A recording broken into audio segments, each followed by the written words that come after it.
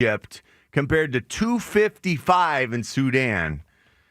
Sudan wins. That is shocking. The pyramid contest. That's shocking information because you think of pyramids and you do associate them with Egypt. Egypt only.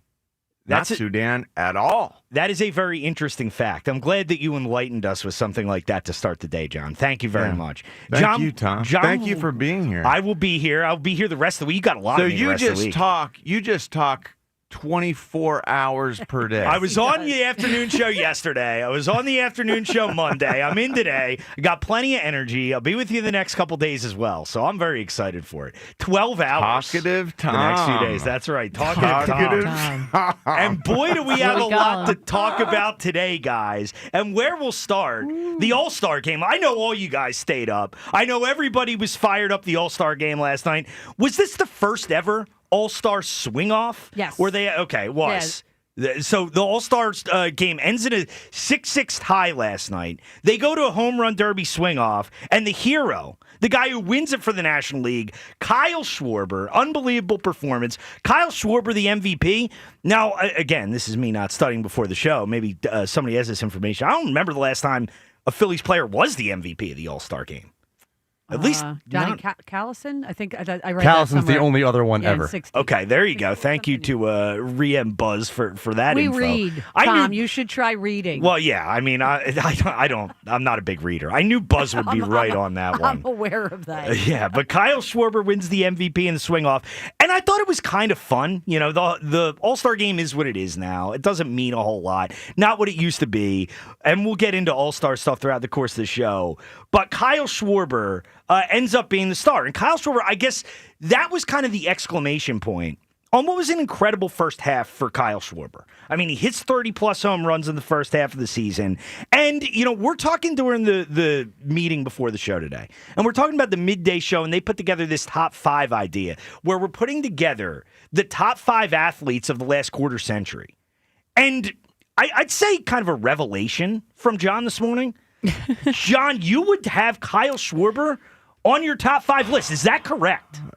Well, in light of, holy cow, last night's fireworks, and just let's take a step back and evaluate what Kyle Schwarber really is here. He is the leader of this Phillies team. I think he's trying to take the lead and lead this Phillies clubhouse. Bryce Harper is a superstar, but I think Kyle Schwarber, with everything that he gives back in the community, think of it. You see him everywhere. You see his face doing projects out. You go into a Wawa, all you see is Kyle Schwarber. It's incredible the way he gives back, and he came here. Already established in Major League Baseball as a world champion, a guy who had been playing at the highest level, Boston, and then, prior to that, in Chicago for all those years, World Series champion, giving back in that city. I mean, it's too bad that I'm a little jealous that we haven't had him younger in his career, longer for his career, because how much he seems to truly care and give back, and it's genuine. And I appreciate that part of it, but the guy's a good person. The guy is a great, unbelievable swinger of a bat. The quickness, the hand.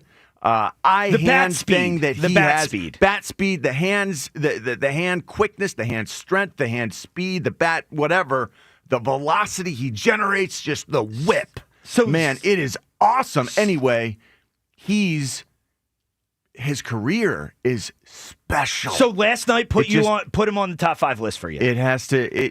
I'm not saying he's there. I'm saying he's. I think it's. I was troubled that I'm thinking, holy cow, does he displace Donovan McNabb as my number 5 athlete of the last 25 years? Donovan McNabb was my 5. Kyle Schwarber is my 6. I know that for sure. Well, should Kyle Schwarber be on my list is the question here.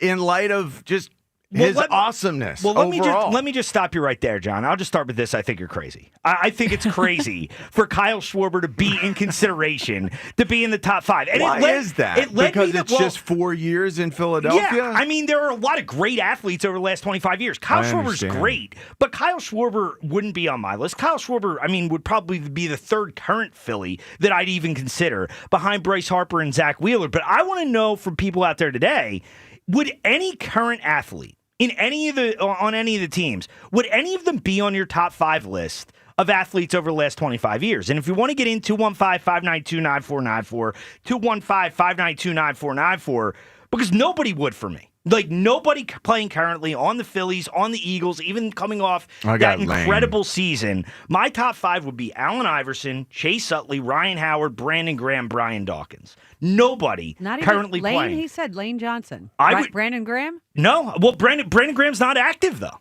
Brandon is on my list, but he did just retire, so I wouldn't have anybody current on my list. What about you, Reed? Do you have anybody currently on your list? Well, I made a mistake on my list, so hopefully Giulio hasn't published it yet. I was listening to him and Ruben Frank yesterday, and I thought he was kind of building to it towards the end of the week, and I thought it was just my top 5 Eagles of all time.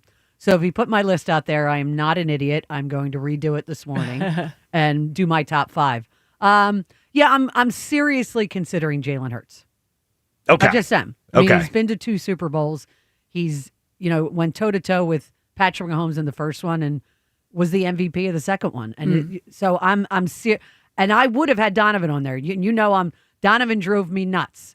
But I've always thought that he was the greatest quarterback in Eagles history. But I have to consider it. 215-592-9494 if you want to get in with this top 5 quarter century idea the Midday Show putting together. Who would be on your list from the current teams? Now, it hurts me not to put like a Bryce Harper on there, not to put a Zach Wheeler on there, any of the current Eagles, but I can't just let recency bias displace some of the great athletes in history of this town. I think I just displaced again while Rhea was talking. I still haven't submitted my list to the midday yet, so we're going to be kind of workshopping and putting your list together throughout the course of the show. Workshop. Man, I think I just removed Lane Johnson from my list. We're talking about do we have any current players on our list? I'm thinking, how did I not include Allen Iverson? Allen Iverson was what he changed. He changed so much. He's the way people looked at basketball in a lot of ways. It's the lone bright spot for an organization that's been a dumpster fire for 40 years. Like, he's the only the only fond memories that I have of the Sixers. The only time I've seen them forget a finals. The only time I've ever seen them go to a conference finals was in 2001 without Iverson. Ignited everyone's spirit for basketball. Like he was the catalyst. So, he's got to be on there somewhere. I do think he has to jump in there, but I don't feel like I can remove Donovan McNabb, even though I'm thinking of removing him for our current player, Kyle Schwarber.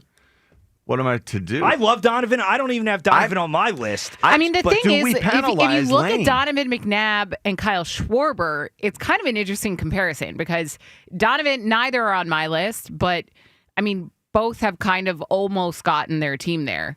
Kyle Schwarber is still active, so he still has a chance to actually win with this current Phillies team. But Donovan McNabb, almost similar in that it was, he brought them to the Super Bowl and lost, brought them to 1 million NFC championship games and lost. Won a few. I mean, one. He just But Kyle Schwarber has helped the Phillies make it to the postseason. I think Kyle's so in a way, it's similar, too. but they just haven't gotten it done yet. And because of that, neither of them, in my opinion, deserve to be on a top 5 quarter century list. Well, I agree with John in the sense that Donovan McNabb, it was coming out of that era of the 90s Eagles football, where Eagles football was, largely irrelevant. And Donovan and Andy, and that's why I kind of view that era as fondly as I do, because they turned everything around and made this organization relevant. And I really am curious to get the audience's take on this. I disagree with that. Well, I know you're an Andy hater. Well, Rhea. no, I don't like Andy. No, what they did was amazing, but they began to become relevant again with Dick Vermeil, and it certainly skyrocketed with Buddy Ryan. and then the sustained success came with Andy. But this notion that the Eagles, arrived with Andy Reid, it's always bothered me. Well, nationally, I think they kind of did. Like, I don't think, the Buddy Ryan era, I get that it was fun for people, but those teams didn't win anything. No, they didn't win, but I'm talking about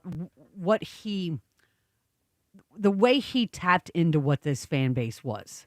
That was that, and listen, Randall was my favorite quarterback, and he never won. Right, and one playoff game. I'm talking about out of both sides of my mouth a little bit because that's also Andy how and Donovan did not literally birth the Philadelphia Eagles during their. I get it. That's my contention. Right, I get it. But I also look at a guy like Allen Iverson, and that's why I think he's got to be on my list list because he's somebody who really captured the city, captured the emotion of the city, and captured the fan base. But want to know from you to start the show as we're doing the top 5 athletes over the last 25 years. Would any current Philadelphia athlete be on your list? 215-592-9494 if you want to get in. So nobody would be for me. So, John, in the end, who is on your list currently? Current athletes. Jason Kelce is my number 1. Jalen Hurts is my number 2. Brian Dawkins, number 3. Allen Iverson, number 4. And Donovan McNabb, number 5. So Jalen Hurts is your only current athlete on the list. I have nobody. Do you have anybody current on the list, Evan? Currently, I have I have Jalen Hurts and Lane Johnson. Okay, Jalen Hurts and Lane Johnson, and Rhea has Jalen Hurts. Lane, but I'm like John. I'm workshopping. Well, you're workshopping. I'm you're putting it workshopping since I got the premise completely wrong. Yeah. But right now I have AI, Lane, Jimmy Rollins, and I have the other 2 slots open. Okay, there you go. So we'll put that together throughout the course of the show. But want to know from you, any current athlete on any of the teams, would they be in your top 5 list of athletes over the last 25 years? You want to get in on that, you're welcome to. 215-592-9494 if you want to get in. Plenty of stuff to get through throughout the course of the show. When we get back, we will talk a little more about the All-Star game that happened last night. We'll hear a little bit from Kyle Schwarber, who did win the MVP award, the MVP of the swing off, which I got to say, I mean, this is a fun idea. Let's just replace extra innings. I don't with always the love swing gimmicks, off in but I regular love season. this one. This is awesome. I mean, could you imagine a late September game at Citizens Bank Park and you're sending Kyle Schwarber and Bryce Harper up to the plate for a swing off instead of extra innings? I think it's cool too, man. You distort it with this zombie runner thing anyway. If we're going to, make a mockery of the game, let's at least have some fun with it. So you want to get on that, you're welcome to. 215-592-9494. It's the morning show. Tom Kelly in for Joe DeCamera today. Sports Radio 94 WIP. Another road game takeover with fans of Philly. Join fans of Philly as we charge into LA for a Monday night showdown. Enjoy airfare, hotel accommodations, an exclusive tailgate party, and game tickets seated with those that bleed green. Fly with 94 WIP's official travel partner, Fans of Philly. Reserve your spot now before they sell out at fansofphilly.com. Baseball fans, BetMGM is giving you the chance to win a prize every day during the baseball season. Step into the batter's box for BetMGM's Swing for the Fences free-to-play game. Log in every day for your chance to win. All you need to do is pick an area of the strike zone and take your best swing. If you get a single, double, triple, or home run, you'll receive a prize. Smash a home run to collect a bonus bet on us. Log in to your BetMGM sports account to get started. Then visit your promotion section to access the Swing for the Fences free-to-play game. You'll score a prize if you hit a single, double, triple, or home run. There's nothing more exciting than going yard, so swing for the fences with BetMGM. BetMGM and GameSense remind you to play responsibly. See BetMGM.com for terms. 21 plus only. Pennsylvania only. Existing customer offer. Subject to eligibility requirements. Rewards may vary. Bonus bets expire in 7 days. If you or someone you know has a gambling problem, help is available. Call 1-800-GAMBLER. If you think now is the time to shelter in place instead of shop for a new car, you don't know Jack. It's Bunker Buster deals all month long at Dell Toyota. Savings so big, they're classified. Shock and awe. Buy with 0% financing and no money down available every day at Dell Toyota. It's time to nuke your old car or truck with the Dell Vehicle Exchange Program. Get into a new vehicle with the same payment you have now, or maybe one that's even less. Dell continues its quest to be the Delaware Valley's #1 Toyota dealer with the largest payload. Over 300 vehicles to choose from. Don't be too late. Bunker Buster savings at Dell Toyota. You'll be telling your friends that Dell dropped the prices so low, I ran out of excuses. Dell Toyota is close, only 8 minutes west of Exton on Route 30 in Thorndale, or visit them online at DellToyota.com. If you're afraid you're going to pay too much for your next car, you don't know Jack. Say habla español. Jack, sell them for less. Low APR % financing offer on approved credit. Includes all 2025 Corolla Prius and RAV4s. Dealer.fee 494 not included. A message from Bradford White Water Heaters. How you heat your water matters, and you do have a choice. So choose efficiency, choose reliability, choose innovation. Choose a water heater that's manufactured in America using the finest components from around the world. Choose Bradford White. Still is and always will be built to be the best. So make the right choice. Ask your plumbing professional to install a Bradford White water heater in your home or business. Visit BradfordWhite.com to learn more. I'm Colonel Callahan of the New Jersey State Police. Every life on the road matters. That's why New Jersey's safe passing law requires you to leave 4 feet when passing people walking or biking. If you can't, reduce your speed to 25 miles per hour. Safer roads start with you, New Jersey. When you need to know, depend on KYW News Radio 103.9 FM. Investigators have released new pictures of 2 of the suspects wanted from the Grays Ferry mass shooting earlier this month. Phillies slugger Kyle Schwarber wins All-Star Game MVP after hitting 3 homers in a tie-breaking swing-off.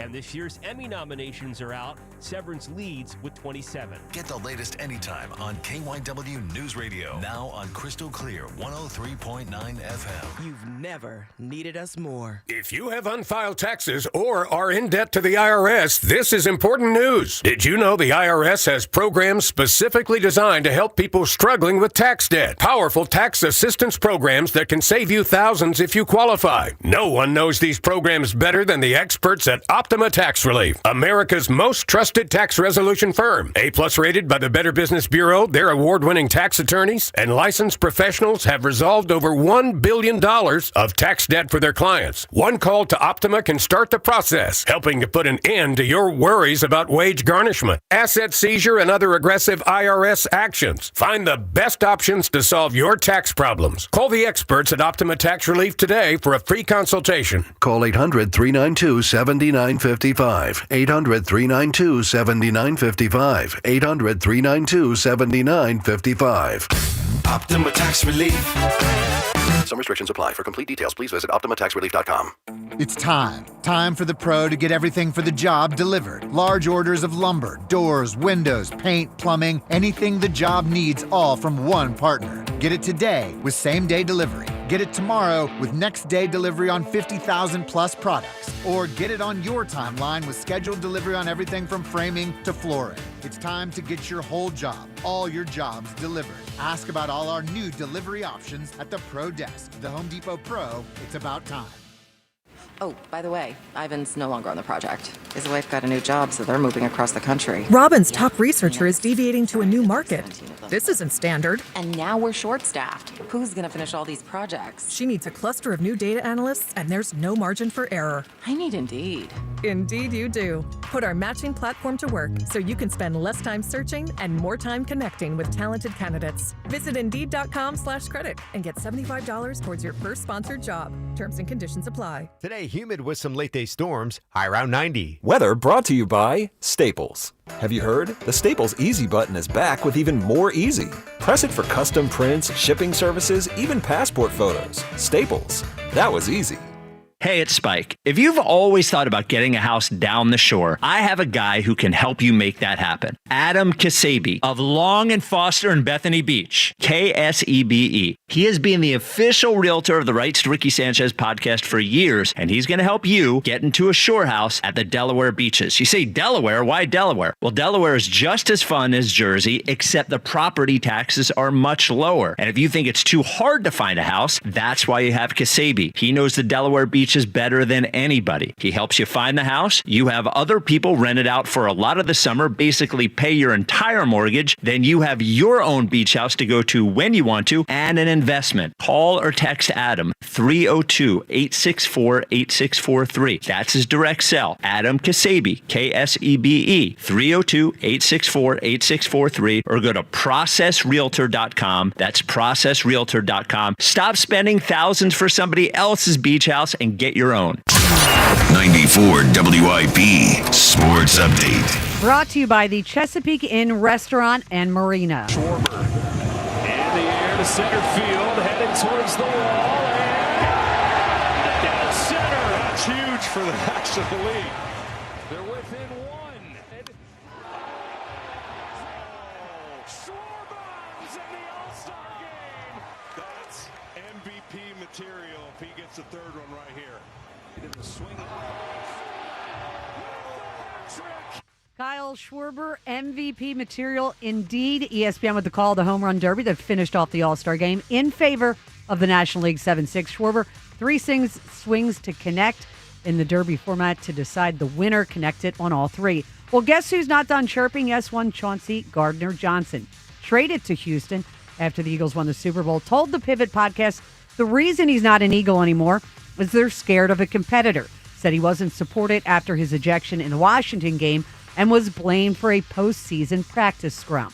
Enjoy Kona Big Wave and Mango Kart specials all summer long at Chesapeake Inn, home of the best live music and tiki bar on the C&D Canal. Visit ChesapeakeInn.com today. Humid late day storms, high 90, currently 77. Listen to Sports Radio 94 WIP on your streaming device. Just download the free Odyssey app or tell your smart speaker to play 94 WIP. Sports Update on 94 WIP. Joe DeCamera and John Ritchie. Vinny, Vici, I'm out of order. This is the WIP Morning Show. Sports Radio 94 WIP.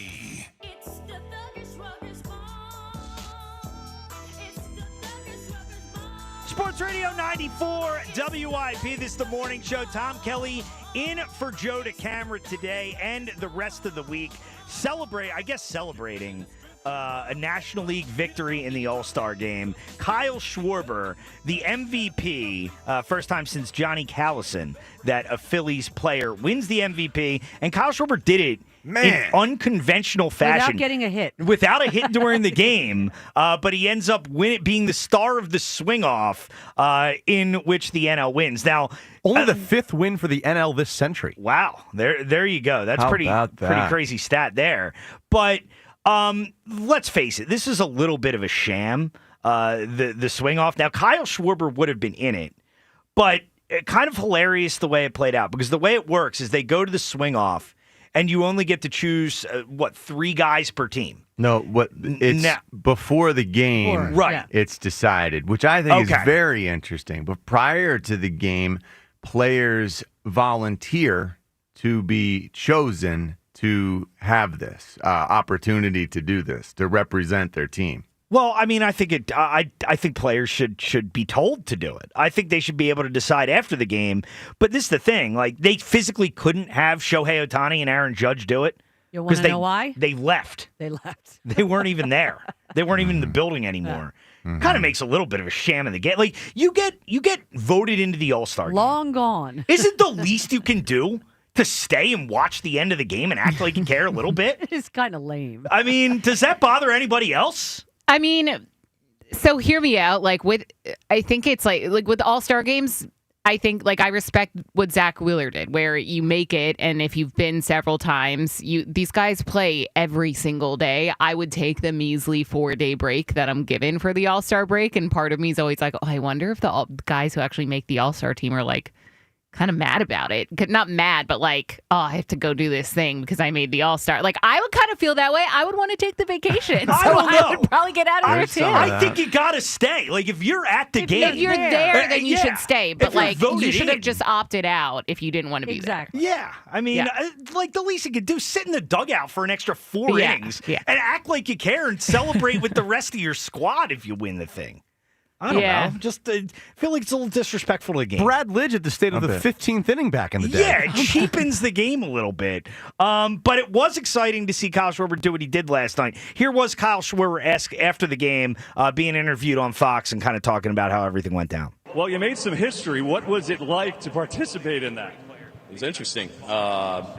Exciting, fun. There's a lot of guys who deserve this, but I'm happy that it's going home with us to Philly.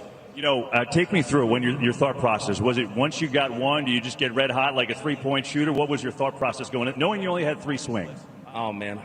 Just trying to not hit a home run, I guess. Just trying to stay short, because if I would have tried to hit a home run, I would probably hit my guys over there. But just happy that it worked out for us, and the National League's going home with the win. You got a great reception, though. Guys were jumping on you. It was pretty cool. Yeah, it was awesome. The guys were really into it, and they were yelling, screaming, cheering me on every swing. And then when that last one goes over, they were all pumped. It was a lot of fun. It was cool to see Schwarber do what he did, especially, he got, I guess, an appropriate reaction from the Atlanta crowd when he's introduced, booed. And he's laughing. From the Philadelphia Phillies, DH Kyle Schwarber. He didn't give the Chase Utley response that Which he was got the best no way. ever. Yeah, the bleep Bleeping you. fan. Yeah, bleep. But I thought it was really cool. And honest, I'm not kidding when I say this should replace extra innings in Major League Baseball. This would be so much more exciting, would it not? I'm with you, Would man. you not love that?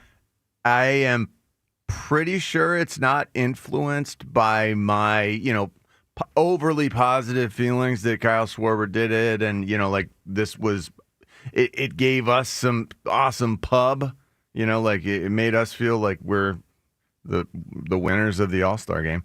I'm all for it, man. It's quick, it's easy, and I think we got one of the best in the world guys to do it. Yeah, I think it would be awesome. The Phillies are going to win the division with an L screen on the field. That would be great. If it gets to 12 plus innings I or like the 13, a certain shootout in amount of soccer. innings, like in hockey, once you pass a certain amount of overtimes, or soccer, you just go to a shootout. When everybody's just ready to go home, Yeah, it's like when you're like, all right, let's just call it. But you're playing baseball a different way anyway. You have this thing where there's a runner on second base. Yeah, that's not real baseball. I hate that. If we're not going to play real baseball, Yeah, then let's have some spice it up fun with even it. more. Yeah, and teams go could all construct their in with- rosters around having good home run derby people. I wonder do if that would really affect like that.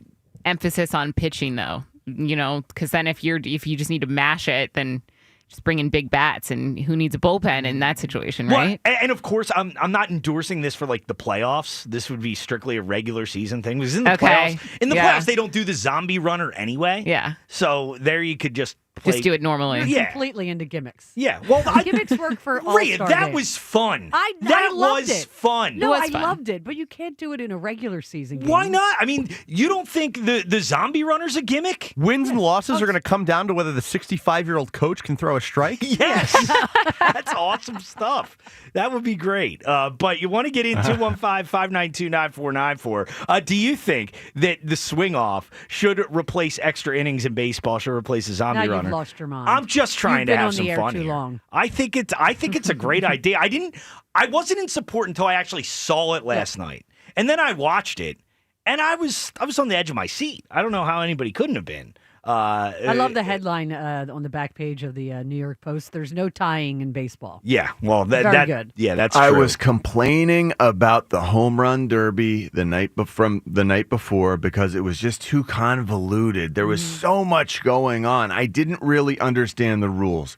It's real easy to understand the rules. You get 3 swings, make them count, and then you win or you win. That's it. I love it. And I love the fact that we got a really awesome weapon at doing this. Yeah, and Kyle Schwarber, and maybe that even improves his chances of getting onto my top 5 athletes. Right, the guy the who last 25 John with years. the shocking revelation this morning that Kyle Schwarber might be on his top 5 list. It's crossing my mind. Like, why aren't we considering him? Because he just hasn't been here that long. I mean, he's been here 4 years. He hasn't won it all. I know, but Hasn't you got to won look it at the all. body of work. He has won. He won a World Series in Chicago. But you would He's a consider World how would Series you consider champion him over who Bryce got- Harper or Zach Wheeler, John? That's insane. I think he's more the leader of this team. And I think He's having a love- better season than Harper But this he is. year. I agree with John on that. He's the better leader. But if you're just going to go with the 4 years, after 2004, McNabb kind of tailed off. Yeah, but he was still here for a decade. he was still here, but Still I'm just- made the playoffs like multiple times and went to a conference championship Missed game 9 in games 08. the following year, played 10 the year after that. But I don't think he had his greatest years 2005 before. Yeah, sure. 2000, 2004, definitely when he was at his best. 215-592-9494 if you want to get in. But want to know, would any current athlete be on your top 5 list of Embiid? athletes in Philadelphia over the last 25 years? I Yeah. almost put Embiid. Oh, my God. Oh, Devin. Embiid, he wouldn't be in my top 15. So we would have had to stage an intervention. What's crazy is like when so you mentioned you listed all Eagles. I did because I called into the midday show yesterday when they were just doing Eagles. So I did an Eagles list and a regular. The Eagles list is so hard, as is the Phillies, where the Sixers, Pretty it would be easy. hard to fill out. It would be hard to not put him on the Sixers. Right. If you I just do agree with Sixers, that. it's Iverson and Embiid, and then it's kind of like Maxey, third? maybe. Yeah. Ben But Simmons, that's a does he have to stretch. be on there by default? I Honestly? hope not. Yeah. Wow. Like it's kind of crazy just the difference in really the teams. Yeah, so you want to get in 215-592-9494. Would any current athlete be on your top 5 list? None would for me. Even Lane Johnson, Zach Wheeler, Bryce Harper, none of those guys would be on my list. Would they be for you? And also, we will Jalen. continue to talk about the Jalen Hurts. Yeah, Jalen Jalen Hurts should wouldn't be on for on me. everyone's list. Well, he he's should the be. leader of the Super Bowl winning team, and he's going to go take us and win more. Well, we have a lot to get into, and we'll get to Jalen coming up in a little bit here because there's been more discussion about him. Obviously, ranked number 9 on that survey that ESPN put out the other day. So get the people are saying about Jalen Hurts, and also an interesting conversation that I was having on the afternoon show yesterday. So we'll get to that as well. 215-592-9494. Talkative Tom Kelly in for Joe DeCamera today. This is the morning show. Sports Radio 94 WIP. There's nothing better than watching the game live. And with Xfinity Sports and News TV, you can stream over 50 live channels for $150 less than YouTube TV per year. From game time to prime time. It's the local channels you love, the news channels you need, and the sports channels you can't live without. History-making moments aren't going to wait for you, and replays never do it justice. So get Xfinity Sports and News TV today for all the live action you could want. Plus, you can save even more with Peacock Premium. A $7.99 a month value included at no extra cost. Xfinity Sports and News TV. The live TV you love with savings you'll love even more. To learn more, go to Xfinity.com, call 1-800-XFINITY, or visit a store today. Restrictions apply. Savings compares Xfinity Sports and News TV at $70 per month to YouTube TV at $82.99 per month. Breaking news coming in from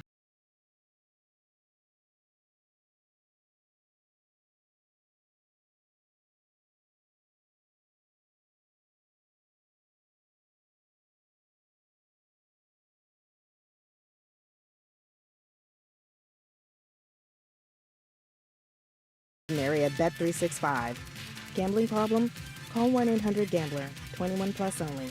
Must be physically located in Pennsylvania. T&Cs apply. Looking for a banking partner you can trust? For over 55 years, Franklin Mint Federal Credit Union has been right here in our communities. But did you know we also offer business banking? We provide small to medium-sized businesses with the financial tools you need. Business loans, business deposits, and treasury management to accelerate your business. Discover the difference a dedicated relationship manager can make. Schedule your appointment at fmfcu.org/business. Visit fmfcu.org lemu.org/business today. Federally insured by NCUA. Yo, I want to get my wife something special. Bracelet, earrings, but not some cookie-cutter piece every woman's got. Then step up to the 5th C, bro. Color, cut, clarity, carats, and Cozy. Cozy Jewelers? Yep, family-owned in Newtown Square. The team at Cozy handpicks and handsets every diamond. And if you want custom, they'll design it just for her. Sounds legit. I want something that's really one of a kind. Exactly. No mass-produced junk here. Just stunning, timeless pieces. Hit up CozyJewelers.com and their Instagram at Cozy Jewelers. Step up to the 5th C, Cozy Jewelers.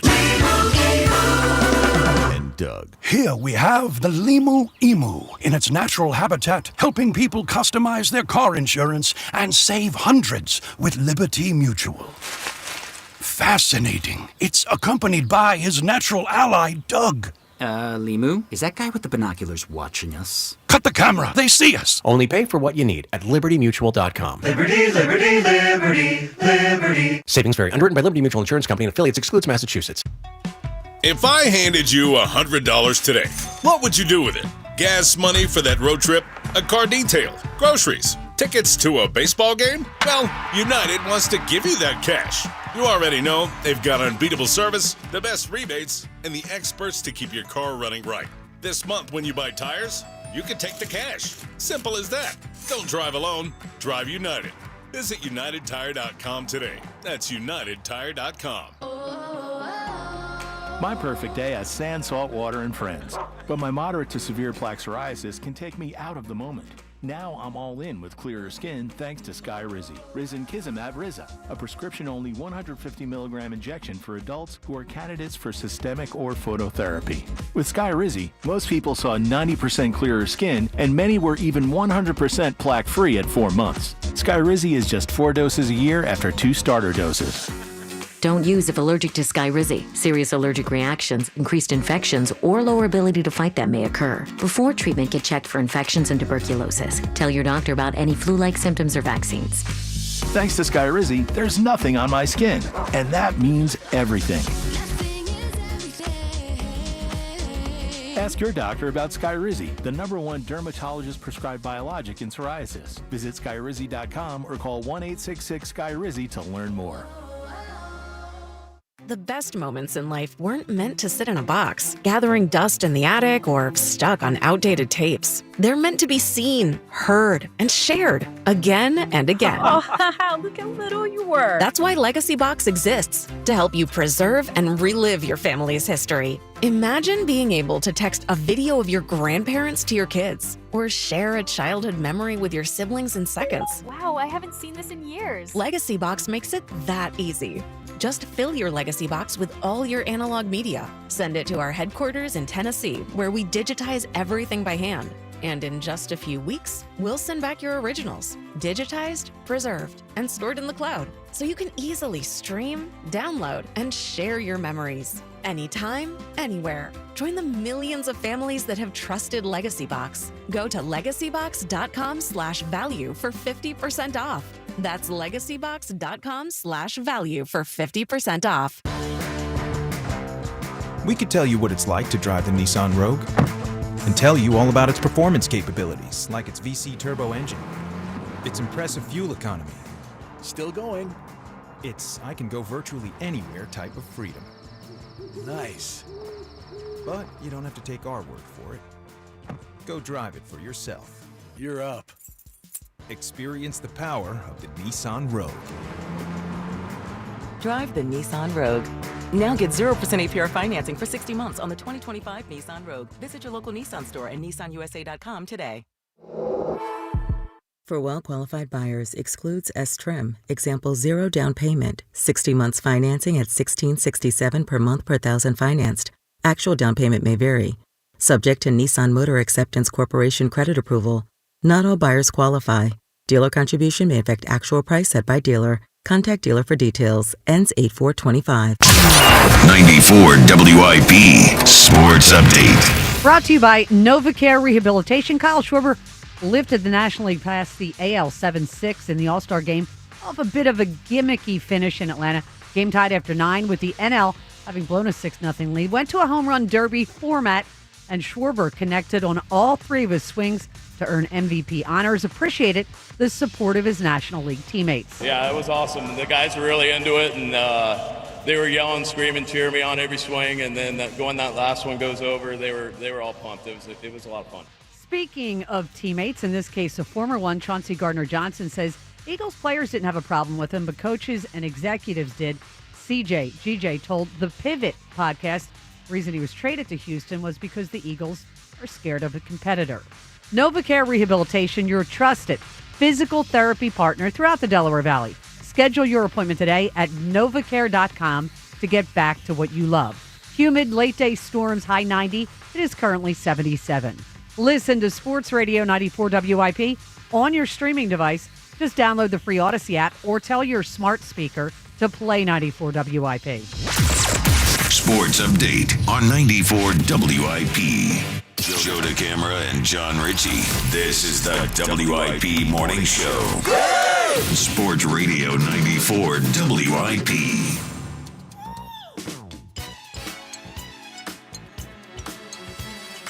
Sports Radio 94 WIP. This is the morning show. Tom Kelly in for Joe DeCamara today. You want to get in 215-592-9494 is how you join in. Talking a lot about the All-Star game so far. If you didn't stay up, you missed it late last night. You missed a hell of a finish. American League ties the game down to their final out, but they go to a swing-off. The NL wins on the back of Kyle Schwarber. Kyle Schwarber, the MVP. And that's leading us to the question, would any current Philadelphia athlete be in your top 5 over the last 25 years? Midday Show putting this together. Joe Giglio sent out a mass email yesterday asking us for our top 5 athletes. John said last night that was the moment. Makes him consider Kyle Schwarber potentially being in the top 5. Now, again, I think that's absolutely insane. I love Kyle Schwarber. Great player here. To be in the top 5 over the last 25 years, even to be in the top 15 for Kyle Schwarber, that's Kyle outrageous. Look, outrageous. It does feel more and more crazy. I mean, maybe I was caught up in the moment at the time, because when I really examine it now, and in comparison to the other players he would be displacing, now that my list is really finalizing, what it comes down to at number 5 is it Schwarber or Brian Dawkins? Right. I would have Brian Dawkins there. It feels like Brian Dawkins needs to stay. And I think as well as you look at this, would Bryce Harper be on your list? Would Zach Wheeler be on your list? Jalen Hurts? Any of these current athletes? Sure. I don't have any of them. Well, I think when you look back at the last 25 years, you may be talkative, but you're just not very nice. There have been a hell of a lot of of great athletes come through here. So would any current Philadelphia athlete be on your top 5 list? One of the things we're talking about today, we will get into some more things from the All-Star game last night that were pretty interesting, but we do have a side topic today, guys. And our side topic today off of Will Ferrell, whose birthday is today. Obviously, I would say one of the most notable, funny people in recent history, probably we're talking the last 25 years. Is Will Ferrell the funniest person of the last 25 years? When was the last hit he had? Like, funny hit? That's a good question. He had a string for a while. It was great. Yeah. Anchorman 2? Anchorman 2. I never saw Anchorman 2. Step Brothers was hilarious. I remember seeing that in theaters. Elf. That's a classic as well. I think he, for my money, he applies to my taste. Like I think he's the funniest. I would say he's like top 5 of the last quarter century for sure. Absolutely. I think I could just sit there and he wouldn't even have to say anything. I could just look at Will Ferrell. He might not just even his little be cameos in movies are funny. Well, Wedding Crashers, exactly. Who's on your funny quarter century team? Top 5. Are you asking me or Tom? Man, that's I'm saying we're Danny McBride. We're doing sports quarter century we don't team. want You to give said away funniest. all the answers here, Yes, Buzz. thank you. No, but I like that. Devin said top 5 quarter century. Because our side topic today is who or what is funny. Buzz just wants us to give away all the answers. I think we should. What are we doing? Will Ferrell, Danny McBride. You know who wouldn't make it? Not to be a hater for me, Adam Sandler. Really? Not my kind of humor. So I guess you're not excited for Happy Gilmore 2, which is being promoted like crazy? I mean, of all Adam Sandler movies, Happy Gilmore is probably like one of my, like if I had to choose favorites, that would be up there. I liked The Waterboy, Mr. D. His humor is just way too Waterboy? slapstick, like way too You 10-year-old really have boy. to suspend You know? your just brain to watch it. Yes, but, obviously. yes. but it's I don't like watching that. the Well, you do for Happy Waterboy. Gilmore. Any Adam Sandler movie, like Billy Madison, is a ridiculous premise. For It me. is. Yes. But it's hilarious to me, It and is. it takes me back. And watching The Waterboy, that is one of the very few movies that I cannot control laughing aloud while watching it. I can't stop myself. Normally, I don't feel compelled to laugh when something is, on a TV screen. I don't know why. It just doesn't translate to me like interacting with the TV or with the film screen. Waterboy was different, man. Waterboy just took me to that next level of hilarity. There you I go. couldn't control it. So It is infantile, though. Like, it's so dumb. There's a place for infantile humor. Yeah, of course. And Will Ferrell's humor, I would say, is infantile. But our And I side love topic it. today. Maybe that's my style. Who or what is funny? And I'll just throw out mine. And this is something I don't even know if I'd really find funny anymore. But I remember when I saw this movie at the time, I thought it was like the funniest thing I've ever seen was Napoleon Dynamite. Oh, my God. When I saw that movie for the first time, it's just so awkward and ridiculous. I don't like awkward humor. That's my problem. I've never been a fan. Yeah, that one is very awkward. It's very weird. I could envision myself watching it today and being like, "This is the dumbest thing I've ever seen. This is not funny at all." I really enjoyed it. But I thought it was hilarious at the time. What would you It have? felt John? uncomfortable. I like Yes. that uncomfortable humor thing. That whatever Really? they did, that That doesn't surprise me with you. Yeah. Who or what is funny? Danny McBride, I guess. I was going to go somewhere else, but I keep spouting out Danny McBride, and so I feel like I've taken him off the board for myself. He's amazing. I don't know if you watched Eastbound and Down. Righteous if you watched Gemstones. Righteous Gemstones. Yeah, he's just so it's a similar humor to Will Ferrell, where they both are so unaware of their own stupidity, Yes. and that's what's funny. He's hilarious in Pineapple Express. He's hilarious in everything. Yeah. And I'm a huge fan. Yeah. Well, what do you have, Rhea, for what's funny? Nate Bargatze, stand-up comic. I actually think I'm seeing him with my brother. You will love him. I saw him when he was here in Philadelphia. His on SNL, his portrayal of George Washington. So funny. I've seen it like 50. It's a clip. You could go on It's so TK good. and watch it. He's got really a dry sense of humor and absolutely brilliant. He used to come on Artie's show Oh, really? a lot, and now on Waze, it's Nate Bargatze. Really? His voice didn't is realize he was telling that me big. to turn right. I couldn't believe it. I'm not going to lie He to used you. sit right. You have no clue who he is. I couldn't. Well, Artie. I've heard the name. I couldn't tell you what he looks like.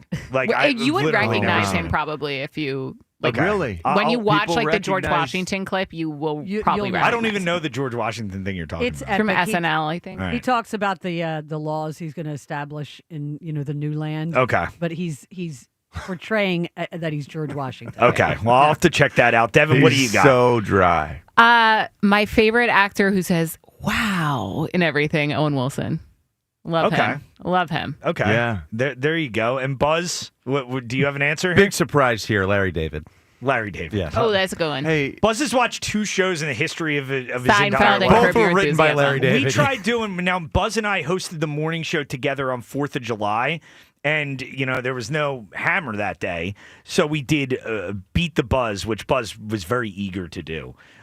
So we did basic TV trivia, just not Seinfeld or Curb, like in recent history. Yeah. Buzz went 0 for 5. It was terrible. It was a total flop. I found my lane and I stick to it. Dan's Awful like job. that's 25 going on like 50 with that. I don't even know if That he's kind of 25, humor. but 27, yeah. Close enough. Yeah, Buzz is like a 50-year-old man trapped in a 27-year-old's body. Oh no. Sorry. Humor-wise. And John's the opposite. Strictly John's like a humor-wise. 15-year-old boy Trapped trapped in a in- 50-year-old man's body. I don't know if you're True. 50, John, but It hurts. I'm sorry if I aged you a little bit. How old am I? Holy cow. 1974. Okay, 51. Yeah, Yeah. there you go. Really? I honestly, I don't know how old I am. I think you're I'm definitely 50 over or 51. 50. This is a bit. You know how old you are. We all Stop. made you nice I know I'm videos when you 74. turned 50, so thanks for remembering I think I that. stopped counting at 50. I so wasn't think- asked to do I a think video last for year your was 50th birthday. I Now think I'm offended. 50. I'm 50 right now. Okay. Well, Aren't Per I? Wikipedia, you are currently 50. we have to look up Wikipedia Okay, yeah. to determine John's age. When's your birthday? September 4th, Yeah, you're 50. 1974. You're 50. Congratulations, John. So, the Wilson brothers. You know the Yeah. Wilson brothers, Luke and Owen. Yes. You're funny, I Owen. love Owen Wilson. Don't you think their names seem like they're switched? Yes. Like, Yes. like What? shouldn't They do. Luke be Owen? Luke looks and like Owen. Be Luke? Yes. Yeah. Owen, they look completely different, first of all. Like, Yeah. they do not look like brothers. They I do think look they exactly do. alike. I think What are they you do. talking about? I think they look related. I don't think they look exactly alike, Maybe but you they can look like tell that they're cousins or brothers. something. But, man, they got the names messed up. They should have just swapped those names. I don't understand. I mean, I don't get what you're saying at all. Devin seems to know exactly what you're talking No, about. I I'm did glad because I that you actually feel made that that way. mistake the other day because Owen Wilson is in this new show, like golf The show. golf show Swing. Yeah. Yes. And Yes. we're watching it, and I called him Owen. And I That called is him Owen. Luke. I called him Luke because I feel like they should be swapped. I Okay. feel the same way. Yeah. I have to look up probably like every 2 months which one's which. Because my intuition keeps pushing me back to, the long-haired dude guy is Luke. Wow. Okay, well, there you go. Well, give us something. Who or what is funny? That is our side topic today. In addition, the All-Star stuff we're talking about and the top 5. Would any current Philadelphia athlete be in your top 5 over the last 25 years? Let's get started on the phones. Go to Andy in Deptford. What's up, Andy? Yo, morning team. We hot. How's everybody doing? We're great, Andy. We're great. What's going on? Yo, man, big shout out to Fritz and the camera, on this off time, giving us some content with this whole athlete challenge. But Richie, man. Have you been following the escapades? Like, do you feel like you could compete, Andy? I would crush both of them. But here's the deal, Richie. I feel like I could too. Get on board. I think we all could.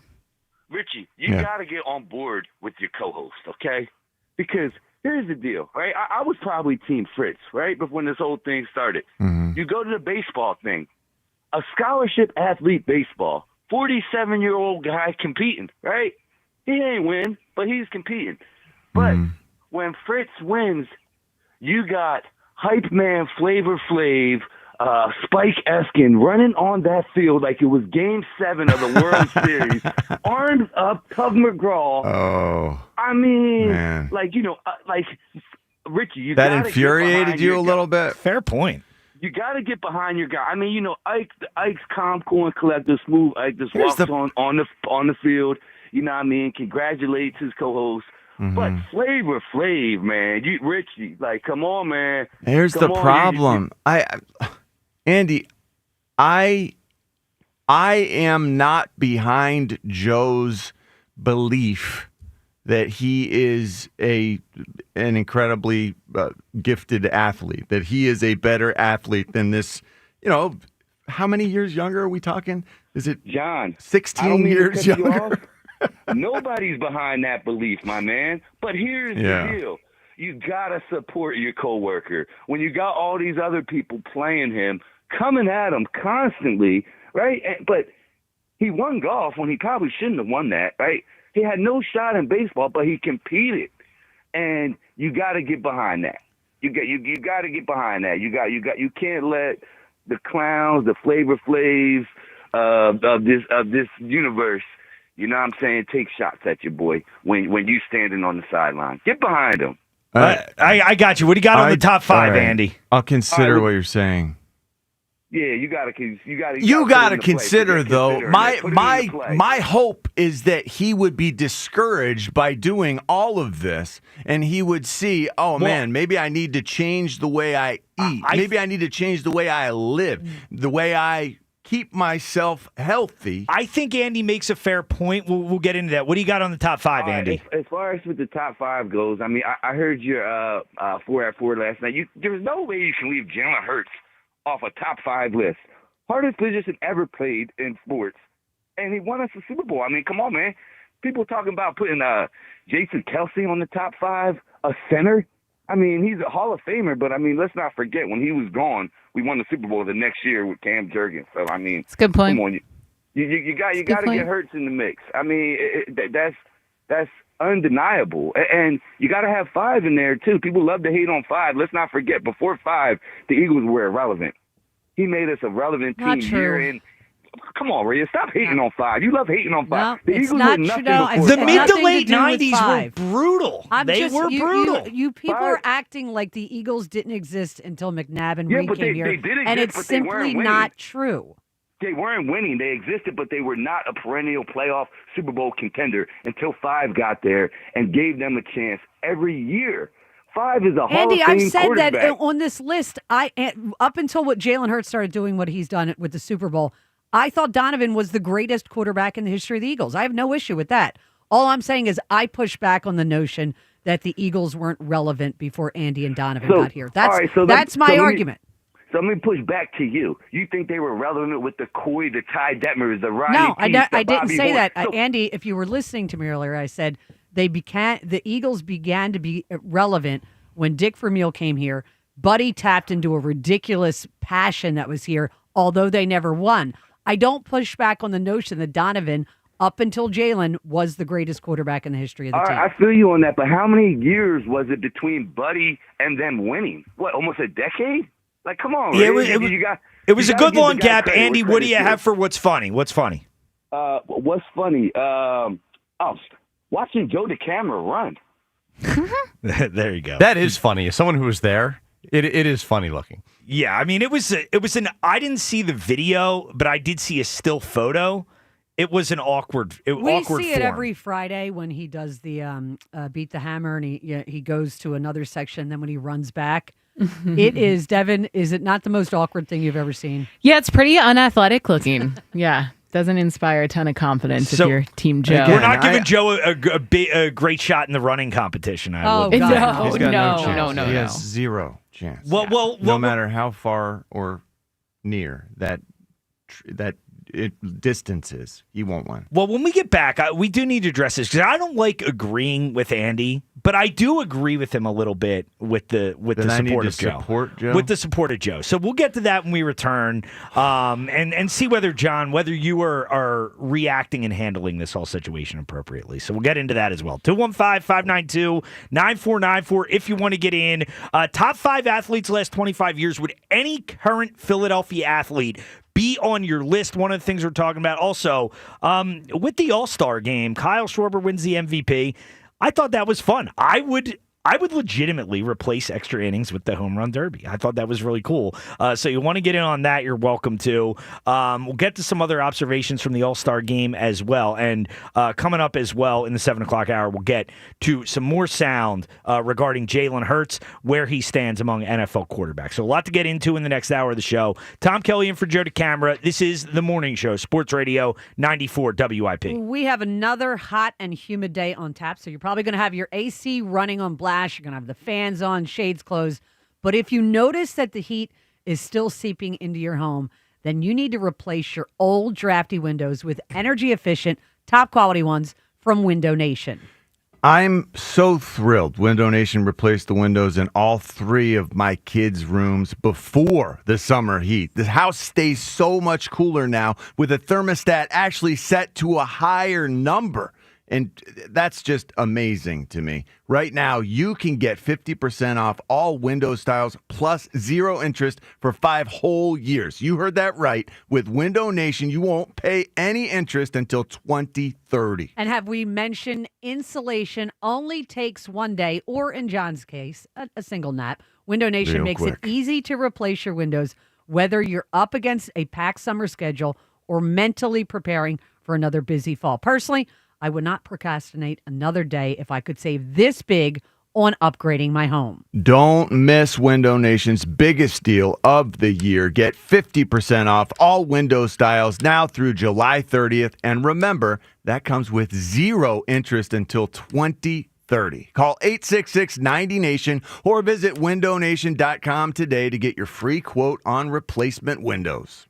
Buying a diamond can be risky. You can really overpay. Hey, it's John Ritchie. Guys, you can buy TVs and golf balls online all day long, but not diamonds. Each diamond is unique, and the slightest differences can affect its value. Don't risk it. Don't end up with an overpriced, cloudy, inferior diamond. Get the diamond she deserves at Benari Jewelers, where each diamond is handpicked for brilliance and graded by the most reputable gem lab. Check out Benari Jewelers. You will thank me. Exton in Newtown Square. Does your home feel outdated, cramped, or not quite right anymore? Love your home again with a Tillman Builders remodel. I'm Eric Tillman, and my team and family will be with you every step of the way. Whether you dream of a new kitchen, primary suite addition, or a stunning exterior facelift, we offer a smooth and worry-free process. We guarantee your home remodel will be on time and on budget. At Tillman Builders, we value kindness, accountability, and respect for you and your home. Let Tillman Builders bring your vision to life. Visit tbremodel.com to get started today. Hey, navigation, take me to the Philadelphia area Kia dealership with the most inventory and super low lease payments. Navigation is rerouting you to KiaofCherryHill.com. Choose from over 450 new Kias, including Tellurides, Sportages, K5s, Carnivals, Seltos, Souls, and more. Only at CherryHillKia.com. Drive home your new Kia today, just minutes from all bridges, or online 24/7 at KiaofCherryHill.com. Only at CherryHillKia.com. Hi, it's Pete from Chicky and Pete's. Join us once again as we celebrate the Summer of Shellfish, featuring our incredible seafood boil with mouth-watering snow crabs, tasty shrimp, clams, and mussels. Feast on our Dungeness crab clusters served Chicky style. Or our seafood pasta with decadent crab, shrimp, and penne pasta in our legendary red sauce. Delectable choices from our Summer of Shellfish menu, plus a whole menu of new mixed seasonal cocktails for a cool start to your summer meal. Only at Chickies and Pete's. Let's bring the nail gun over here. Jose stands tall atop his sustainable flooring company. Totally. It's renewable and moisture resistant, but we have several green options too. Or we got some beautiful reclaimed oak. But floored by his success, he needs to hire more installers. I need Indeed. Indeed you do. When you sponsor a job on Indeed, it's easier for talented candidates to find it, which makes it easier for you to hire them. Visit Indeed.com/credit and get $75 towards your first sponsored job. Terms and conditions apply. With so many options, choosing the right funding solution for your small business can be confusing and complicated. LendSeek makes it easy.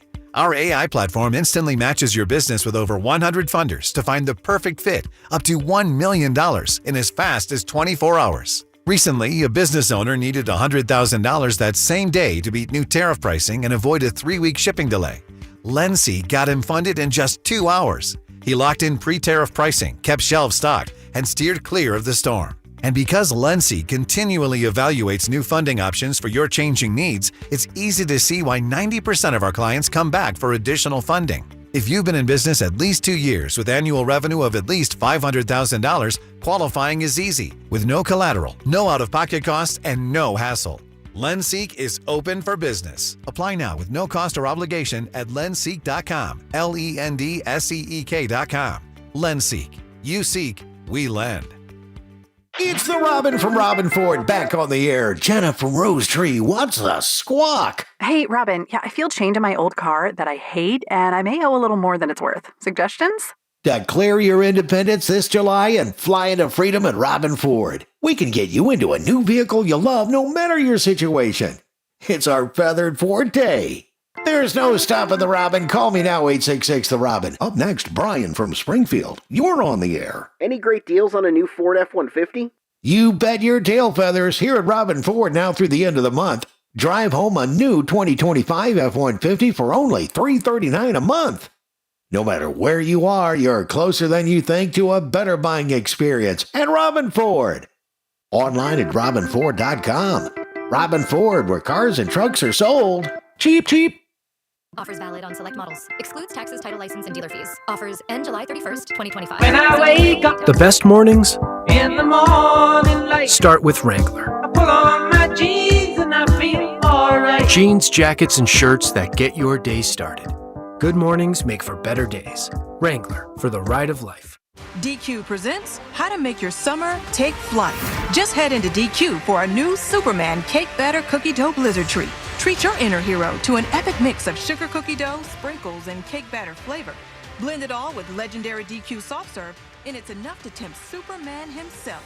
Fly into DQ for our new Superman Cake Batter Cookie Dough Blizzard Treat before it's gone. And don't miss Superman, only in theaters July 11th. DQ, happy tastes good.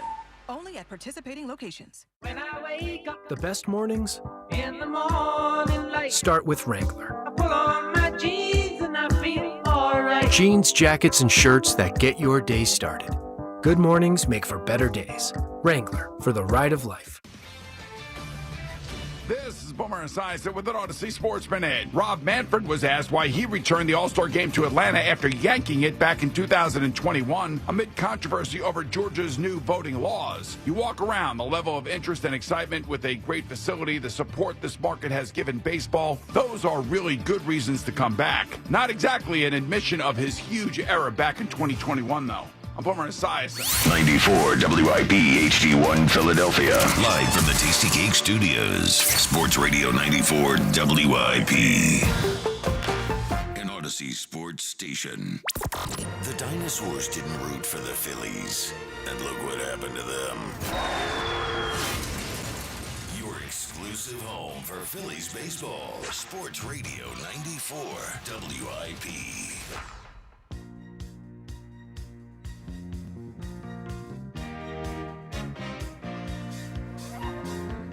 Sports Radio 94 WIP. This is the morning show. Tom Kelly in for Joe DeCamera today. You want to get in 215-592-9494 is how you join the show. Talking a lot about the All-Star game in the first hour. Kyle Schwarber, the MVP, unconventional fashion, didn't have a hit during the game, but dominated in the swing-off. They do a home run derby. Each league, each team gets 3 participants. Kyle Schwarber hit 3 home runs on 3 swings for the National League. He wins it for them, takes home the MVP award. And off that, talking about whether you would have any current Philadelphia athlete in your top 5 list over the last 25 years. John brought up the idea of possibly having Kyle Schwarber. Now, I would not consider Kyle Schwarber for it, but would you consider Zach Wheeler? Would you consider Bryce Harper? Anybody on the Eagles currently? Joel Embiid, Devin considered for her list. So if you want to get in on that, you are welcome to. Any athlete, any current Philadelphia athlete, would they be on your top 5 list over the last 25 Do we years? hold that against Devin? I mean, how would you hold, but considering, and I didn't put him on my list, but considering putting Joel Embiid on when he is, when healthy, like the most dominant player. But then you're going to say that Brandon Graham makes it over. I love BG. We all love BG. He's a great person. Wow. He played for a long time. But like the fact that TK has him on his list over Jalen Hurts is kind of insane. He made the I'm biggest just saying you play. can't give me a hard time for putting Joel Embiid on. But Brandon Graham made the biggest play in the history of the city. Like, he did. Him stripping Tom Brady I is don't the know if biggest that's the play biggest play in the Philadelphia history of the city. history. You could throw Philly special in there. You could throw the dagger in there. You could throw Cooper DeJean pick 6. The dagger, they were up 27-0 in that game. He wasn't a consistent double-digit sack player. Like, he was a solid defensive player, and we love him as a person, but I don't think that makes him a top 5 athlete in all of Philadelphia for the last 25 years. Well, that is kind of the beauty of this list, is it's kind of your own interpretation on it. Yeah. Mine, I take a lot of things into account, the longevity, I'd say the connection with the fan base, stuff like that, leadership, and that's why Brandon's on my list and making that big play as well. 215-592-9494. Get back to the phones in a second, but I did want to address what Andy brought up here with the Joe versus Jack thing, and they have tennis coming up next, and I don't like to agree with Andy on pretty much anything, but I got to say, John, I think he makes a fair point. I think we're at the point here where I know you take exception to Joe and his claims, I guess, or the way he views himself athletically. His overinflated view of himself. But do you not think that's what I object to? But do you not think at some point you got to kind of jump on board and support him a little bit here? I mean, you're his teammate. The afternoon show, they are rallying behind Jack. They are really giving him that push, which, hey, that may have contributed to his performance in baseball. I just think you need to support him a little bit. But That's all. I want Worked Joe, the guy for like 10 years. I want him to lose to prove to him that he needs to change the way he lives. change the way he eats, change the way he, sleeps and exercises, all those things. I don't think losing is going to make Joe realize or do any of those things. This is not going to affect Joe's life in any way. Joe's not going to make any change based on this. Well, that's a problem, isn't it? I think his age, you hard-headedness have to realize it's not going to happen. His hard-headedness is the root of a lot of this. I want to get the message through that you don't just automatically, you can't just say I'm a better athlete than a guy who's 16 years younger than me and without proving it. And now that he's going out and trying to prove it, I don't think he should win. I don't believe he's a better athlete than Jack. Why should I support him? Just because he's my co-host? Yeah, yes. He's your teammate. You should support your teammate. But I want him to lose. But you should. Why do you want him to lose? How so do I badly? straddle that fence? I want him to lose to prove to him that he's not a better athlete than Jack, and he can do better the way that he eats and exercises. Well, first lives. off, I think you're taking this entirely too seriously. I think you're looking way too deep into this. At some point, just like you gotta understand, Joe. You and Joe I'm are with buddies. Joe all day, every day. You gotta support him here. But that's part of what I'm trying the push to that do. He needs. Maybe I that would want to get a message through that is supportive in the long run. I want him to be. It doesn't seem like support. It does down not the line. Does this seem like support, Rhea? It's circular way of it's in a roundabout it's way. circular, It is support. Trying to show that you're supportive, Tough but love you're not. support. And like I listen to the show and I hear Rhea's on board. Now you're doing it more in a derogatory way toward Jack. But I've been consistent. I've yes. been consistent since day one that I have been supportive of Joe. I agree, and I think that's the right thing because you're being a good teammate. You're being a good partner here. And John, I just think you need to rally behind Joe. Just rally behind him. Well, who are you rallying behind, Tom? I'm rooting for Joe. Why do I need to rally? Because I support Joe in these endeavors. I like rooting for the underdog. Hold on. And I think Joe is this. Here's the problem. Is a substantial You want to keep underdog hosting the in this. show. Here's the problem with what Tom's doing. Joe is saying the whole reason Joe is doing this is because he believes he's a better athlete than Jack Fritz, who was a college baseball pitcher and 16 years younger than Joe. Joe truly believes that. I don't want that to be reinforced to Joe that he actually is a better athlete. He's saying this. This is preposterous to me.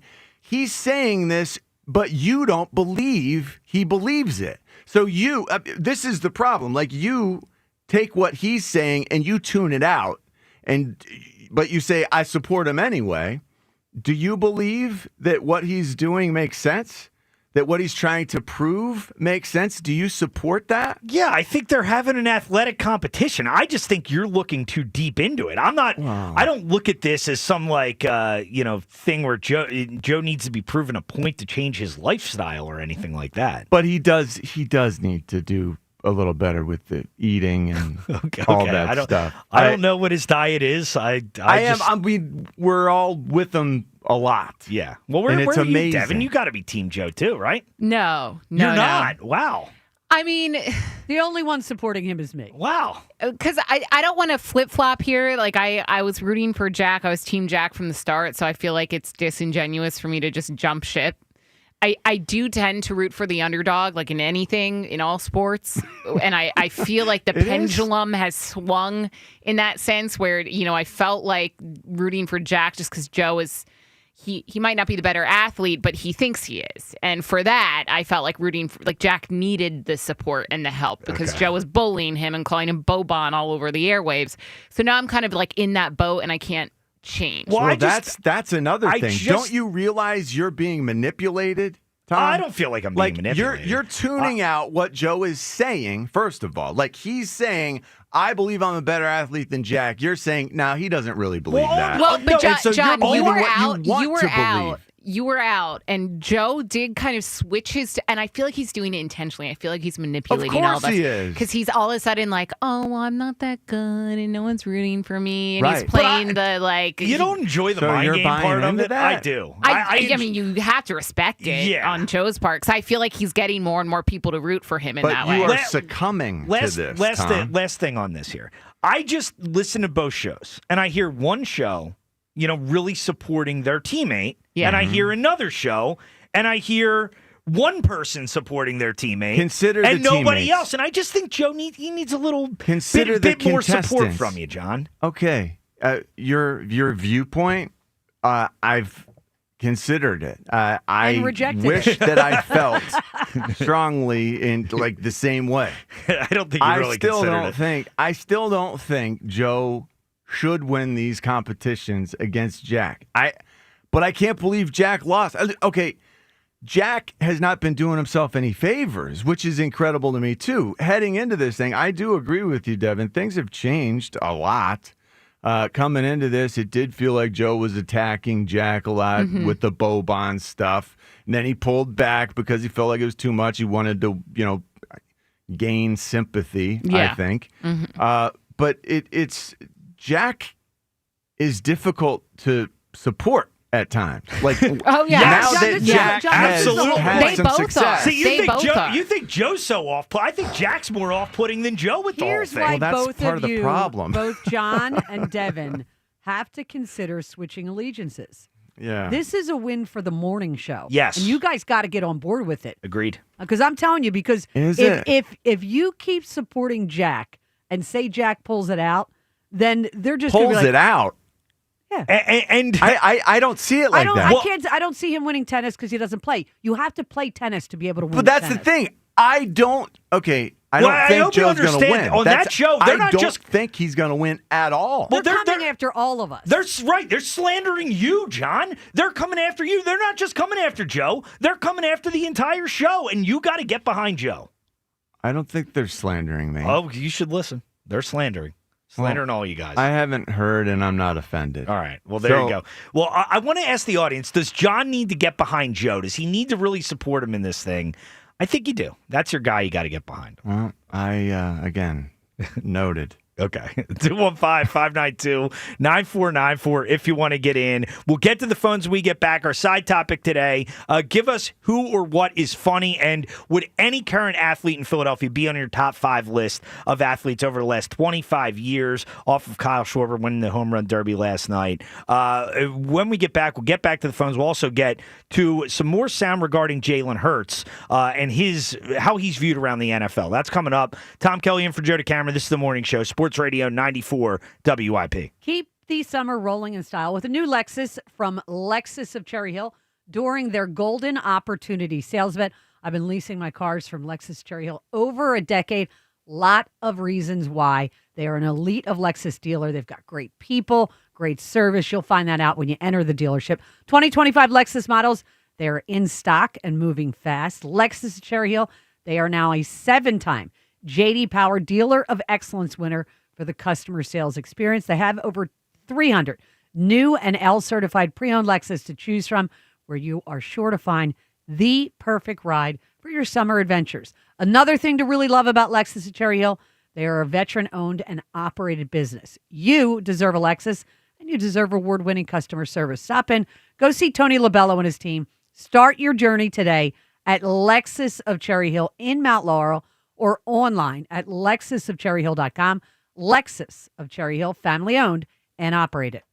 For J.D. Power Dealer of Excellence information, visit jdpower.com/US-DOE. Citizens, since we each upgraded to Xfinity in our homes, the Wi-Fi has been booming. It's fair to say our town has officially become a boomtown.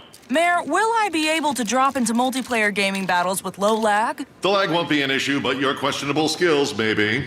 And what if I have hundreds of devices on the Wi-Fi? Purely hypothetical. Seems like a lot, but sure, hundreds of devices all booming together with the Xfinity Gateway.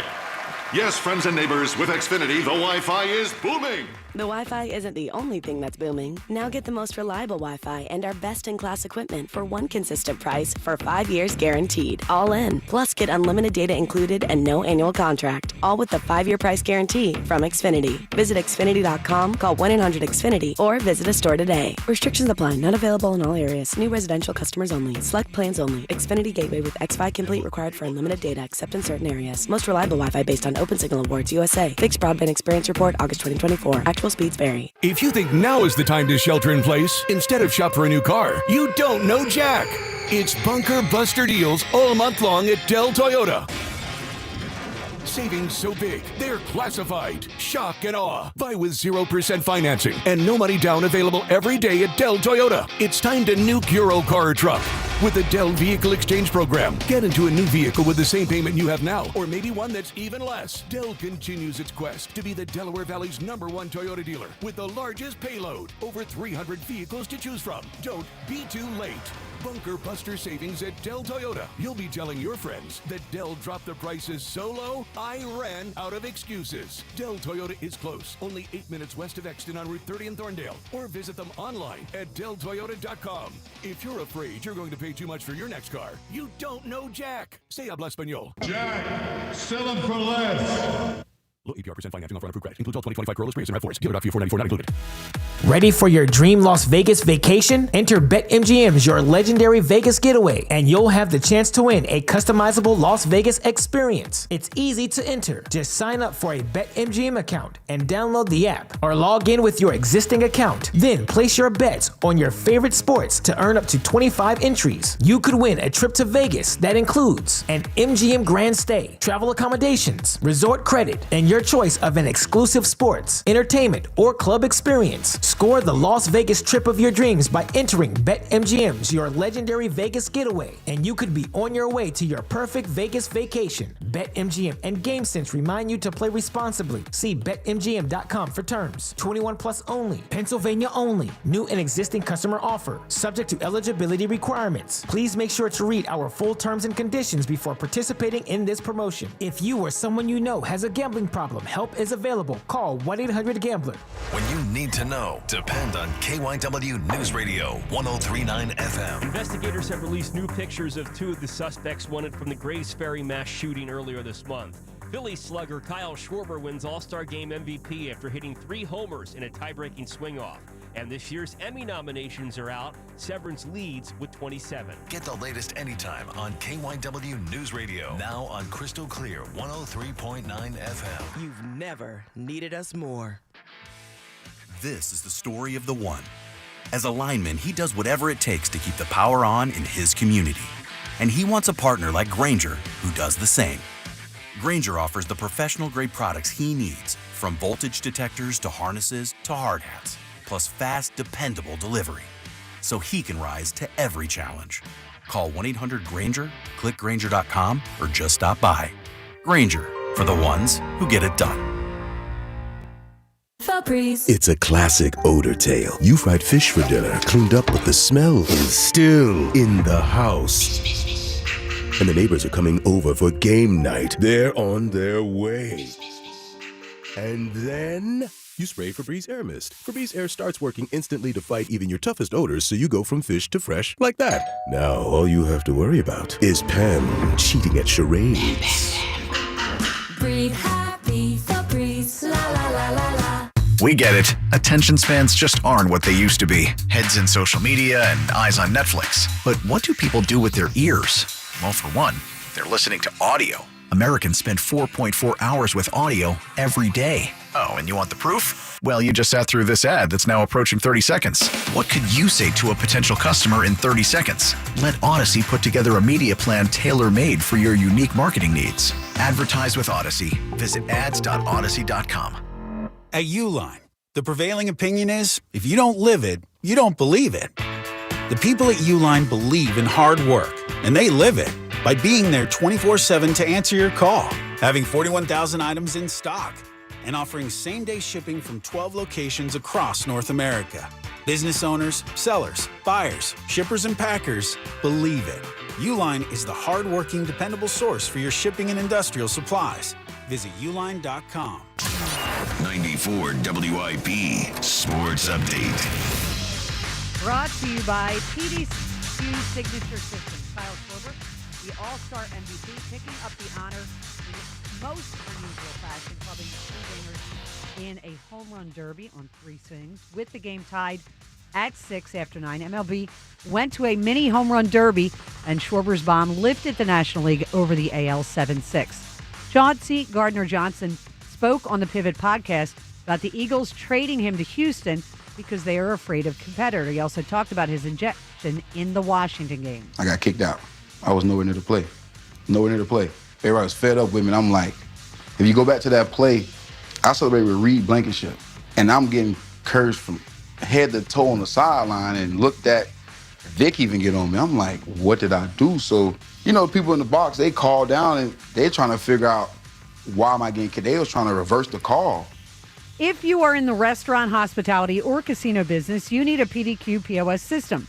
With PDQ POS, you'll sell more, earn more, and work less. If you want the best, trust PDQ POS.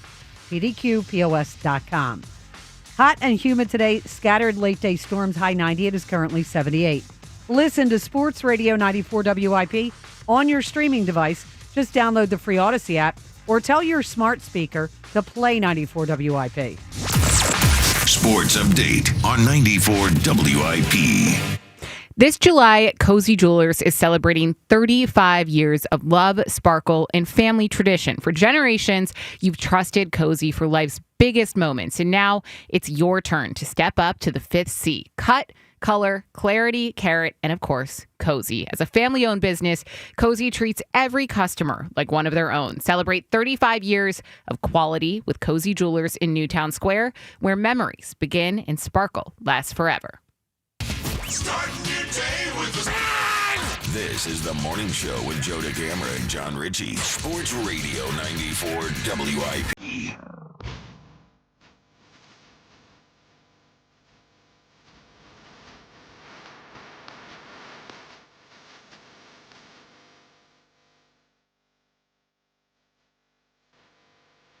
Sports Radio 94 WIP. This is the morning show. Tom Kelly in for Joe DeCamera today. You want to get in 215-592-9494. That's how you join in. Talking a lot about the All-Star game. Kyle Schwarber wins the MVP. And John mentioning on our pre-show meeting here, was considering Kyle Schwarber to be in his top 5 athletes list over the last 25 years. Would any current athlete in Philadelphia be on your list? I don't have anybody. The closest was Brandon Graham, obviously just retired. But I don't have anybody on my list. No current Eagles, no current Phillies. BG, the closest for you, I think I can see where you're coming from, absolutely, in terms of he as a presence was one of the best people, like one of the best character individuals I've ever met, I've ever been around. He's like a miraculous person, like a bright, shiny person, and just so different and unique and positive. The positivity that comes out of Brandon Graham is so important, and you just can't overlook it. But he's not in my top 5. Jalen Hurts should be, and Jalen.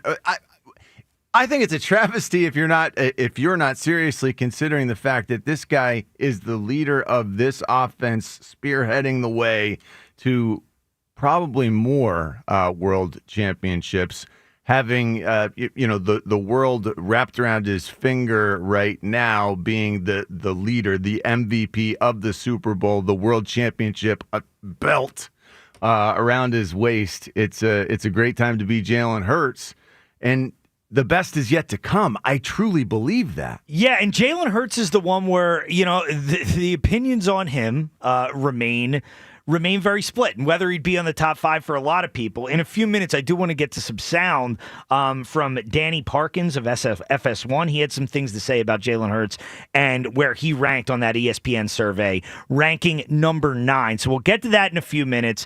But your thoughts on the All-Star game. What'd you think of the home run derby outcome to decide the game last night? Do you think it should legitimately be considered I think we to like replace it a lot extra more innings? because it was Kyle Schwarber. Yeah. Well, I mean, I definitely. don't think there's any doubt about that. But, I mean, that would be fun. I mean, could you imagine Not every game that went extra innings. a late September game with the Phillies and the Mets at Citizens Bank Park? You've been working with Al Morgani too long. Well, that's true. But you have Kyle Schwarber, Bryce Harper, Nick Castellanos going up against Pete Alonso, Lindor, Soto in a big game. That wouldn't be incredible to watch?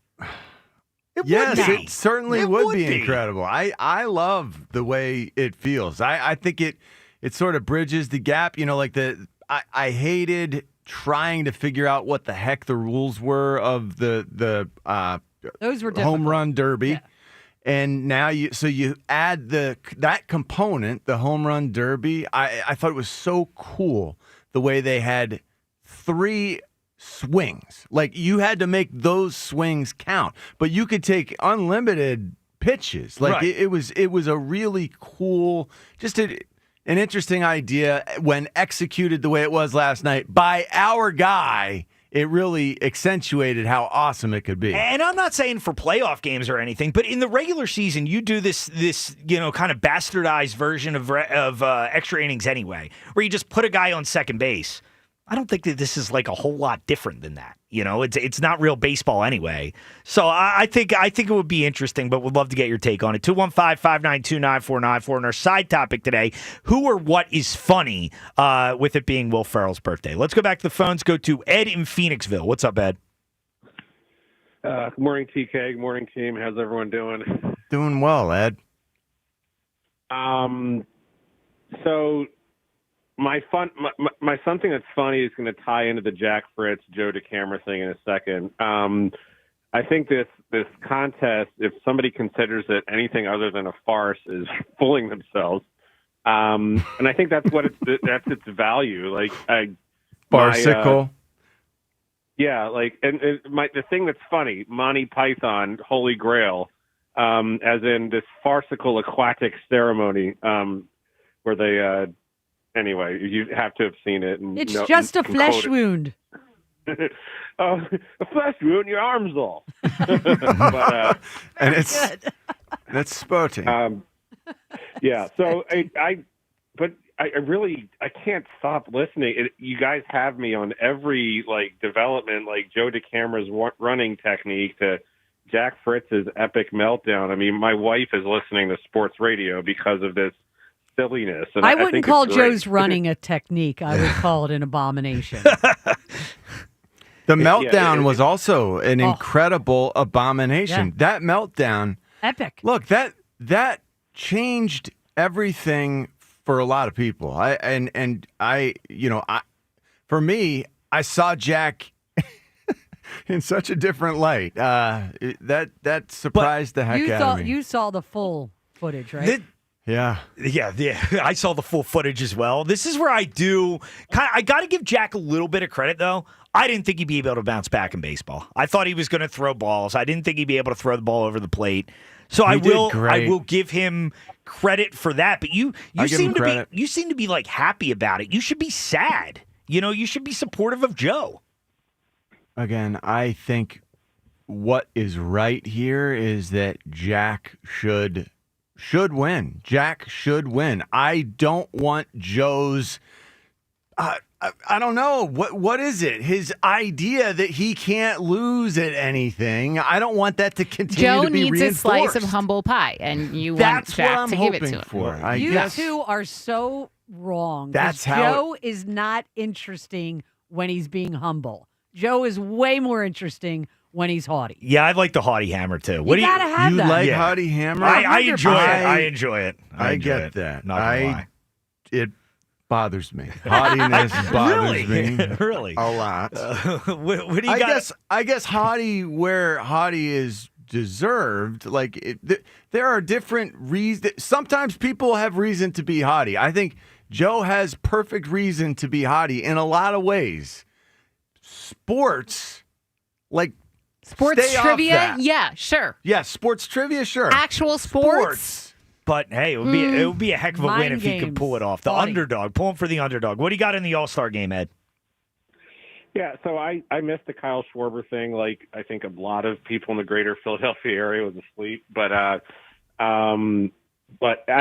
it just got me to thinking of what made the All-Star game so special. Like back when I was growing up, and it really gave me like the only exposure to these athletes out on the West Coast, like the Ken Griffey Jr.'s, the Barry Bonds, the Ichiros, the Jay Buners, Edgar Martinez. Like I would never get to watch these guys because they started at 10 p.m. and this was our like exposure. And then with I love MLB TV because I didn't live in the Philadelphia area after college, and I could watch every Phillies game, and that's awesome. But I think that's kind of taken some of the mystique away from the whole event. But and the fact that there's no significance to any of the All-Star games anymore, like I really bring back the winner gets home field advantage in World Series, or give me some reason to watch other than the sort of the showcase aspect of it. No, I think that's a great point, Ed, and appreciate the call. And if we want to get in 215-592-9494 at WIP Morning Show on Twitter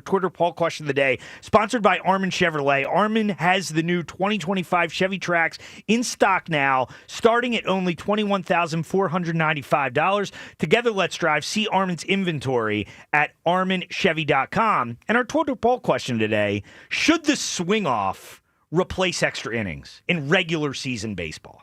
That's what we're going to do for the Twitter poll question of the day. Rhea, I'm assuming your answer is a resounding no.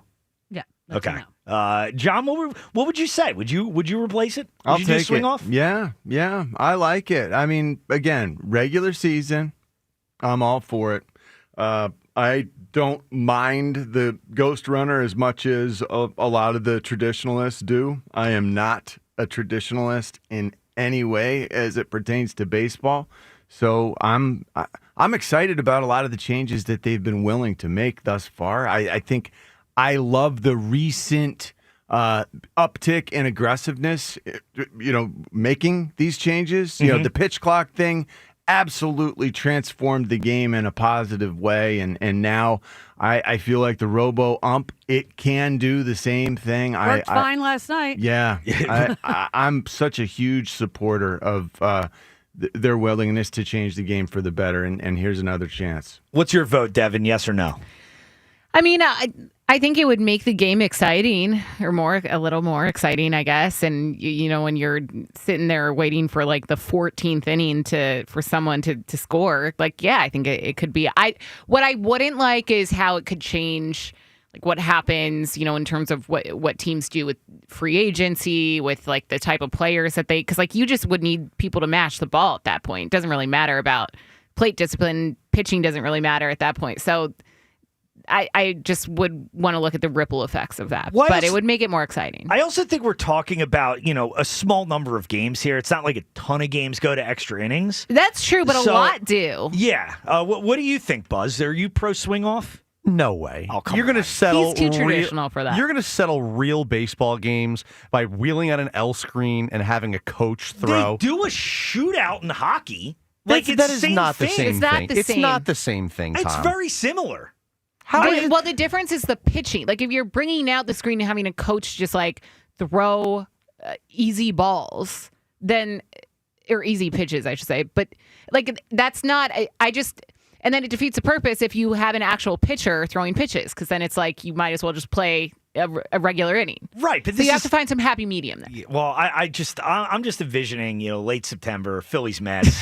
I'm getting chills thinking about it. Also, how many extra inning games? As Devin was saying, like 12 inning games with the runner on second base. How many games even go that long anyway? They don't. I think the Phillies, since this rule has been implemented, have played one game past the 12. But sports are entertainment. This would be entertaining. That was entertaining last night. It was an all-star game. For an all-star game, not a game in the standings. I still think they used to play the all-star game for home field advantage in the World Series. And that's dumb, too. No, they should absolutely bring that back. Tom. No, that was the best thing about the all-star game. They never should have taken it away. And I think, if anything, all the other sports should adopt it. The NBA and the NHL as well. Would you guys not be more interested in the all-star game? So best record just like doesn't Doesn't matter. From 2003 to 2017, the home field in the All-Star, or whoever won the All-Star game got home field in the World Series. Yeah. Yeah. And it was fun. I think that's like that too. I thought that was a good idea. I don't like that. I loved it. I don't like that. You know, it affected the Phillies a couple times. Yeah, any additional chance for interconnectedness, I don't know. It's just, it makes it a little bit neater for some reason to me. Yeah. You know, an extra chance to compete, an extra chance to join together with the other NL teams. I like that community feel that you get from an All-Star game. I also love, by the way, that they didn't do the everyone's in the same uniforms. Right. Yeah. Last night, that they went back to doing just wearing your own jersey. Yeah. It looks so much better. It looks so cool. So much better. Yeah, just like this. Let's see it's like just an explosion of colors everywhere. It's better. Isn't it this weird way. to see, there's a photo and video of Kyle Schwarber and Pete Alonso hugging? It's just weird to see. Did that make you uncomfortable to see that? Yeah. Well, so I understand cool, that these though. guys all, especially when you've been playing for a long time, they're your friend. They're not actually your enemies. You can be friends with a team on a rival team, but as a fan, I hate it. I hate when I see, even in the NFL, players kind of laughing it up during a game. No, you guys you're enemies, you're rivals. You should hate each other. Stop laughing. Don't talk to each other while someone's on first base. You aren't friends. It's a good take, yeah. Pete Thank Alonso you. especially, I find myself sort I of hate him so spiteful much. against him. I hate He's the such a face goober. guy. Totally. He's such a goober. Schwarber hit enough Everything home runs that bothers me. Alonso didn't even get the hit. That was the best part of it last night. And the thing is, man, I like watching the baseball All-Star games by far the best to watch, but I do like having some stakes on it. It's hard to watch just knowing, okay, this game When doesn't really nothing matter. matters. If Yeah. it matters, I remember, what was it, 08 when the game went 15 innings, yes. And Brad Lidge, it was, I think, the only save that he blew all year, or the only It wasn't a loss he save, took but all he year. got a loss, yeah. Yeah, the only loss he took all year. That was incredible. That was awesome stuff. And that one year it happened to work out, but you're going to have Game 7 of the World Series potentially get stripped from the Phillies because an Arizona Diamondbacks pitcher blew a save in July? Yeah, it's fun. It's fun. Let's have some It's fun. insane. You're an idiot. And the NBA, these guys don't try. They might try a little bit. I mean, I remember, I think it was the 01 NBA All-Star game. For some reason, they decided to all try that year, and it was incredible. If you put stakes on it, you can't tell me they won't be playing defense at the end of those games. It'd be Here's a awesome. question for the room, for the studio, plus Rhea and Dan. What All-Star, including Pro Bowl, which All-Star game is the worst? I feel like none of them matter, but they've all fallen off. But which one has fallen the off? Pro Bowl's even worse than basketball. I think the Pro Bowl. I think the Pro Bowl is just it doesn't. They play that's flag football. completely irrelevant. Yeah, but it's not. Yeah, that's terrible. I don't even honestly count that. But the basketball one, it would be the best one if they tried. Yeah. But since nobody tries, it's just brutal. It's just no one tries in any of them anymore. Yeah, but if that's the thing, They you try a little put bit more in stakes baseball, on I it. think. Baseball, it's hard to fake. Yeah, it is. Yes. You that's a good can't point, not Buzz. play defense in baseball. Right. If you put stakes on it, though, I don't know. The NBA All-Star game would be incredible. If those Yeah, guys it could be tried. fun. Yeah. So There was an All-Star game a couple years back that Ben Simmons was playing in that I am convinced. It must have been a long time ago. It was. Yeah. I'm convinced it got so heated. This is fourth quarter All-Star game. They were playing so hard. I think that Ben Simmons, this is an off-the-wall theory. I think Ben Simmons started with his back problems in that All-Star game where he got fouled hard in When the he fourth quarter. hit the deck. Hit the floor hard, but in an All-Star game situation, didn't want to be hurt. So nothing was ever made of it, and I think that's where some issues start. Have we ever confirmed that Ben Simmons actually had back problems? And I don't believe that to actually be true anyway. It might not be.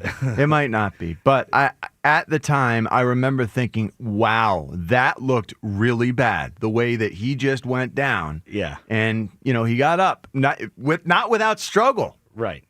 And then, of course, there's the hiatus. We come back to playing, and nothing was ever made of it. So who knows? but that's just my conspiracy. Every other guy was theory. shooting threes. He tried to run a real offense in the All-Star game. Yeah, exactly. 215-592-9494. Let's go to Patrick in Tabernacle. What's up, Patrick? Hey, morning, everybody. How we doing? Hi, Patrick. Doing great. Good, good. Listen, I want to jump on board with talking about, Andy from Deptford called in. And John Ritchie, I'm still, and Devin. Listen, Devin, you certainly know how I feel about your lack of support on Team Joe. Oh, yeah, I remember. I just think it's on Devin and John Ritchie, I think it's disgraceful. I really do. Oh, why? Ouch. John, and listen, John, I know you're the 1%, you're the ex-NFL guy. You might not be able to put your head around it. But, dude, this is your teammate. This is your guy. I mean, seriously. And to hear what they're saying, Spike has just got to, we got to shut his mouth. He's crushing you, John. He's coming after you, too. Yeah. What? Yeah, No, he is. I have not heard any of that. Yeah, what I heard was Joe calling Jack Boban and saying he was an oaf, and then completely backing off all of that. Like, Joe sort of started this by saying he was a better athlete than the guy 16 years younger than he was, and that he could beat him at all these contests, and then I don't agree with that. Well, I think you need to think of Joe a little differently, John. You need to think of Joe like Don King. Like, he's a promoter. He's like a fight promoter. You're promoting the fight. Joe's talking a big game. You are imagining what you want to imagine about Joe. Joe actually believes he's a better athlete than Jack Fritz. Maybe he is. And I don't believe that. It doesn't matter if you believe it or not, John. It should not matter. But back your guy. Believe that he believes, John. Believe, and I'm serious. Believe that he believes. Believe that he believes, John. I can't. Believe that, and he's your guy. He's your teammate, John. Like, I just And I can't think- get I just, man, dude. It's sad, Patrick. It is. It's sad to see. No, it's not. really, It's John, it's like- not Neither of you are sad to being good disagree teammates. with You're your being bad teammate, is it? teammates. What's that? It's not sad to disagree with your teammate. No, but if you're on the team with your teammate, you still, dude. Here's you my can't question. Do you think Joe thinks of us as teammates? Absolutely. 100%. 100%. You guys don't think Joe I don't thinks of think you he guys as teammates? I don't know. In How do you think this, he views in this it? contest, What do you think? with Jack? Well, no, in this contest, they're it's just the two of them. The But difference is when we're here, we can all disagree with each other when we're talking about stuff. But when another show is coming after us, we should be teammates. I think Totally that's what agree. TK is trying to say. That's exactly. You said it better than I can, Rhea. And Well, listen, I don't is know. the other show coming after us, or are they Have coming you listened after to them? Joe? No, they're coming after all of you. They're coming after every single one of you, I'd like to especially hear Rhea that. and James. It- but Oh, they've been dragging the morning show pretty good. yeah. Oh yeah. Listen, John, you're getting dragged in, and Devin, Devin, like this is where you got your start, and I just can't, and maybe I'm wrong on that, but I see you as on the morning show. You got your gig on Saturday. You touch base with the afternoon guys. They give you a nickname, and you don't even honor the one that the morning show kind of gave you in the news. Well, So like the whole thing is just like the whole thing is just crazy to me, and I'm just like blown away, John. Like you got to give him your support. That's all. Well, Patrick, what do you got for who or what is funny? I don't agree with this. Well, Why does everyone say I got to give Joe my support? I don't agree with him. We'll follow up in a second. What's your answer for our side topic, Patrick? Steve Martin. Okay, that's a Steve good Martin. answer. There you go. Good one. Appreciate the call. Good answer, even though Patrick just dragged me. Well, Steve Martin, is that new show? Well, I guess it's not Only new When I Was in anymore. the Building, Martin. yeah. Yeah, is that worth wasn't watching? awesome. The first two seasons were really good. It's trailed off a little bit, but the first season was outstanding. Yeah, I only Really saw was. the first season. It was good. I've seen like three seasons. Kind of tread off a little bit, but the chemistry between Steve Martin and Martin Short and Selena Gomez is tremendous. Okay, It's an amazing idea to keep those guys together. You gotta love it. Those two through the years, timeless. He's hilarious. That's an awesome answer. Steve Martin's another guy. Like I could just look at him. He could be he's asleep, and I would be laughing my butt off uncontrollably. Steve Martin a little before my time. I No, but I he's still working. I know that, but I don't know. He's not before your do time. He doesn't do it for me. He didn't Steve retire Martin. like 20 years ago. He's still working. I guess I just haven't seen many of the things Well, that you he's gotta been watch the show. in. Yeah, well, maybe I'll check that one out because I need a show to watch right now. 215-592-9494. But John, as you were saying, you seem really bothered by this sentiment that we're asking you to get behind Joe here. Look, I agree with the team concept. And Devin seems I don't to think agree. this is a team situation. Like it's Joe versus Jack. You know, like and I don't feel attacked. But they've made it about us. Right. This is morphed into And I something haven't that heard I'm not that. sure you're aware of. I hear it every day. I listen. I hear it every day. Yeah. I just reject the notion that Patrick was laying down. Patrick, right? Yes. I think that like we owe Joe something because we're on the same show. We don't owe him anything. But isn't there like a rallying around your teammate type thing that does that for either of you guys that you think about it and it's like we spend all this time with Joe and sure Joe can do some things sometimes that you may find annoying or you know he does the haughty hammer and whatever you might not like that weird fine but in the end like he's your teammate and in the end I don't know I feel like you kind of got to support your teammate. John looks like he wants to kill me right now. He's I don't know. I'm just really interested in how you believe this to be true. Yeah, I just think you got to rally behind your guy, man. Okay, I understand team really well. All right, I understand the team concept really well. Like you'd rally behind Rich Gannon. What we're talking about here, the reason they're competing is Joe believes he's a better athlete than Jack Fritz. I don't believe that. So I don't support that concept. I support our show. I support if it's going to be us pitted against them in the afternoon, well, sure. Like let's throw down. I'm all for that. I'm very supportive of the morning show. I don't think that me saying I don't in any way want to say I believe Joe is a better athlete than Jack Fritz. In any of these events, I think Jack Fritz should win. And I'm amazed that he blew up and malfunctioned the way that he did in the golf escapade. And that really did shake my belief and my understanding of what I thought was real in all the world. Jack Fritz, how on earth could you let that happen? And then some of the stuff that's being said, I mean, Joe is very calculated in the way he's trying to convince you that he is now. So you think I'm being manipulated? You are being by manipulated, Joe. and I hate to. I don't know. I hate to be so negative like that. I don't want to be.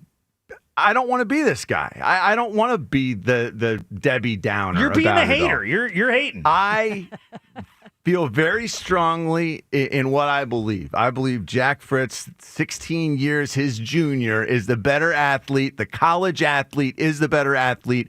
I think it's preposterous that the 47-year-old co-host, my teammate, said that, it doesn't matter that he played college sports, like that. All that stuff, maybe it's something inside of me as a former athlete. Like, I do think it matters that Jack committed to, his sport for such a long time. I mean, I don't know how long it was, and I've heard differing reports of how much he year, played. I'm pretty sure. And so things do change. What I'm telling you is that shouldn't matter. Like, what you think about who should win the competition, that shouldn't matter. Let emotion get in the way of what you actually think should happen and just support Joe. That's all I'm asking you to do. It's just root for the guy. Because maybe that would mean a lot to him. Oh, I bet it would, Tom. Maybe that would mean a lot to him. What is this about here? I just think you should support Why him. can't I root for Jack Fritz? Well, see, no, but that's the thing. I genuinely don't think Joe cares who John and I root for. Oh, I disagree. Where I think Jack cares more. I don't agree with that. I think it does matter. Why can't I root for the guy I don't get that sense. will win? What's that? Why can't I root for the guy I think will win? Because one person you work with every day and one person I you work don't with both of those guys. Yeah, every but you day. don't. No, you don't work with Jack every day. How many days do you see Jack? I see him typically? Occasionally. Occasionally. Yes, Occasionally. And you spend, what, 5-6 hours with Joe every single day. Uh-huh. And you're going to turn your back on him? I love that you're getting chastised by TK. This is hysterical. Yeah. You've been working with him for like a decade. Yeah. And you're turning your back on him. Yes. It's disturbing. And it makes me, I don't know, it makes me feel a little differently about you, John. Okay. I thought you were a better teammate. I Yeah. thought you were a better teammate than that. I'm not. Okay. Apparently, I'm not. Apparently, I'm not a good teammate because I disagree. I actually support the guy I think will win. I don't know why that seems so problematic. I do understand the concept of team. I disagree with my teammates' approach to all of this. Okay. And there is a lot of hottiness beneath the surface that you are somehow blind to and being fooled by. Well, that's going to be my goal by the falling end of the prey to. By the end of the week, my goal is to turn you into a Joe supporter. So we'll see if I can get you there. Well, there's something wrong with you, Tom. Let's go to Talkative Tom is getting a little too talkative about this stuff. Why does this?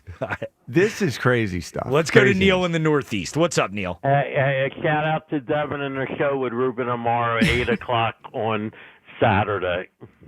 Thank you, Neil. We did not pay him to say that, but I appreciate it. Well, that was like the last time Neil called when I was hosting the show. He just shouted out like he's saying, great show, Devin, great morning show, great show to Buzz, and he just neglects to mention me. So thanks again, Neil. Appreciate it. Well, TK, I mean, we are regular, discusses, like the Phillies all the time. So, sorry, I mentioned you It's and, all good, and your kids and your family and all that, so. Wow, he went deep. That's very kind. By the way, Rhea, I like you being a team player. You're supporting the morning team, and you have Neil, it's actually less being a supported team, the more Temple House for years. So I really appreciate you, Rhea. Supporting the team aspect of it. It's less about being a team member, and it's more about not allowing the afternoon show to come after the morning show. That's what I dislike. So I think I need to know more about this. You need to hear some of these cuts. Yeah. What exact? But how could it's they not possibly really the be coming morning. after It's more us? so Joe. No, TK, you've heard it. Yeah, no, I've heard it. Spike has been hammering all of it. Yeah. Yeah. How would that? It just doesn't seem to jibe. That I mean, I've been actively rooting against Joe. Right. Yet they would be coming after. Buzz has some cuts that he'd me? be happy to play for you. Well, us? Yeah. Well, we'll get to some of the sound coming up. But Neil, what do you got on the Phils? Well, no, John, I wanted to say, if you're really concerned about Joe's health, get him a health membership for a year. Let him do it like aerobics and work out on the bike and do weights and things like that and get in better shape. So that would be huge. And I do think, Neil, that this competition has encouraged a lot of that. He's a lot more active now, and that's a great thing. Yeah, that is a great thing, too. Okay, I'll briefly give you my top 5 list. So, honorable mention, though, to Ryan Howard, Donovan McNabb, Cole Hamels. Come on, Neil, just give us the list. No honorable mentions. Okay. Give us the list. Okay, so Jason Kelsey, AI, Brian Dawkins, Jalen Hurts, and Jimmy Rollins. There you go. Jimmy Rollins. Yeah. Nice. Yeah, the all-time hit leader and J-Roll's on my MVP list. and leader of the Phillies and a great fielder, too. Well, there you go. Choosing from the 2008 Phils that was really tough for me because you could go J-Roll. I went with Ryan Howard, but I was between those two. You could also do Chase Utley. You do Cole Hamels. List goes on. I picked Utley and Howard, but that was tough to narrow it down between those guys. Yeah.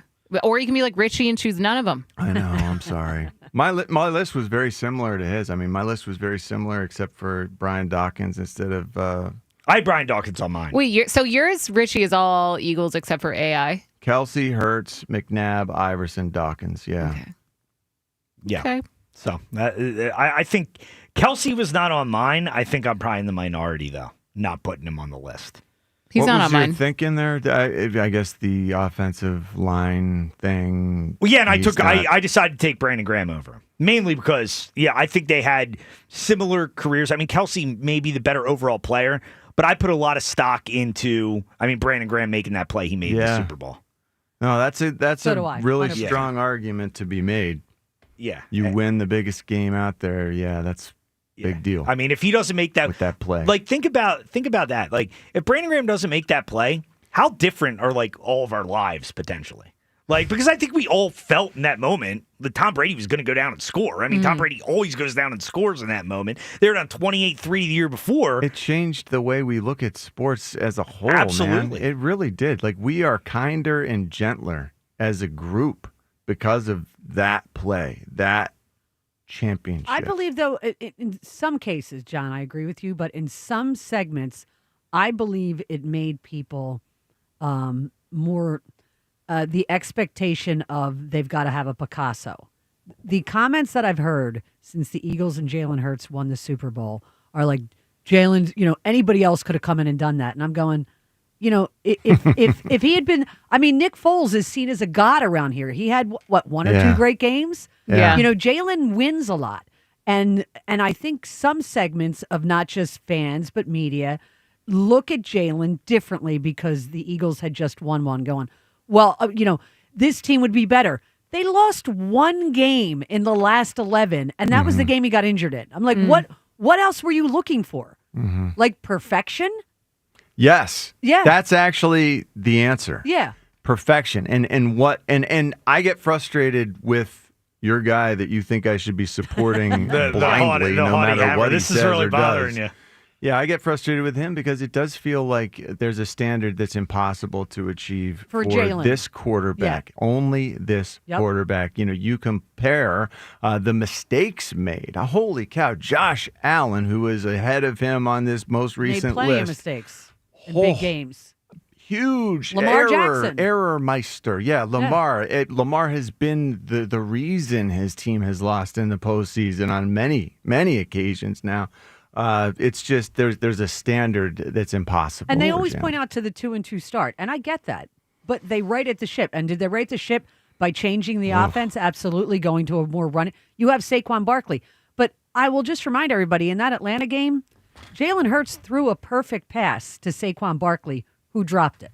Yeah, absolutely. Right. In that Falcons game, no question about it. And that was a major One loss factor. In the last 11 games. The quarterback did have something to do with it. No, definitely. You're listening to 94 WIP HD1 Philadelphia. We're broadcasting live from the Tasty Cake Studios. In a minute, we'll get to some sound from Danny Parkins of FS1 speaking about Jalen Hurts, what he had to say about him landing number 9 on the ESPN list. We'll get to that in a minute. But first, let's go back to the phones. Go to Joe Mayfair. What's up, Joe?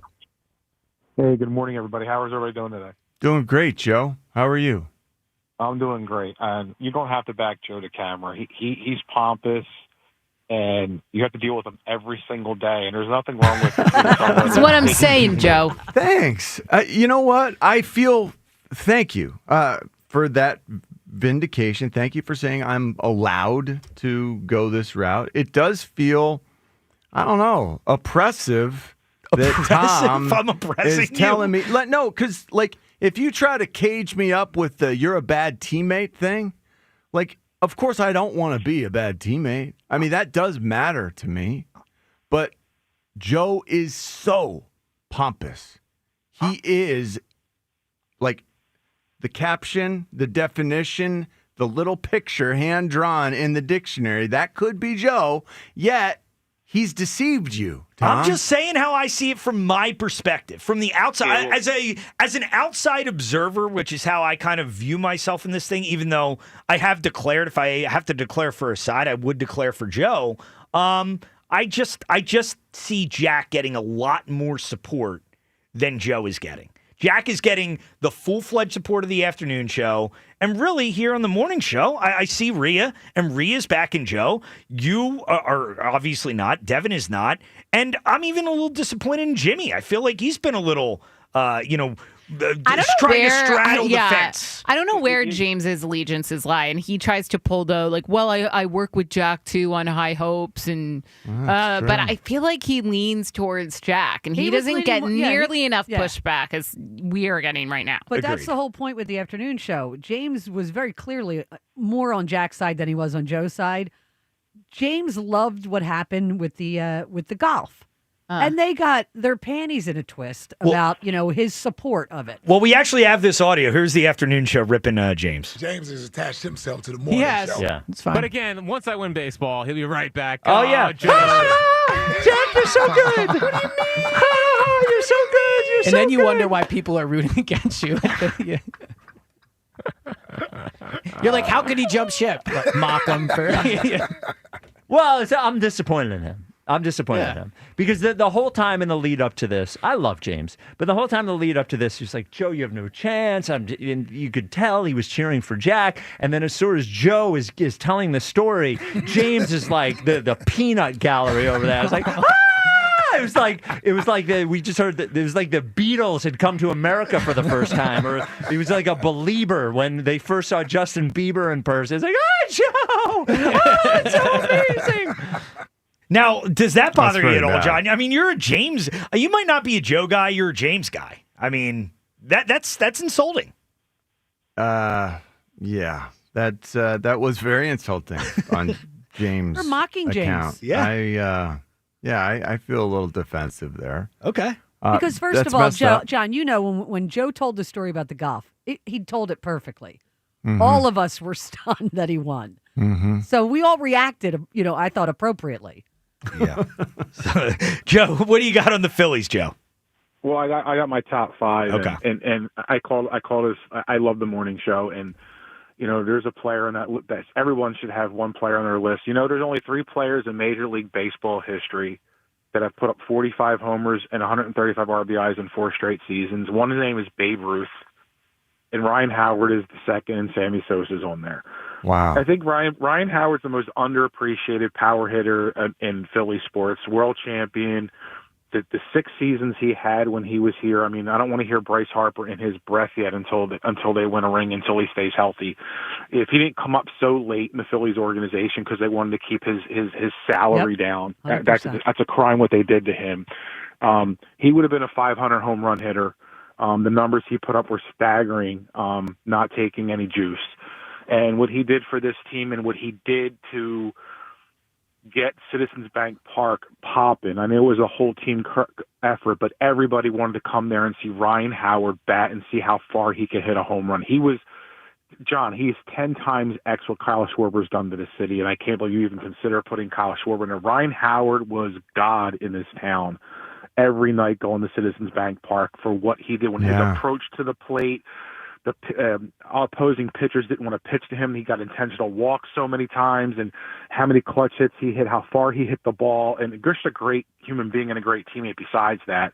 So I have him, Kelsey, Dawkins, Zach Wheeler are definitely in my 4, and Allen Iverson's my 5th. I mean, what you've done for the city, what you've done for the fan base, what you've done. Like, I want to go to a game to watch X play. That's how I use my top 5. Like, I want to see this person pitch. Like Zach Wheeler, what he's done over the last 5 seasons is ridiculous stat-wise in a small ballpark like Citizens Bank Park.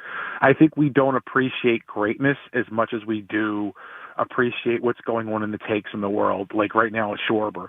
But you always go back 10, 15 years back and see what that player did to the city. Like, I'll never forget what Ryan Howard did for Philadelphia Phillies, and it was just mind-boggling what he was able to do with the bat. He was incredible, Joe. What do you have for our side topic? Who or what is funny? Well, 22 Emmys is the most all-time for 6 seasons, and it's unfortunate it was on Amazon Prime, but what was funny was The Marvelous Mrs. Maisel was the absolute best comedy show I've ever seen. Oh, okay. Appreciate the call, Joe. She's in Superman now. The actress. Okay. I don't know what this is. I'm having a brain freeze. What's her name? You've never heard of Marvelous Miss Maisel? I've seen the icon. It's a female comic, right? Oh yeah, my wife used to watch that show. But I've never seen it. It's good. Recommend it?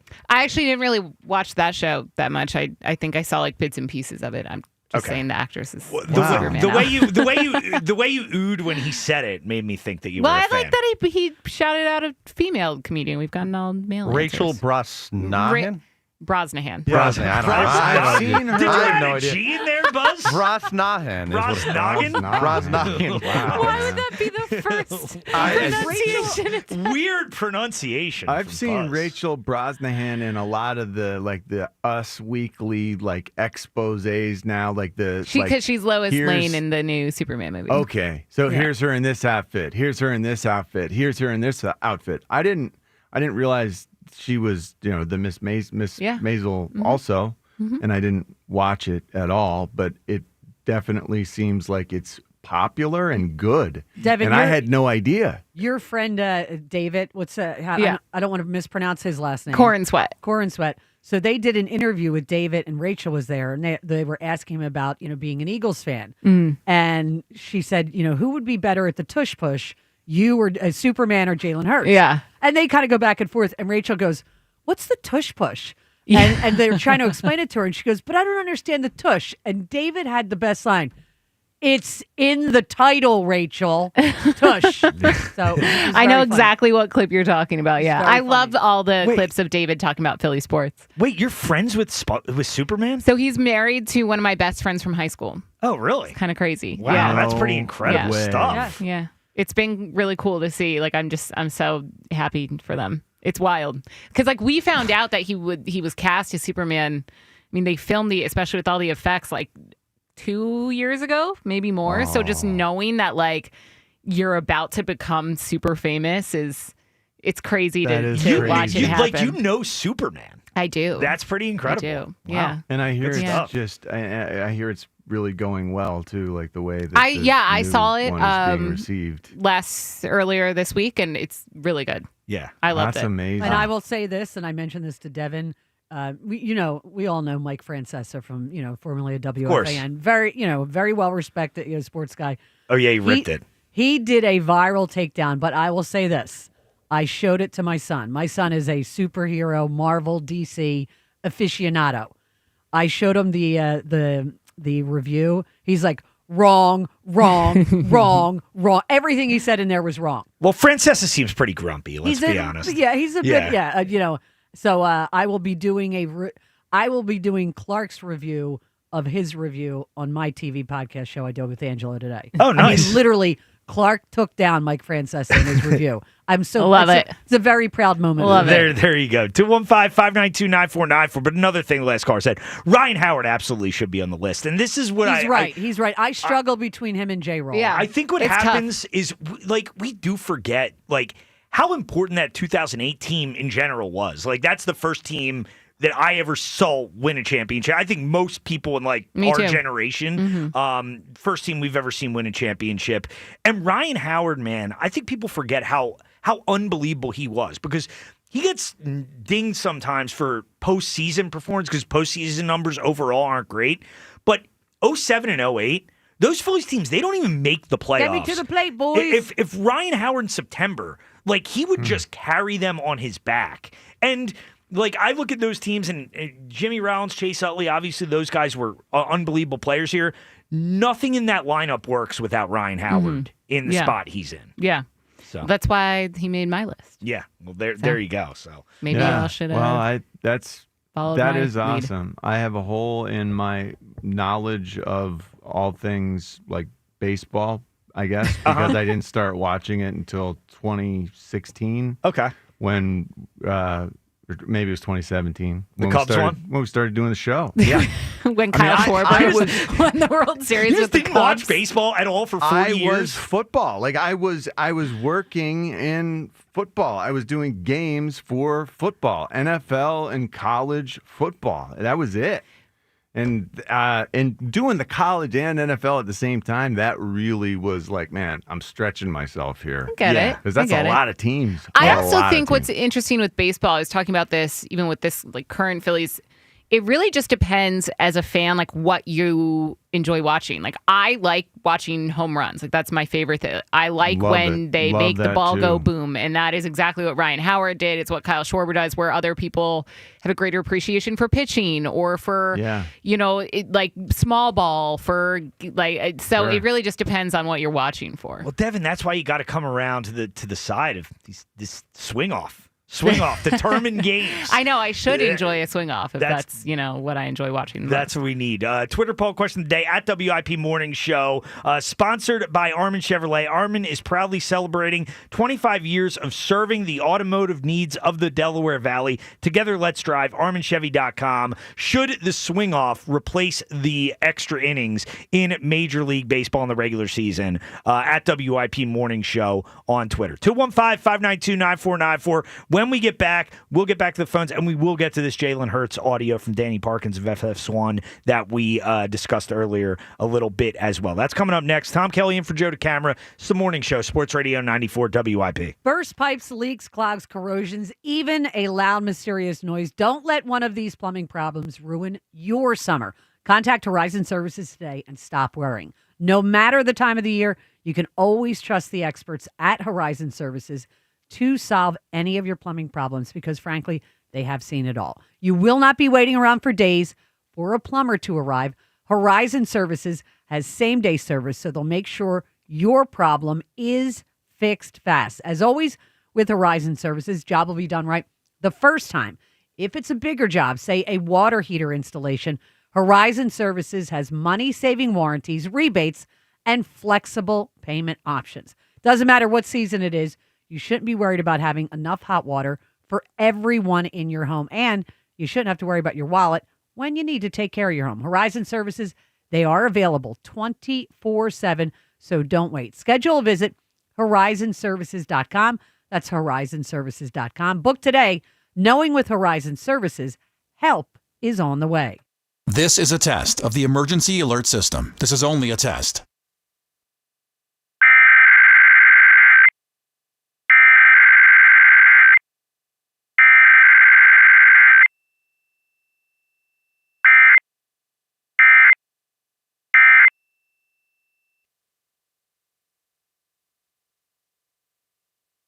This was a test of the emergency alert system. Equipment that can quickly alert you during emergencies was being tested. If this had been an actual emergency, official news and information would have followed the alert tone. This has been a test of the emergency alert system. The diamond has been left in the dust. Jack Fritz beat Joe DeCamara today in dominating fashion. 2 rounds into this battle of pride and pain. Both sides of the elbow hurt. My arm is so dead. It's dead even. Jack did a great job, and I did not. I mean, congratulations to him. Pretty embarrassing showing by the Hammer, if I'm going to be honest. Joe versus Jack. Round 3, the tennis challenge. Who will get served? I think there's a good chance I win tennis. I've played tennis since I was like 8, so. They're heading to the court. I'll be ready. Coming soon, only on Sports Radio 94 WIP. Comcast Business helps turn today's small businesses into engines of modern business. It's how restaurants become reliably up and running neighborhood favorites. How retailers become seamlessly restocking, cyber-securing, must-visit shops. And how healthcare offices become the data managing caregivers that we all depend on. With reliable connectivity, enhanced cybersecurity, advanced fiber solutions, and Wi-Fi backup, Comcast Business is powering the engine of modern business. Powering possibilities. Now through July 21st, new customers can get started with 150 megabit internet for $59.99 a month for 12 months with a 2-year agreement. Plus, ask how to get up to a $500 prepaid card for your business. Call and switch to Comcast Business today. Restrictions apply. Requires paperless billing and automatic payments with bank account. Early termination fee applies. Equipment, taxes, and fees extra.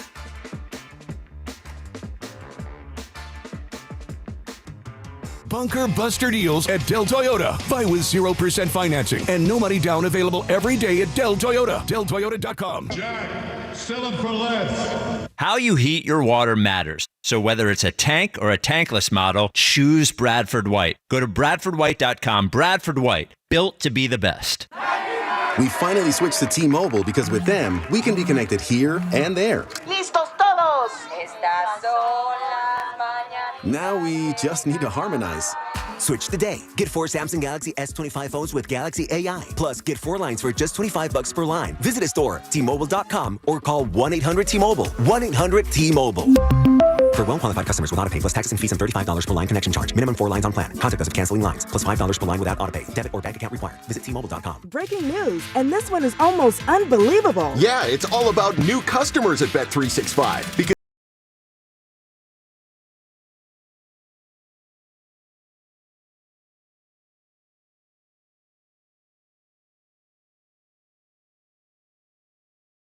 bets win or lose, and see why it's never ordinary at Bet365.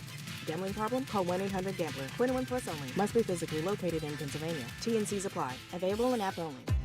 If you're 55 or older and into that whole saving money thing, T-Mobile has an exclusive phone and internet bundle just for you.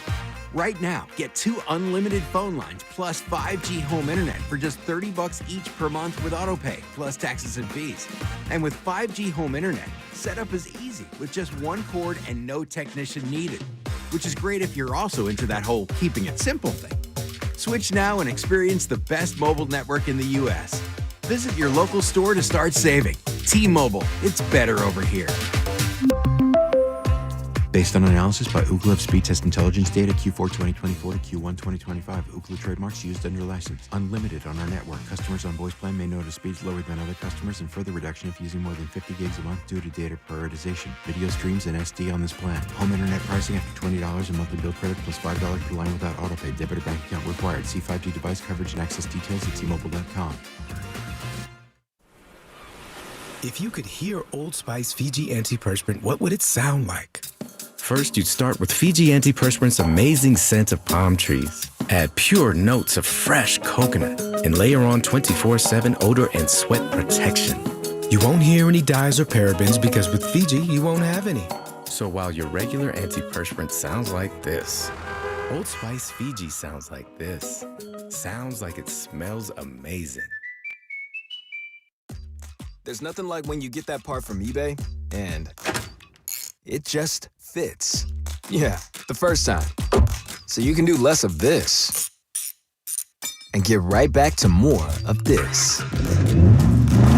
At eBay, you'll find all the parts you need, guaranteed to fit, at prices you'll love. Sounds good, doesn't it? eBay, things people love. Eligible items only. Exclusions apply.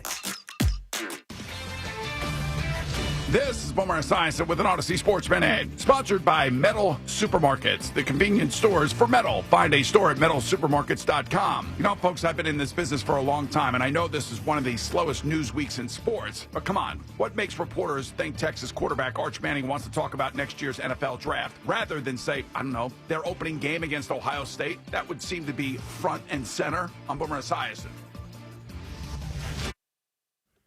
If you've spent time building the right roster and earned the fans, then you need the best technology to back it up. Get rid of those flimsy tablets and slow computers and step up to the game changer and point-of-sale solutions for restaurants and bars, PDQ POS. Imagine a seamless and lightning-fast checkout experience for your customers that saves you money by cutting out those costly fees. Their state-of-the-art technology ensures that transactions are swift, secure, and hassle-free. But that's not all. PDQ Signature Systems is not just a POS system. It's a complete business management solution. Keep track of your inventory, easily manage your staff, and use real-time analytics to optimize your sales. Their user-friendly interface makes it simple for anyone to navigate. Join the thousands of companies that have already made the switch and upgrade to PDQ Signature Systems. Whether you have one restaurant or hundreds, PDQ will customize a POS solution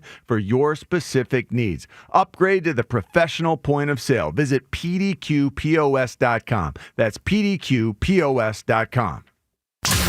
94 WIP Sports Update. Brought to you by Window Nation. National League outlasted the AL 7-6 in the All-Star game, led by none other than Kyle Schwarber.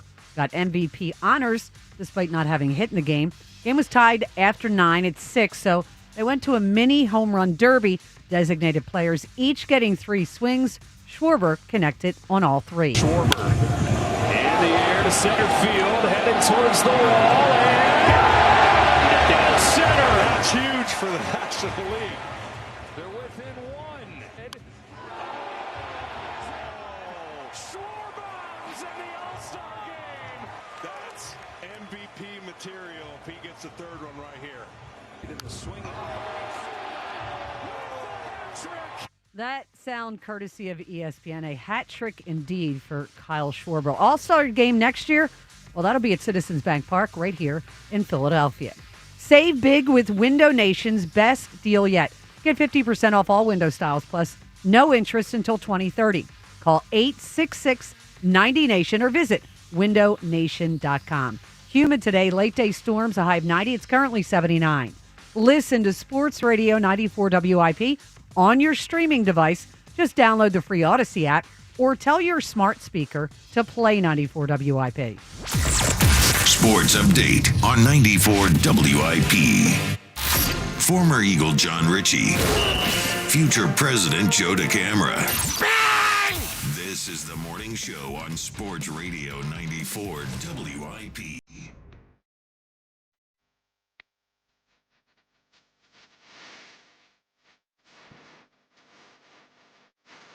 Sports Radio 94 WIP. This is the morning show. Tom Kelly in for Joe DeCamara today. You want to get in 215-592-9494 discussing a number of topics. Would any current Philadelphia athlete be on your top 5 list of the athletes of the last 25 years discussing that? The All-Star game, would you, after last night, the theater of the swing-off, should the swing-off replace extra innings? And obviously, we're discussing a lot about the Joe versus Jack competition. And I've made it my goal this week to try to turn John. I want to turn John into a supporter of Joe by the end of the week. What do you think my chances are, Rhea? I would give your chances at about an 11%. 11 per? Oh, wow, that's pretty high. I'll take it. I thought it was pretty low. John, the discussion continued through the break. We were talking about it in the bathroom, about Joe. And John, I think you're coming around a little bit. Can you clip that, please, Buzz? We were talking about Joe in the bathroom. Yes. Coming around? A little bit. What? I don't know. You gotta support. Like what they did. What they did to Seltzer was wrong, man. You gotta support what you believe in. You gotta support what you believe, right? Yep. I believe Joe is wrong to say he is a better athlete than Jack Fritz. Okay. Would you like some more audio of you guys getting ripped? Oh, Buzz has some more audio. Please, What's Buzz. Last thing. I'm sorry I have so much to say here. I'll shut up in a second. Last thing. There was some complaining from the morning show again about how fair the umpire was because the umpire thought Jack was going to win. There was no whispers of fairness when Joe DeCamara, for his caddy, had the head golf pro for Riverwinds at Riverwinds. Nobody's talking about fairness there. And Fritz had me. Yes, and no offense. You play Riverwinds just as much. Vince at Riverwinds knows that course better than anybody. Of course. And he knows the rules. And he knows the rules. And he very, very, didn't happen to mention to us that in that final lie that Jack had, that he could have moved the ball back. So you want to talk about fairness, shove it. You want to talk about high road, shove it. You lost, we won. You hitched yourself to the wrong guy. A loser. Loser in the morning show. All right. Yeah. Okay. I support this message. All right. Thank you. All right. Jack, you can stay neutral. I know you got to compete against the guy. I support this message. Yeah. Thank you. Kind of sounds like they're coming after the whole show. I didn't. What a take we it that and way you at guys all. there. What are you? No, I completely disagree. It is shady. Joe is trying to use every trick in the book I've to dropped this circumvent down to 5%. the truth and the rules. Yeah. It's absurd. I'm not sure it's that absurd. would help He got us. the golf pro to be his caddy. Yeah. You don't think that's cheating in any way? You No, don't it's think that's gamesmanship. shady? It's gamesmanship. It's trying to get an advantage. And as you heard Joe in there, said Jack he's a mentioned better Ike athlete. plays there all the time. Yeah. Joe said he's a better athlete than Jack Fritz. Uh-huh. And now he's employing every trick and underhanded methodology in the book to try By getting a caddy? to prove his point. You're telling me I should support this ruse? It's not a ruse. I mean, he's trying to get an edge. Isn't that what the great athletes do? Isn't that what a competitor would do? Is to try to get, any edge they can? Mm-hmm. You don't seem to respect it. I don't respect. I don't respect that move. I mean, that is kind of underhanded, man. Well, fair enough. But do you agree? No, I don't. I think you it was fine. don't I think that's that's fine. Hold Ike on. was Jack's caddy. You think that's even that you got Ike on the one hand? Now Ike is You an think incredible having guy. that caddy is literally the reason that Jack melted down like a 5-year-old? I don't know. I think that caddy he took like probably 9 or knew 10 a ton. shots. Yeah. The caddy probably knew a ton and was very helpful to Joe's cause. Yeah. He's not swinging the club for him. I Joe's think- the guy who's got to hit the ball. Very, very true. And Joe didn't do a very good job of it. What happened was Jack did such an incredibly poor job of it that he broke and short-circuited. Yeah. Like I have not seen before. So that was troubling. So want to know from the audience, should John support Joe in the rest of this competition? 215-592-9494. Also our side topic today, who or what is funny, with it being Will Ferrell's birthday. But one of the things that has obviously dominated conversation this week, the ESPN list the other day that came out. Now, scouts, executives, front office people, they ranked the quarterbacks in the NFL, ranked Jalen Hurts 9th. Now, I would say that's low. I personally, on my list, I'd have Jalen Hurts 6th. I would have him behind Patrick Mahomes. Insane to have him at 9. Yeah, it's insane. Yeah, nine behind Herbert, behind I'm Goff. around 4 or 5, but is no, bad. It's insane. And I made this point yesterday morning, TK, and I'll reiterate it. Love to know the ages of the scouts and the executives and the coaches. Yeah, Just curious. and they actually just released the wide receiver rankings. I guess they're doing this for every position. They did the wide receivers today. A.J. Brown came in at 5th. For the wide receivers. But Jalen ranked at 9, and yesterday they were talking about this on FS1. Here was Danny Parkins talking about Jalen Hurts and whether he thought 9 was a fair rank. Yes, it is the ultimate team game, but the Eagles are a stacked team. Yeah. Is saying Jalen Hurts is the 10th best quarterback in football disrespectful? Like, if that is disrespectful, then I guess I'm a hater. If you're saying he's in the top third, it sounds disrespectful. Okay. Some of it's the guys you put ahead of him, too. But and we'll listen, and we'll get to the mountain/peak later in the show, but they are a stacked team. ESPN's doing this thing where they're ranking position groups and they're asking executives and scouts and all of that and top 10 at every group. The Eagles had 2 of the top 6 offensive tackles in the NFL. Yeah. They had a top 5 interior offensive lineman and an honorable mention interior offensive lineman. They have a top 10 tight end. When the receiver list comes out, they'll have a top 10 receiver. They had the number 1 running back. They had the 3rd ranked defensive tackle. They are a stacked team. And so what would I like to see from Jalen Hurts? I'd like him to throw the ball. I would like him to be asked to throw the ball. Because everybody remembers how last year started for the Eagles, right? They were 2-2 in their first 4 games. He threw 30 or more passes in all 4 of those games, averaged 33 pass attempts per game, and they went 2-2. They made a very public, we're going to rely on our offensive line and Saquon Barkley. They went 12-1 down the stretch, won the Super Bowl, and Saquon Barkley had one of the all-time great running back seasons ever when they pivoted away from asking their quarterback to throw the ball.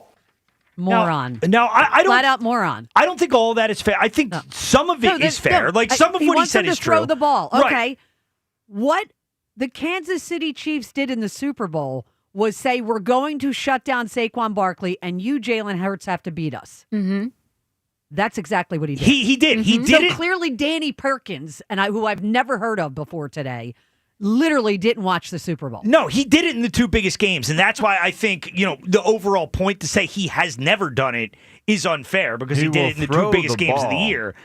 But when the game plan dictates, he will throw the ball when the game plan and the game situation dictates, and he will do it with aplomb, and we will win world championships. Well, and also, when are we happened. going to accept that a quarterback doesn't have to throw the ball to be an elite quarterback? I feel like this just kind of old-fashioned thinking is still so prevalent with these guys who come out and make these lists, like Lamar Jackson, Jalen Hurts. Like, you can use your legs and still be a great quarterback. You don't have to solely throw the ball every single play. And also, the stack team comments just drive me insane.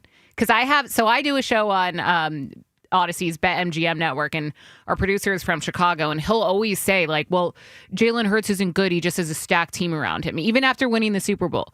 When did that narrative come out? When did we all decide, or not we, when did they all decide that the Eagles had a stacked roster? Was it, when everyone was saying that without Jason Kelce, the O-line wasn't going to be as good? Was it saying with Kellen Moore, with the new OC every year, there was going to be, a learning period with the offense? Was it when the defense was really bad the season just previous to this past one? Like, I just don't understand when all of a sudden we decided that the Eagles had a stacked team until they started winning and they won the Super Bowl. Well, I mean, they do have, he does have incredible talent around him. But that was not the overall narrative until the Eagles started winning.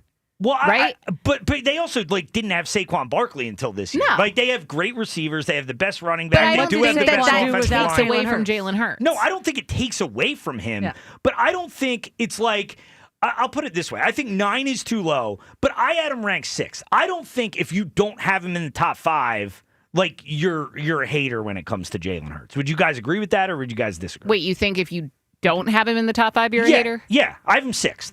And I think that's totally fair for where you're in. Who do you have? You're in the before dislike him? phase. No, I don't dislike him at all. Who do you have before him? I have Patrick Mahomes, Joe Burrow, Josh Allen, Lamar Jackson, Jaden Daniels. Why do you have Jaden Daniels before? Because if I'm taking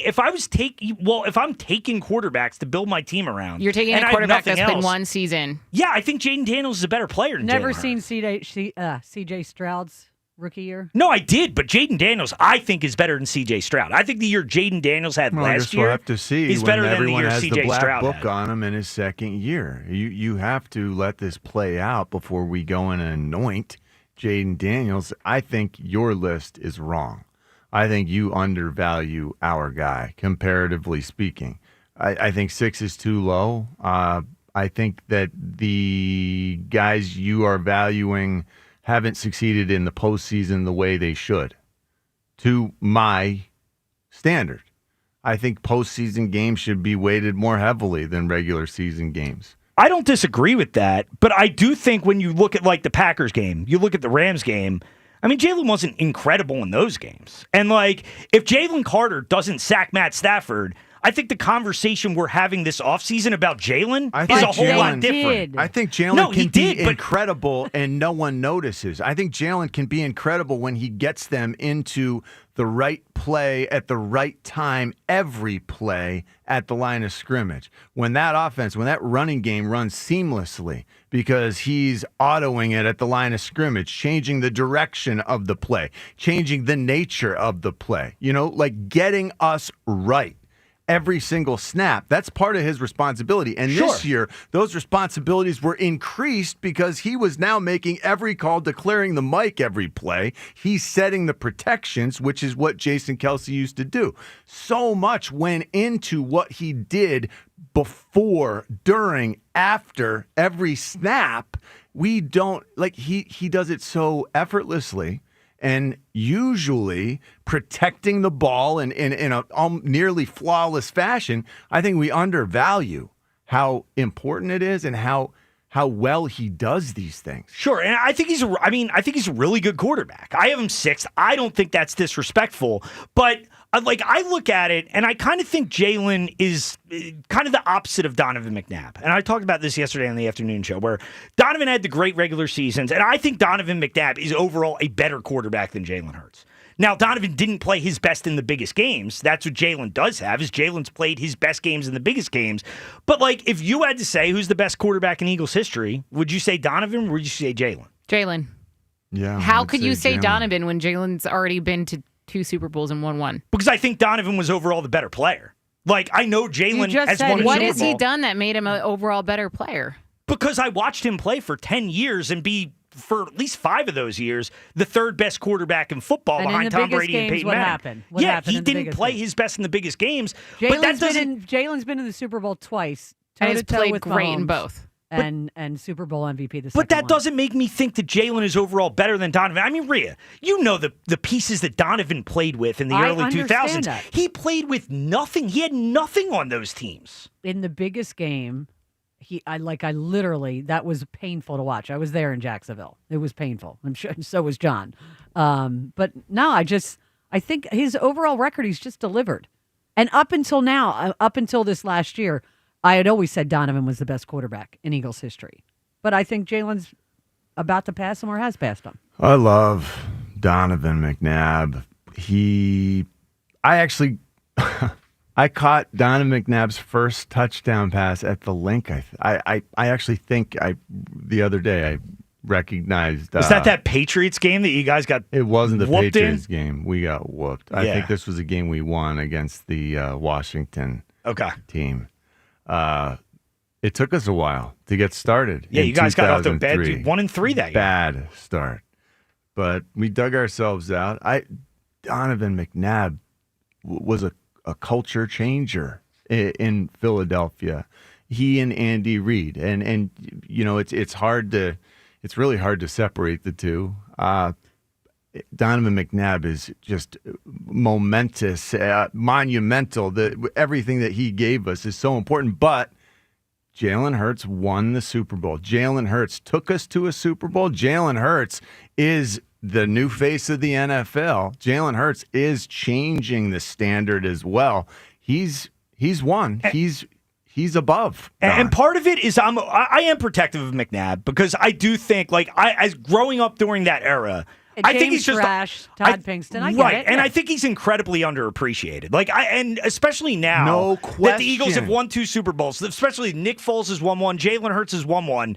It bothers me that I think a lot of people look back now, and if you just hear and you didn't really watch the Eagles in that time frame, you'd think Donovan McNabb was a bum. The way people talk about him and the worm balls and all this kind of stuff. Well, he was a great player for a long time here. And I still, even though Jalen has won and Jalen played his best in the biggest moment, I still think Donovan overall is a better quarterback. I think you're wrong, but I don't think you're crazy. I don't think that's far off base. I think you could very clearly make that argument either way, that it's so close. Donovan had just such an awesome stretch of success, and he did change the way people perceived what you could do at the position. Jalen is man, but Jalen has won in that capacity, and Donovan he's near and dear to my heart. I think that you're taking it a little far, a little too far. You're a little overprotective. I think you can appreciate what Donovan McNabb did, while also admitting that Jalen Hurts is the better quarterback. I just don't think, but I don't think he is the better quarterback. I think he's had the bigger games and he's had the bigger moments.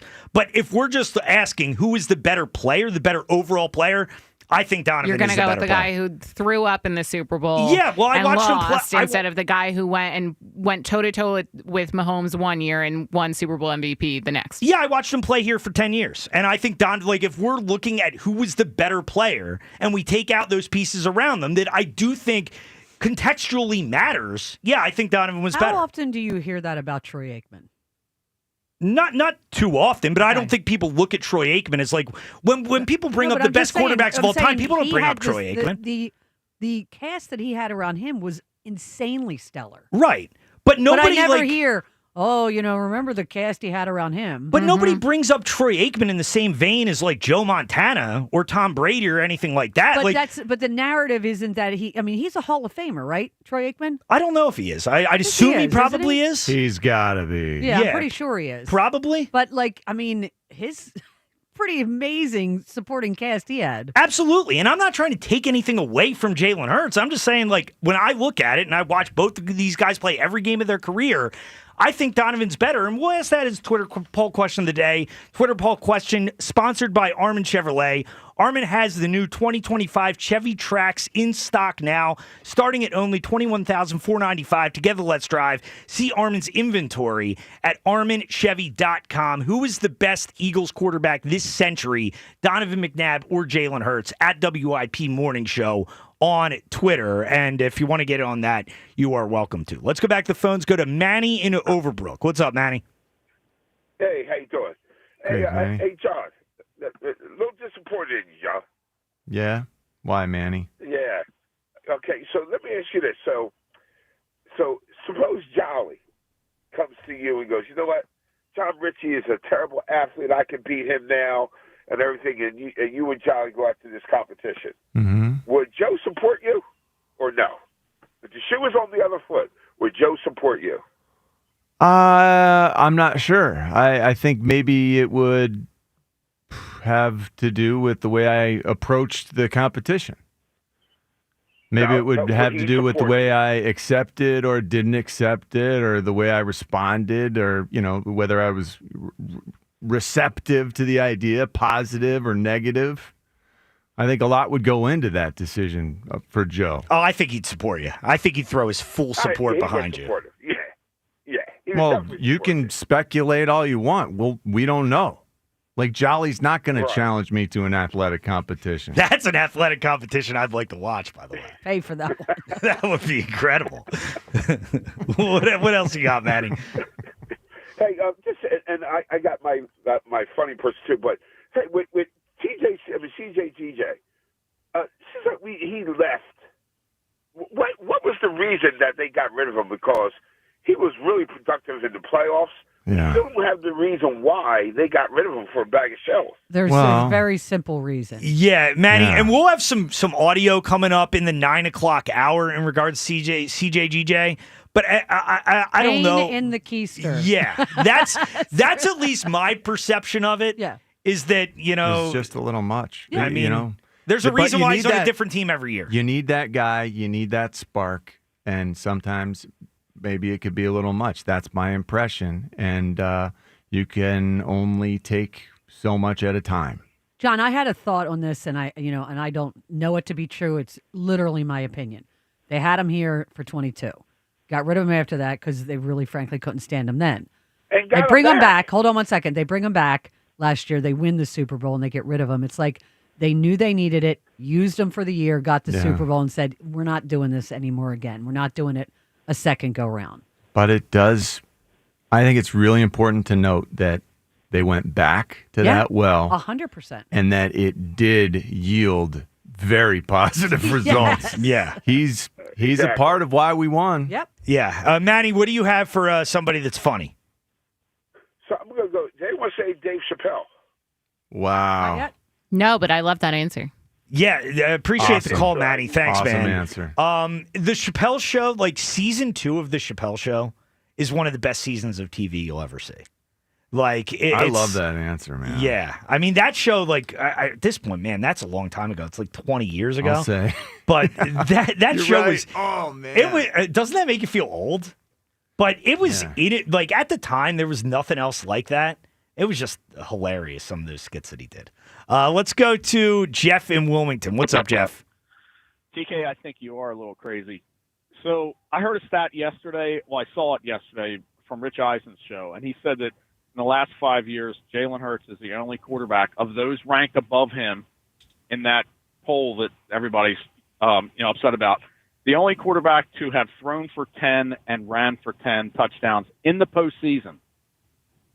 So the idea that Donovan should be ranked above Jalen now is crazy because we all know what Donovan did. He's behind him. Like the whole point is to win a Super Bowl.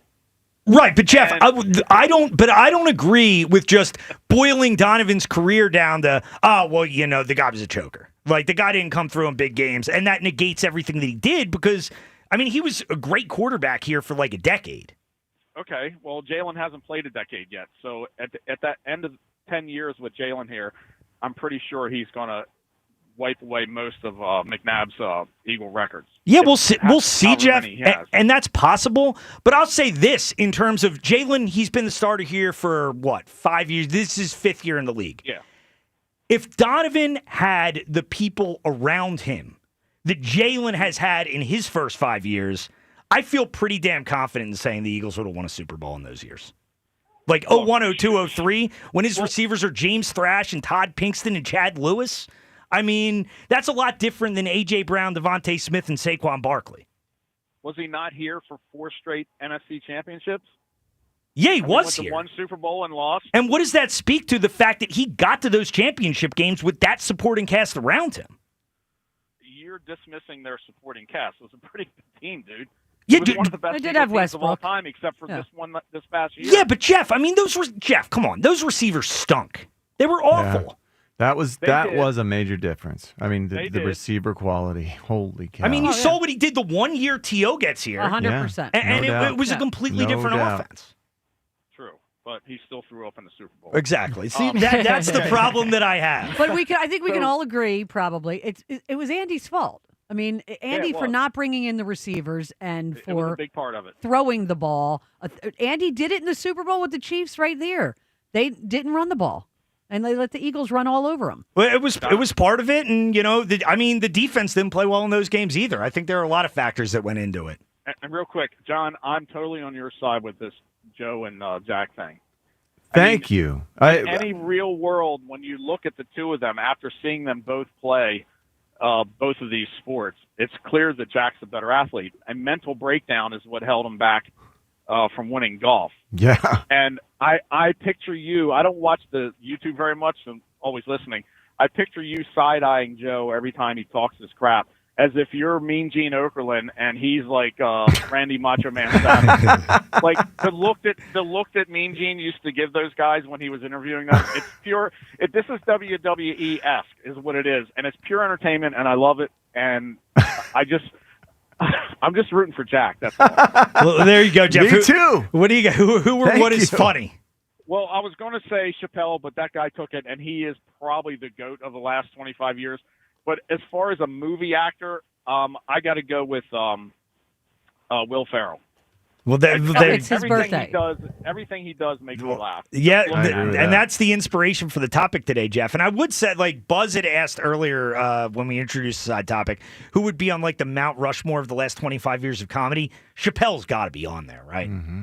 Yeah, No he's got to doubt. be on that list. So, do you actually think Liam Neeson is going to be funny? Like the whole Naked Gun thing? No, I have no interest in that movie. Oh, I do. Frank Drebin doesn't feel like Liam Neeson to me. Like Frank Drebin is hilarious. All those were Leslie Nielsen was incredible. But I don't think he had ever played a comedic role before he did that. I don't think he did. I mean So, that is amazing. That's. I when mean, you think maybe about that's what that. they're because I think in some of these action movies, and obviously Liam Neeson has played a lot. He works in a little dry humor. He does. But I would always remember was that Leslie Nielsen had been a dramatic actor. Well, I got to make a confession. I've never seen the original Naked they Gun were movie. hilarious. Oh, so funny. Really hilarious. Yeah. Leslie Nielsen, the dry humor. And that is something that I remember too. Like I hadn't seen the old stuff of Leslie Nielsen as a dramatic actor, but here he was, white hair, he was, advanced in age, sort of burst onto the scene as this guy who was just like a, funny, dim-witted, Why can I private not detective. picture Leslie Nielsen? Like, I feel like I know what the guy looks You like. would but if you I'm- just Google it. Right. His picture would come up. But I'm trying. Like, I know I've seen him before, but I'm having trouble picturing him right now. I just, I was a huge fan then. I can't imagine being as big a fan now with Liam Neeson in this role. But I'm going to give it a try. I mean, I'm fascinated to see if he can pull it off. There you go. Let's go to Casey in Pottstown. What's up, Casey? Hey. What's up, How you Casey? doing? Hello. How you doing? Super. Good. Hey, naturally, I'm calling about Jack and Joe. Yeah. And I want to just contribute that I don't believe Joe is a better athlete. There's no way he's a better athlete. So he has to seriously get into Jack's head. And now he does try and that. he did. And he did it well. Do you think that's score as a- honorable Yeah, to of course. crawl into someone's head in an athletic competition where you're trying to prove that you're the better athlete? Well, that's his only Part chance of to it. win. That's part of it. It's his only chance to Are you win. saying- He's So not are the you better the better athlete. athlete if you win that way? Well, it's 1-1. You're the better competitor, I would say. Did Brandon Graham do it weekly? There was times he probably went up against people that were better than him, but he was in their head constantly. Hey, sometimes you have to play with their heads to get there. Mm-hmm. I don't And, think it makes you a better athlete. Well, that doesn't make it better, but here's 1-1. And personally, Jack had his number one sport the other day. His number one, he was the best pitcher from Westchester since John Matlack. But it was pretty lopsided, that competition. And he was fading at the end. Like I said the other time I called, if Joe had let that ball hit him, Jack admitted in just that sound bite you guys played a little while ago that his arm was dead. That if he had hit that man, it might have become another mental competition.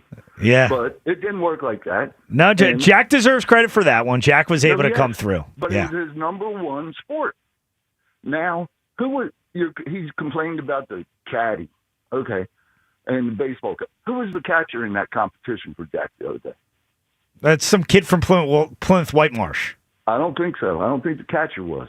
The catcher wasn't. The catcher was in Bloomsburg. Oh, really? Yeah. Oh, it was his personal catcher? Not his personal catcher, but a guy currently at Bloomsburg. Okay. Yeah. And so, I mean, that's a little bit of, and I believe the umpire was Jack's neighbor. I heard both interviews, and that interview he had with Jack's Spike neighbor. I don't know. Well, I think we would have known if it was Jack's neighbor. Well, I'm saying that to get in Jack's head too. Well, but he just make stuff up. He interviewed a whole lot different with Spike and Jack than he did with Mr. Perfect on the morning show. Well, we might have to look into that, Casey. What do you have for something that's funny? What's funny is this competition and the way everyone's reacting. I believe the way Spike reacted the other day when he shut off everybody's microphones and came at Rhea is disgusting. Well, There's no way I'm going to. I didn't hear that. He shut off everybody's microphone. Appreciate the I knew call, he went Casey. Wait, what? He's I- gone after me repeatedly, which is fine, but I didn't know he shut off everybody's microphone. But of course, this guy said a lot of nonsense in his call. So, but Spike's come after me repeatedly, which I think is funny. Yeah, I mean, Spike is certainly rallying behind his guy, and that's all. That's all I think didn't we're run asking. like a girl and jump into Jack's arms when he wanted baseball. You've seen the video; it's like a little embarrassing, frankly. It was, it was a little, I don't know. The way they flooded the mound to greet Jack was They like, were all right, they boys. hadn't seen each other in years, and they were racing to each other with their arms A outstretched. warm embrace. Yes, it was touch and go as to whether Jack could do this thing. Like, remember at that point in time, that was embarrassment. Post-meltdown, where I think everyone was sort of in doubt that Jack could function. Well, I think it was a bad look for the afternoon show that they were like putting all these stipulations on Jack needs a rest after a few pitches and stuff like that. Well, if Jack's that much better than Joe, they were afraid. If he's that much better as he should be, then he should just blow him away. Well, Spike was getting annoyed at Jack for it seemed like Joe was winning all the negotiations and Jack was just going along with whatever rules. That's why golf was 9 holes of match play and not 18. Favor Joe. That's why in baseball, Jack wasn't going to negotiate any rest periods for himself at all. So Spike had to come in and be his agent. Well, that's the problem is Spike is negotiating all this instead of Jack. Right. And if Jack is such a better athlete, though, none of this stuff should matter. Like, you should just be able to beat him in whatever. Well, I guess that's why Jack was being so laissez-faire about it, I guess. I mean, again, I think I'm really interested to see how it all plays out. With you, it seems like people give Joe a chance in a game where in tennis you have to be like in really good shape. But he's got to know how to really serve. quick. Jack doesn't know how to hit a tennis ball. Presumably Joe's going to hire a tennis run coach to return anything that You're Jack hits your assuming way. Jack can get it within the lines. I'm positive Jack can get a tennis ball over a net. Are you you know what, positive John, that have you Joe ever can played run tennis? to the ball? It's. I played it for years, and let me tell you, I could I played never. it in gym class. I That's could all. never serve. I was a hell of a returner. I could return, couldn't Okay. serve, and I played. Is there a rule against just like taking the ball and doing that to serve just to get it over? Because if I'm playing against Joe, all I want to do is get it over. And I don't think he can get it You back. can't bounce And if it. he You have to does- get it in the specific square. Yeah, you have to I get it understand. in one specific right, box. across the way. Yeah. I was a net kid. I was a ball boy at the Virginia Oh, you Slims were? tournaments in Hershey. Yeah. That's pretty cool. Like pro tennis tournaments? Until I stood up at the net because I got really excited. My cousins were in the stands. It was kind of a Do you fiasco. stand in the middle of a match? Yeah. Oh, I Did you was- get fired from being a ball boy? I did. Would you ever consider going back and being a ball man? I could be a ball man for their competition. Yeah, I mean, I have the skills. No, we gotta stop right now. We clip that, Buzz. John just offered to be the ball man. We gotta make it for happen. this competition. I don't know why this is such needs news. to happen. Yeah, I agree. Because Can you imagine? Now this, I need to go watch this live. The serve John goes into the running net, across, because you got to do it like they actually I do. know. You got to run It's really fast, go oh. squat down. We need like the big full. business. So we need John to be the ball boy. We need someone doing play-by-play, but like the way tennis play-by-play goes, where it's like really quiet, hushed. and just kind of like hushed they're and rushed. My cousins were also doing the ball boy thing. I was in the middle of a match at the net. My cousin, Doug, holds up the new Pro Keds shoes that it was the reward that all the kids were receiving for doing the ball boy thing. Oh, and he you was got a reward? done, so he got his new shoes. He's holding up these Pro Keds from the like the third row of where everyone's sitting. I got so excited. I stood up and I jogged back, like ran off the court. I ran off the court to go look and see if I could find where my Pro Keds were, because there's a little flap in the like the thing behind a tennis court, the thing that hangs down to stop the ball. You left the match? I left the match. I just completely lost my You're a mind. terrible I was in ball third boy. grade. I was in third grade. I was a 9-year-old kid. Did you not get the shoes? It was overload. I did get the shoes.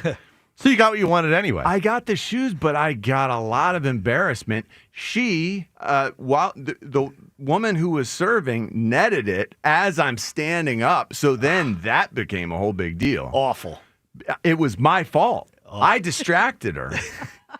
Well, you're gonna have to you have a chance to redeem yourself. I know. I from have like to be 40 years ago next week. I'm picturing John at the net trying to like heckle Joe while he's serving. Well, now this is the best part, is John being the ball man for this competition. 215-592-9494. One more hour left. You want to get in? Should John Ritchie put his full-fledged support behind Joe DeCamara? Welcome to get in on that. The All-Star game, Kyle Schwarber.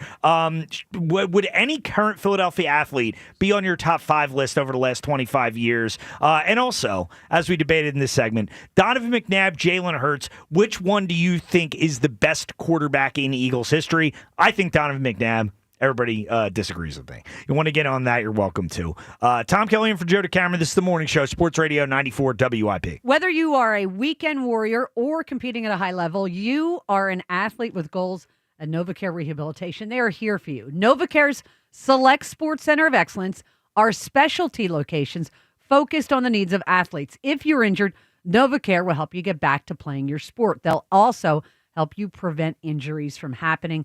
And NovaCare will prepare you to compete at your highest level of performance. At all Select Sports Center of Excellence, athletes are treated for their specific injury, training needs, and goals. Most importantly, care is provided by sports-specific physical therapists using advanced training and technology. For more than 30 years, NovaCare has long been the trusted Delaware Valley and South Jersey leader in physical therapy, hand therapy, and sports medicine. Select Sports Center of Excellence, it's just one more way NovaCare is meeting your needs. To learn more about Select Sports Center of Excellence, go to NovaCare.com today.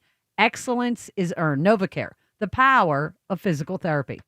At Verizon, lock in our best price ever on the best 5G in Philadelphia and be the best you. Check where your ride is for your trip into the office. Get that almost impossible dinner reservation and save big with Verizon while you do it all. Switch today and pay $45 a month for a single line. That's right, just $45 a month when you bring in your phone with unlimited welcome with auto pay plus taxes and fees. Stop by your nearest Verizon store today. $20 monthly promo credits applied over 36 months with a new line on unlimited welcome. In times of congestion, unlimited 5G and 4G LTE may be temporarily slower than other traffic. Domestic data roaming at 2G speeds. Rankings based on root metrics root score report dated 2H 2024. Your results may vary. Additional terms apply.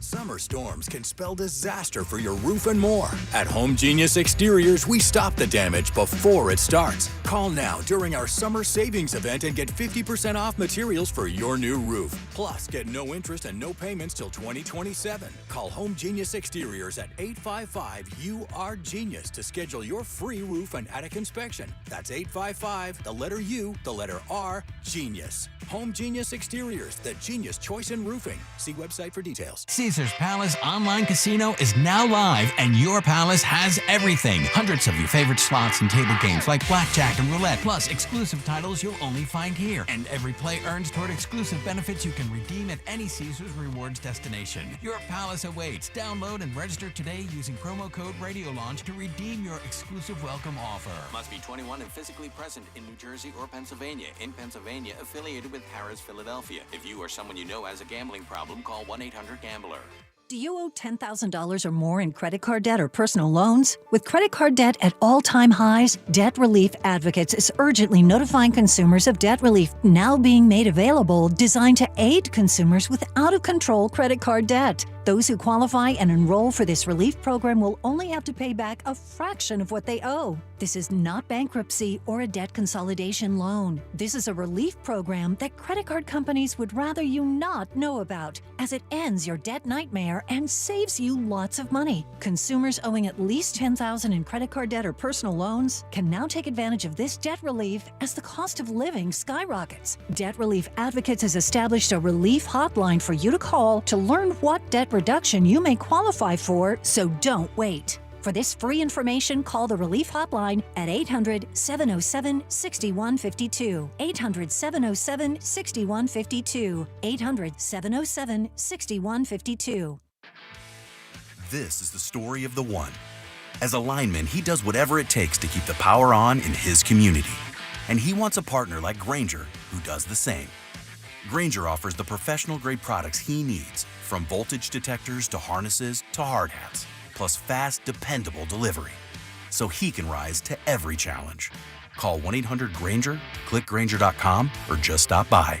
Grainger, for the ones who get it done. Still getting around to that fix on your car? You got this. On eBay, you'll find millions of parts guaranteed to fit. Doesn't matter if it's a major engine repair or your first time swapping your windshield wipers. eBay has that part you need, ready to click perfectly into place for changes big and small. Loud or quiet, find all the parts you need at prices you'll love. Guaranteed to fit every time. But you already know that. eBay. Things, people, love. Eligible items only. Exclusions apply. If you could hear Old Spice Fiji Antiperspirant, what would it sound like? First, you'd start with Fiji Antiperspirant's amazing scent of palm trees. Add pure notes of fresh coconut and layer on 24/7 odor and sweat protection. You won't hear any dyes or parabens because with Fiji, you won't have any. So while your regular antiperspirant sounds like this, Old Spice Fiji sounds like this. Sounds like it smells amazing. When you've got real work to do, Metal Supermarkets will help you get it done fast. We've got a huge variety of metals in stock, and we cut to size fast. Bottom line, we get it done fast, so you get it done fast. Doesn't get easier than that. Metal Supermarkets, the convenience stores for metal. Find a store or buy online at metalsupermarkets.com.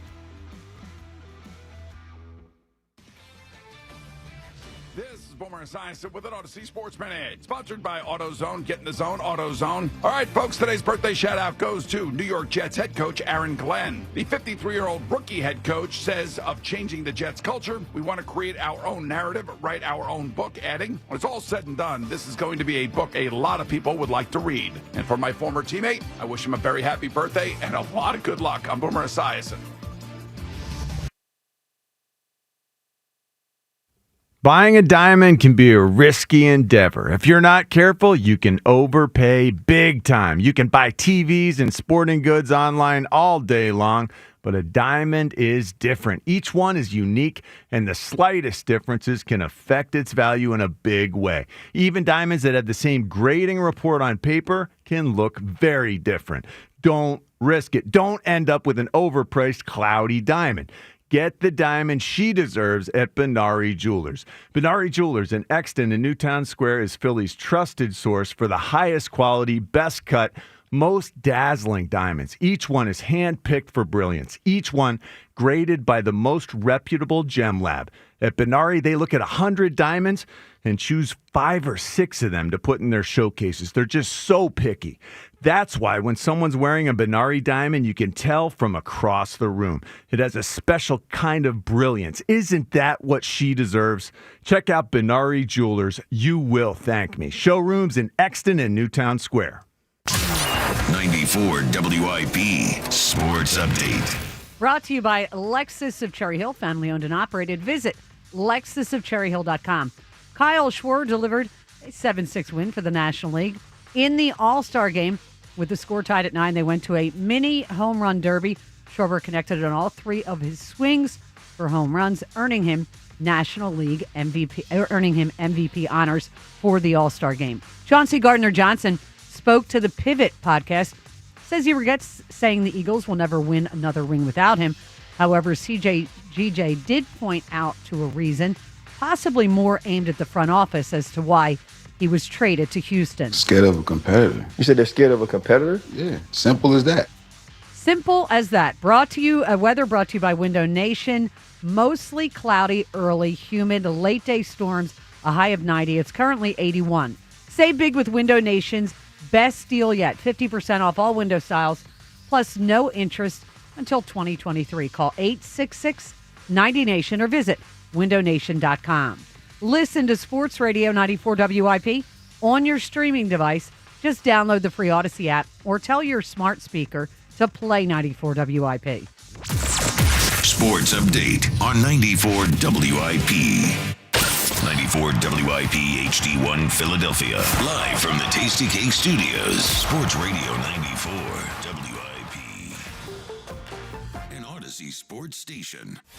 Baseball on the radio.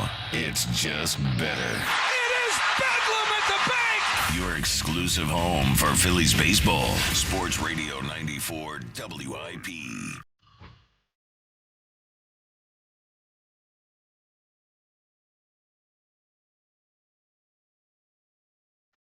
Sports Radio 94 WIP. This is the morning show. Tom Kelly in for Joe DeCamera today. A lot of stuff we've gotten into throughout the course of the show. You stayed up late last night. You saw Kyle Schwarber win the All-Star game for the National League. Unconventional fashion. They do a swing off. 3 competitors for each team compete in a mini home run derby. Kyle Schwarber, 3 swings, hits 3 home runs, wins the MVP award for the National League. And off that, we've been talking about the top 5 athletes of the last 25 years, something they're doing on the midday show this week. Would you have any current Philadelphia athlete on the top 5 list? John was considering Kyle Schwarber. I think we kind of talked you out of it. Well, sure. It was spectacular what he was able to do last night. It's possible if he had been a Philly for his entire career in the major leagues, he would be. Undoubtedly, he would be a consideration for everyone's list. You know, being a world champion as a Cub, a guy who's been in this league as long as he has been, the leadership that he brings, his involvement in the community, the guy is everywhere. Everyone, you really got to look up to the way he inserts himself, like in the community. Did Jalen He's Hurts involved. make your top 5 list? I don't remember. Jalen Hurts is my number 2. Okay. My top 5, but my problem is if I try to get Kyle Schwarber in my top 5 list, he displaces Brian Dawkins. Right. That does not feel can't right. do that. That's hard to No, do. it can't work for me. So I have Kelsey, Jalen Hurts at 2. Donovan McNabb at 3. Well, and I can't like having believe Donovan you've got on there. those guys switched. Well, I don't have Donovan on mine. The only Eagle from that era I had on was Brian Dawkins. I had Brian Dawkins, Brandon Graham, Chase Utley, Ryan Howard, and Allen Iverson. They're my 5. Not in that order, but they're my 5 on the list. So you want to get on that, you're welcome to. Discussing the last segment, and I'm interested to get people's takes on this. Who do you consider to be the best quarterback in Eagles history? Jalen Hurts or Donovan McNabb? I still consider it to be Donovan McNabb. I just think he was the better player overall than Jalen, but would love to get your take on that. And then with the All-Star game, we were talking about this home run derby thing and whether the swing off in the regular season should supplant the zombie runner. I thought it was really fun. I think it would be a really cool concept for them to implement during the regular season. But I do want to, real quickly, talk about a couple of other things with the All-Star game last night. We mentioned all the players going back to wearing their own team jersey, team uniform. That was a unanimous hit. Even like Aaron Boone during the game took a shot at Major League Baseball, essentially, and was like, thank God we finally corrected this from the last couple of years. So that was great. But the other thing that we were talking about a little bit before the show off the air is it was amazing how efficient the automated ball strike system was that they used last night. Now, this is probably coming to Major League Baseball next year where you can challenge ball strike calls. And I watched that game last night, and it just made me like, if you're one of these people who still wants, I don't know, the purity of the game or tradition and want umpires to get calls wrong, that opinion couldn't be any more ridiculous. Is there anyone left? This was left? so easy for them to do last night. Is there anyone left who thinks that this isn't going to work? Is there anyone left who wants to keep it old way? The camera. I do think probably it's probably like Joe and Spike. But I think he's being foolish. How could you possibly want that? Like, it was so efficient. Like, literally, the batter taps his helmet, and within 5 seconds, we have a ruling. It's not like the NFL where they go under the hood and it takes 5 minutes.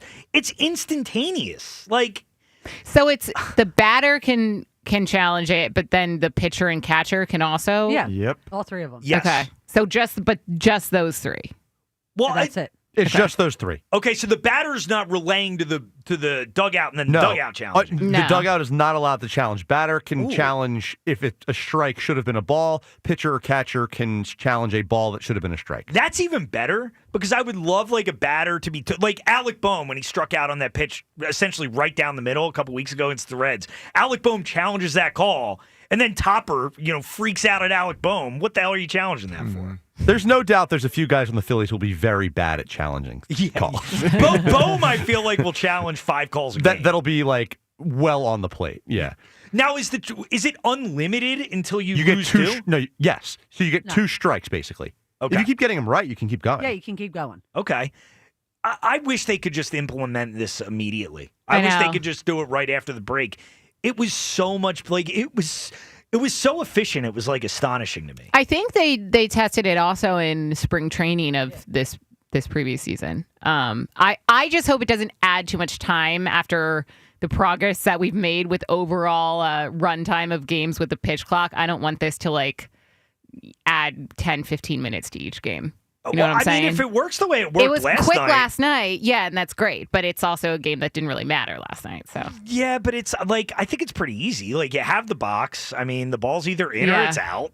Yeah, and just I thought it was speedy. The game was long, but they had a lot of stuff in it. Yeah, they always they it's do hard to extra know stuff. how They do a much- lot of extra stuff in the All-Star game. The bloated nature of an All-Star game leads to a little bit longer. It's hard to know how much was just the All-Star game fanfare. Yeah. I overall really, really liked it though, and it was just cool to see. It was better. They're willing to change the game, and it's helping the game. Yeah. I like that. I like the idea of bringing these new ideas to light, actually enacting the new ideas. Baseball's doing it now, and I think it helped the game. It sped up the game a ton. I mean, it shaved an hour off of games. I mean, there a is couple years ago. There is still some dumb stuff though. Like I was upset with this the other day. Like the stupid Legends pick. Like we really need Clayton Kershaw in the All-Star game when he doesn't deserve it at all. Clayton Manning. Clayton Kershaw, the biggest choker in the history of baseball. I don't know.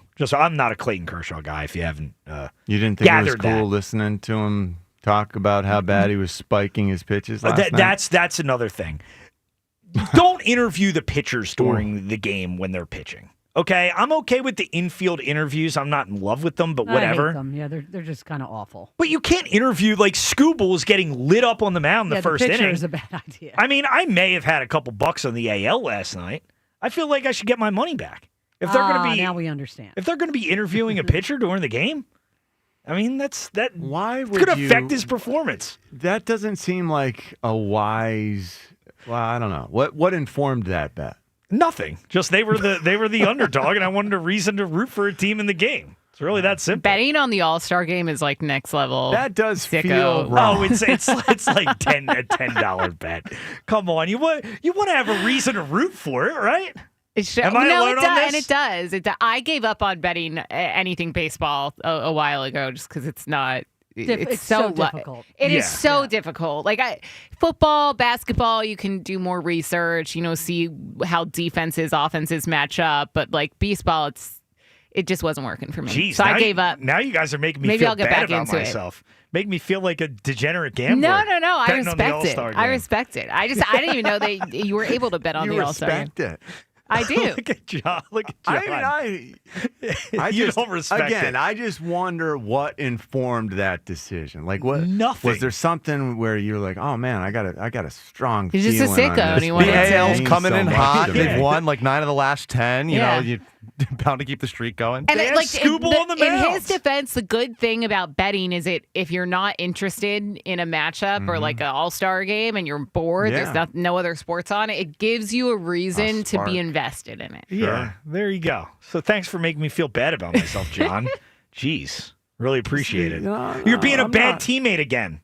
This is a common theme with you. You're killing You guys John. are laying it on thick with this teammate thing. You got to support Joe. Yeah, gotta support Joe no matter what. Do you think Just John should support him. support Joe in the No matter competition? what. I can't wait for this tennis thing now. You got to dress like the part for the ball boy. How do you do thing, that? too. You just wear short little I white think you got to wear shorts? all white. You got to wear a Not headband. Wimbledon. Yeah. They're not playing on grass. Yeah. The white. I don't have tennis shoes. Tennis attire. You definitely have like white sneakers. I don't somewhere. have any white sneakers. Really? I don't.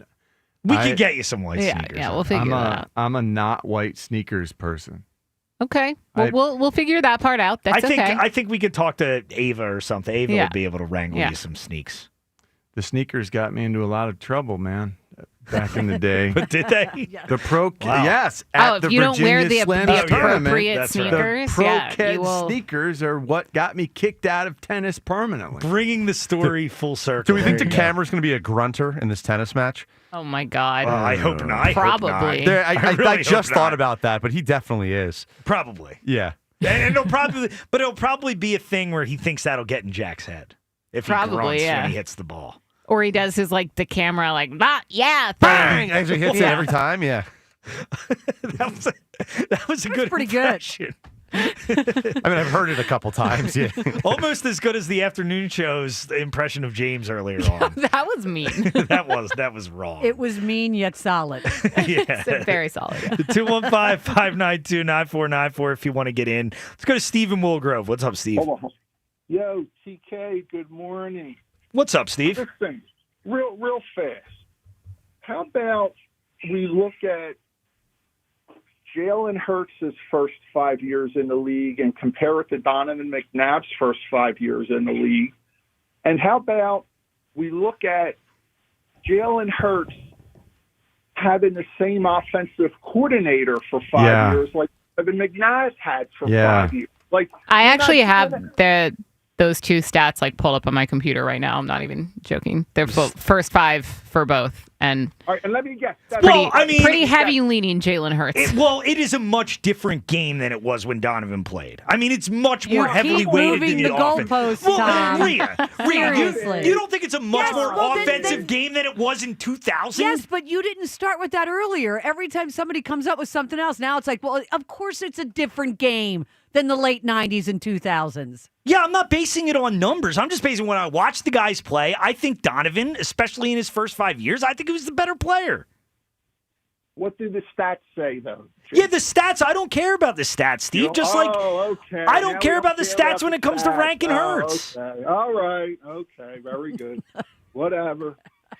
Listen, there's no way. You know what people mean when they There's say no whatever, way don't Donovan you? Yeah, he could means he have thinks handled I'm an a idiot. different I get coach it.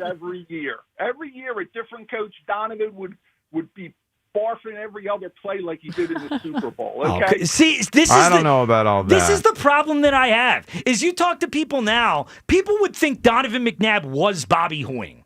Like, they would think he was awful. No, they He's don't. incredibly Stop it. underappreciated. I'm not his biggest fan, and up until like literally recently, I have always said he's the greatest quarterback in Eagles history, and he drove me crazy. Of all the callers today that have weighed in on this, has one person said one positive thing about Donovan McNabb? Yeah. No. The answer is no. Probably not. No. Seems- Well, so you Wow. say something positive. I think he was a great quarterback. He was the third best quarterback in the league from 2000 to 2000-2004. It was Tom Brady, it was Peyton Manning, it was Donovan McNabb. Why? Tom, he's why I came to Philadelphia. I watched him play. I don't know what to Donovan tell McNabb. you. I would out in Oakland. I would watch the cut-ups of all the defenses of the teams that we were going to go up against. And when I had a chance to watch the Philadelphia offense, I ate that up because I was fascinated to watch Donovan McNabb. I wanted to see Andy Reid's offense. I wanted to see Donovan McNabb just eating it up. He was so great. He was so groundbreaking at the time. Especially I wanted to be a part of that. In 2001 especially, which was his third year in the league, his second year as a starter, he was that entire offense. You mean before he decided he didn't want to run anymore because he didn't want to be a running quarterback? Yeah, well, yeah. That he was did really annoying. because dial that back. It made him special. Yeah, no, it did. It's what makes Jalen special, the combination. Absolutely, no question about it. But like that year, they got to the NFC Championship game. They took on the Rams, who were a juggernaut at the time, the greatest show on turf. They had a chance in that game. Exactly. They really did. They did. The only reason they had a chance was because of Donovan, because he's playing with 100%. Freddie Mitchell and Todd Pinkston and James Thrash. And Steve. if he had Andy Reid, if Jalen Hurts had Andy Reid for his first 5 years, Jalen Hurts would be a much better quarterback than I he agree. is today. That's a great point to make, Steve. You know, TK, I'm really upset, man. You know, I can't believe you're even thinking this guy is better. Steve is distraught. Richie Rich, real fast. I don't know what to tell you, Steve. You're, all right, Richie Rich, you're in the backfield, you're playing fullback, and that running back behind you is a pompous ass. Are you going to block for him or not block for him? Are you going to be a team player or let him get crushed by Lawrence Taylor or whoever is coming from the blind spot? Are you going to pick up the block or are you going to let him get crushed? If it really is a team situation, I need to win for the team's purposes. I'm going to block for him. This is a team situation where the outcome really doesn't matter to the rest of us as much as it does to Joe and Jack. It's more of a personal thing, one-on-one, where he's saying he's a better athlete than Jack is. How does that become a team thing? Well, I think this means more to Spike than it does to anybody. I would absolutely agree with that. To be honest with you. Steve, what or who is funny? How about Lucille Ball? Lucille very good. Ball, appreciate the call. You ever heard of her? I've heard of her before my time, though. I wouldn't know. Joe DeCamera would love that answer. He's reading a book on her right now. Joe DeCamera pandering answer. Yes. Joe said that if there were one comedian he could trade places with in the world, one actor if he could trade places with, one entertainer in the world, it would be Lucille Ball. Really? Why? Who knows? That's kind of feels very strongly about kind of Lucy. a weird answer. Yeah, it is. Kind of a weird dude. I'm not sure. Yes. Familiar with that? Let's go to Rick in Easton. What's up, Rick? You guys are funny and entertaining. I will tell you that right now. And, Joe DeCamera has to go back to the old Joe DeCamera. If I was the marketing person or the production manager at WIP, you had almost 500 people. People listen to your show because you guys are fun and entertaining. There were almost 500 people that came to Plymouth Whitemarsh.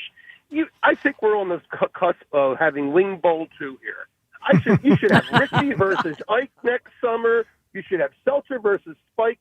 I would come see Devin versus Taron Hatcher in mud wrestling. I'm telling you, you guys that would be pretty cool, by the way. You guys are sitting on a gold mine. You guys are sitting on a gold mine. This is entertainment. This is fun. Just think about how you guys could have charged admission. You could have charged for parking. I scheduled my work day around going to Plymouth Whitemarsh because I went to PW. I'm telling you, it's absolutely. You guys are sitting on such a gold mine from a marketing standpoint, and something has to replace wing ball. Well, but there you go, Rick. What do you have for something that's funny? Well, my top 5 real quick was Iverson, J-Roll, because J-Roll, had more hits than the greatest third baseman in baseball. And then I would go Hertz, Howard, and B-Dawk. Who's funny is the new George Carlin. He reminds you of things you forgot to laugh about. Sebastian Maniscalco. Okay, appreciate the call, Rick. Thanks. I loved Sebastian's first 3 specials. I did not like his last one. Okay, and I was a huge fan. I haven't seen his last one, but I love Sebastian Maniscalco. He's funny. I've never seen him before. I'm not a big stand-up comedy Let me see if guy. I can get this right. You don't listen to music, and you don't watch any stand-up comedy. Do you like fun? Yes, I do like fun. He's got I think I children like that fun. he has to follow. He's got 3 kids that are. Let's be clear. He didn't do this before this big having and kids. smaller. This is not as a result of having this children. is not a result of the kids. This is just the Really? way I am. Yeah, I'm not. So what do you do for I've never fun? understood stand-up comedy. I just don't really What's like. not to understand? I'm not going to sit at home and watch 2 hours of stand-up comedy on So TV. I actually You get just that. 'Cause listen. I'm the same way. I'm not a big I can't wait to turn on this Netflix stand-up comic special. That's Right. not. But then usually if I go live to something, I enjoy it and I laugh. But it's not. I get what you're saying. It's not my favorite. Oh, thing. I'd be interested in going to see a stand-up comic live. Yeah. I wouldn't shell out hundreds of dollars to do it. No. But yeah, I don't understand the people who will watch the stand-up comedy specials at home. Me. That I does don't. nothing I for don't me. do that either. It's on TV. It's on my streamer. They look funny in the little preview, and if they're funny, I watch them. Yeah, and maybe Takes a lot I'm of kind guts. of maybe I was kind of scarred a little bit because I used to be an usher at the Link, and in addition to working the Eagles games, we used to have to do all these other events, whatever. And Kevin Hart did his stand-up show there. I didn't think it was very good at all. Really? Yeah, I'm not a big Kevin Hart guy, to be honest. I have not seen him do. I mean, I like him in movies. I think he's fun. Yeah, But I have not. But what I usually do is I see somebody on the streamer, and then I go see them live.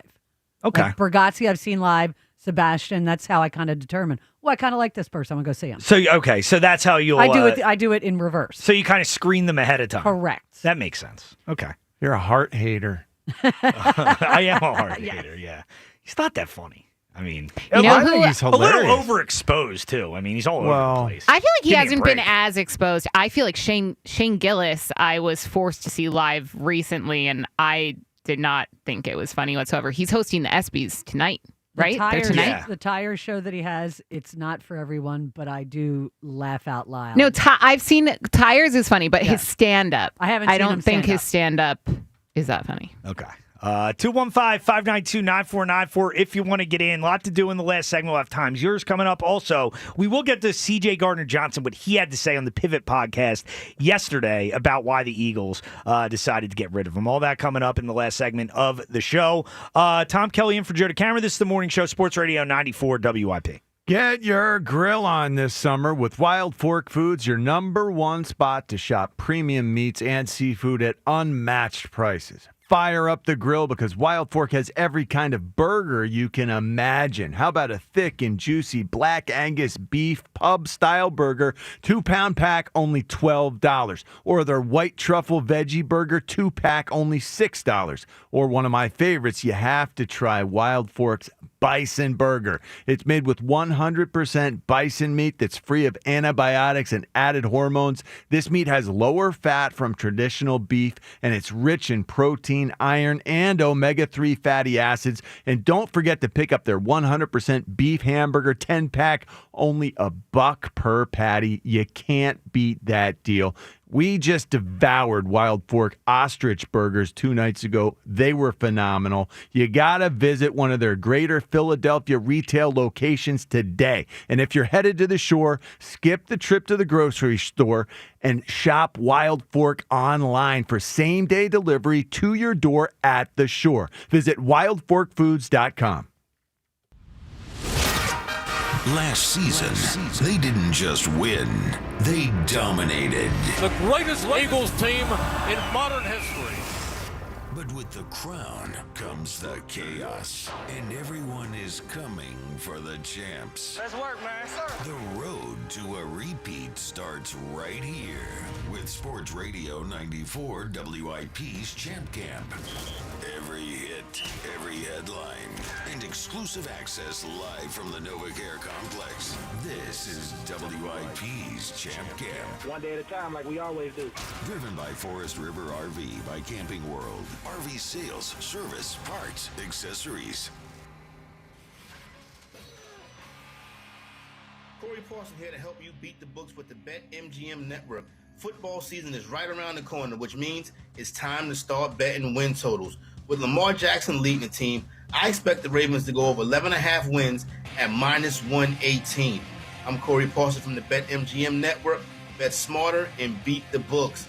Download the BetMGM app today. Wesley Financial Group is not a law firm, and Chuck McDowell definitely not an attorney. This is Chuck. If someone talked you into buying something really silly and you want to get out of that silly little thing, my advice, get the facts. Call me and I'll send you our timeshare exit kit absolutely free. Inside, you'll learn how timeshare works and all your options for cancellation. Call Wesley now for your free timeshare exit information kit. 800-761-0000. That's 800-761-0000. Paid for by Wesley Financial Group. It's Black Friday in July at Mattress Warehouse. Now save up to 60% store-wide and get a free adjustable base with select mattresses. Looking for even bigger savings? Check out the Mattress Warehouse floor model clearance event and save even more. Plus, enjoy free next-day delivery, 0% interest financing, and their signature one-year lowest price guarantee. Don't wait. These Black Friday deals in July end real soon. Do what I did. Visit Mattress Warehouse today and sleep better tomorrow. Shop mattresswarehouse.com. That's mattresswarehouse.com. Baseball fans, BetMGM is giving you the chance to win a prize every day during the baseball season. Step into the batter's box for BetMGM's Swing for the Fences free-to-play game. Log in every day for your chance to win. All you need to do is pick an area of the strike zone and take your best swing. If you get a single, double, triple, or home run, you'll receive a prize. Smash a home run to collect a bonus bet on us. Log in to your BetMGM sports account to get started. Then visit your promotion section to access the Swing for the Fences free-to-play game. You'll score a prize if you hit a single, double, triple, or home run. There's nothing more exciting than going yard, so swing for the fences with BetMGM. BetMGM and GameSense remind you to play responsibly. See BetMGM.com for terms. 21 plus only. Pennsylvania only. Existing customer offer. Subject to eligibility requirements. Rewards may vary. Bonus bets expire in 7 days. If you or someone you know has a gambling problem, help is available. Call 1-800-GAMBLER. Summer's heating up and your AC is on the fritz. See what I did there? What I'm saying is not to worry because I got a guy. Christian Home Services has you covered with all your cooling, heating, plumbing, and electrical needs. I had them come out to inspect the house. They hooked me up with a preferred partner plan and made sure me and the family are set for the summer. Christian's got me covered and they've got you too. Stay cool this summer with Christian, the best service in the business. Christian Home Services. Now you got a guy. Visit ChristianHomeservices.com. If you think now is the time to shelter in place instead of shop for a new car, you don't know Jack. It's Bunker Buster deals all month long at Dell Toyota. Savings so big, they're classified. Shock and awe. Buy with 0% financing and no money down available every day at Dell Toyota. It's time to nuke your old car or truck. With the Dell Vehicle Exchange Program, get into a new vehicle with the same payment you have now, or maybe one that's even less. Dell continues its quest to be the Delaware Valley's #1 Toyota dealer with the largest payload. Over 300 vehicles to choose from. Don't be too late. Bunker Buster savings at Dell Toyota. You'll be telling your friends that Dell dropped the prices so low, I ran out of excuses. Dell Toyota is close, only 8 minutes west of Exton on Route 30 in Thorndale, or visit them online at DellToyota.com. If you're afraid you're going to pay too much for your next car, you don't know Jack. Se habla español. Jack, sell them for less. Low APR % financing offer on approved credit. Includes all 2025 Corollas, Prius, and RAV4s. Dealer.fee $494 not included. This is the story of the one. As a safety manager at a manufacturing plant, he does everything he can to keep his coworkers safe. From finding ways to reduce risks to keeping safety supplies in stock. And for that, he relies on Grainger. Grainger offers a broad range of quality products and next-day delivery, so he can always play it safe. Call 1-800-GRAINGER, click Grainger.com, or just stop by. Grainger, for the ones who get it done. Some things can steal your sunshine. Ugh, I just got my hair done. Sorry, the cooler's broken. Anyone see my flip-flops? Anyone? But COVID-19 can steal a lot more. I just took a COVID test. Ugh. Prescription medications for COVID exist. If you test positive this summer, ask your doctor if they're right for you. Visit PfizerForAll.com/COVID-19 to learn more. Sponsored by Pfizer. Eat up, buddy. It's almost time for school. You take charge of your home. You take charge of your work. Don't forget to take charge of your gut health too with Nature Made probiotics. Nature Made has clinically studied probiotics that work with your digestive tract's natural bacteria, so you won't miss a beat in your daily routine. Find us in the vitamin aisle. These statements have not been evaluated by the Food and Drug Administration. These products are not intended to diagnose, treat, cure, or prevent any disease. Change is always happening. It's part of life. And when it comes to music, change is all around us. Songs are rewritten. Classics are remixed. Bands and artists come and go. Even our taste in music changes. Here at Xfinity, we know there's still good in keeping some things the same. That's why we want to do our part with a 5-year price guarantee on our internet. It means no matter what changes, you get 5 years of the most reliable Wi-Fi with our best equipment included for a price that stays exactly the same. Surprised? Life is full of them. One internet price, 5 years, guaranteed. Learn more at xfinity.com/deals. Restrictions apply. New residential customers only. Taxes and fees extra and subject to change. Most reliable Wi-Fi based on Open Signal Awards USA. Fixed Broadband Experience Report, August 2024. 94 WIP Sports Update. Brought to you by Helen's Sausage House, a wild and a bit gimmicky end to the All-Star Game, starring Phillies' own Kyle Schwarber. And I'll be trying something for the first time in the Midsummer Classic, although it has been on the books for 4 years. With the game tied at 6 after 9 innings, they decided to have a swing-off, little mini home run derby. Schwarber, 3 for 3 on his swings to give the National League a 7-6 victory. Helen's Sausage House, with locations in Smyrna and Newark, Delaware, for over 30 years. Breakfast, lunch, and catering online, helensausage.com. Humid today, late day storms, a high of 90. It is currently 81. Listen to Sports Radio 94 WIP on your streaming device.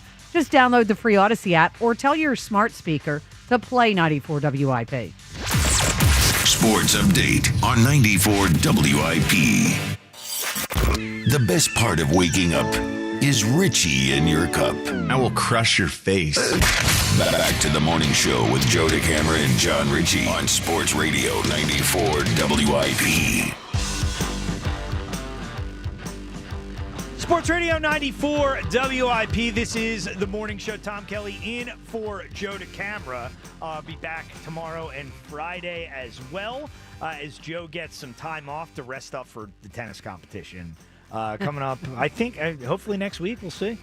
You think he's training up? You think he's? I do. I think he's hitting the courts today.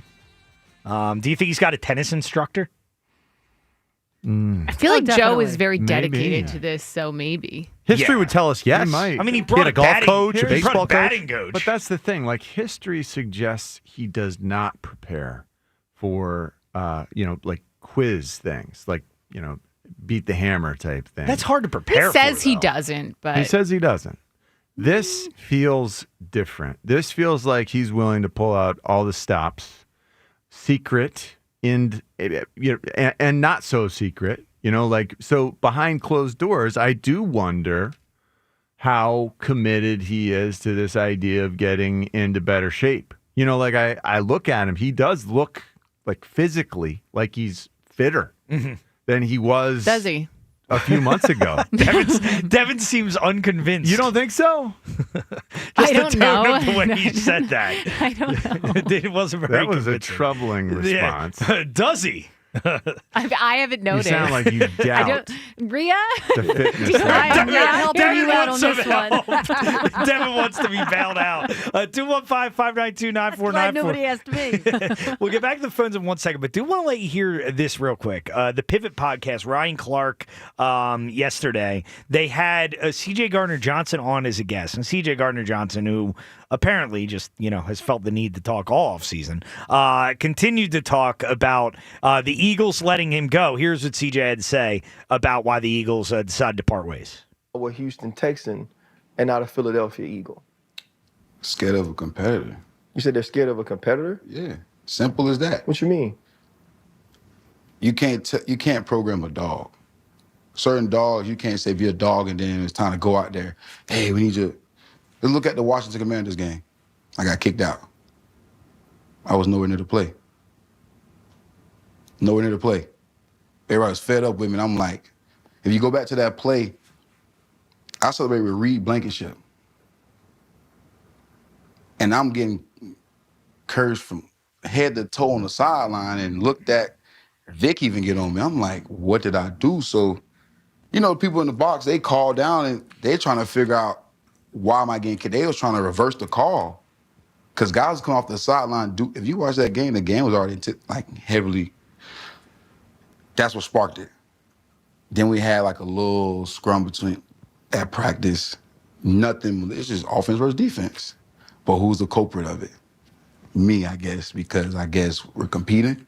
When you telling the period is live, you telling us not to compete during a live period, but it's a live period. We competing to get ready for a playoff game. All right, cool. Mm-hmm. So that's interesting. If I guess something happened at practice in the lead up to the playoffs with C.J. Gardner-Johnson. And I know people are upset. Some fans are upset the Eagles parted ways.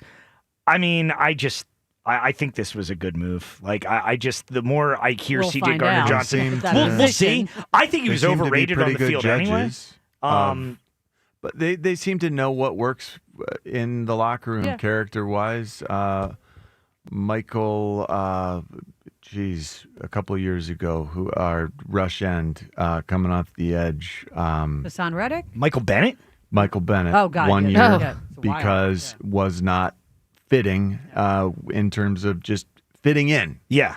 Not the right chemistry. Chemistry matters, and they clearly valued what the pop. They valued the what he brings in terms of the edge, and put up with the chemistry part. Now they're ready to return to let's keep it status quo and normal and low key, and it's hard to hang. It's hard to handle the edge type guys. Edge meaning edgy.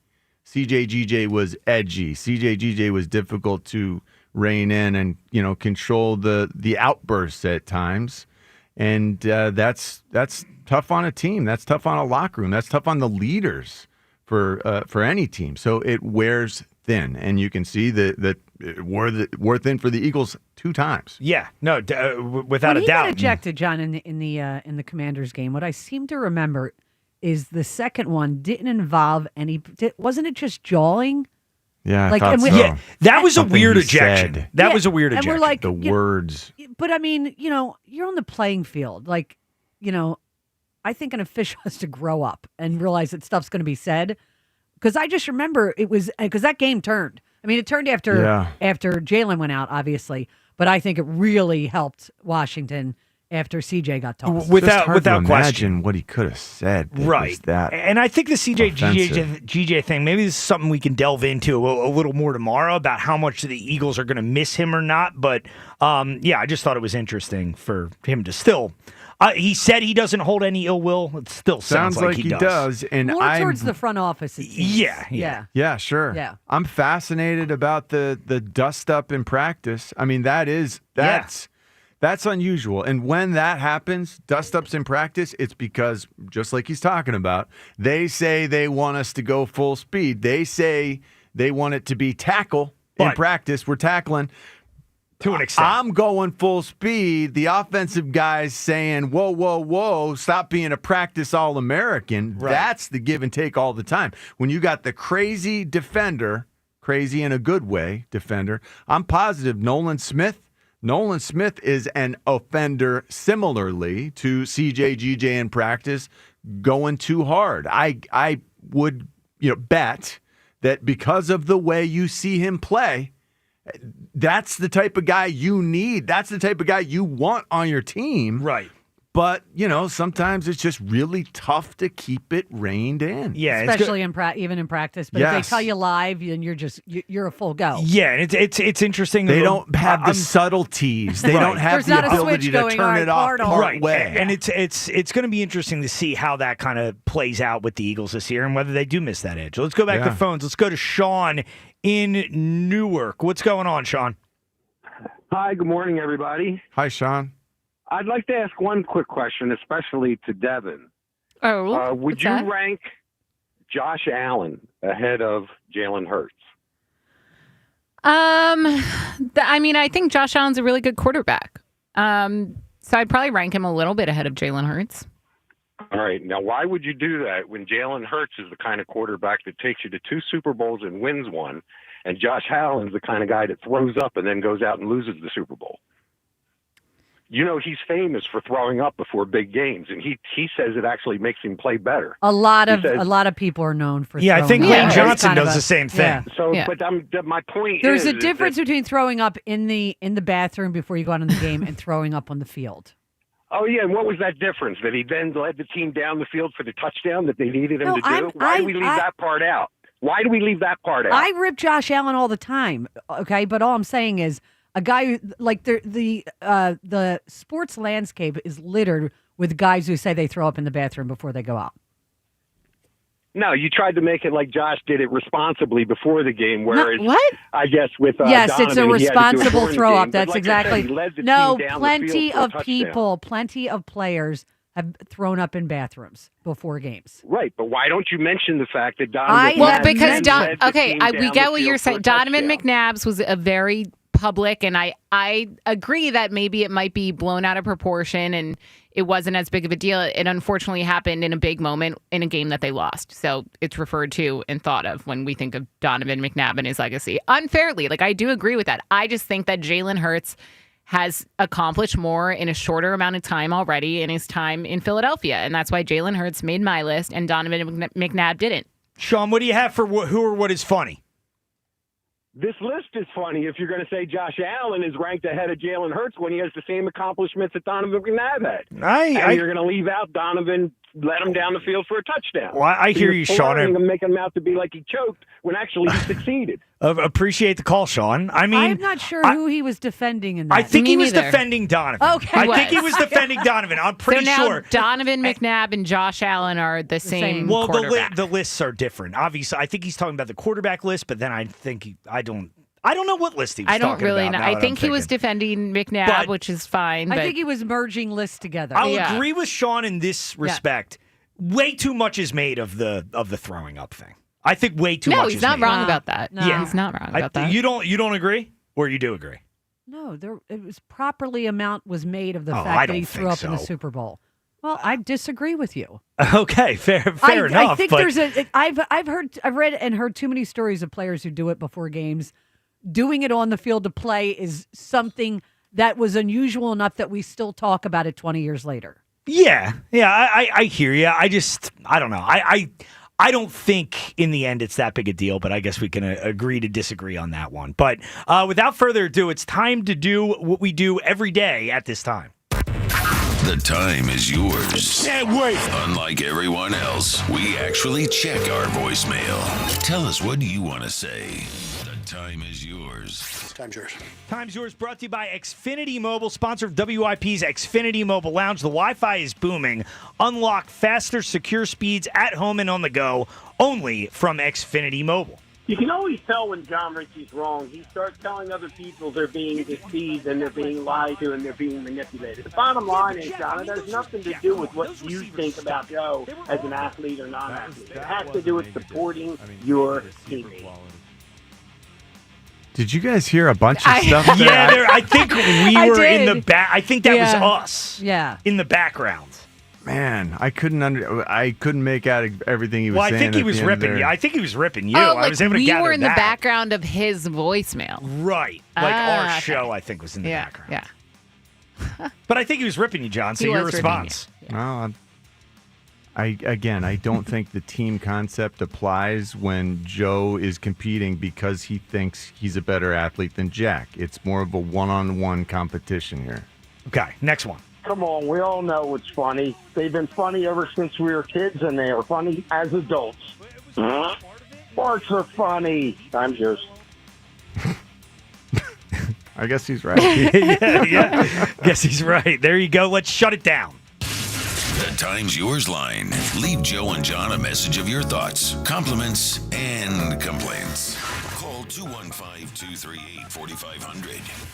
That's Time's Yours, 215-238-4500. That is how you get in on Time's Yours. We'll do it at 9:45 once again tomorrow and see. Have I gotten any closer to spurring you on to supporting Joe today? Like, what's we'll take a daily progress report at the end of the show. Where are we at for today? Do you feel like, I don't know, there's been a lightening of the air? I don't know. Like, do you feel like you've No, made I progress? don't feel like I've made any progress. No, That's why I'm I think asking you. I think it's going to be really tough to make a dent here. I feel so strongly that Joe is just crazy. I think he's crazy for thinking he's better at sports than a guy 16 years his junior. And that's why they're competing now. I am troubled by them getting after Jimmy. That was rough. was wrong, man. Jimmy's your guy. Coming after Rhea, it's Oh, that's rough. okay for going after me because I'm Rhea's got supporting. thick skin, yeah. Yeah, but I've been supporting him. But they were mocking Seltzer. Yeah. It was that was a little much. I would call it distasteful. Maybe, but it's still. It doesn't feel like it's all in good fun to some degree. I mean, we've all overstepped at times in competitive situations. I think that's what we witnessed. I just think, like, before the end of this thing, you're going to need to choose us, like, legitimately I choose a choose side. Jack. Well, I know, but I have chosen Jack. But you're going to have to choose should it. win because he is the better athlete. But this is morphed into show versus show, and that's where you find yourself, I think, at a dilemma. Mm-hmm. In your mind. Oh, wait, in my mind, yeah. The dilemma. Maybe it's not a dilemma exists for you. Yeah. That was a I great don't feel. Yeah, I don't feel troubled by this. I just thought you might feel a little obligation to support the show in which you are a part of. No, look, I'm been all a part about, of for a while. I'm all about team. I am all about, working together, pulling the same rope in the same direction. I don't know that that's what this is. I think this is Joe versus Jack. And everyone is free to choose who they want to. But that's not what the afternoon show has Right. turned it into. Yeah. They've turned it into show versus show. Yeah. So, but I would say it's a dilemma, but you say it's not a dilemma. So there you go. I think you're well staked into your side. I'll give it another shot tomorrow. You sleep on it. See how you feel tomorrow. All right. Final read on our Twitter poll question of the day. I am going to sleep on it. For sure. Final read on our Twitter poll question of the day, sponsored by Armin Chevrolet. Armin is proudly celebrating 25 years of serving the automotive needs of the Delaware Valley. Together, let's drive. ArminChevy.com. 2 questions today. John, where do you come down on this one? Would you be in favor of the home run derby replacing extra innings in regular season baseball games? I know Your I guess? would. Yeah, I'm into it. What's the guess? Man, I don't know. Traditionalists, how do they feel? Kyle Schwarber being the guy who won it for the NL last night, does that help this vote? I'm going to say it's close to 50-50. I'm going to say 55% say yes. 73% say no. Oh, and then who is the best quarterback for the Eagles this century? Donovan McNabb, Jalen Hurts. How do you think that one broke down? Close to 50-50 maybe? The old heads versus the young heads? 83% for Jalen Hurts. A rare Richie L. Yeah, for the Richie predictions. taking Recency 2 big L's bias. today. Wow. L's all morning for John Ritchie, but fun show today. We'll be back tomorrow at 6 a.m. Stay tuned. Do you work now like a couple more times today? Like, no, I'm done for the day. A few more shows. Talkative Tom. I'm done. Talkative Tom is not talking the rest of the day. Stay tuned. Okay. Joe Giglio and Kyle Quinn. They are coming up next right here on Sports Radio 94 WIP. Change is always happening. It's part of life. And when it comes to music, change is all around us. Songs are rewritten. Classics are remixed. Bands and artists come and go. Even our taste in music changes. Here at Xfinity, we know there's still good in keeping some things the same. That's why we want to do our part with a 5-year price guarantee on our internet. It means no matter what changes, you get 5 years of the most reliable Wi-Fi with our best equipment included for a price that stays exactly the same. Surprised? Life is full of them. One internet price, 5 years, guaranteed. Learn more at xfinity.com/deals. Restrictions apply. New residential customers only. Taxes and fees extra and subject to change. Most reliable Wi-Fi based on Open Signal Awards USA. Fixed Broadband Experience Report, August 2024. Forest River RV in Berlin is now open. Come celebrate during our grand opening block party, July 18th and 19th. We'll have free food and fun for the whole family. Plus, take advantage of huge grand opening discounts on the top Forest River floor plans. Tour hundreds of new RVs along with a large selection of quality pre-owned RVs.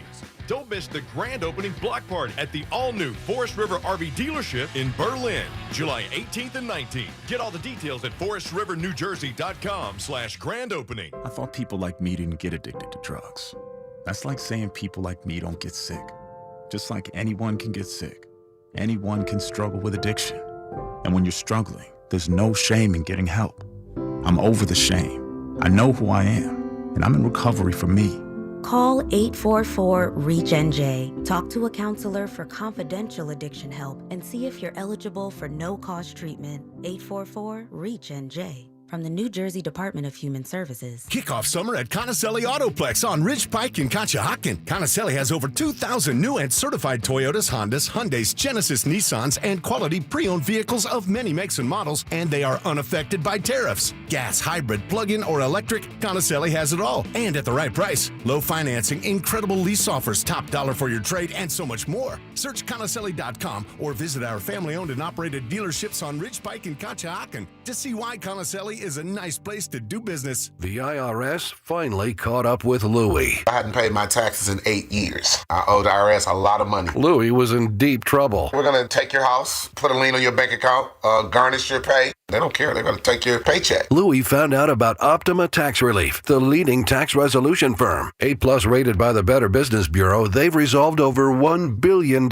for their clients. Optima Tax, they help me. They calm me down. They make me feel comfortable, and I trust them. Louie has a lot to be thankful for. I don't owe the IRS anymore, and I'm able to live a comfortable life, a lot better life. It was because of Optima Tax. For tax help you can trust, call Optima now for a free consultation. Take it from Louie. If you owe the IRS, don't go it alone. Give Optima Tax a call. They can help you. Call 800-392-7955. 800-392-7955. 800-392-7955. Optima Tax Relief. Testimonial from an actual client. Some restrictions apply. For complete details, please visit OptimaTaxRelief.com. Would you believe that giraffes are 30 times more likely to get hit by lightning than people? Or that a single cloud can weigh 550 tons or more? Sounds fake, right?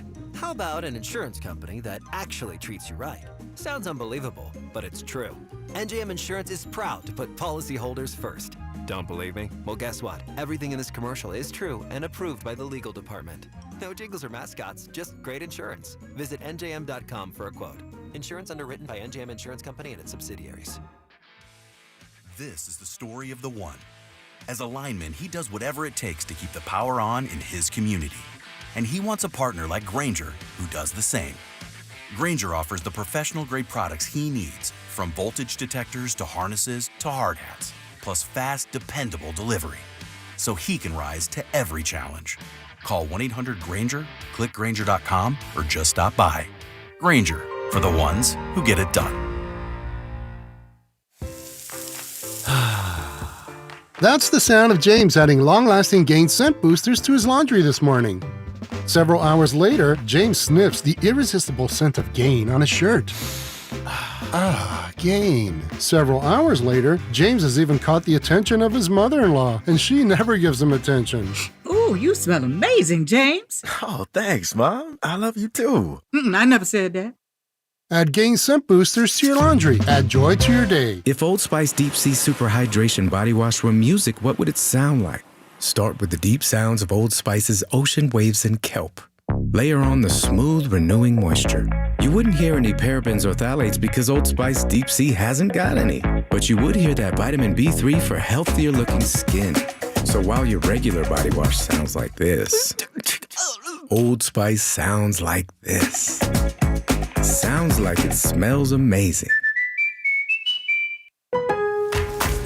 Lowe's knows big savings make a big difference, especially when you're shopping for appliances. Hurry in to get up to 30% off select major appliances. Plus, My Lowe's Rewards members get free delivery, free haul away, free installation and parts on purchases of $2,500 or more. Lowe's, we help, you save. Valid through 7/30. Selection varies by location. While supplies last. Price, delivery time, and vehicle availability may vary based on order size and location. Exclusions apply. See Lowe's.com/delivery for more details.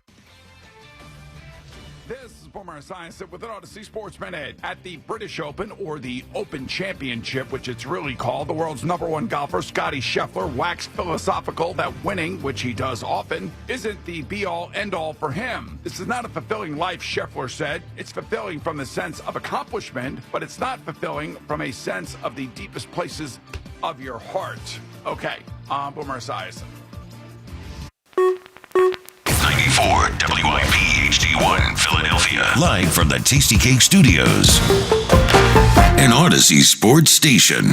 This is Hugh Douglas and Joe Giglio on Sports Radio 94 WIP. Welcome on in. It is the Midday Show. Hugh Douglas, Joe Giglio, you guys with us. 215-592-9494. No Hugh Douglas. He is still on his winery tour. Kyle Quinn on the opposite side of the glass in with me today. Luke Nichols is producing. Kyle, what's up? Good morning, Joe. Good morning, Philly. Totally forgot about the Daily Douglas portion of this program. Oh, yeah. Yeah. Didn't have one prepared. Did you plan to have no one? Daily Quinn? No Daily Quinn? I prepared everything else but the Daily Quinn. Okay, well, that's all right. We'll get through. We didn't have one the last couple of days, did we? No, I guess we haven't. My Daily Douglas is always be prepared. Okay, except you're not today. No. We are. We think we are. We got a lot going on. All right, coming up an hour from now, Elliot Shore Park's live in studio. I believe Elliot has a list prepared for every single thing we might talk about. There's a lot of lists. A lot of lists from Elliot, including his top 5 Sixers of the last 25 years. It is quarter century. We'll continue with that and get to our Sixers list, including someone who should or should not be on there. So that's coming up. CJGJ spoke about his exit from the Eagles again. He's just losing his mind. We'll get to that. Finished in the Phillies, and of course you people later on the show. But Kyle, last night I didn't think we would start today with the All-Star game because it was kind of boring, right? It was 6-0, and it was like, all right, ho-hum, we turn it off and go to bed. But then the AL started to come back, and then they tied the game in the ninth inning. And then you realize they had changed the rule a couple years ago that I didn't really remember this, but they changed the rule a couple years ago. Instead of extra innings, we have a swing off. Yeah. And of course it ended, well, let's listen to it. Kyle Schwarber last night, the hero, the MVP, he ends the swing off with some home runs. Schwarber in the air to center field, headed towards the wall, and to dead center. That's huge for the National League. They're within one. He said if he could get it on his first swing, and he did. Oh, Schwarber's in the All-Star game. Oh, tied at 3. That's MVP material if he gets the third one right here. Manel has rallied in the swing. With the hat trick. Look out, Chop House. National League takes the lead 4-3. And Kyle Schwarber is your National League champion, MVP, All-Star Game MVP.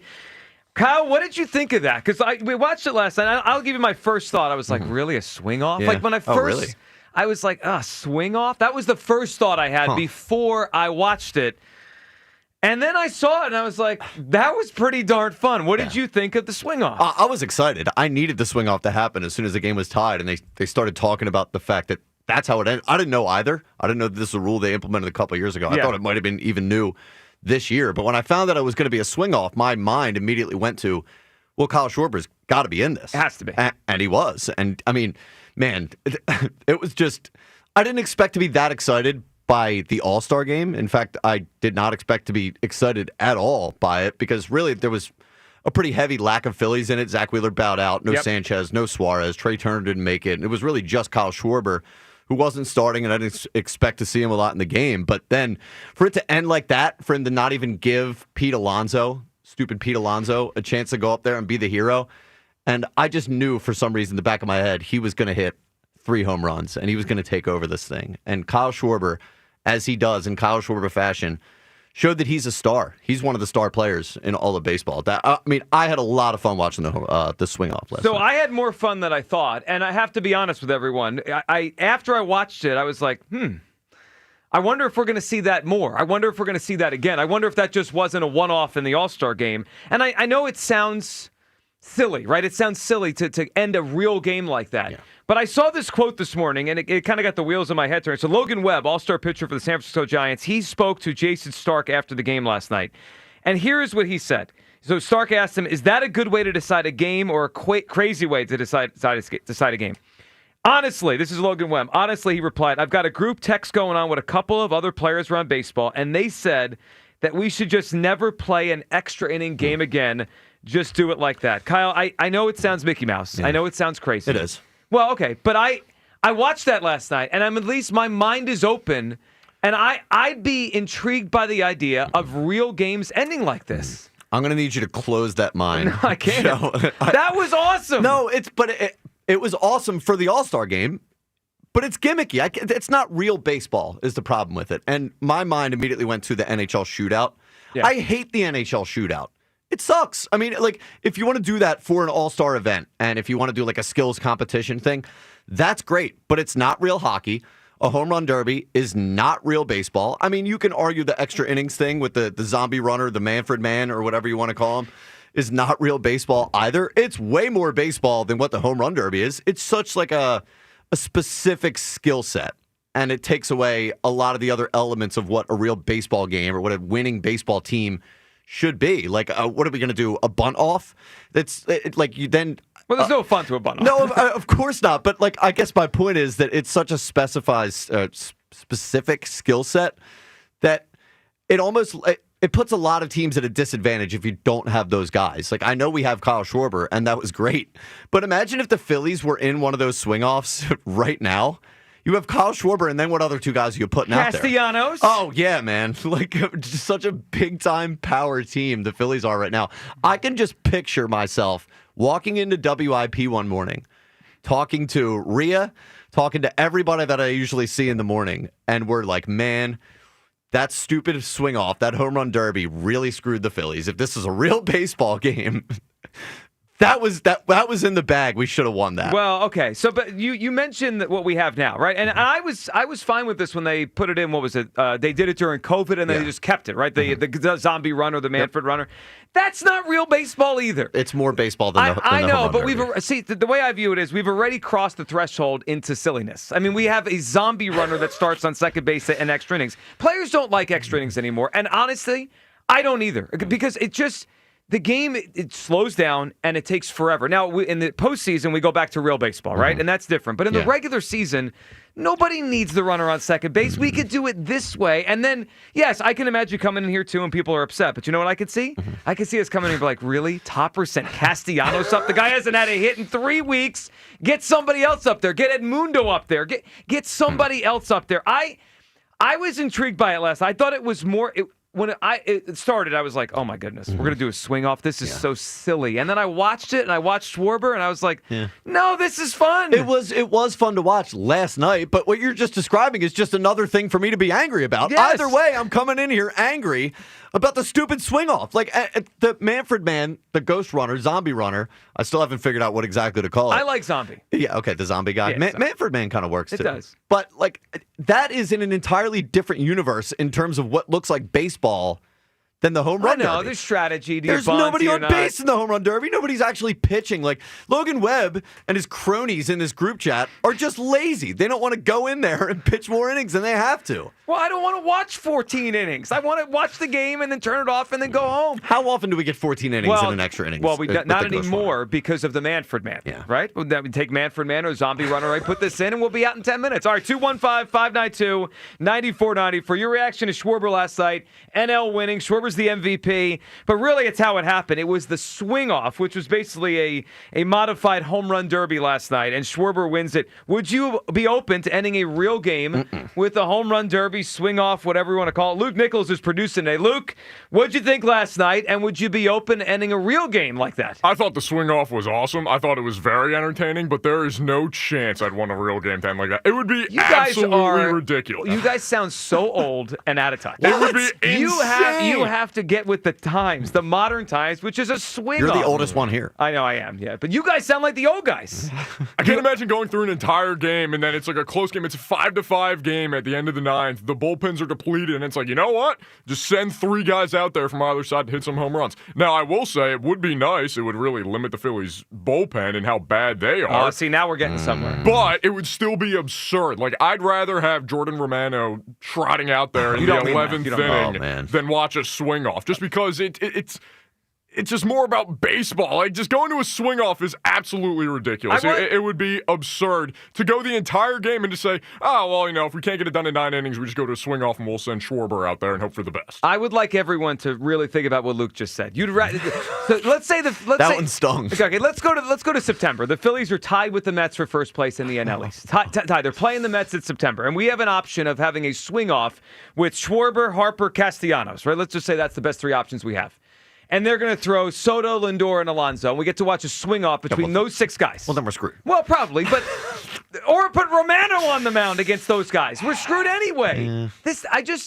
What I saw last night was fun, and it was different, and it was interesting. And we do have one of the great home run hitters, in terms of home run per at bat in the history of baseball. Just one. I know we have one. Well, most teams don't have 3. Maybe the Dodgers, maybe the Mets. The team's in direct competition with us. I get it. I'm just saying I anticipated hating what I saw last night. And then the more I watched it, I was like, that was pretty awesome. It really became memorable. We'll remember last night. Yeah, and I didn't anticipate hating it all. I anticipated loving it. I did love it, but don't let it go anywhere near a Major League Baseball game. And now it's got me wondering with this Romano thing. Say this was the rule. Is Dave less inclined to go out there and fix the bullpen in as big of a way if he knows that he doesn't need to exhaust his arms in extra inning situations during the regular season? Go get a slugger. Now you just need one guy and you need a home run hitter. So here's my question: if they did it in real games, do you think they would have a batting practice pitcher, or would it be you'd be able to throw a pitcher out there? But is that pitcher just throwing batting practice? Because at that point, what's the point of having the pitcher out there? Then I guess it would just be a regular game. He's just game. Toss it, lob it, 40, 50 miles an hour or that something probably like wouldn't that. work. What I saw last night was more fun than I anticipated. Schwarber wins it. Where do you guys come down? 215-592-9494. Would you be open to a swing off for a home run derby ending a real game? I can't believe this is real. You know what? With Manfred, though, as much as some people might be like, there's no way they'll ever do this. They did the zombie run. When Rob Manfred throws something in, it's never for no reason. The ABS thing last night. When there's a reason they put that in, at least in the back of someone's head, there's a chance this might happen. I don't think there's a 0% chance that we ever see this. I can't have it happen. And even worse, it feels like what Manfred saw last night. Maybe he's starting to I don't know. And the reaction to it, man. Everyone's excited. Yeah, Manfred's a sucker for that love from the fans. I would not be surprised if within the next few years you start hearing talks about it potentially going in, especially if it happens again next season. Not as likely, but just the fact that it was on display for everybody to see last night, I think moved it in that direction a little bit. Well, and also there's players here talking about the fact that they liked it. I mean, there's always that fight between players and owners in baseball. If they could throw the players a bone, if the players want this, it might happen. Chris in Middletown is up on WIP. What's up, Chris? Happy hump day. Chris, what's up, buddy? Guys, I got the Daily Douglas. Okay. So when you're when you're new to a community and you get invited to a party and have the opportunity to mingle with your neighbors. You mean like Hugh's block party a couple weeks ago? Go to that event. Yeah. Don't be that guy, because you never know. I mean, you may need these people's help one day, like maybe, you lose keys or something. I don't think Hugh endorses this message. No, it sounds like the opposite of a Daily Douglas. He would go far away from his block party. Well, he sent it right to me. I mean, I thought I was speaking, he was speaking through me. So, guys, I can care less about the All-Star game. I really could. I didn't watch one inning of the All-Star game. Didn't even have it, inclination to flip over while it was on. But once it went to extra innings and it popped up that, they were going to have this, swing off, I flipped over, and it was highly entertaining. And of course, Schwarber bombs came through, and it was fantastic. So I think it was a great gimmick. It definitely was. But gimmick. As is the zombie runner. They're all gimmicks. But anybody with even a tenth of a brain in their head that wants to do this in real games knows that that's just total nonsense and foolishness.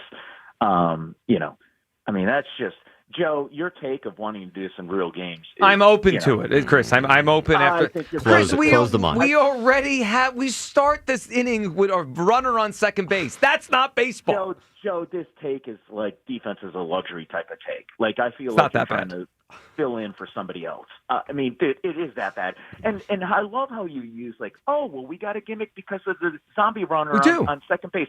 It's not even close of a comparison. And your whole thing is, well, since we've already bastardized the game by going this far, why the hell not just cannonball? You know what's funny? right I in? remember doing way shows when we had the story about the zombie runner, and I was open to that. And people were like, "This is the worst thing. This isn't baseball. They played baseball for 100 years." And now, 5 years later, we're like, "Well, that's fine. It's not that bad." We do this whenever there's a new thing. Whenever there's a new thing, we hate it, and then we learn to like it. Yeah, this is total nonsense. I mean, what are we going to do next? We're going to line up the starting pitchers and have them throwing balls at tin cans and knock them off a fence post too, to see who's more accurate. So you want more Jordan Romano in extra innings? You want who are the other guys in this bullpen right now? This is not playing fair. Jordan Romano would be out there because who the hell else do you think will be lobbing those balls up there for them to hit the home runs off? That's true. They turn Romano into the swing-off pitcher. Basically is. Yeah, come on. That would be their guy. That's who they would go to. Be like, all right, Jordan, it's a home run derby contest. They bring him out there and they bring Nola out there, for Christ's sake.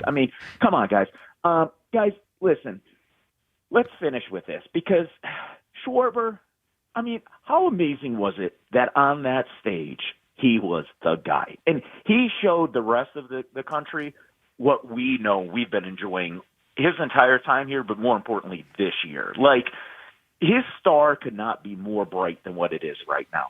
This guy, to me, he's just an absolute legend. He is one of the greatest home run hitters in Philadelphia history that I've ever seen, if not the greatest. And got a message, Mr. Middleton, call Brinks, schedule the payment with the new contract to Schwarber. Show him his MONEY. Pay the man. Chris, appreciate the call. I didn't know if he was going to chant Brinks or money. You just never know it, Chris. You don't. No, you brought up the fact that people come around to it. Mm-hmm. And yeah, they will. I'm not going to boycott Major League Baseball if they implement this rule. But this goes back to an analogy that, man, it's been a while and I can't remember the context of when we brought it up. Okay. But you're in the desert. You're starving. Yeah, we haven't had this in a while. You got to eat a turd. You're going to eat the turd because you're starving, but that doesn't make it not a turd. I don't want to eat the turd, well, but I might have to. No one does, but we're already eating something gross. But it's a turd. Yeah. It's better than a turd. Again, if we were going from 0 to 100, if we had, they have never changed extra innings, and then this was presented, I think it'd be so drastic, and it would be like, oh my goodness.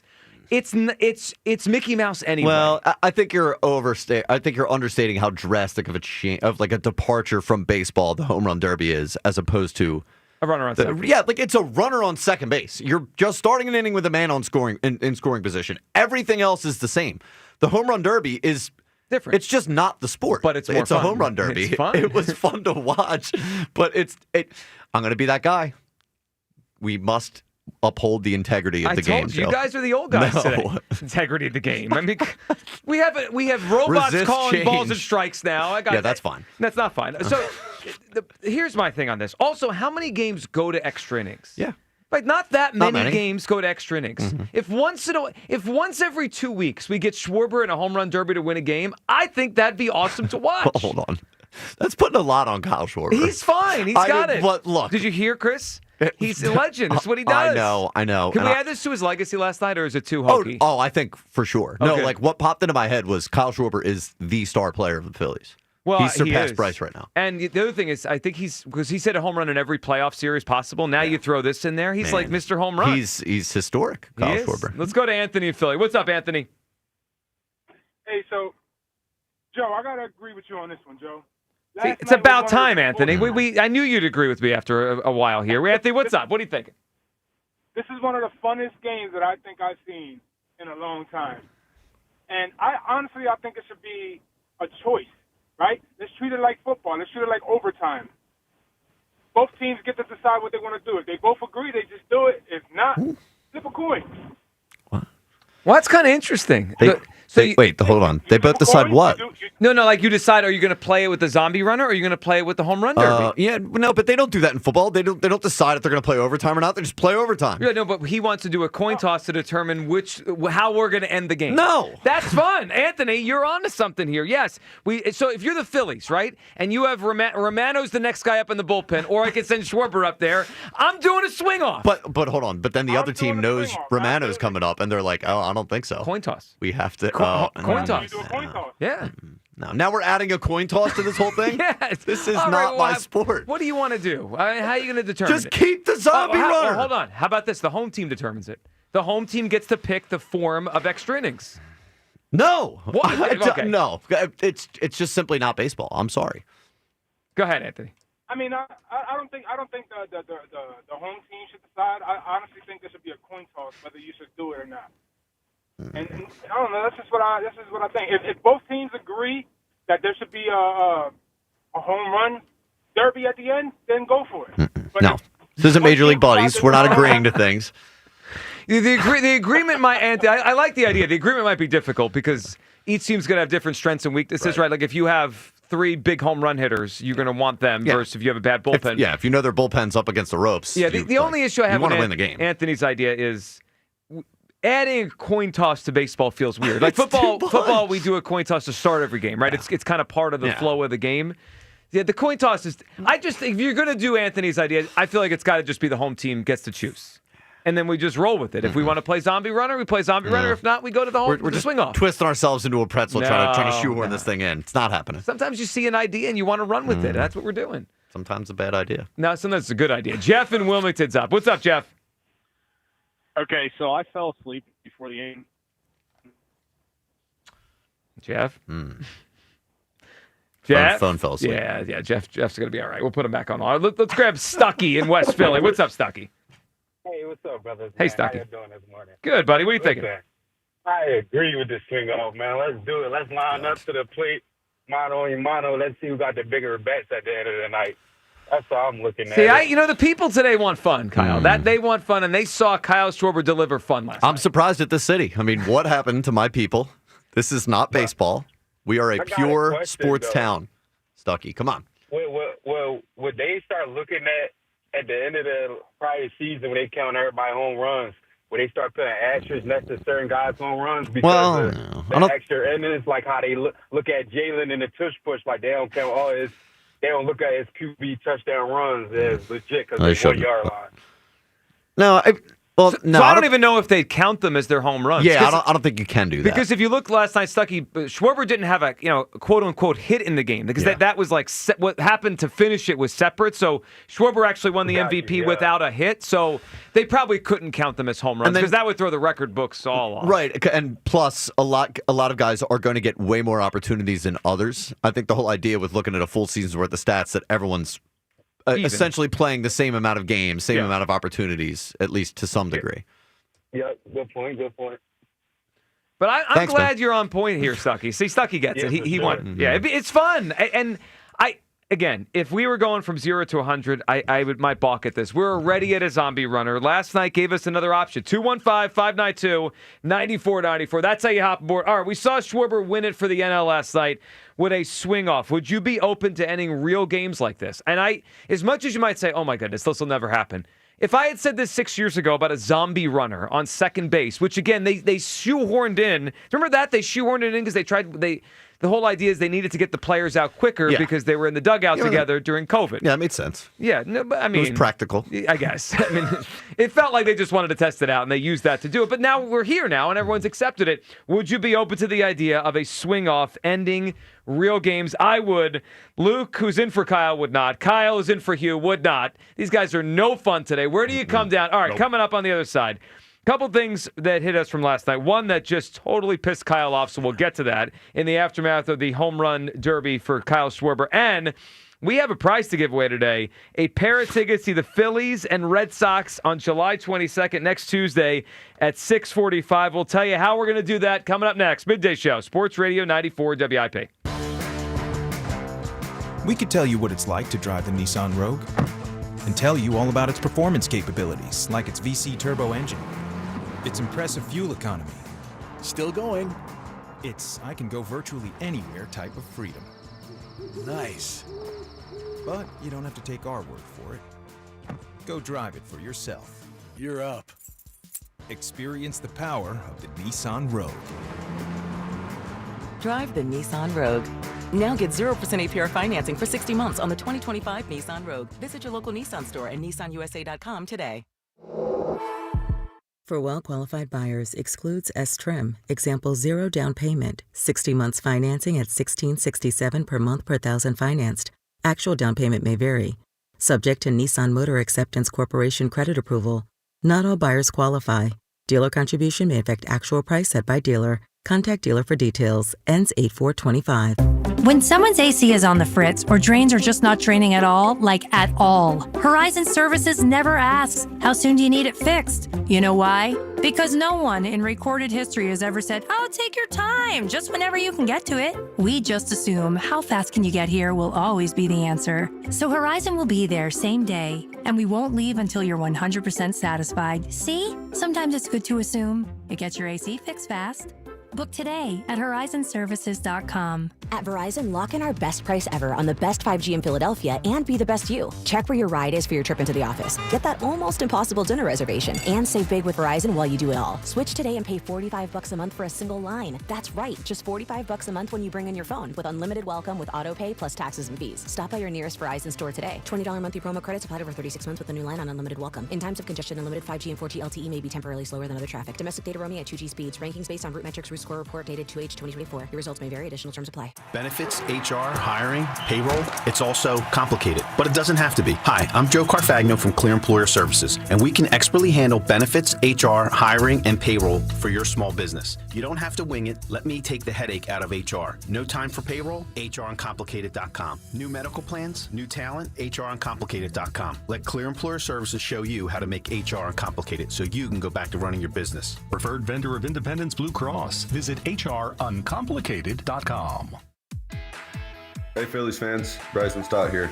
Making double plays on the diamond takes a lot of dedication and trust in your teammates. So when it comes to turning two off the field, I trust the team at Barlow. From sales to service, they're dedicated in handling all of your automotive needs. The team at Barlow is A-OK. Visit them today in Delran or at barlowchevrolet.com. Together, let's drive. This month at Barlow Chevy, we have lease offers that will save you money and put a smile on your face. Visit us today in Delran and go Phillies.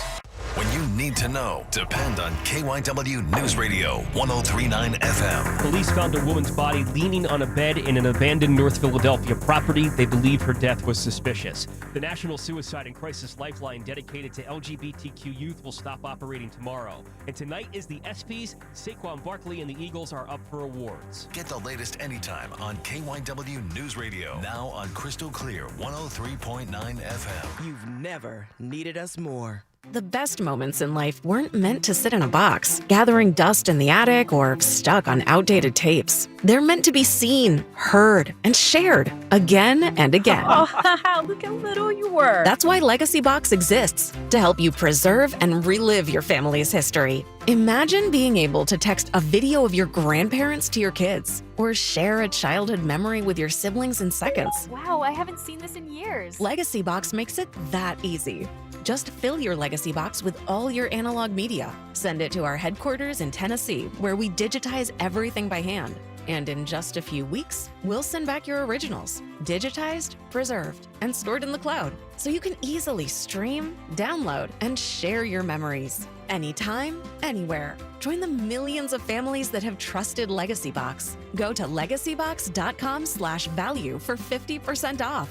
That's legacybox.com/value for 50% off. Do you owe $10,000 or more in credit card debt or personal loans? With credit card debt at all-time highs, Debt Relief Advocates is urgently notifying consumers of debt relief now being made available, designed to aid consumers with out-of-control credit card debt. Those who qualify and enroll for this relief program will only have to pay back a fraction of what they owe. This is not bankruptcy or a debt consolidation loan. This is a relief program that credit card companies would rather you not know about, as it ends your debt nightmare and saves you lots of money. Consumers owing at least $10,000 in credit card debt or personal loans can now take advantage of this debt relief as the cost of living skyrockets. Debt Relief Advocates has established a relief hotline for you to call to learn what debt reduction you may qualify for, so don't wait. For this free information, call the Relief Hotline at 800-707-6152. 800-707-6152. 800-707-6152.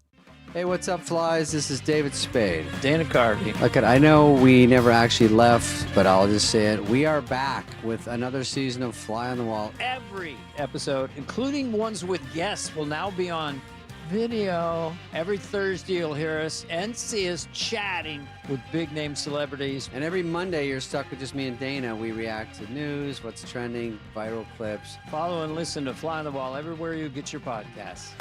Former Eagle Hugh Douglas, current minivan driver Joe Giglio, on Sports Radio 94 WIP.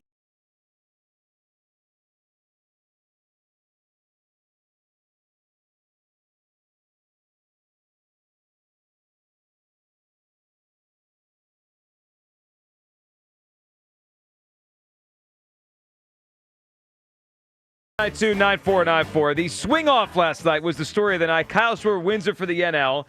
And I walked away open to the idea of this ending real games one day. I know it sounds radical, but so was the zombie runner at one point. And I thought it was super fun last night. Schwarber wins it. Can we hear some of the reaction? Schwarber and his teammates with the NL as they celebrated last night. Well, you made some history. What was it like to participate in that?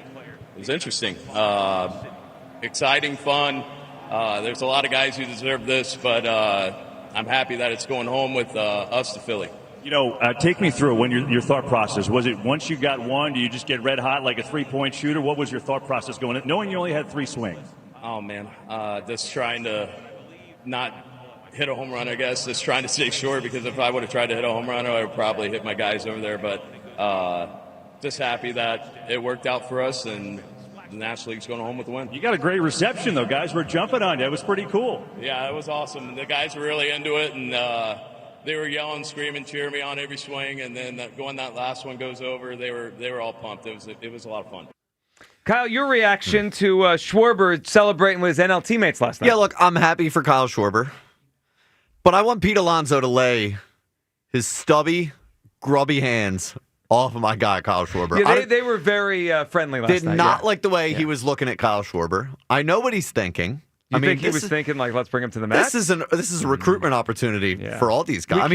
In other sports, it usually is. Yeah. Now, I don't know if Alonso's actually lobbying for him to go to the Mets, but I do know that they have a guy who's willing to spend any dollar amount it takes to build the best team there and try to win a World Series. I can't even imagine him on the Mets. He's my favorite player in the Phillies. And I hate the Mets. If he's a Met, I would be sick to my stomach. I will cry. I mean, I might have to sit out the season next year. Like, the Home Run Derby's going to be in Philly next year, by the way. That's right. If Kyle Schwarber is in the Home Run Derby wearing a Mets uniform in Citizens Bank Park, like, I can't bring myself to watch it. He needs to be a Philly here. Yeah, so I did not like how buddy he was with Pete Alonso. They were hugging. They hugged for a little bit too long for my liking. Yeah, so would you have liked Schwarber to kind of move off the hug, or you want Alonso just to leave him alone? So I don't... Because Schwarber's just celebrating. He's doing his thing. Right. I can't tell Kyle Schwarber to not celebrate with the guys that are on the NL roster.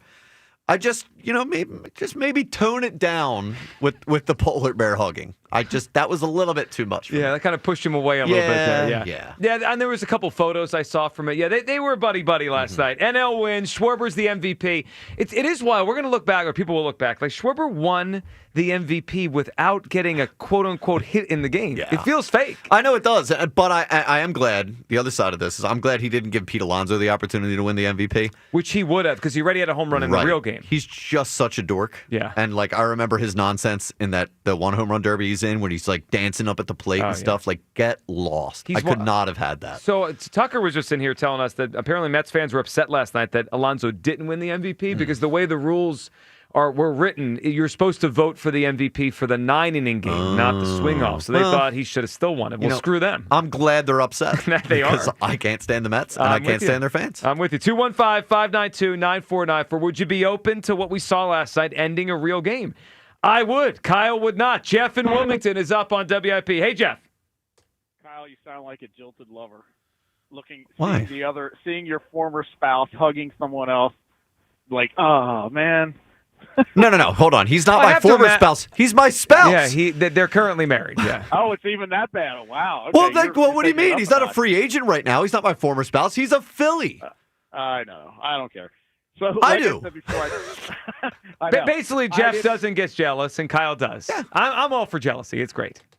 When I read that Schwarber got the MVP, I'm like, how? I didn't see the end, so I was like, all right. Now it is a good idea. I kind of like it for the All-Star game, but never ever in a real game. Thank you. During the season or playoffs. It took me a while to come around to the zombie runner. See, and you might come around to this too. No. There's zero strategy in this. There is strategy in the zombie runner, both on offense and defense. Do you bunt the guy over? If you're on defense, do you walk the next guy up, set up a double play? There's way more options with the zombie thing. I'm totally okay with that. So there are more options, and it's more like baseball. But there is a little bit of strategy. I mean, you have to pick you have to pick the three hitters you want to go to the plate. Yeah, but that's kind of easy when you got. All right. Well, give me the Phillies then. If it's so easy, give me the three Phillies right now. They have a swing off tomorrow. Schwarber. Kepler, because he doesn't do anything under pressure. So getting batting practice balls should be fairly easy. Okay, so you say this is easy. If Topper picked Kepler and he popped up 3 times, we'd have Topper fired tomorrow. And Harper. No, I would say you have to put Harper there. It would be Harper, Castellanos, and Schwarber. I think so too. I agree with the last thing you said. Yeah. But that's the only strategy. Are you going to wheel out a pitching machine and decide whether, hey, do we want to throw curveballs to this guy or fastballs? The old Gabe Kapler curveball machine. Now I just don't like it. But for last night, it's a good thing. I mean, look, the All-Star game is an exhibition game anyway. And in no way should it have ever determined who got home field advantage. That should be based on regular season play and who has the best record at the end of the season on either side. Well, so Jeff, I understand your point on that, but I do think everyone took it more seriously when they had home field on the line. All these guys don't go to the game because, if home field was on the line, do you think Zach Wheeler would have went and pitched? I do. I think he would have. Probably. Yeah, he probably would have. Yeah, but. Again, you're in the middle of a season in a game that's the only way it means something. And there's so many guys that get in that game. I mean, they put practically the whole roster in there. So you're bringing it down to one guy that might pitch to help you win.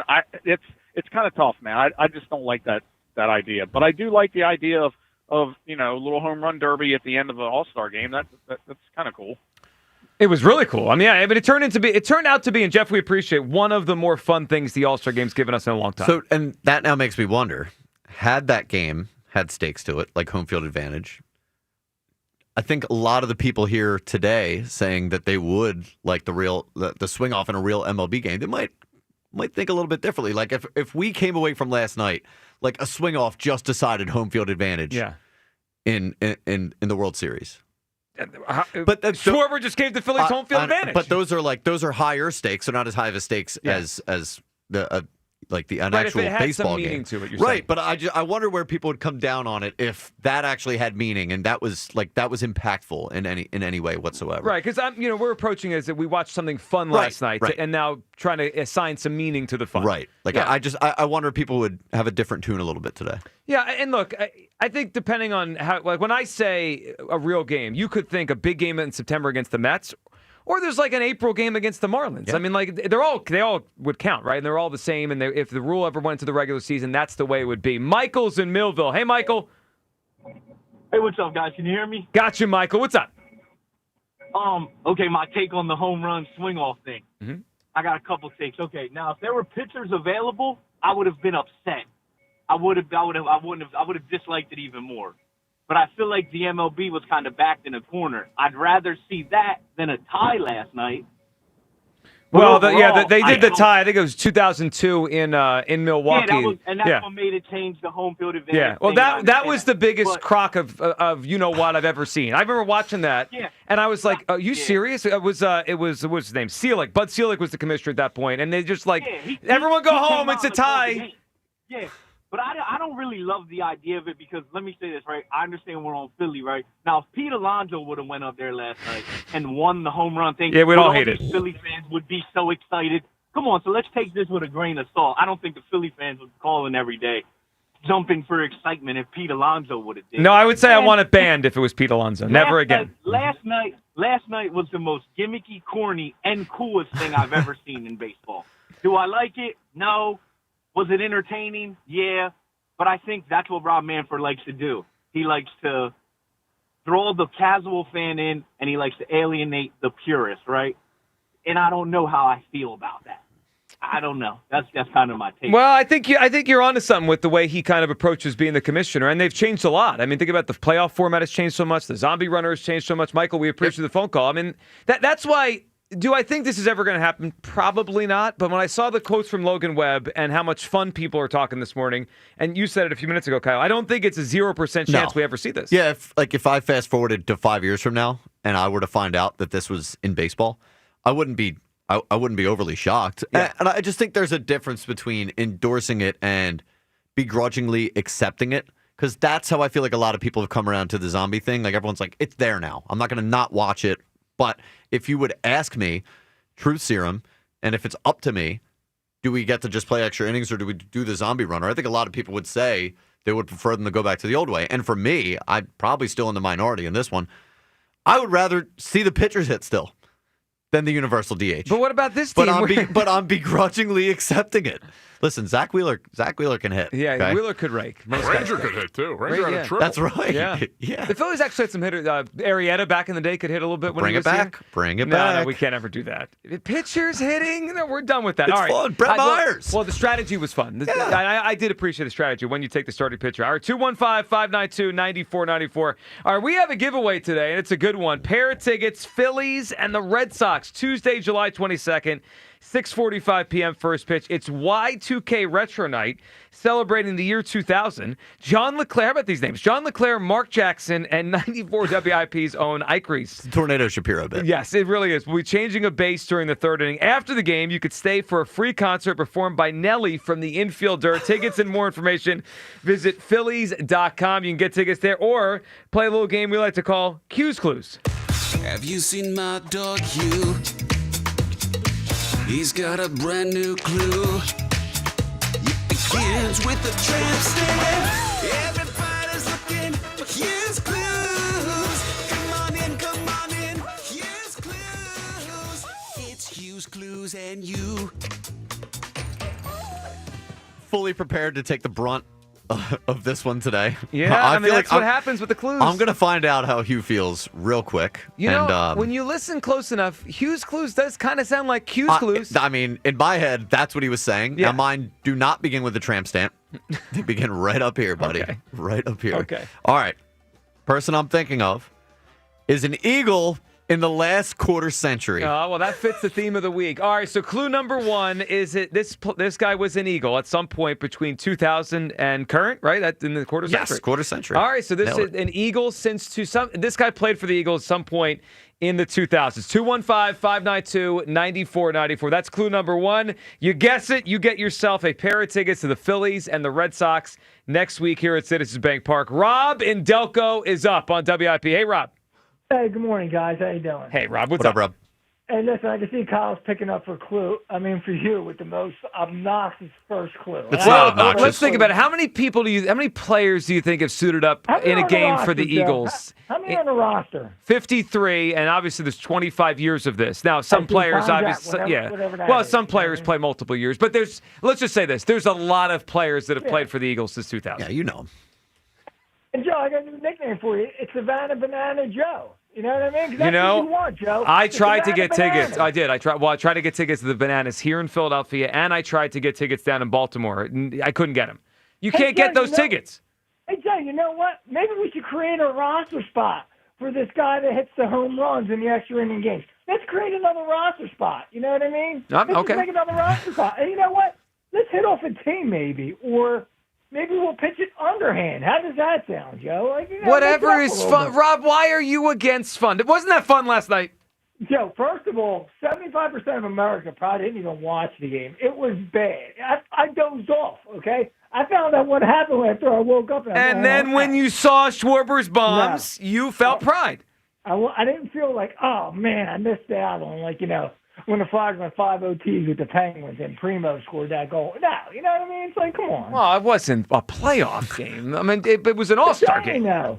You want to implement this in a real game? I'm like, no, Savannah Banana. No way, Joe. Maybe we'll have an out. The fan will catch a ball and it'll be an out, just like the Savannah Banana. Well, it's like the kid in the home run derby 2 nights ago that robbed a home run. It's wild. They should allow that, by the way.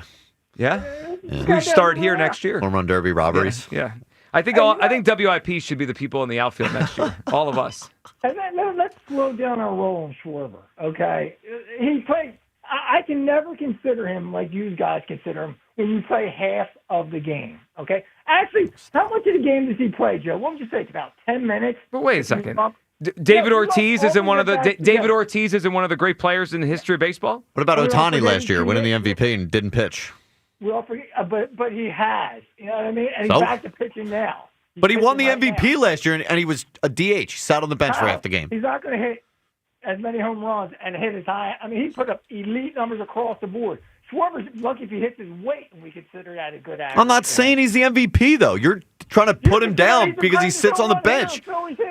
Well, it's easy when you can conserve your energy. I said he was a star, Rob. He is. On the field. Come on. Yeah, I know, but all right, I know we've only had the DH in the NL for 4 years, but the DH has been in baseball for 50+ years. Like it's a position. I mean, it is. But when you bat probably about 10 minutes, if you add up your 4 bats, it's probably about 10 minutes of actual work time he's doing. No, but he's not playing the field.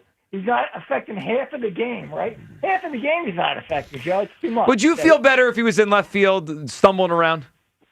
Well, you know what? Oh, I'm not going to sit there and praise him like over the top. Why not? You're just looking for a reason to be a jerk. I'm not looking for a reason to be a jerk. I'm looking for a reason. Do you want to give him 4 years? Do you want to give him? Yes, I give him 4 years right now. In a heartbeat. Okay, all right. You thought you were going to get us with that one? You're going to let him go, Rob? What is this offense without him? Oh, we're going to be putrid. We'll be then what are we doing? What's your problem? But let's keep him around. Well, maybe there's another opportunity, Joe. We could use that money for somebody else. What? That can play both ends of the field, Joe. My God. Well, maybe, but that guy's going to be more expensive. Like Kyle Tucker's a free agent. He's a great player. He's going to cost $500 million. This is your take, Rob. This is the one you're sticking with today. My take is for the Savannah Banana, and Kyle Schwarber is the greatest home run hitter in Phillies history. No, he's not. No, nobody said that. Well, not yet. Obviously, Mike Schmidt is, and he'll never catch him. But he's one of the more prolific home run hitters ever when you look at his home runs per at-bat. I mean, the guy hits like a home run every 12 at-bats. Rob, what's your guess for Q's Clues? I'm going to remember that today. For Q's Clues, an Eagle that has played in the quarter century here. Who is it? Well, let's talk about the biggest dope going on right now, making all news, CJGJ. It's certainly a good guess. We'll get to his comments. Rob, that is not it. Our first guest today, CJGJ. Yeah. So that bothered me a lot. The Schwarber stuff? The Kyle Schwarber thing. Yeah, like, I don't know. Because I can also spin it to you this way. The man's position is literally like the designated badass of the team. Yeah. Like, he is quite literally designated to go up there and get you a hit. Yep. And you know that hit's going to be a big pop. Well, and he's also really good at it. And he's their best offensive player and has been for a year and a half. The idea of, like if Rob had said, what are you going to give him, 7 years? Then we start to wonder, hey, that's a lot. Right. He'll be 40 or whatever by the end. 4 years, I'd sign up for that in a heartbeat. And if we're voting for an MVP, all else being equal, do I consider whether they play a position in the field or not? Like, sure, that might be the tiebreaker. But, like, I don't understand, like, why was Rob so eager to put Kyle Schwarber down because he's a designated hitter? I don't know. I just feel like those days are over. I mean, like, I know, again, it's only been in the NL for 4 years. By the way, I don't think any team has benefited more than the Phillies since the DH, right? The first year it came in, that was the year Bryce hurt his elbow. They don't make the World Series if there's no DH. Yeah. I mean, you could say the Dodgers down because the Ohtani thing, but like the Phillies, we should like the DH. It has helped the Phillies in the last 4 years. The DH, the third wild card spot, that helped the Phillies. I mean, they wouldn't have been in the World Series without it. So what you're saying is new innovative rules are good. Well, they are progressive. But to finish, the third one, the ghost runner, has kind of screwed the Phillies. We can't move runners over for crap. Well, that's true. So what? Maybe we're better off we're doing this. We're 2-1. Remember when Craig Kimbrell was in extra innings and he would just drop the ball so the runner could just go to third because he didn't want him stealing sides? And you guys he would look right at him and just drop the ball. Kimbrell was an adventure. He really was. Patricia in Huntington Valley's up. Hey, Patricia. Hi, good morning, gentlemen. How are you? Good, Patricia. Good morning. How are you doing? Okay. I just wanted to say I think it's really highly interesting that Kyle Schwarber, who it seemed like he was almost an afterthought to MLB to be in the All-Star game. It's like, I have all these All-Stars from Major League Baseball. I know, Kyle Schwarber, and he winds up being the catalyst that, gets the NL to win and winds up being the MVP. I think it's really ironically funny that happened. Do you mean that because he didn't come into the game till later? Like, it was almost like they forgot about him?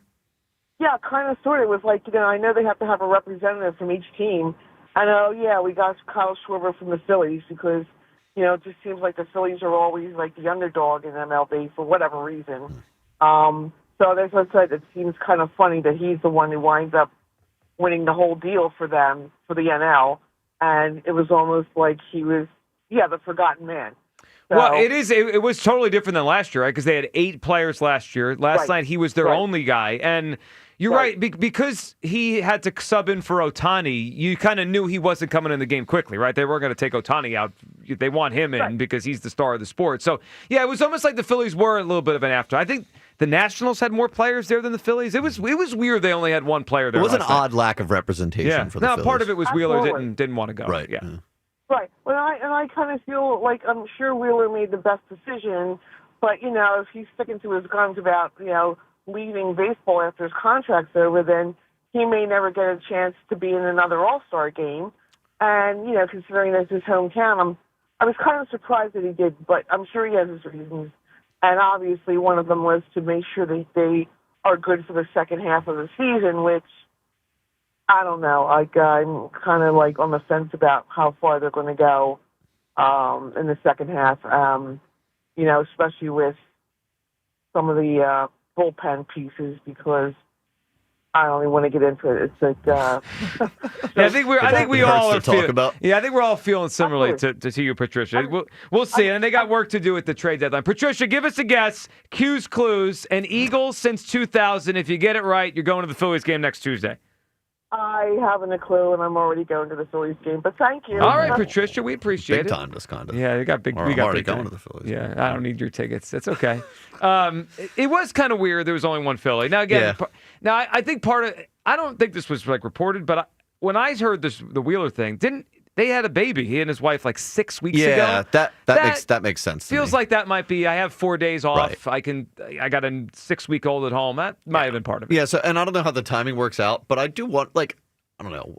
I know we think of the All-Star break as though it's like a week off. It's really like 4 days. Mm-hmm. if you think about it. And because they play Sunday, right. so by the time you really get home, it's kind of and Monday. for a guy like Zach Wheeler's pitching Saturday to what? He'll pitch Friday? Yeah. I mean, that's one day more of like his regular rest. And usually these guys throw a bullpen right 2-3 days in. Like that would have been the equivalent of this to Zach Wheeler. So, well, I'm totally fine with him prioritizing rest and family for the All-Star break. I don't care. I didn't need to see him go out there for one inning. Like, I don't necessarily buy the whole like I'm doing it to rest up. You're like, how much more rest are you getting? Yeah, by not especially a pitching pitcher. the All-Star Yeah, game? especially a pitcher. Right. It's probably one inning. It was weird though. I mean, there was really no Philly talked about until Schwarber came in the game. It just was like out of sight, out of mind. But then he won the MVP. All right, 215-592-9494. That's how you hop in. Q's Clues. Kyle in for Hugh today. Q's Clues. We're looking. First clue today was an eagle, and really this is such a Hugh Douglas thing to do. Such a wide range. Yep. An eagle since 2000. It is quarter century week.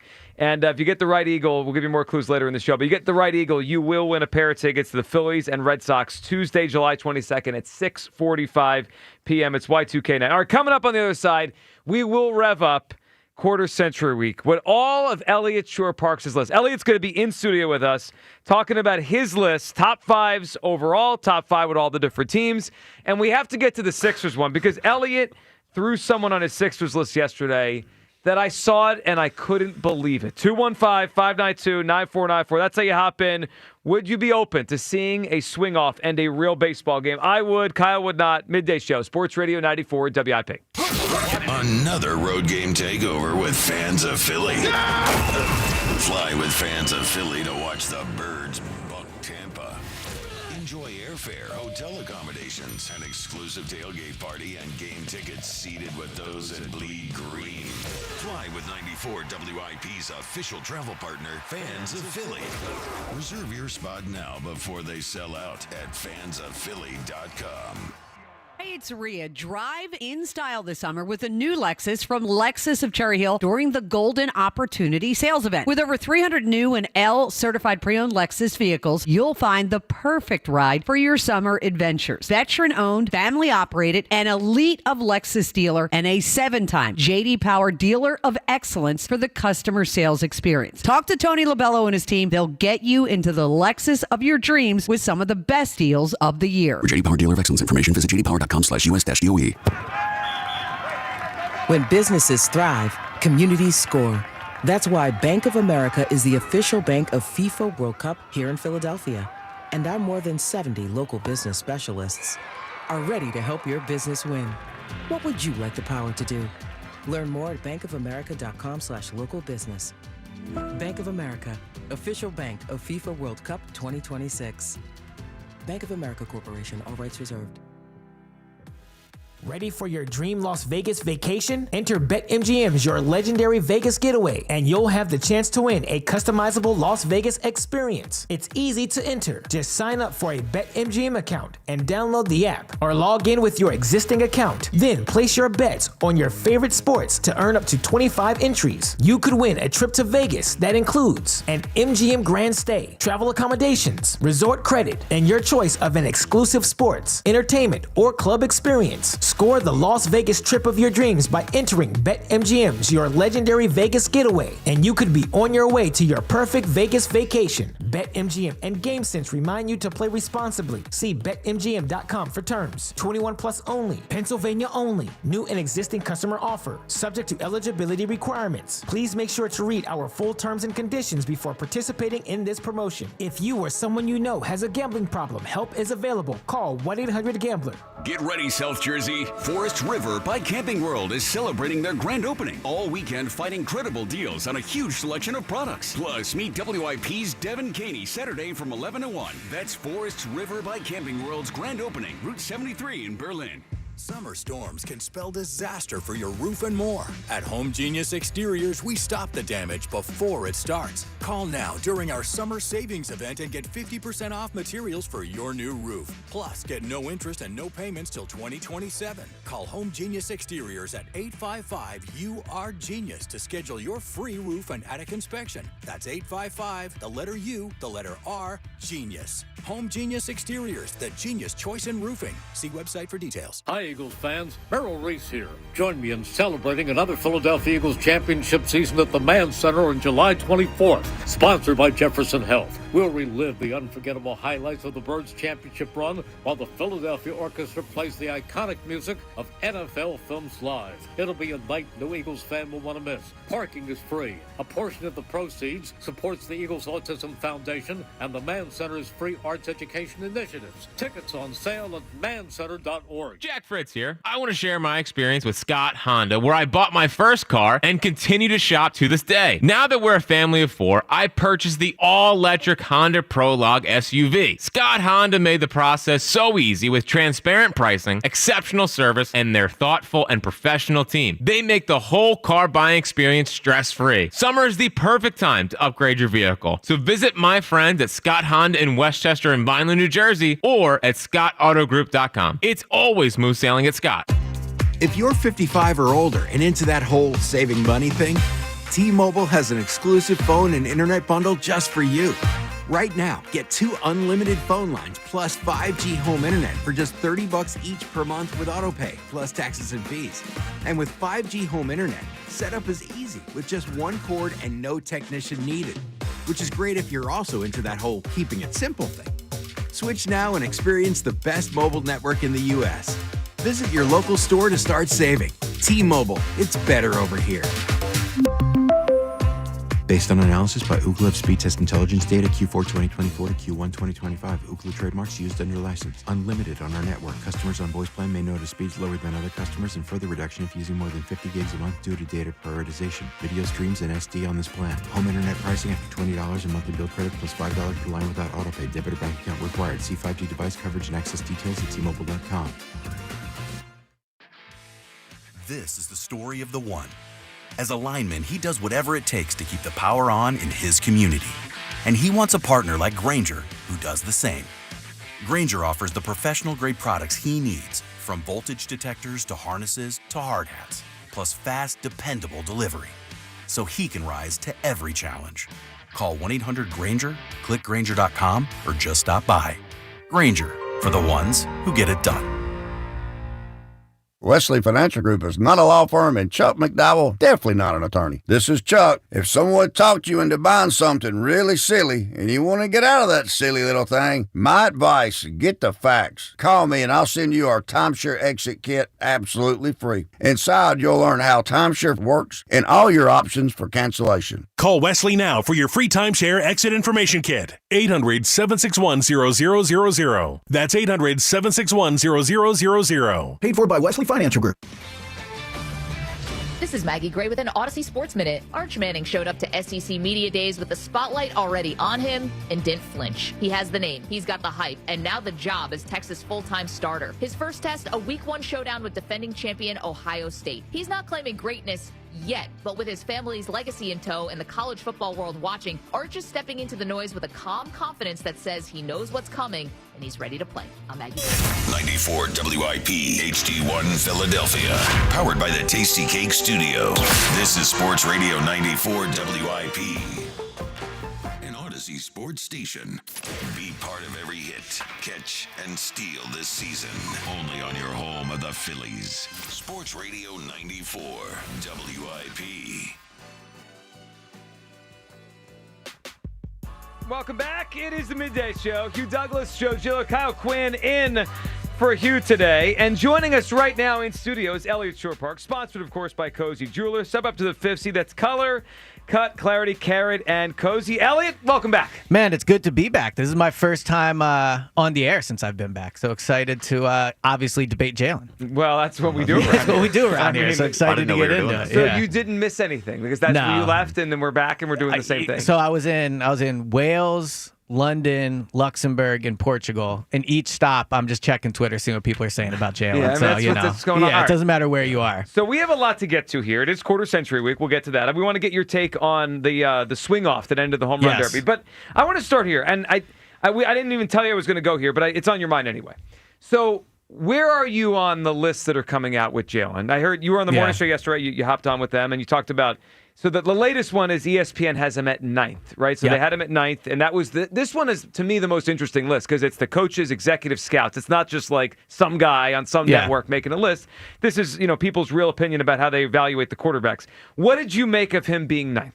So I would have him higher. I think when you're making a list including Jalen Hurts, I think he either has to be 2nd or 5th. If you want to do 2nd because he has a Super Bowl and the other 3 quarterbacks don't, the Lamar, Joe Burrow, and Josh Allen, then I think you put him 2nd. Or if you just want to do off of like pure talent, I think he's 5th because I think those 4 are probably better, but he has a better resume. 9th to me makes no sense because he does have something Jared Goff doesn't have. He has lots of things Justin Herbert don't have. He belongs ahead of them when you are ranking in totality, when you are taking into account talent and resume. Jalen belongs ahead of those guys. But I also think we need to take a step back as a city, as a media, as a fan group, and realize that if there was a draft of quarterbacks, that's probably how it would look. Maybe he goes ahead of Goff. Maybe there's 1 or 2 differences, but he's not going top 5. Jalen would not go top 5, and Herbert would be drafted ahead of him. That's wrong, in my opinion. Like, I wouldn't do it, but that is what would happen. Do you make anything of the fact that if you look at lists locally, a lot of it's Jalen Hurts. I mean, like you said, even up to the 2 range. Yeah. Like Hugh Douglas. But then nationally, it's more 6 to 9 range. Not only nationally, but like executives, coaches, scouts, people who are paid to make these kind of decisions. So it's interesting you bring that up because I think how you're framing it is not completely wrong, which is locally, maybe we're favoring Jalen Hurts, right? But I think the flip side of that, and I think what is more accurate is we have a better view of what happens with Jalen. They don't watch Jalen every week. They see the highlight plays, which, let's be honest, with Jalen and the Eagles are mostly running plays, right? He has some really nice throws occasionally, but I think that for the most part, if you're just a national person watching the Eagles, you're seeing Saquon, you're seeing the defense, right? So you're not seeing it as much. But the other thing that I don't think Jalen gets enough credit for nationally is the perception that he walked into a great situation. We were all here in 2020, how ugly that was for him. We were also all here in 2021 when we were saying all he has is Devontae, and that's it. He didn't really have anybody else. So while Jalen didn't trade for AJ and he didn't draft Devontae, he was here before those guys, and the Eagles were not a good team until Jalen Hurts became their starting quarterback. So I do think you're right. We probably favor him a little locally, but I think that's because we have a more informed opinion of his importance to the team. So I was thinking about the players that were listed ahead of him on that ESPN list. I think the top 4 we all understand, right? They've been doing it for is either as long or longer in terms of Allen and Mahomes and Lamar. But the other guys ahead of him, the one that's the most interesting to me is Jaden Daniels, right? Because he came in the same year as Herbert, and Jalen's accomplished more. Right? Herbert might be more talented. Jalen's accomplished more. I get that. Yeah. Goff, he's accomplished more, and Goff's older. More than Daniels. No, Jalen's accomplished more than Goff. Oh, yeah, okay, yes, agreed. And Goff's older than him. Yep, so agreed. That's I think Jalen should be ahead of Goff right now. Agreed. Stafford's accomplished more, but he's way older. So that one is kind of a different realm. What do you make of the Jaden Daniels one? Because that is the most interesting one to me. Because if the scouts and executives are right, then we have a disadvantage in the division at quarterback for a long time. He's not going anywhere. Yeah, so there's a lot with Jaden Daniels. First is, let's see him do it again. We saw Jalen have a great 2022, stepped back in 2023, readjusted, and then however you want to define his play last year, it was certainly better than it was in 2023. And he won the Super Bowl, so clearly he rebounded from that. This time last year, C.J. Stroud, I would guess, was pretty high on some of these lists. He was probably top 10 in most lists. Yeah, and he had a down year. Now, it doesn't mean I'm out on C.J. Stroud. I think he's awesome and he'll be good, but he had a down year. Jaden Daniels, it's about can he do it next year? But here's the other thing. I'm pretty sure that Jalen is the only quarterback on that list that wasn't a first-round pick. And I would even go as high as say of the top 9, he was. He was. Well, the 10th was Baker, isn't it? 10th was Baker. And he was a number 1 pick. So I even think they were all top half of the first round off the top of my head. Except Lamar, who was the final pick. You're right. Lamar would be the only one. Yeah, but I think you're right on that too. So I do think that the real reason guys like Goff and Herbert go ahead of them is because the most important thing that can happen to a player's career at some point is where he is drafted. It impacts the opportunity you get. It impacts whether you're viewed as having upside. Look at Azeez Ojulari. One of the main things people bring up when we talk about why we're excited about him is former first-round pick, right? When they signed someone that maybe was on a practice squad, well, he was a former third-round pick, so maybe that's a steal. That's how people view it. What Jalen has had to fight against, that guys like Goff, Herbert, and now Jaden Daniels also, is he was not a high pick. So if Jalen was drafted where Jaden Daniels was, I think he'd be ranked ahead of him. Yeah. But because he wasn't, Jaden Daniels is viewed as having a higher upside than Jalen is. So I think it's probably like the best point on this whole thing is that these execs, coaches, scouts, whatever, they're just like us and that they want to have the right take. Yeah. Like, this is just them. Well, and they scout these guys. You're right, exactly. Yeah. Like, that's them having a take, is that this guy is better than this guy. Right. This guy was drafted in the second And round. it was their take for some of them, right? Because they're the reason that these guys got drafted. Correct. So this is sort of just them feeding into the fact, like, this take that I had was right. So it sounds to me like you're a little bit hesitant, kind of like I am, to jump fully in, like, head first to the Jaden Daniels thing. No, I think Jaden Daniels is awesome. If I was starting a team with a quarterback, he would be high on my list. Okay. But I think there's two different things. There's that, and there's what will he be next year. Right. So you want to see him do it again, but like I don't think the Eagles are at a disadvantage at quarterback in the division. Okay. If that just like makes sense. without knowing though, and just besides the whole quarterback thing, do you view Washington as the biggest threat to the Eagles in the NFC in general? I mean, I'm kind of down on Washington. I do think, like, let's see him do it again. And they have the oldest team in the NFL. I was surprised and, to see Debo's old, Zach Ertz is old, even Bobby Wagner. And they stayed healthy last year. Those guys. And yeah, exactly. And now let's see if Cliff Kingsbury's offense can do it again, right? But that being said, I mean, if you look around the NFC, the Lions have major questions with two new coordinators. We'll see how they are in general. The Packers, I think, are a team we're probably underrating a little. They were good last year. Jordan Love missed time. It wouldn't shock me if at the end of the year the Eagles and Packers are fighting for that top seed. The Vikings, I like J.J. McCarthy, but he's a rookie quarterback. If they even go with him, maybe they start. I'm blanking on who they signed. But they signed someone, didn't they? They did. The Vikings a quarterback? I thought they gave. Maybe I'm wrong about that. Well, they had Daniel Jones, and then he left for the Colts. Right. But regardless. I mean, they have to have someone. They have Sam Howell. No. So, yeah. they traded for Sam Howell. They have a quarterback question. Yeah. So, I guess you would have to say Washington, but I think the real takeaway looking around the conference is I think the Eagles are clearly the top dog. I noticed you didn't mention the Cowboys. You're just totally dismissing them next season. I think the Cowboys will be who they normally are with Dak. They'll probably win 9 or 10 games. I'm not super high on the head coach hire. I don't like promoting from within, but I don't view them as a legitimate contender. But that being said, I don't think they'll win 5 games either. I think they will be a double-digit-ish team. Fair enough. Yeah, I'm lower on them than you are. I think they're going to win 7 or 8 games. Well, Dak always wins when he plays in the regular season. But the NFC's better than it used to. Like 2 of those wins were the Commanders. Right. Like they just No, beat you're up. right, yeah. I mean, Dak's record against the Commanders and the Giants is unreal. And the Giants, I think, could be it's like better. 20-2, like in his Yeah. career. He racks up wins against those teams. And the Giants are what they are. They're still the worst team in the division. Maybe a little better. We were told they'd be Super Bowl champions. Well, we had a yesterday. caller yesterday who said that. But yeah. the I will say I'm in on Commanders- Jackson Dart. You're in on Jackson. Yeah, Dart. I think Jackson Dart, star quality. Well, then is this the best franchise swag? Well, is this the best the NFC East has been a quarterback in a long time? If you're right, that's 4 quarterbacks that are good. Yeah, no, I think potentially. I don't think Brian Daboll's a good coach, so that's going to hurt him. But I think,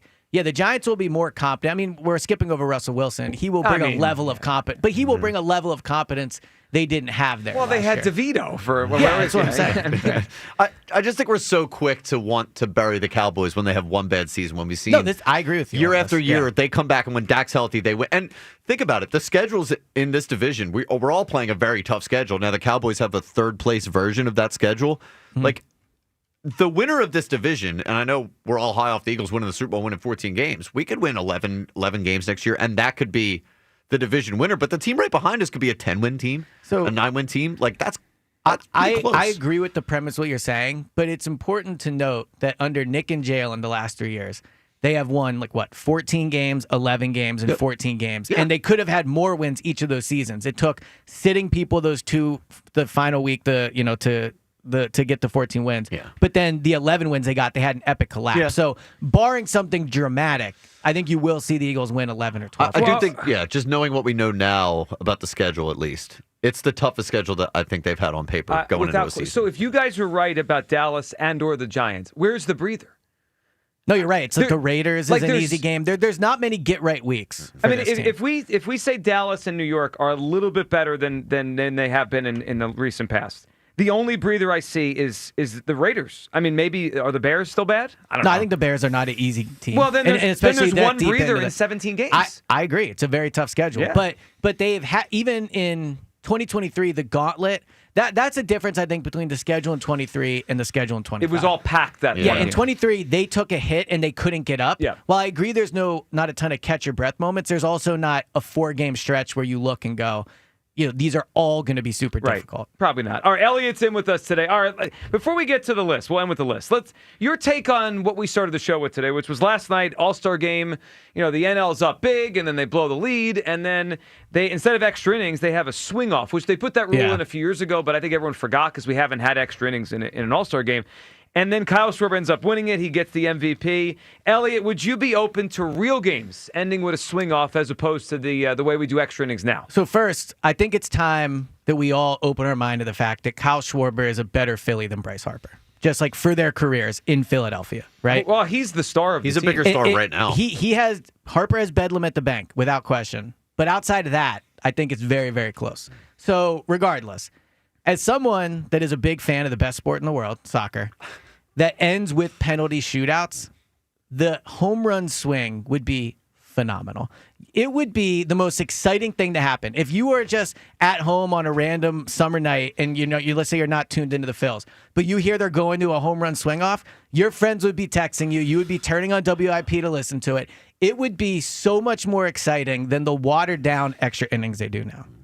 I think the one thing you said there that I totally agree with is it would cause a buzz to where you would get messages from your friends like, you see what's going on? They're going to the swing off. You would it would if you weren't locked in, you're going to get that like, hey, they're going to. In fact, I could see MLB sending out notifications like Yankees, Dodgers heading to a swing off, Cubs, Red Sox heading to a swing off. I think it would just add buzz to baseball. The other thing, they don't do that for the zombie runner. Who cares? The other thing it would do that was the best thing that could happen to the sport is if you think about basketball and football, when the game is on the line, you control who is up there, and it creates moments.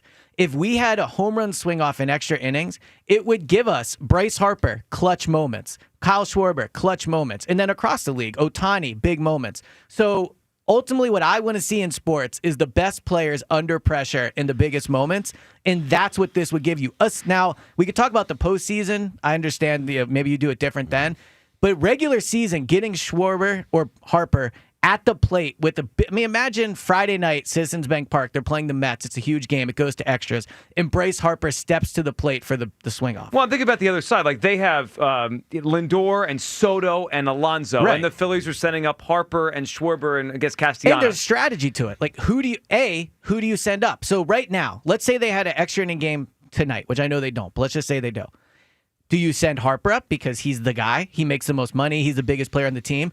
Do you send Schwarber up? Do you pick the hottest guy in terms of recent play? Like there would be dynamics to this that would be very interesting to talk about after the game, and for the manager to make the decision. And that's all great for Rob Manfred and getting eyes on baseball and stuff like that. But I don't care what my friend who doesn't watch baseball thinks about seeing a game end in a home run derby. And like I understand the comparison to the soccer shootout, and I made the comparison to the NHL shootout.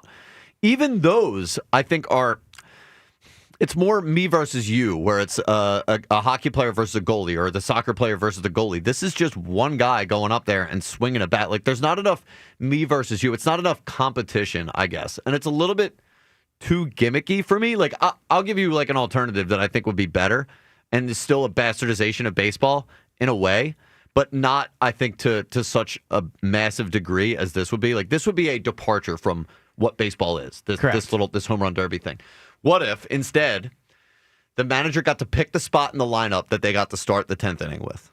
I like that. Then you get to go with Harper, Schwarber, or whoever, like the meat of your lineup, and then it's still pitcher versus the batter, and you have a defense out there, and you might even have a guy on second. What if you just abandon the lineup? It's just Harper goes, then he can pick. Then he picks Schwarber. Then he picks Castellanos. They threw that out a few months ago. Then the idea of the golden rule, that was a story. Yeah, the golden bat. The golden bat, right? At one point in the game, you get to pick whoever you want to just go up to the plate. That at least looks more like baseball to me. Yeah, and there's some strategy. This just isn't. It's just not baseball. I'm sorry. But I hate to sound like the old guy. I know it's. What's more baseball than a home run? Well, a lot of things. I think that's when you think of baseball, you think of home run off some dude that's throwing batting practice. Those guys are like 70 years old out there. That's the only part where I would agree with you. That the fact that the Phillies would send their own guy up, I assume, right, to pitch. Well, right. The best thing about sports is, and now I'm really this guy. I sound like Jolly right now. It's competition, though. You are old. That's not real competition. But they did compete, and they ended in a tie. Yeah, but in such a lame way. Like, if you want to end a Little League game that way, that's fine. But, like, what's the point of having pitchers if they're just useless after the ninth inning? I just keep going back to, we already have destroyed extra innings. They have a zombie runner. It's not that destroyed, though. Like, there is a massive difference between a guy starting the inning on second and just abandoning everybody on the field and having them swing home runs off of a 50-mile-an-hour pitch. But the runner on second is designed just to end the game quickly. They just want people to score quickly. But also, just remove the competition part of it. What would you rather see? Like you, Kyle. If you're at a Phillies game, which would you I would enjoy rather see baseball. I actually love when games go to extra innings. It's free baseball. Like, I like watching the sport. Like, the home runs are great. I just think getting the chance to see the best players have to win games is worth giving that up for. But I also think the novelty of it wears off a little bit because it was great to see it last night in the All-Star game. I loved it. The game didn't matter. But I made this point earlier, and I wonder if people would change their tune a little bit on this whole thing, because we've had a few calls today. People excited about the idea of maybe adding this to a real game. What if that was for home field advantage last night? And like, I feel like then Schwarber gave the Phillies home field advantage in the World Series. I know, but so people around here locally are like, "Wow, that's great." But like, I'm just picturing myself walking in here the day after one of those home run derby things, and I'm thinking, man, like, our best bullpen guys were available after the ninth inning. We didn't even get to use them. Like, and all of a sudden we have Kyle Schwarber, Max Weenie Kepler, and like Alec Boehm up there. You are getting your best hitters up, though. Yeah, maybe. So you're right that you're not utilizing the bullpen, but you are using your best. But hitters. I could be coming in here the next day saying, like, man, if only that were a normal way to end a baseball game, I would have felt like we had a better chance in this. Yeah, like, maybe. I get that. I mean, we're probably going to come in here anyway and say Topper's a moron for not bunting the runner over. Right. And I mean, it's just it's the same thing, just in a different way. We get they upset. can't do that either, by the way. Well, I know they can't do that. All right, Elliot, while we have you, before we end our segment here. So it's top 5 quarter century week, right? Top 5 athletes in Philadelphia last quarter century, which is a challenging list to make. And then it's incredibly hard. It really. So I just keep realizing as I see the votes come in, someone great will be left off. It's just there's too many, right? There's too many great ones. Elliot, you put out your different lists with different sports, but we need, while you're with us today, because we're doing a different team each day, right? Yesterday we went over the Eagles, and we're going to get to the Phillies tomorrow. But we need your Sixers list, because I saw it yesterday, and I just kept shaking my head. Not that I was really upset at you. It was more the Sixers I was upset at, that this is what it came down to. Give us your top 5 Sixers last 25 years. So the Sixers... It was actually embarrassing how hard it was to come up with 5 players. So I think there's 2 obvious ones, which is Allen Iverson and Joel Embiid. Yes. They're clearly on it. Then it is Ben Simmons and Andre Iguodala. Just in terms of accomplishments and players that played at a high level, Ben Simmons was Rookie of the Year. They won a ton of games with him. He was one of the top, 25-ish players in the league at one point, probably. You could argue maybe even a little higher. He gets on the list. And then for the 5th one, I put Tyrese Maxey, just because he's an all-star. He's had big playoff moments. I briefly thought about Mutombo, Aaron McKee, George Lynch. Like, you could make arguments for those guys, but I think Maxey's better than them, so that would be my 5. But it's not an impressive 5 at all. Maxey was the one that was on the cusp for you and not Ben Simmons? Well, Ben Simmons was easier. definitely on it. No, it can't be a definite. He is definitely on it. Can't be I'm thinking about banning him from everybody's list. Now, you cannot like him. I understand that. Yeah, I can't stand it. But no, I get that. Now, I do think his time here has aged better than it did at the time. He's probably going to end up being the best teammate Joel has ever had, and probably the most successful teammate they'll have had together. What a disaster! It just is what it is. Well, we can say it's not enough. No, But Maxey's going to end up as best hold teammate. on. Maxey. Well, but Embiid will only end up playing with 1 year of legit Well, Maxey. that's Embiid's health issues. I'm just saying. Yeah. By successful teammate, you mean the guy who had the most success with Joel Embiid? Or like the best? Now James Harden, I think, played Harden at a higher level. And Jimmy Butler, too. Yeah, I agree. But in terms of longevity, and he won an award. Like, he won Rookie of the Year. I mean, who cares? Okay, well, Tyrese Maxey didn't win it. James Harden didn't win anything here. Jimmy Butler didn't win anything I know, but here. Rookie of the Year. He was an All-Star multiple times. Now All-Star, that hits in the NBA because there's only. Well, hold on, but don't dismiss Rookie of the Year. That's a legitimate award. Michael Carter Williams won Rookie of the Year. And Michael Carter Williams was awesome that year. But that year. But it also depends on your rookie class. Some years there's great players and they're off to a good start. Some years like you're the guy. Now he does have a little bit of an asterisk on his because he wasn't a big time. He's not an actual class. rookie. All right, well, you tell He's me a second-year three player Sixers here. that belong on it over him. I had a few. All right, I'll give mine. Kyle, I'll give you his. My 5 were Iverson and Embiid, obviously. Yes. I thought Iguodala was the lock third. Yeah, I'm good with it. Okay, then 4 and 5. I also put Tyrese Maxey on. I was with you. Now I didn't know what to do, but I feel like Maxey's had enough moments, and he's going to continue to be here, which I think matters long term. Drafted here, I think matters. Here. The 5th one I put on is Drew Holiday. Drew Holiday made an All-Star game as a Sixer. Yeah, but what did Drew... See, here's my thing with Iguodala and Drew to an extent. What are we remembering them for? The one series win over got as far as Ben and Joel. But let's be honest. They were not nearly as good, right? They were not nearly as good, those teams, as these Sixers teams were. And they only got out of the first round because Derrick Rose got hurt, unfortunately. That's the only reason they got out. So the Sixers beat the Raptors to get out of the first round, and the Wizards. They still beat and they finished higher to play those worst teams. I know, but the Sixers with Joel and Ben were way better than they were with Iguodala and Drew Holiday, and it's not even close. They went as far. I know, but we know that they were better teams. They had better chances. They had way better chances. Yeah, They were a top 4 seed consistently. They were, I think, the number 1 seed. We're mad at them because they squandered the big opportunities that they put themselves in positions to have. Now, Drew Holiday over Ben Simmons. Drew Holiday's most memorable thing with the Sixers is getting traded. It's fine.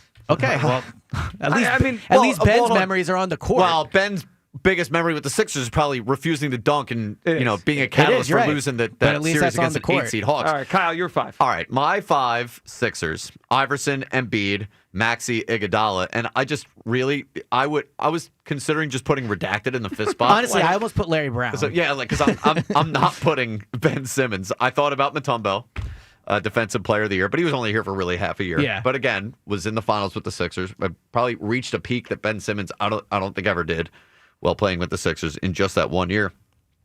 I would even put Jimmy Butler over Ben Simmons. For half a season? Yes. I'm putting Jimmy Butler wasn't over that Ben great Simmons. in the playoffs. No, he wasn't. Yeah. But that team... What did he have, like 11 or 12 points in that game 7? That team that lost to the Raptors, though, now granted, Ben Simmons was on it, but that one I think is like the best iteration, or at least... Well, didn't Jimmy have the breakaway steal to score before the Kawhi shot? So I think the year they lost to the Hawks was probably the best team, but I don't disagree. The Raptors year was... Lou Will had some fun years here. Lou Will's a good one. Yeah. Thaddeus Young deserves some consideration. I almost had Thaddeus Young. Thaddeus Young was a good player. But again, the guys we're talking about here, like when I was doing the Eagles, you could legitimately pick 15 guys. Yeah. That would be, the especially Sixers over 20. is very hard. Here's a thought I had doing these lists, though. Is Brian Dawkins' stature with the team falling slightly? Because I found myself I would just be, all right, Dawkins, obviously, right? But then you would look, and now he's a Hall of Fame player. He's an outstanding player. But there are so many Eagles that have rings now. It is harder just to give him a spot. May I spoil something? I have been getting a lot of the votes from our staff here, right? They're sending me their lists. And you put yours out, and people are sending me their lists, and they're not putting them out. So I'm seeing them all. Brian Dawkins is not on everyone's list. Yeah. He's not. And I haven't seen the fan votes yet, but we'll get those at the end of the week. I think he's going to make the top 5, but I wouldn't call it a lock. Well, the other main thing I had in sitting down and doing this, and it was fun to sit down and remember, is we are, without question, living in the golden age of Philly sports. Yes. Like people always get mad at me because when I make these lists, it's always people from 2000 on. They're better. They're way better. This is the best era. Yeah, for it's sure. the best era. I think in terms of now the Phillies obviously had one before 2000. The Eagles didn't really win anything prior to 2000 in the modern era, at least.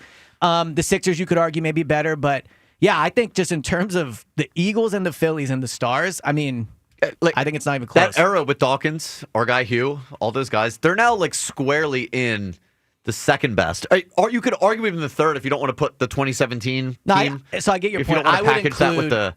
Well, it's interesting. Because I feel like the 22 and 24 team are very different than the 2017 I would agree with team. that. So you could even argue that's its own era.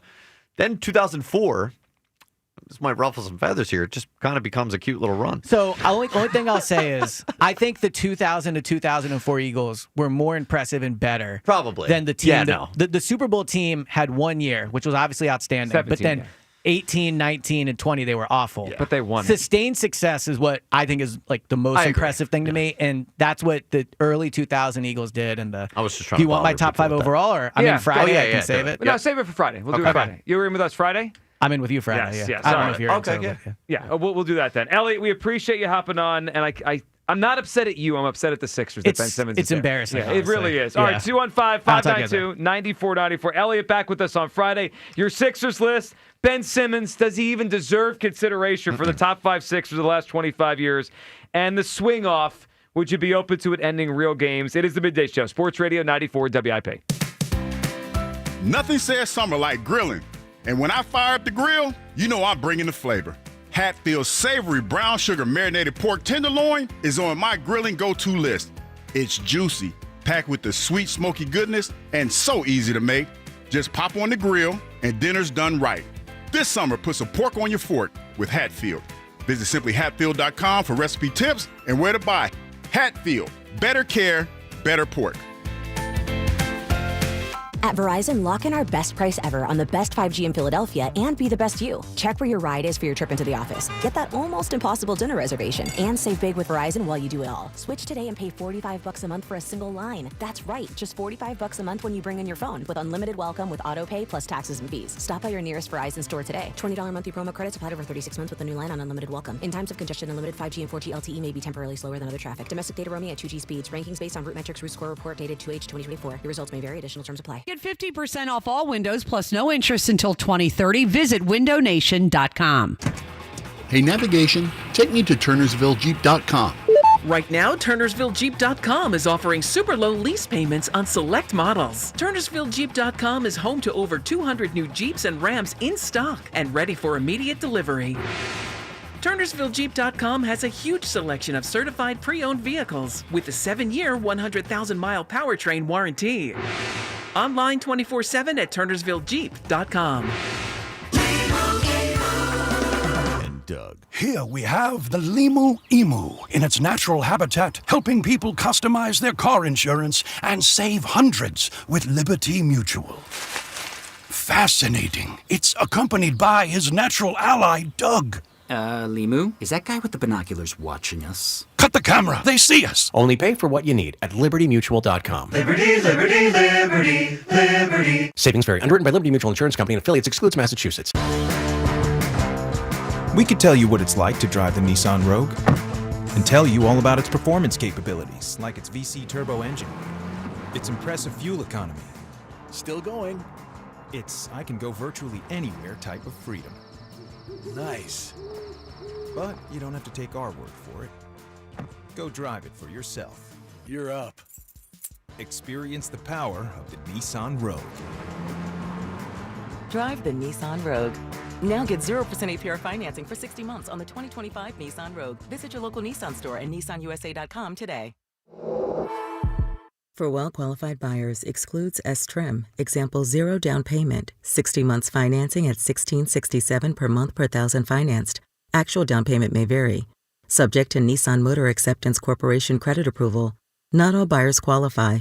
Dealer contribution may affect actual price set by dealer. Contact dealer for details. Ends 8/4/25. Looking for a banking partner you can trust? For over 55 years, Franklin Mint Federal Credit Union has been right here in our communities. But did you know we also offer business banking? We provide small to medium-sized businesses with the financial tools you need. Business loans, business deposits, and treasury management to accelerate your business. Discover the difference a dedicated relationship manager can make. Schedule your appointment at fmfcu.org/business. Visit fmfcu.org/business today. Federally insured by NCUA. Jack Fritz from WIP here. I've been a loyal customer of Scott Auto Group for years. My first car, my current car, both came from them. You really need to check out the brand new Scott Key location in Limerick. With a stunning new showroom, a state-of-the-art service center, and a car buying process that's easy, transparent, and genuinely enjoyable, Scott Key of Limerick focuses on you. They value your time and treat you like a VIP. It's time to experience what a 5-star service feels like. It's always smooth sailing at Scott Key of Limerick, and make sure to tell him Fred sent you.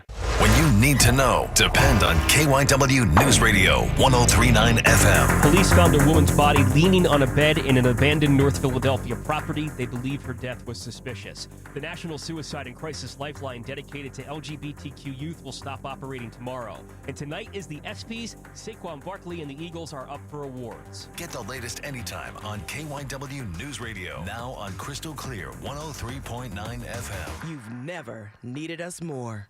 It's time. Time for the pro to get everything for the entire job, all from one partner. To get access to over 3 million products, including many products you won't find in our stores. It's time to get delivery on your schedule or next day on over 50,000 products. And time to get dedicated support on the job site or in our stores. From ordering to planning, we've got you. One partner, any job, all in. Ask about all we can now do at the Pro Desk. The Home Depot Pro, it's about time.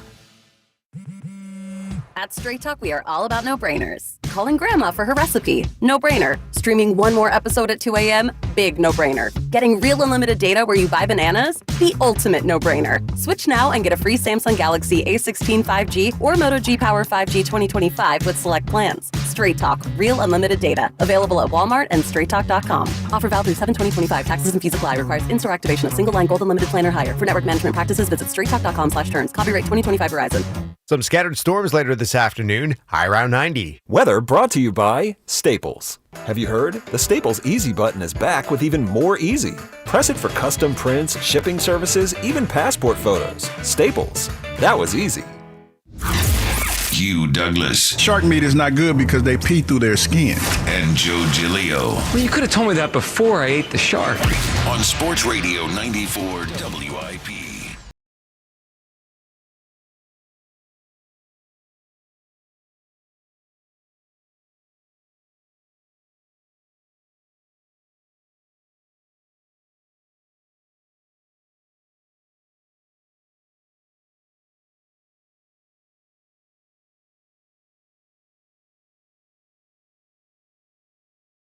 The last quarter century. I went Iverson, Embiid, Iguodala, Drew Holiday, Tyrese Maxey. Elliot Shore-Parks put Ben Simmons on his list. It's pathetic. It is. Now, look, I'm a little bit annoyed at Elliot. I'm mostly annoyed at the Sixers that they led him down that path. But I think you might be onto something, Kyle, that Ben shouldn't even have consideration. No, if anything, there should be an empty slot. If you want to just go 4, I might be okay with that. I think I had the same list as Elliot: Iverson, Embiid, Maxey, Iguodala. I put James Harden there. Harden? Yeah, Harden. Playing like 70-something games He won us a game in the Celtics series. Oh, Ben God. Simmons then he lost also us. quit in Game 7. Well, hold on. What did Ben Simmons do? He quit on the team. Well, he did. I mean, Harden going to China and calling Daryl Morey a liar might have been enough for me to just put him on the list in general. That was a hilarious moment. Might be the most honest moment of the Sixers' last 25 years. But if you think about it, Harden has a better playoff moment than Ben Simmons ever did. Well, Ben doesn't have a playoff moment. Well, he does. It's just not a very good one. I guess his other one is chasing Kawhi into the corner as Kawhi shot the ball over his hand. Yeah, and the refusing the dunk thing is like one of the most infamous plays in Sixers history. It might be one of the most infamous plays in NBA history when you think about it. I mean, it's unbelievable. It was a disgrace. I remember the still shot of it. Like when you just look at the photo and you're like, that guy had the ball there and didn't try to dunk it. Yeah, I mean that. Harden showing up to Game 7 hungover. Yeah, there's a lot there. There is. All right, would it be crazy to put Ben Simmons on the Sixers quarter century top 5? I'm with you. I think it's almost principle more than his accolades. Right? Yeah, like why would we do that to ourselves? Right. Like I understand he made an All-Star team or two. Like I understand he was a good player for a 3 or 4 year stretch and then it went bad. But why would you do that? And it's I don't know what this really speaks to. Because I guess there's fewer players that fill out a Sixers roster. Like you have a starting 5, but the Flyers have shared a very similar amount of success as the Sixers have over the last 25 years. It's way easier to come up with a list of top 5 Flyers, I would think, than Sixers. Yeah, is it because all the Sixers have been disappointing? We wanted more, because we expected we're just more. angry with them. Yeah. But like I don't know. I think that has to be it. And plus, like I said, there's probably just more Flyers to choose from. There's also something to how much Iverson really did drag a team to the finals. Oh, because no question. They have a team that played in the finals in this 25-year period we're talking about, and it's hard to. I know Mutombo was mentioned, but it's hard to think of another Sixer from that team that. Elliott's mentioned George Lynch. Let's be real here. There's and those guys. He was a good player, and so was Aaron McKee. But they're 6-man. Yeah, right. That team was Iverson and a bunch of role players. Yeah, you're not going Eric Snow. It was tough because I was like, well, I'll just go back to that era and find a guy to replace Ben Simmons. I couldn't really do that. You could put Mutombo there if you want. If you want to be petty and leave Ben Simmons off, which I encourage everybody to do. But I'm curious, if you're not going to put Ben Simmons on, who would you go to? I know. I think I had to go with Harden. 215-592-9494. Your top 5 Sixers of the last 25 years. It is quarter century week.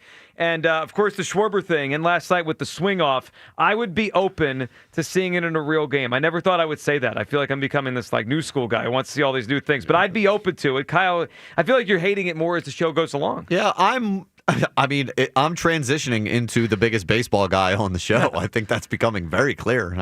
Don't ruin my sport. What was Harper saying about the pitch clock? We want our game back. Yeah, now everyone's fine with it. Yeah, now we can't imagine baseball without it. I don't know if they're fine with it. If you there's endorsing it and begrudgingly accepting it. I've begrudgingly accepted it. Every change in sports, we kind of and then we get there. But we're back to the turd analogy. I'm forced to eat the turd. I'm not going to not watch baseball.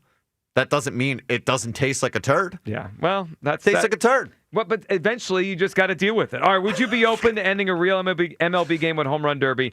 I'm actually a little surprised at the voting. I expected today on our poll question, it to be 90-10 no. I expected most people to be like, come on, that's Mickey Mouse. I'm surprised at the Twitter people I could actually see being more in favor of it. 73% no, 27% yes so far. It's the callers I'm more surprised at. I'm surprised we even got one saying do it. Well, they like fun. Oh, you see this, Luke? They like fun. Now, what if they put this in, and instead of being able to pick who you got, it was just the next 3 in the lineup? So say 9 innings ends, you go into the swing off, and then you had 7, 8, 9 due up. Oh. Or the Mets had 1, 2, 3, or vice versa. So Stott, Marsh, Rojas. Yep. Yeah, we could just end the game Against right there. Lindor, Soto, and Alonso. Can we forfeit? I guess there could be some strategy to that too, though.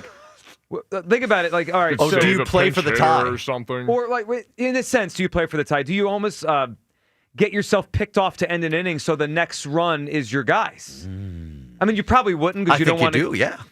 But now we're watering this whole that would be such a joke. If somebody's getting intentionally thrown out at second, they start extra innings with a runner on second base. We've already transitioned to joke status. But it's not that's so much closer to what baseball is than what this crap would be. Hold on, and now you got me calling it crap. I had a lot of fun last night. See, that didn't sound like you did. And now I have to hate the whole thing. You know what? Also, meanwhile, I'm over here comparing Drew Holiday to Ben Simmons because I really think Drew Holiday's a better player than Ben Simmons. It should be on the list. Let's go to Aaron in San Diego, and then we got to give you a second clue for Q's Clues. What's up, Aaron? Good morning, Philadelphia. Good morning, Aaron. Hey, I've got a top 5 list of my own that I just came up with. If you have a minute. Mm-hmm. So it's the top 5 producers. So number 5 is Adam. Number 4 is Buzz. Who's Adam? Number 3 is James Seltzer. I can see where this is going. Number 2 is Francisco. And number 1, my man, Luke. Wow, That's Luke got to number list. 1. I love that. First, a couple thoughts off the jump. Kyle not on the list is a good take or an interesting take. We have beef. Yeah, That's okay. you're gonna make you It's upset. personal. Yep. But the other one, I gotta say, feels a little high for Fran. I love Fran. Fran at 2? Wow. Also, who is Adam? We don't have an Adam. We don't have an Adam. Joe? You made that up. Joe? You know what, Joe? What's that? The first 3 are so inviting and so warm when you call them. They're asking you how your day was going. It's just a pleasant conversation you have. Mm-hmm. And then the other one, I've never had a chance to talk to Buzz, and I don't even know if Adam exists. Adam's not He real. doesn't. We don't have an Adam. I think of Kyle and Jack Fritz. I got to throw up in my mouth a little bit. Well, but you see what happens, Aaron, when I'm not back there. You're completely off the rails, talking about nonsense that nobody really else cares about. You made up a guy named Adam. Do you have anything on the swing off? Do you have anything on the top 5 lists, Adam? And I see you there in the YouTube chat, buddy. I'm surprised you even called in after what you were saying. Here's what I do have is I started listening this morning, and I started recording the broadcast, because what I'm going to do is I'm going to use it as a sleep aid tonight when I need to fall asleep. You got to come with more energy. You got to come with more fire. What are you talking Now, about? I'm sorry I don't start every show off with "Good morning, Philadelphia." Shut up. No, you came off with, "Hey, should we do the home run derby in MLB?" That's not what I said. Hold on a second. Are you a media critic or caller, Aaron? What do you got for us today? No, I want a piece of you too, Giglio, today. Okay. Because did I hear you say that if you were a GM, you would take the kid from you take Herbert or oh God, what's the guy from Detroit? What's his name? So no, Goff. What I said Goff. was, well, I agree. Hold on. Hurt? Time out. What I said was, I agreed with Elliot that if there was a redraft of quarterbacks today, like the actual GMs were making the picks, Herbert would go ahead of Hurts. I believe that. No way. So you're telling he me absolutely would. He would. What we know. With what we know. With what we've seen on the teams they're on. Yes, that's You're telling me that if they went back and drafted players, you're telling me that these people would be taken before Hurts? Well, Herbert would. Herbert would. Hold on. Herbert would. I don't believe Goff would. He's older, and I think the mobility of Hurts and the longevity, Hurts would go above Goff.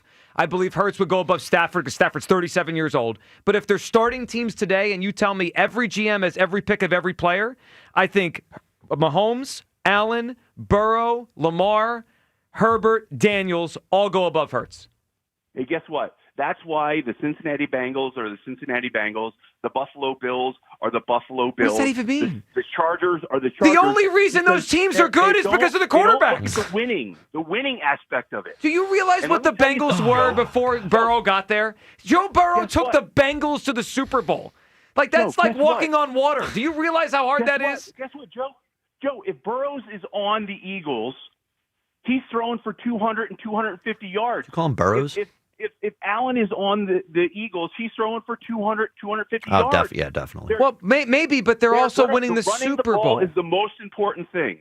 It manages the clock. It manages turnovers. Let me ask you a question, Aaron. Aaron, do you think the Eagles were dumb until week 4? Like the Eagles that we all know are the best team. Okay, they were another point. Joe. No. Joe, So you just anymore, Joe. Stop.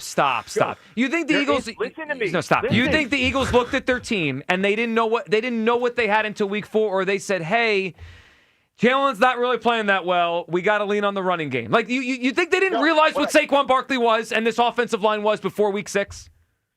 No, what I think, Joe, is that they used the first 4 weeks to experiment with the offense, find out what works and what doesn't work. Smart. And by week 5, they already had their offense in place, and they were ready to rock and roll. Now they went on a winning streak. This is amazing spin. It's amazing spin. Yep. Why did they lose that game to Washington?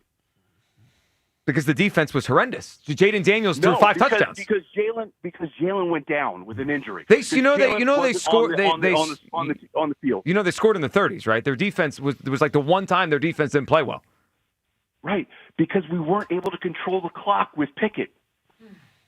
He's not the same quarterback as Hurts. Well, obviously everyone knows that. Kenny Pickett is a barely a Brown. Yeah, the bar is Kenny Pickett. Here's the breaking news for everybody out there. You can expect the first 4 weeks of this season to be just like the ones last season and the season before that, because the teams they're gonna experiment. They're bringing in a brand new offensive coordinator. They're going to see what works. They already know that they've got Saquon and they've got the offensive line. So just expect us to be our heads popping off the top of our heads, because they're going to try different things.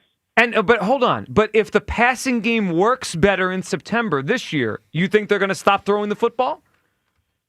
No, but I think that what they'll do is they'll have a happy medium, because you guys. Right. If they throw it, but Aaron, you're not making any sense. You're not making. If they throw it, hold on. If they throw it better, do you think they'll throw it more? Yes, they'll throw it. So they want to throw it more. If they have it their way, they'll throw it more. I think they want to do whatever is going to. No. They want to throw it more. This is here's what drives me crazy about this. It's basic math. What do you get more yards every time you do? Throw or run? Well, I don't know. Do you Well, no, have I Saquon know, Barkley on your team or not? I know, Aaron. I know. Even with Saquon Barkley, Saquon averaged about 5.5 yards a carry. Jalen averaged about 8 yards an attempt, and yet they still threw the ball less than anybody else. Why? Because their running game is a freaking machine. Do you think the Detroit Lions would have chosen to throw the ball at the end of last season, or do you think they would rather have run it down teams' throats?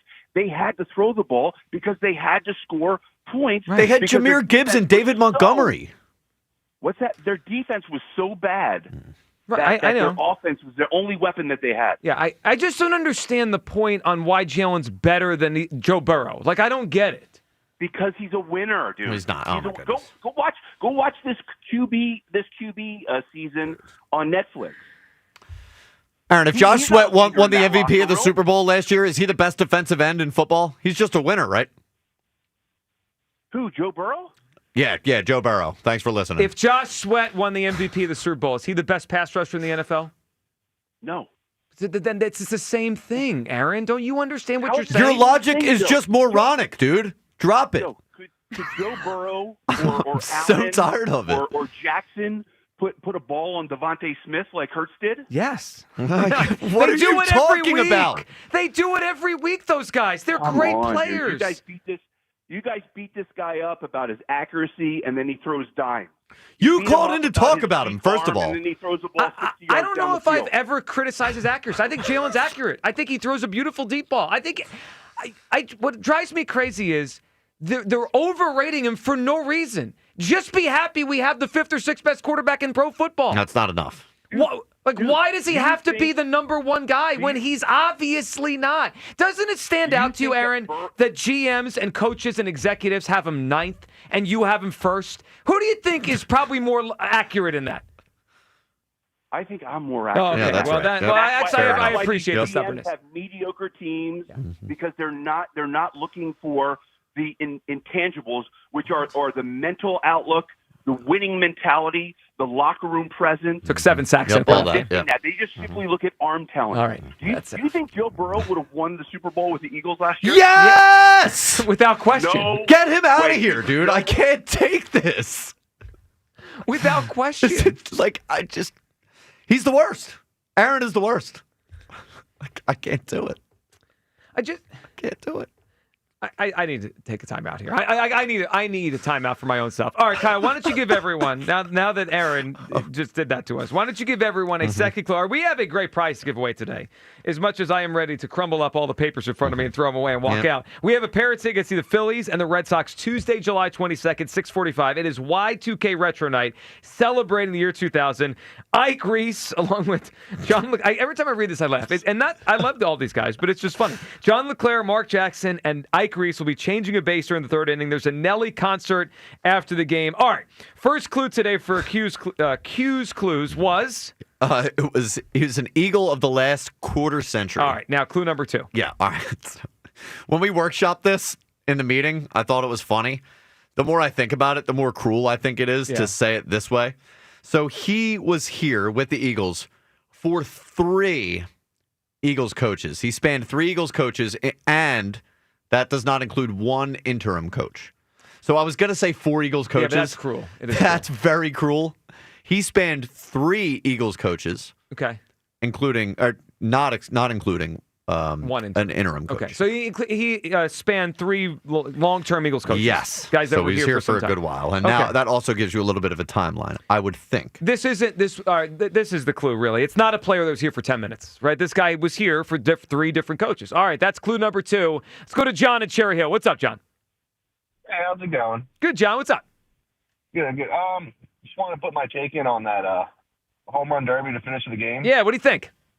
Honestly, I'd be for it, but I would do it. Honestly, I hate the slog of 18 plus inning games. It gets really boring real quick for me. Mm-hmm. So set 4 or 5 innings, and then if it's still tied, I would go to the home run derby after that.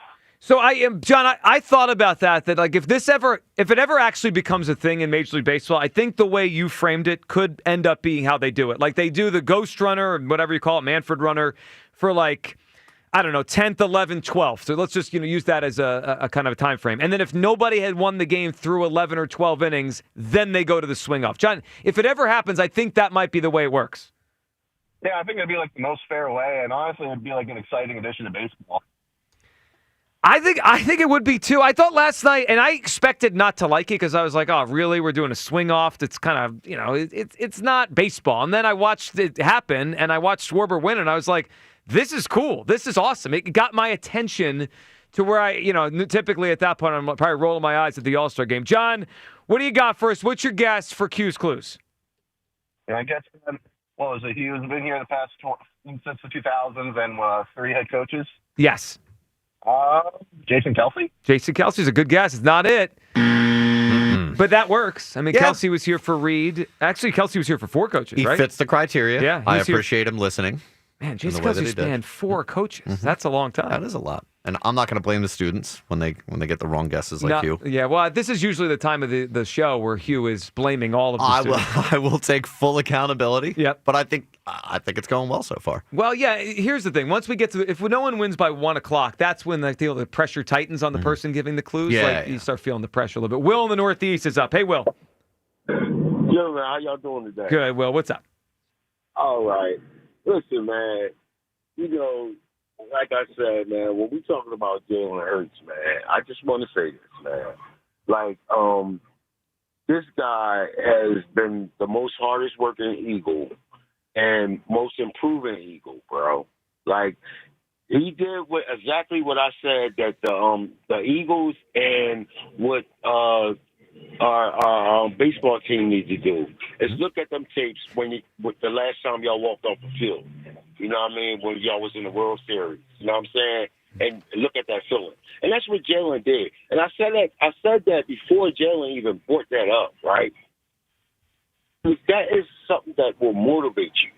Jalen Hurts has been the type of quarterback that, you know what? He said, listen, I'm going to step back and I'm going to let what we need to get done be done.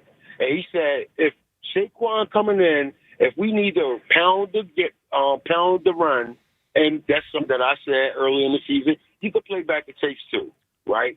And I said I wanted Derrick Henry there, but y'all picked Saquon.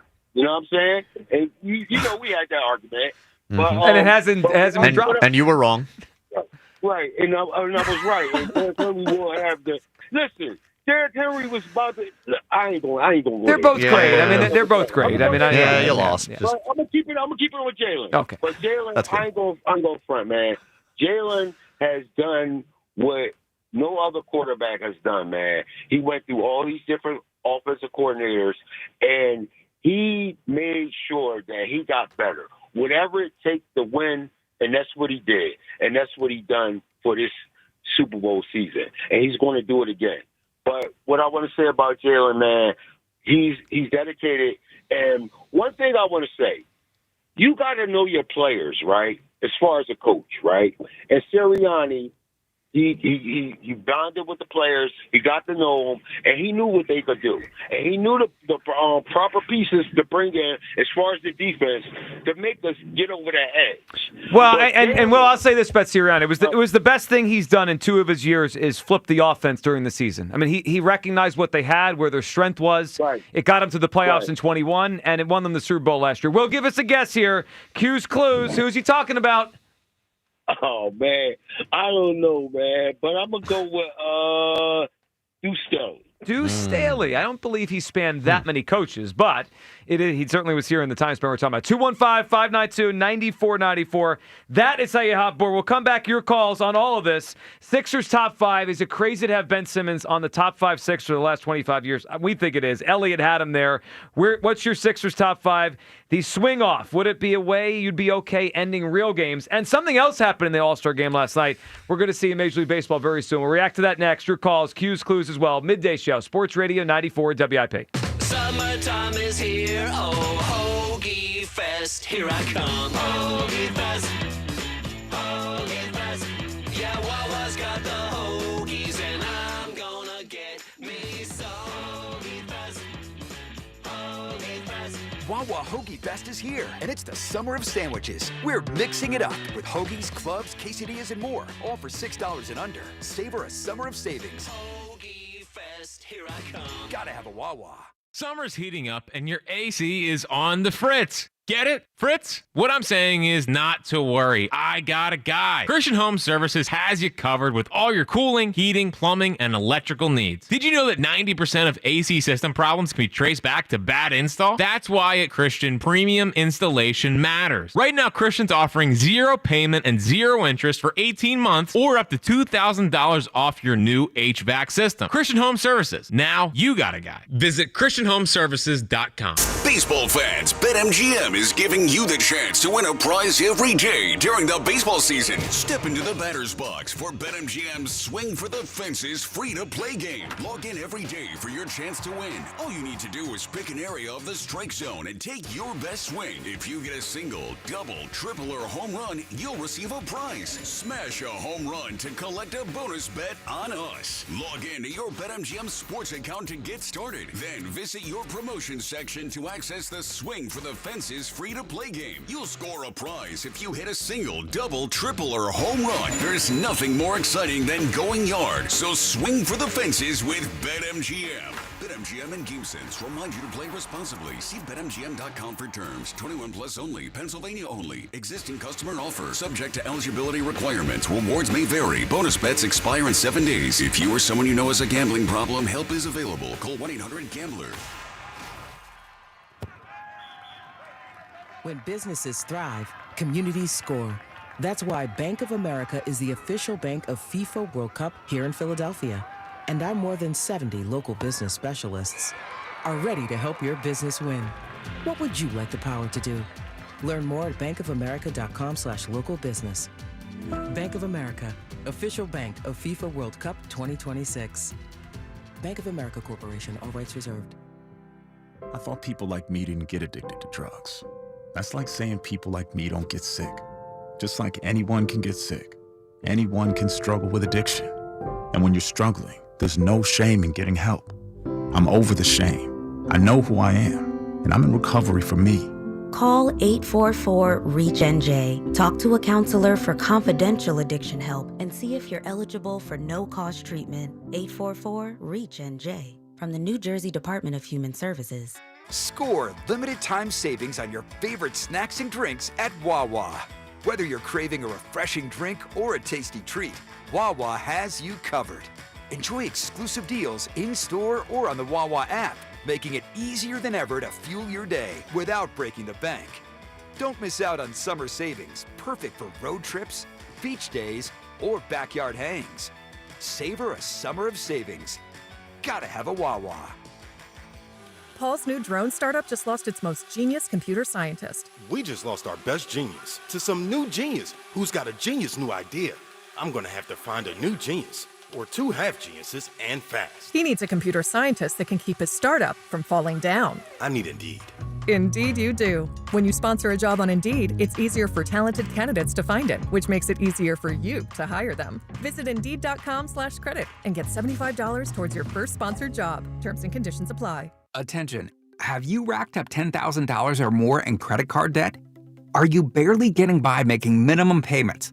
With credit card debt reaching all-time highs, National Debt Relief is notifying consumers about significant debt relief options currently being made available to help those with overwhelming credit card debt. These options may reduce a large portion of credit card debt for those who qualify. You don't need to declare bankruptcy or take out a consolidation loan, and you may only have to pay back a fraction of what you owe, even if you have bad credit. National Debt Relief has already reduced the credit card debt for more than 550,000 consumers, so don't wait. If you owe $10,000, $20,000, or even $100,000 in credit card debt, you can now take advantage of this financial debt relief as the cost of living continues to skyrocket. To check what debt reduction you may qualify for, call 800-750-2525. That's 800-750-2525. Again, that's 800-750-2525. DQ presents How to Make Your Summer Take Flight. Just head into DQ for a new Superman Cake Batter Cookie Dough Blizzard Treat. Treat your inner hero to an epic mix of sugar cookie dough, sprinkles, and cake batter flavor. Blend it all with legendary DQ soft serve and it's enough to tempt Superman himself. Fly into DQ for our new Superman Cake Batter Cookie Dough Blizzard Treat before it's gone. And don't miss Superman, only in theaters July 11th. DQ, happy tastes good. Only at participating locations. Check engine or ABS light on? Take the guesswork out of your warning lights with O'Reilly Veriscan. It's free. Ask for O'Reilly Veriscan. O'Reilly Auto Parts. Get a $15 prepaid MasterCard after rebate when you buy 5 quarts of Mobil 1 full synthetic motor oil at O'Reilly Auto Parts. O'Reilly Auto Parts. This is Maggie Gray with an Odyssey Sports Minute sponsored by Metal Supermarkets, the convenience stores for metal. Find a store at metalsupermarkets.com. Caitlin Clark tweaked her groin in the Fever's win over the Sun on Tuesday, and now the whole WNBA is holding its breath. Her status for Wednesday's game and the All-Star weekend is up in the air, and suddenly what was supposed to be a celebration feels a little shaky. Indiana's won without her, but the league, it doesn't move the same without its biggest name. I'm Maggie Gray. 94 WIP HD1 Philadelphia. Live from the Tasty Cake Studio. Sports Radio 94 WIP. An Odyssey Sports Station. When the summer heats up, so does Schwarber. It's the second 3-run home run of the day for Kyle Schwarber. Your exclusive home for Phillies baseball. Sports Radio 94 WIP.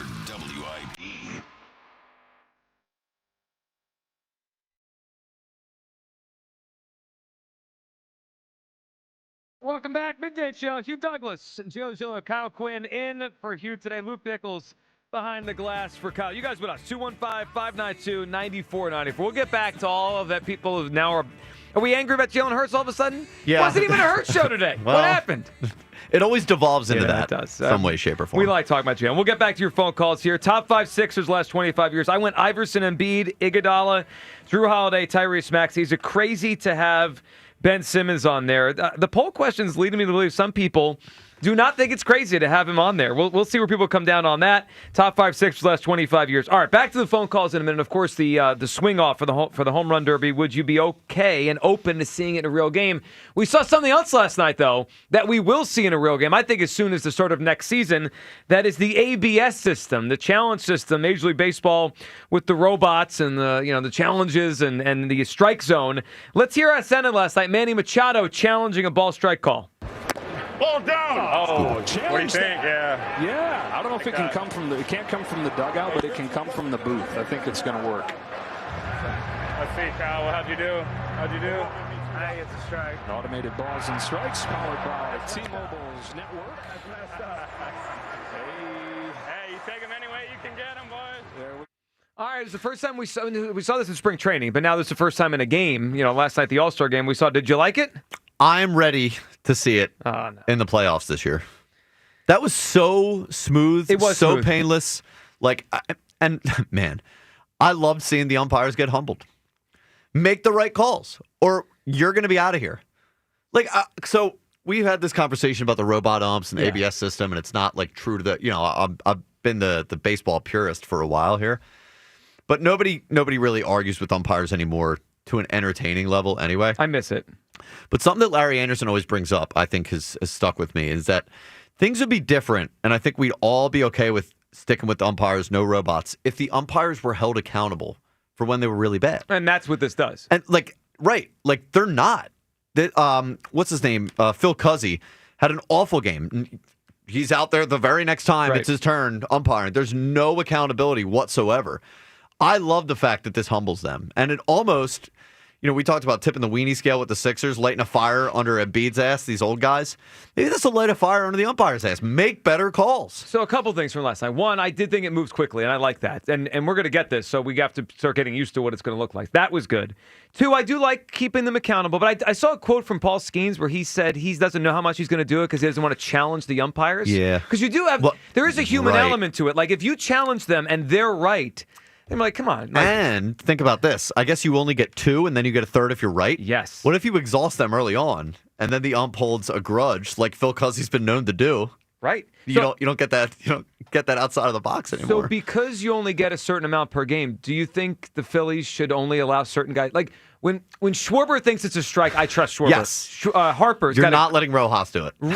Castellanos is not allowed to challenge. The guy has no idea what a ball and a strike is. I could also see him being like very impulsive and emotional. I know. Like I could see Bohm doing that too. Yeah, for sure. Right. So, yeah, that is interesting. And but you can't tell a veteran player they can't really tell Castellanos you're not allowed. If he feels it, he's going to do it. You would have to designate. I think if I'm the Phillies, I look at everybody's on-base percentage, and I do a cut line, almost like they do in golf. If you are above this line in your on-base percentage, I trust you're below the line. Sorry, buddy. I trust you to make this challenge.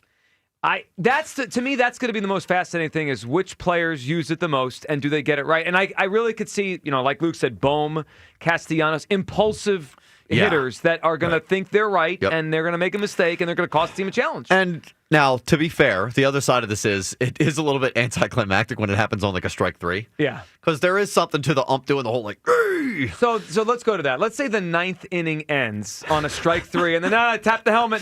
Challenge that one. It'll lose some of the gusto. It will. But again, because I'm discovering today that a lot of these scenarios, I envision what I'm doing if I walk into here and who I'm talking to and how angry everybody is.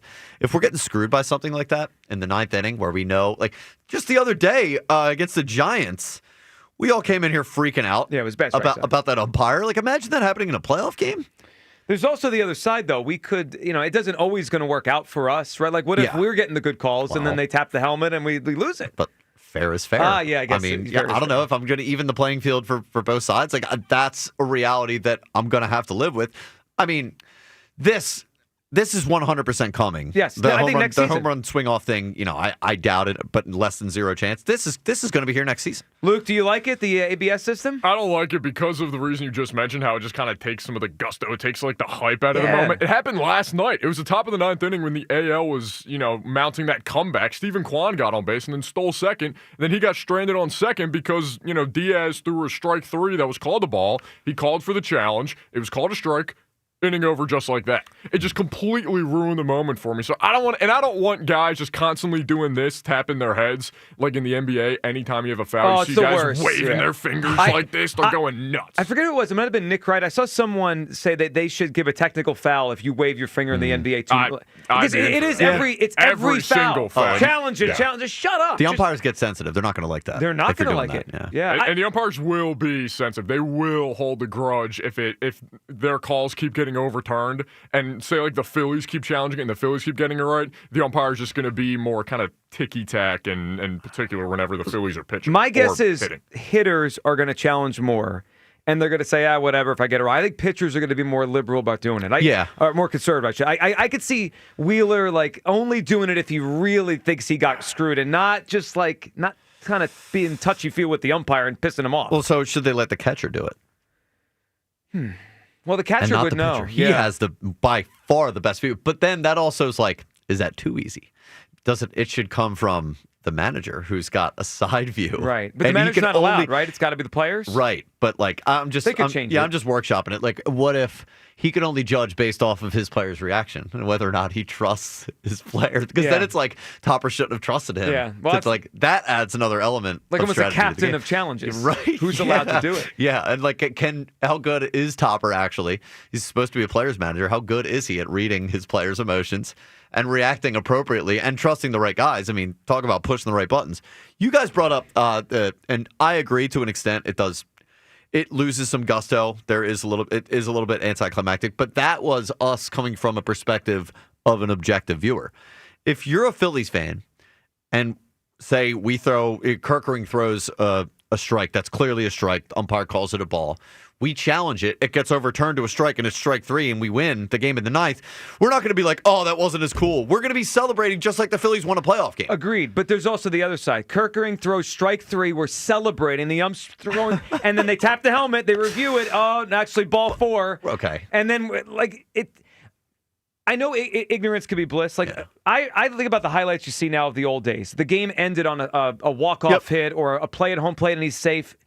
the more replay we have, the less it feels real because you have to go to the replay first, right? It's like in the NFL. Like, wait, did they throw a flag? Yeah. Are they going to review this? It's like it loses a little bit of the. So. Like Brad Lidge's strike 3 to end the World Series. Yes, I know it was awesome. Yeah, imagine that moment. Right, I know it was different. But like, imagine if that could have been a challenge. Like, yeah, they still win the World Series, but you lose that moment. It does make it less like iconic, I suppose. Everyone stop. Okay, now you get cheered. Right. It does remind me though that scenario you brought up of in the NFL when, say, a wide receiver's making a catch along the sidelines and you get super hyped because he came down with you. You saw him catch the ball in his hands. But you got to wait. Then all of a sudden you show the replay and you see that his second foot was out of bounds. Like, that's exactly, I think, the feeling that we'd all have. But I don't know. Like, it just made it everything so much like the umpires had to get humbled a little bit, and it was so smooth the way that they were able to pull it off. Like, I don't know. I think I'm starting to have convinced myself that it's just better for the game, for the product as a whole, if they just go to this in the playoffs. Not full robot umpires, like not the lines where, almost like in tennis, where everything's just automated. But I do like the idea, because this is kind of a happy medium, where you have the umpire who still gets to make the calls. You still get a little consternation between the player and the umpire. Which I like. Yeah, and like the umpire, look, this might even tick the umpire off a little bit more. And if the umpire holds a grudge against you, and say screws you over later because he didn't like how often you were challenging frequently in the game. And maybe you're out of challenges then. And then you get another Schwarber freak out because he knows the umpire's got it out for him. So what if I'm an umpire and you challenged twice on me and you called me out and you were wrong both times? Yeah. Am I going to, when I know you're out of challenges, am I going to screw you later? Some guys might. What are you going to do about it? You have no challenges left. Then you might see some guys get tossed. Yeah. Then we got both. Well, that could be fun. Yeah, I mean, I've accepted this is going to happen as soon as next season. All right, let's go back to the phone lines here. 215-592-9494. A lot to discuss. We go to Jay in West Philly. What's up, Jay? Hey, he's taking up all my time talking about this stuff. Now, look. All your time. Yeah, Kyle. Now, look. What's this fascination you got with this list that Jalen on? Well, it's interesting. I mean, that's all. Well, what's your fascination? Why? You called in about it. No, because I'm trying to figure out why y'all talking about it. Now, how many? There's only one starting quarterback, right, on the team? Yes, and that's Jalen Hurts. Okay, so all these guys that's on the list, they're not starting for the Eagles, right? Well, no, they're on other teams. Oh, okay, all right. So we the Super Bowl champs, but we worried about where he fall at on the list? Well, no, I'm not worried about it. I think he's placed. I don't think it's a big deal where he's ranked. Hold on, Joe. We're the Super Bowl champs? Yeah, they won the Super Bowl in February in New Orleans against the Chiefs. I totally forgot. No, because this list is what? The executives, the people in the league, right? Coaches, executive scouts, yep. Okay. All right. These are the same people that none of these quarterbacks that's ranked 1 through 4, were they drafted number 1 overall? No. Okay, so that means some executives could be wrong, right? These are the same executives that said Lamar was a wide receiver. Well, I get potentially, yeah. I don't know who they are, but potentially, yeah. But my thing is, like, they polling these people, like I said, this is just a waste of time till football season get here. Because these people, they poll or taking polls and votes and all that, they could all be wrong, right? Or they could be right, yeah. I mean, right, like, it does. I could say the same thing, that they're accurate. Okay, and then these are the same people. I'm guessing that you can't vote on your own player, right? I didn't see that as part of the criteria. I don't know that. Oh, okay, because there might be some people that just putting them down there just because we win it, and they mad. So I don't put no stock in these polls. All I know is that we got one of the best quarterbacks in the league, and over the last 3 years, I think he was voted the best, most efficient quarterback as far as yards per play. So of all the things you've said, Jay, and say on with these lists, I agree with you on one of the last things you said. The Eagles have one of the better quarterbacks in the NFL, and they win a lot of football games. I'm with you on that, and that's really what matters. When we brought up the list a couple days ago, I said I didn't think he's being disrespected. Like, you could put him 5, you could put him 6, 7, 8, 9. I had him 6. But I don't think any of this is disrespect. Like, Jay, if he was ranked 15th, I think that's ridiculous. He's obviously better than that. If he was ranked 20th, that's ridiculous. He's obviously better than that. But I don't think anyone's out to get him. I just think that's what people think of him in the NFL. Yeah, well, they wrong because they all those teams lost. Well, their teams lost. Yeah, they're not. But they're not talking about wins and losses. It's the Eagles fans who are right because they've never been wrong about any player ever. No, Kyle, you got a point there. I'm just talking about why we fascinated when we got a winning quarterback. When That's the biggest thing. I'm not worried about where he fall at on the list because all these guys can put up stats and all that stuff. You are worried about it, though. Like, you're calling us about it. You've been calling us about it. I'm talking about it because every day is Jalen. Every day is Jalen. Every day. Jay, he's the quarterback of the Philadelphia Eagles. Every day was Carson. Every day was Donovan. I mean, he's the number one athlete in the city for a reason. He's the quarterback of the football team. And by the way, did you not just complain about us taking up your time that you wanted to use to talk about Jalen Hurts while we were talking about the automated balls and strike system? You called in about Jalen. When you call in about Jalen, we'll talk about Jalen. We'll make it about us. Kyle, really, I was just saying that because y'all was filibustering because he was like, I'm up next. And oh, that's right. Yeah. Thanks for ducking him. Jay, you figured it out. You figured it out. You know, Jay, I don't have to put you up on the air. Like, I take your calls because maybe I'm crazy. I enjoy the back and forth, Jay. Maybe I'm the crazy one. But, like, we didn't have to take your call. I took it because I wanted to take your call about Jalen Hurts. On that, I just think there's such a disconnect. This is what I've noticed throughout this entire offseason, all the Jalen Hurts discourse. People can't separate like every single person here that roots for the Philadelphia Eagles. If you just ask them, does it matter where Jalen Hurts is listed? The answer is no. Right. It doesn't matter. I agree with all those people. Like, at the end of the day, who cares? But there's something different here. Like, as sports fans, we like ranking things. We like debating who's better than this guy. The only ever time I remember this becoming a problem now is because people are sensitive about where Jalen Hurts is ranked in these lists. We should all be happy. I am happy that we have a team and a quarterback that we're capable of winning a Super Bowl with. Like, that's okay. But if we're having the discussion, if you ask me where I rank him, I'm going to put him in the appropriate spot. I'm going to put him where I think he belongs. Like, that should be okay with everybody. So, and I think the reality is people care a lot. I mean, of course they do. Yeah, I mean, maybe we shouldn't, but people care a lot because all I've seen for 2 months now, because there's been different lists, right? The PFF all the way to this week with the ESPN one is people are upset. They are annoyed at where he's ranked because they feel like he should be higher than wherever he is with Chris Sims or ESPN or whoever.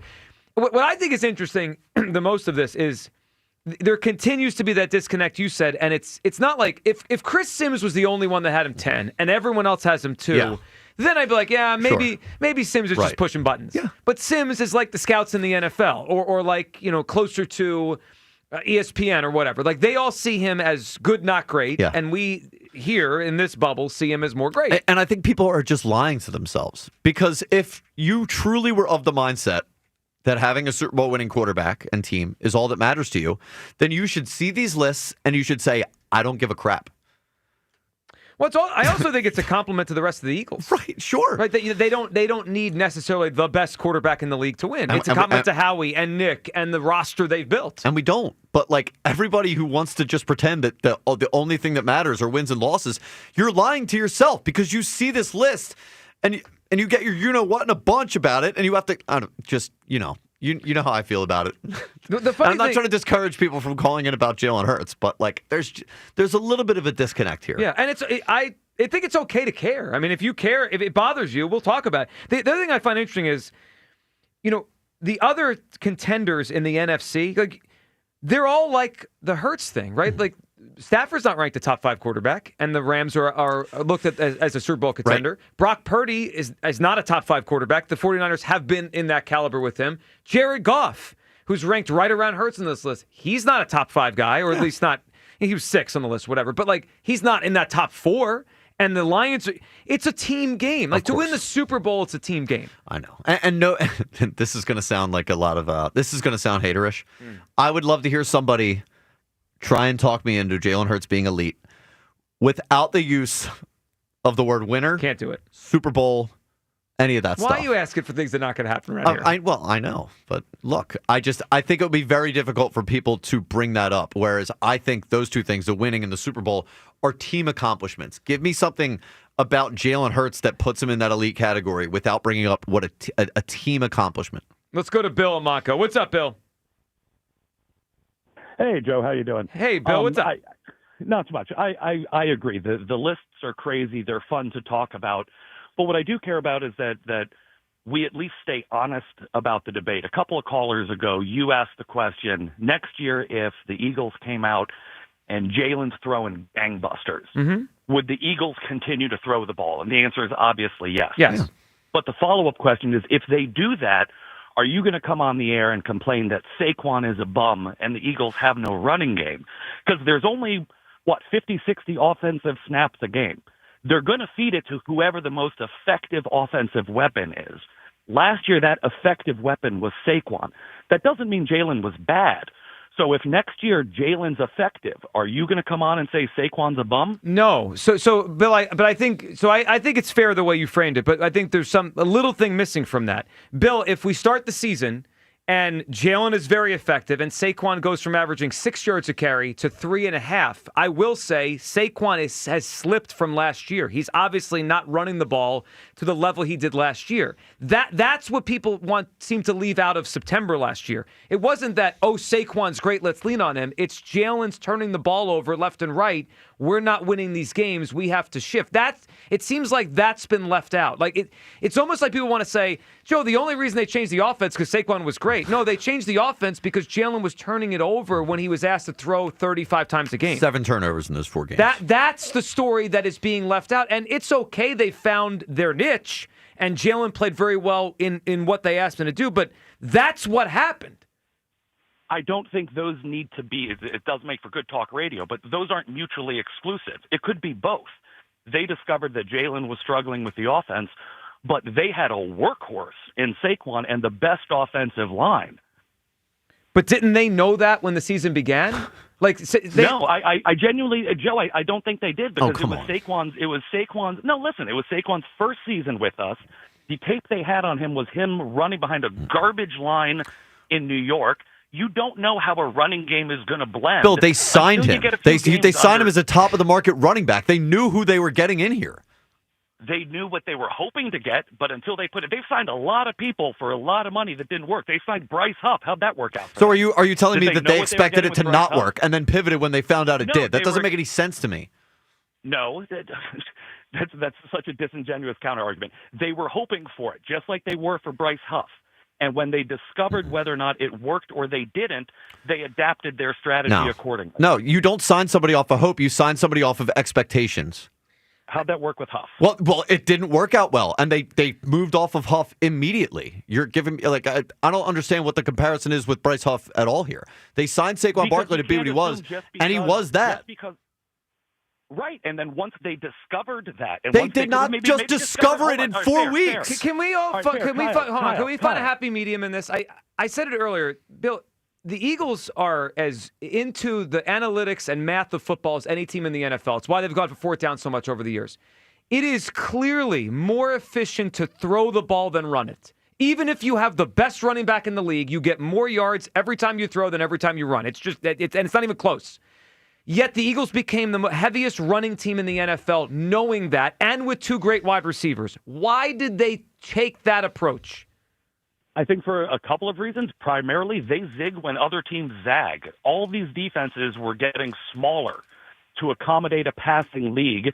And Howie saw the cards and said, look, I'm going to get ahead of this. But then they would have done that. Bill, if they did that from week 1, I'd be with you. They wanted to throw the ball. They wanted to throw the ball at a high level, and they realized, okay, Jalen can still win, and he's still effective, but in shorter doses.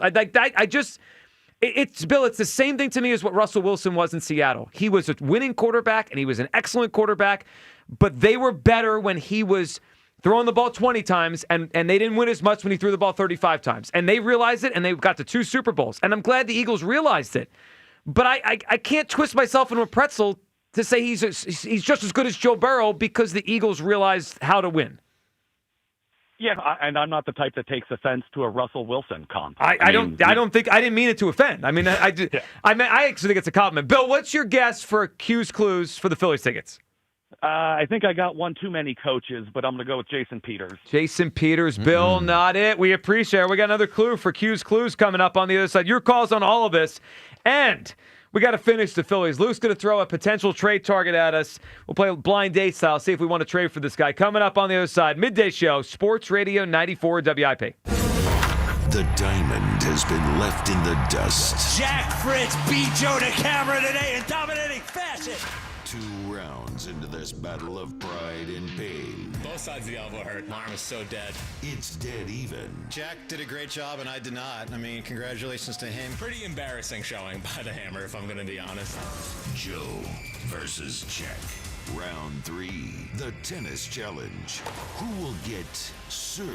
I think there's a good chance I win tennis. I've played tennis since I was like 8, so. They're heading to the court. I'll be ready. Coming soon, only on Sports Radio 94 WIP. Mike Rowe here with a quick question. Have you noticed cracks in your drywall, chimney, or exterior walls? I hope not, because if you have, they could be indications that you've got a much bigger problem with your foundation. That's where Groundworks comes in. They can honestly assess your situation and create a plan to stabilize your foundation. Schedule your free inspection at groundworks.com/row. And while you're there, check out my latest dirty job. It's a good one. Licensed in all states where work is performed. See website for details. It's time to cut your old point of sale system and revolutionize your business with PDQ POS. Joe Flynn and his team at PDQ have been the industry leader for over 35 years. They offer everything from mobile POS to self-service kiosks and the best service and support in the industry. For the fastest, easiest, and most reliable POS available, trust PDQ POS. No matter how many locations you have, they'll build a custom solution for your business. Visit pdqpos.com. Hey, Joe DeCamera here. Have you always wanted an attractive, healthy smile? Well, PI Dental Center is the place for you. I've been a patient for 24 years, and PI Dental Center has been transforming smiles for 38 years. Board-certified specialists, Dr. Glenn Wolfinger and Dr. Robert Slough, perform complex dental makeovers with their teeth-in-a-day protocol, where dental implants are placed and restored with fixed teeth in just 1 day. If you're looking for a smile that's monumental, trust PI Dental Center. Visit PIDentalCenter.com. That's PIDentalCenter.com. Comcast Business helps turn today's small businesses into engines of modern business. It's how restaurants become reliably up and running neighborhood favorites. How retailers become seamlessly restocking, cybersecurity must-visit shops. And how healthcare offices become the data managing caregivers that we all depend on. With reliable connectivity, enhanced cybersecurity, advanced fiber solutions, and Wi-Fi backup, Comcast Business is powering the engine of modern business, powering possibilities. Now through July 21st, new customers can get started with 150 megabit internet for $59.99 a month for 12 months with a 2-year agreement. Plus, ask how to get up to a $500 prepaid card for your business. Call and switch to Comcast Business today. Restrictions apply. Requires paperless billing and automatic payments with bank account. Early termination fee applies. Equipment, taxes, and fees extra.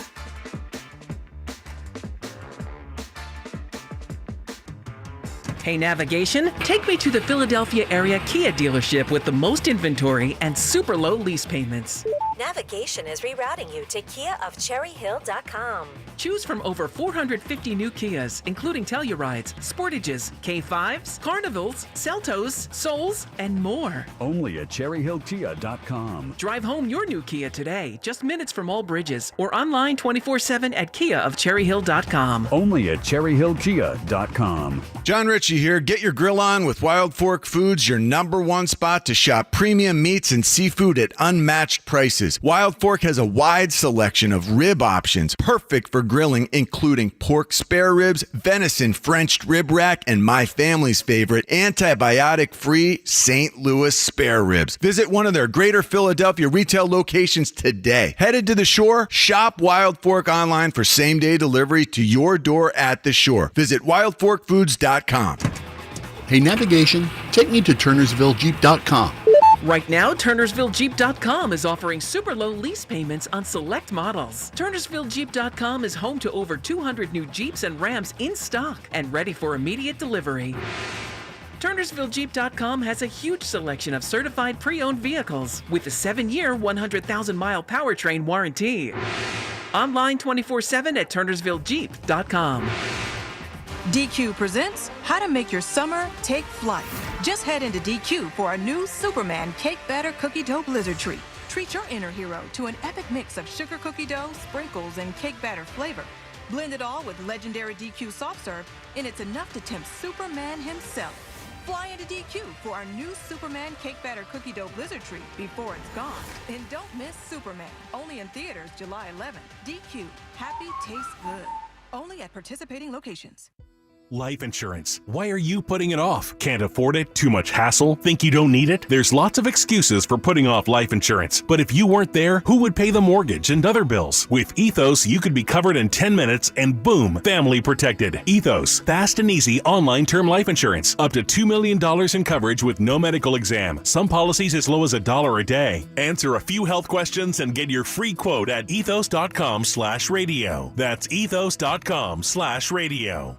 Attention taxpayers. If you or your business owe the IRS back taxes or have years of unfiled tax returns, the IRS has greenlighted billions of dollars in tax relief to those facing financial hardship through its tax relief initiatives. If you have a delinquent tax problem and possibly facing wage garnishment, liens, levies, audits, or already in a payment plan, you may now qualify for significant relief. Qualifying and enrolling in this program could stop all collections, settle your tax problem, and may even reduce what you owe by up to 99%. Call the hotline at TaxPro USA to see if you qualify by dialing 800-444-8992. If you or your business owe at least $10,000 in back taxes to the IRS or state, you can now get the help that you need during these hard economic times. Call TaxPro USA to get your free tax assessment to see what you qualify for by dialing 800-444-8992. 800-444-8992. That's 800-444-8992.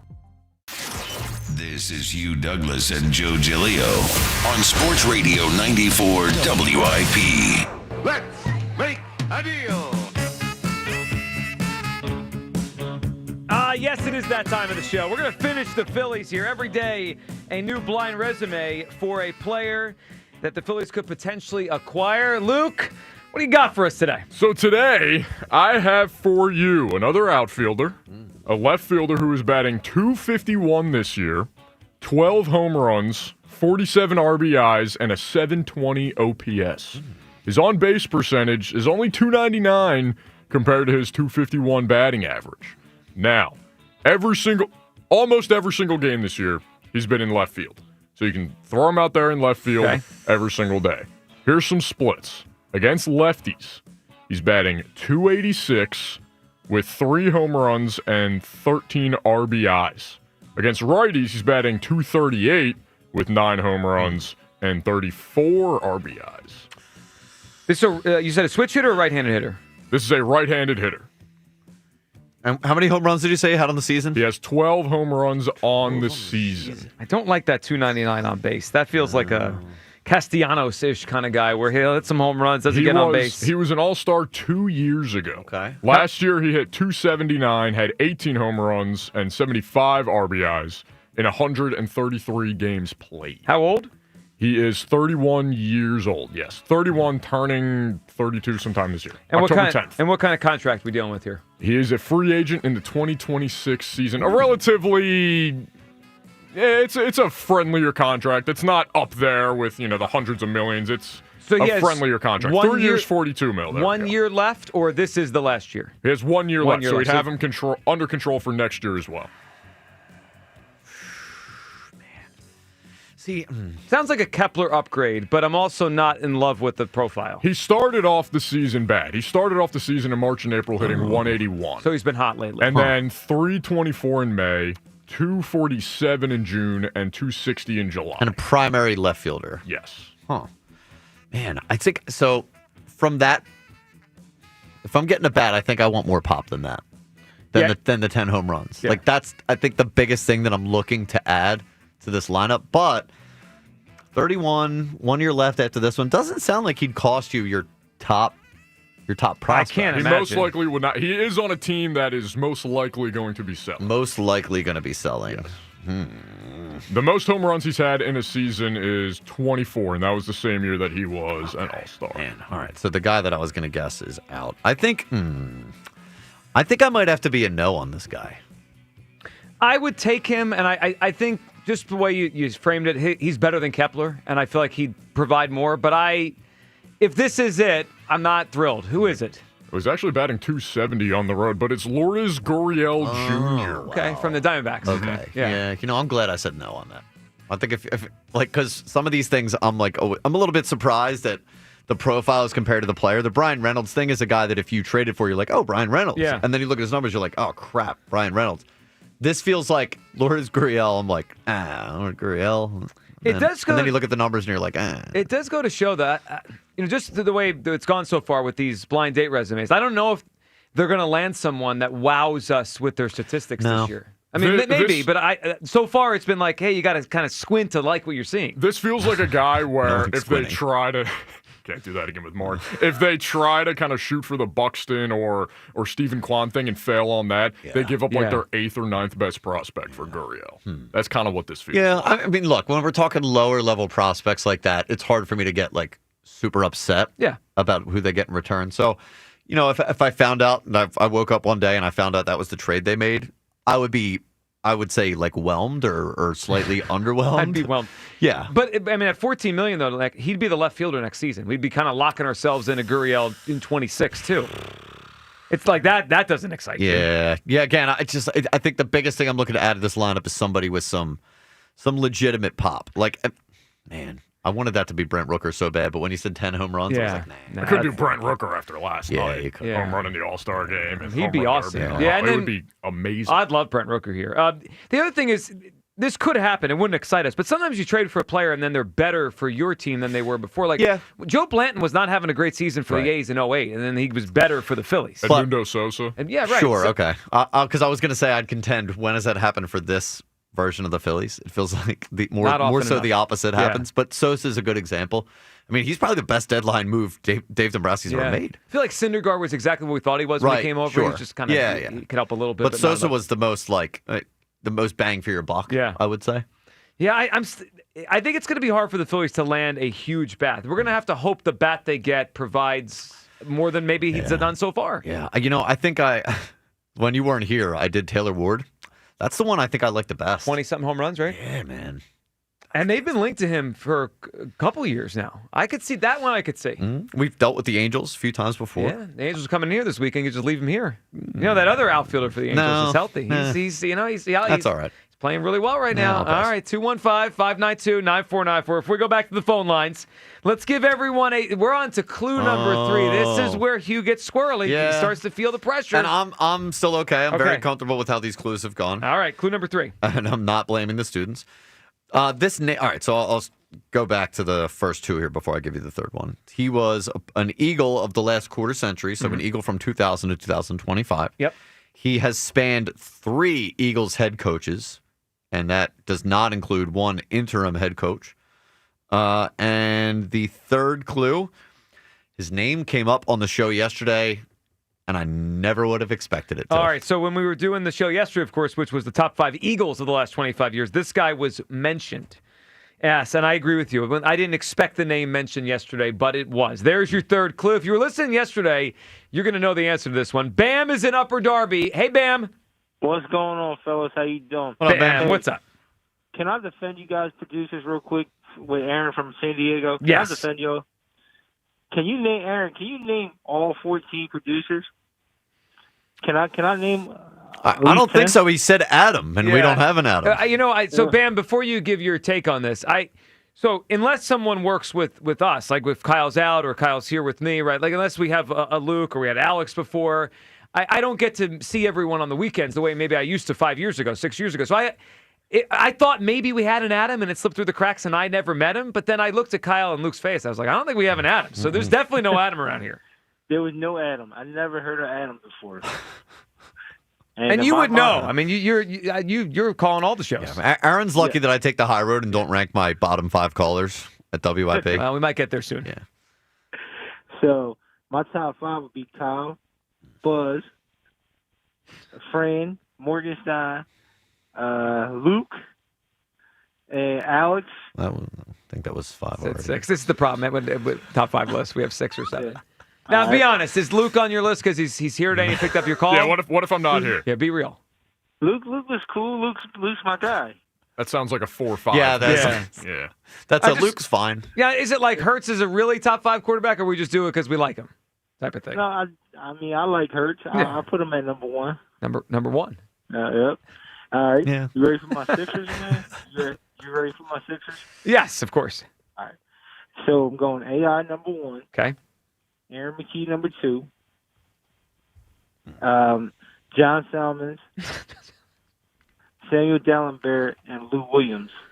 We got Slam Bear in there. Samuel Dallenberg made your list. Yes. Is this because Dallenberg was also a King at some point? Because you're a Kings fan. Yes. Oh, yes, yeah. it was. Fantastic. Yeah. The band's pulling our I team. can't believe we got John Salmons on a list Yeah, today. now I mean, can't take your producer list seriously after this. I say John Salmons because, he went to Plymouth White Marsh High School where Sure. Jack Fritz and Jody Cameron was playing baseball at. How about that little John Salmons trivia? I mean, things happen on this show every day I don't expect. And John Salmons is one of them. Bam, what do you got for us? What's your guess for Q's clues? So his name, I know I was listening yesterday. I heard his name, and it was, let me guess, it's John Dorenbos? John Dorenbos is it. There it You is. got it, Bam. 3 clues, baby. Good job, Bam. How about that? Bam. Beat it, Hugh.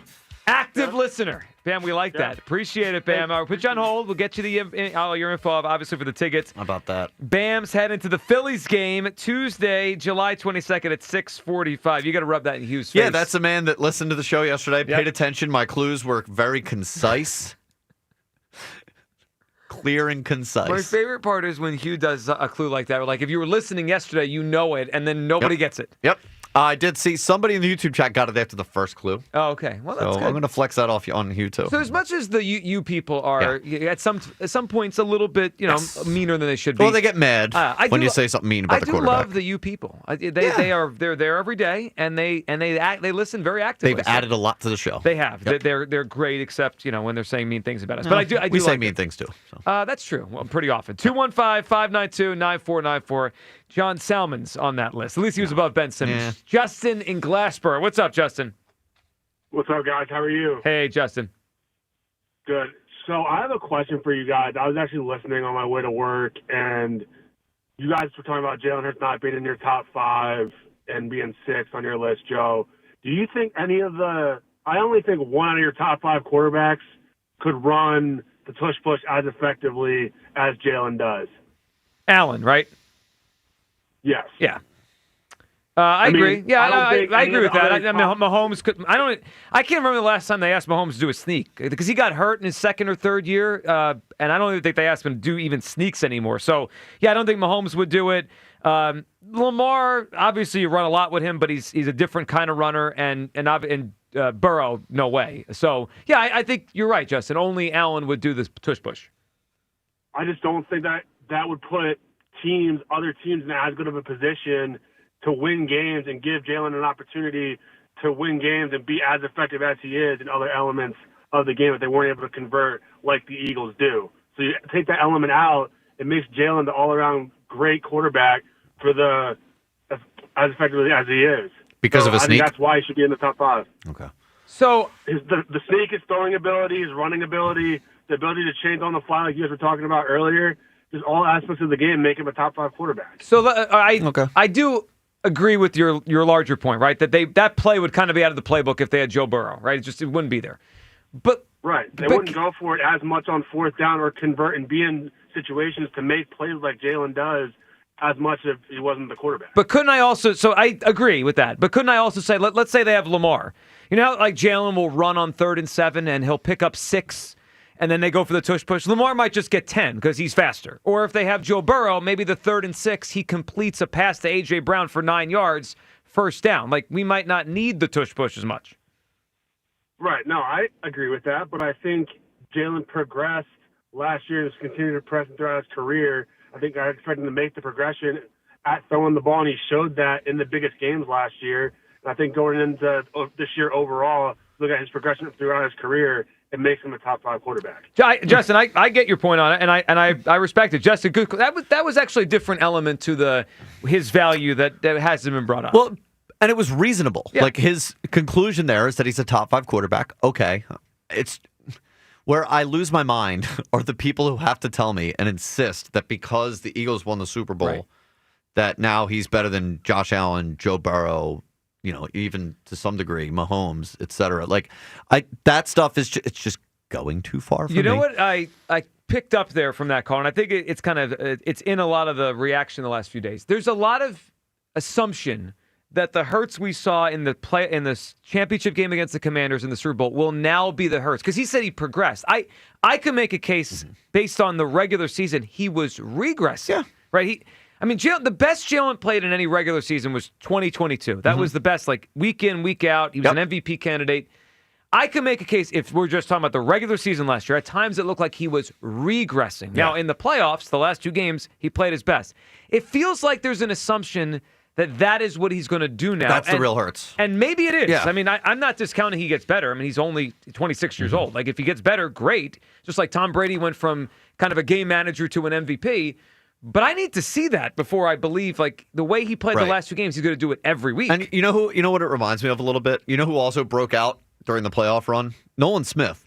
Yep. Who had been very quiet for the majority of the season. Now, do people expect Nolan? I think a lot of people do go into next season expecting Nolan Smith to take that next step just based off of what they saw in those last 2 games. But would it be crazy if someone were to say, let me see him do it consistently over a full season next year before I say that he's one of the best defensive ends in football? Like, I don't think that's that crazy, and I think it's a totally fair comparison. So, you know how ESPN did the list we were talking about this week? They've been doing all the positions, right? They had A.J. Brown, 5th receiver today. They had, I think Mylott and Lane were both top 5 tackles. They last week I saw they had the edge rushers. And I went to see, because I didn't expect Nolan to yet be ranked top 10 because he hasn't done enough. But I was wondering if he was going to be in like the also receiving votes or honorable mention. Yeah, honorable mention. Yeah. And he wasn't. And it kind of caught my attention because I feel like the last half of last year, especially the playoffs, he did play like a top, I don't know, 15 or 10 edge rusher. Yeah. But that doesn't always mean you are ready to do that over a full year. Of course not. Right. Like, that's the thing. I think we've gotten, and granted, to be totally fair, they are the 2 biggest games of the season. Yeah. They were one after the other, the biggest game and then an even bigger game right after that. And they stepped up, both Jalen Hurts and Nolan Smith did. But again, and I'll make the comparison just as with the defensive line as a whole. They destroyed Patrick Mahomes. But if you remember, the conversation for most of the season was the one weakness of the defense is their ability to get to quarterbacks and rush the passer. Like, they were really propped up, I think, to a huge degree by the back end, by the secondary. And I don't think that's unfair to the defensive line to say. No, am I glad they stepped up? And those last 2 games, yeah, just like I'm glad that Jalen Hurts is able to step up and prove me wrong to a degree that he couldn't do it. I didn't think he would be able to do it. I'm glad that he did. But am I ready to make some grand assumption or some grand projection about who he is as a player just based off of 2 games? No, I'm not ready to do that. Yeah, and I think that's why for most of these lists, the top 4 doesn't change because those guys, like, they're pretty much like you just know what you're going to get, right? Like Lamar, you know what you're getting. You know what Burrow. Like, Hurts is a little more unpredictable. Right. 3 years ago, he was amazing. 2023, not so great.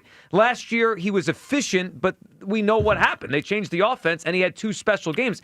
I don't know. You can make a case to me this year he's great again. I could see it. He has a lot around him. We know has the ability. But also, like, would it shock anyone if he plays like the 10th or 12th best quarterback next year? No, and to the other side, if he comes in and say wins the MVP, then all the people who want to call in and say he's right up there with Patrick Mahomes, they got it. Eat your heart out. Go ahead. I do wonder where he is in MVP. Where do you? I haven't looked in a while. Where do you think Jalen is right now in preseason MVP odds? So that's interesting. You would think it's going to be high because the Eagles should be good, right? He's the quarterback of a team that's good. But also, yeah, right. I guess, and a lot of times just winning will get you that MVP. But, man, I wonder if the supporting cast stuff sort of leaks into where he's like the odds for that award. I mean, I'm looking at it right now. So it's MVP. Lamar is the favorite at 5-1. Josh Allen second at 6-1. Mahomes also 6-1. Burrow also 6-1. Jaden Daniels at plus 750. Those are the top 5, and it's a big gap after that. And then Herbert and Jalen are tied. Herbert, Jalen tied at 20-1. That looks like a lot of the lists that are out there. It does. I'm just saying. I mean, then you have Stroud, Purdy, Love, Goff. That kind of looks like the list. It looks exactly like all the lists. Yeah, like the best players are more towards the top. Yes. All right, let's go to Big V in Mount Laurel. What's up, Big V? Yo, what's going on? Big V, what's up? Well, first, Kyle, congratulations on getting your cherry popped. Excuse me? It's a lot. Yeah, it's a lot. Your first existential meltdown. My first? Aaron. Yeah, the first one. He usually has them with Aaron on the phone before Aaron gets to the air. Yeah. Yeah, that was great. Now, since you guys finished with the list, here's my take on the list. I think the list is just basic bull crap. and people do it just to get content because hold on. Hold on. Yeah, yes, I agree that ESPN asks these people to give their responses so they could put out a list, so they can have content, right? I agree with that. But the people responding, like the scout for the San Diego Chargers or the Los Angeles Chargers, the scout for the Seattle Seahawks, what does he care about content for? He's just responding to the reporter saying, "Hey, can you give me your list of your top 10 quarterbacks? I'm putting a story together." Clickbait. That person is not creating their list for content. They're just giving a list. No, they're not. They're just giving a list, but it looks like a lot of haterism because the Super Bowl team that they wanted to win didn't, which basically means they're overcompensating for their erectile dysfunction. Wait a second. Hold on a second. You gotta relax. What? Just go off the example I used. Let's say one of the people that gave their list back as part of the survey was the Seahawks scout. What did he care if the Eagles won or lost the Super Bowl for? What skin in the game does this random person have? Well, did he scout anybody that won the Super Bowl lately? But someone has to win the Super Bowl. If your team doesn't win, you're not happy. So I could say the same thing about any champion. They don't like any champion. Correct. But then we agree on that. Oh, my God. All right, go ahead. You're just trying to discredit the list. That's all this is. Correct. Okay. All right, at least we found common ground. But here's the thing, and this is why I'm discrediting the list. Because you ask any of those quarterbacks on that list, what would they rather be? Top 5 on the list or Super Bowl winning MVP? Guess which one they're going to choose. But that's not the debate. The debate is who's a better player. That's it. This is the disconnect I was talking about. We're not talking about who won the Super Bowl. That's a definitive list. There's no debate. Write it down. Okay. That's the list. We're ranking quarterbacks, Big V. We're not talking about who won the Super Bowl. We're talking about ranking quarterbacks. Yes, this is a concept as old as time on Sports Talk. One of the biggest things in terms of content of ranking a quarterback would be their ability to win the big game, correct? Yeah. Well, that's a part of it, sure, but that's also requires a team. Can I give you an analogy, Big V? There are plenty of like rich and famous people that if you say, Joe, like, do you think that person's more handsome than you? I'd say, yeah, there's plenty of them. But I wouldn't trade my life for theirs. I like my life and my family. Like, I wouldn't swap spots with them, but I could acknowledge they're better looking than me and probably have a lot more money. Like, that's okay. Like, it's just honest. Well, no, that's just basically honest and reality. Well, that's what we're trying to do. God forbid. But where's the reality in ranking the Super Bowl winning quarterback, the MVP of the most highest game in the league, yet coming in number 9? What's the reality in that? And what role does that truly rank? Okay. Big V, this is such an easy retort. Where did you have Nick Foles ranked after he was the Super Bowl MVP in 2017? Number 1. Okay, then you're a moron. So I also need to ask you this. The game went to over. Hold on a second, Big V. Last year's Super Bowl, the one before the Eagles just won, the game went to overtime. It was a coin flip, Chiefs and Niners. If the Niners had won and they were this close to winning, is Brock Purdy the best quarterback in the league? Let me quote Hugh Douglas. If my uncle had titties, he'd be my aunt. No, not Big V. Big V. That's no 3 strikes. More. No, this guy is just out of control. What are we doing? Well, he also didn't want to answer it because he wouldn't have put Purdy number 1. I can't take it. The dots are just not connecting for people. We know he won the Super Bowl. We know he was the MVP. We're not asking. That's not the question. The one thing I do agree with him a little bit on, and this pains me to admit, and I don't think this is clearly it's not clickbait from these scouts, coaches, executives, whatever. But so while I don't agree that he's number 9. I think part of that could have to do with a little bit of confirmation bias from these people. Yeah.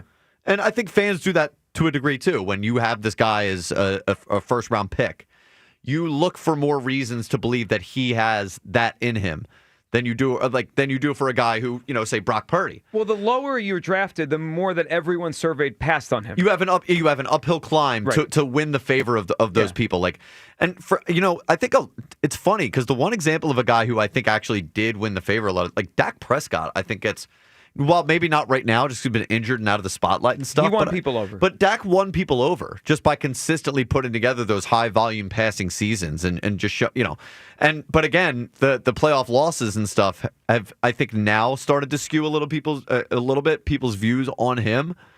But guys like Jalen Hurts and Brock Purdy have it differently, a little bit more of an uphill battle than a guy like a Justin Herbert does, or to Josh Allen. So I agree. So I don't think the 9 is fair.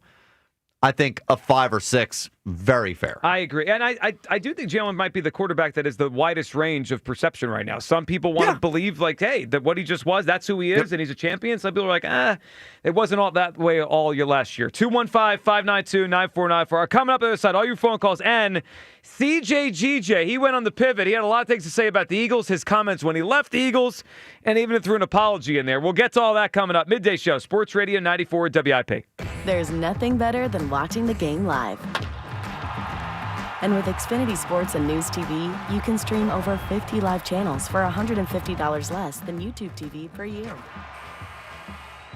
From game time to prime time. It's the local channels you love, the news channels you need, and the sports channels you can't live without. History-making moments aren't going to wait for you, and replays never do it justice. So get Xfinity Sports and News TV today for all the live action you could want. Plus, you can save even more with Peacock Premium. A $7.99 a month value included at no extra cost. Xfinity Sports and News TV. The live TV you love with savings you'll love even more. To learn more, go to Xfinity.com, call 1-800-XFINITY, or visit a store today. Restrictions apply. Savings compares Xfinity Sports and News TV at $70 per month to YouTube TV at $82.99 per month. Summer storms can spell disaster for your roof and more. At Home Genius Exteriors, we stop the damage before it starts. Call now during our summer savings event and get 50% off materials for your new roof. Plus, get no interest and no payments till 2027. Call Home Genius Exteriors at 855-UR-GENIUS to schedule your free roof and attic inspection. That's 855, the letter U, the letter R, Genius. Home Genius Exteriors, the genius choice in roofing. See website for details. Kick off summer at Conacelli Autoplex on Ridge Pike in Conshohocken. Conacelli has over 2,000 new and certified Toyotas, Hondas, Hyundais, Genesis, Nissans, and quality pre-owned vehicles of many makes and models, and they are unaffected by tariffs. Gas, hybrid, plug-in, or electric, Conacelli has it all, and at the right price. Low financing, incredible lease offers, top dollar for your trade, and so much more. Search Conacelli.com or visit our family-owned and operated dealerships on Ridge Pike in Conshohocken to see why Conacelli is a nice place to do business. So, you get in your car and head to work and the check engine light comes on. What do?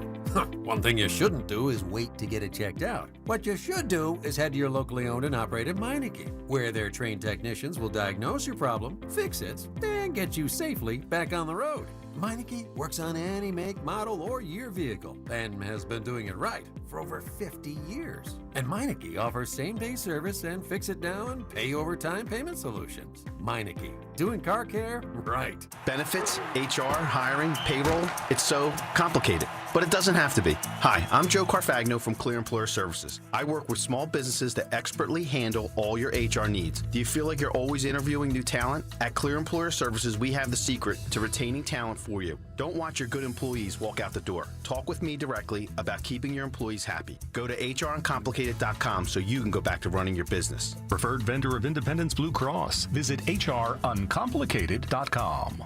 Baseball fans, BetMGM is giving you the chance to win a prize every day during the baseball season. Step into the batter's box for BetMGM's Swing for the Fences free-to-play game. Log in every day for your chance to win. All you need to do is pick an area of the strike zone and take your best swing. If you get a single, double, triple, or home run, you'll receive a prize. Smash a home run to collect a bonus bet on us. Log in to your BetMGM sports account to get started. Then visit your promotion section to access the Swing for the Fences free-to-play game. You'll score a prize if you hit a single, double, triple, or home run. There's nothing more exciting than going yard, so swing for the fences with BetMGM. BetMGM and GameSense remind you to play responsibly. See BetMGM.com for terms. 21 plus only. Pennsylvania only. Existing customer offer. Subject to eligibility requirements. Rewards may vary. Bonus bets expire in 7 days. If you or someone you know has a gambling problem, help is available. Call 1-800-GAMBLER. Hi, Zoe Saldana. Welcome to T-Mobile. Here's your new iPhone 16 Pro on us. Thanks. And here's my old phone to trade in. You don't need a trade-in. When you switch to T-Mobile, we'll give you a new iPhone 16 Pro. Plus, we'll help you pay off your old phone up to $800, and you still get to keep it. There's always a trade-in. Not right now at T-Mobile. I feel like I have to give you something in return for karma. That's okay. I don't really have much in my purse. Oh, let's see. Hand sanitizer. It's lavender. I'm good. Seriously. Let me check this pocket. Oh, mints? Really, I'm fine. Oh, I have raisins. I'm a mom. Wait 1 sec. I've got cupcakes in the car. It's our best iPhone offer ever. Switch to T-Mobile. Get a new iPhone 16 Pro with Apple Intelligence on us. No trade-in needed. We'll even pay off your phone up to $800. With 24 monthly bill credits, new line $100 plus a month on experience beyond finance agreement $999.99 and qualifying ported. For well qualified plus tax and $10 connection charge. Pay off via virtual prepaid card allow 15 days. Credits end and balance due if you pay off early or cancel. See T-Mobile.com. When you've got real work to do, Metal Supermarkets will help you get it done fast. With a huge variety of metals in stock, we can help no matter what job comes your way. And all it takes is a few clicks. We make buying metal online easy so you can spend less time shopping and more time getting things done. Metal Supermarkets, the convenient stores for metal. Place an order online today at metalsupermarkets.com.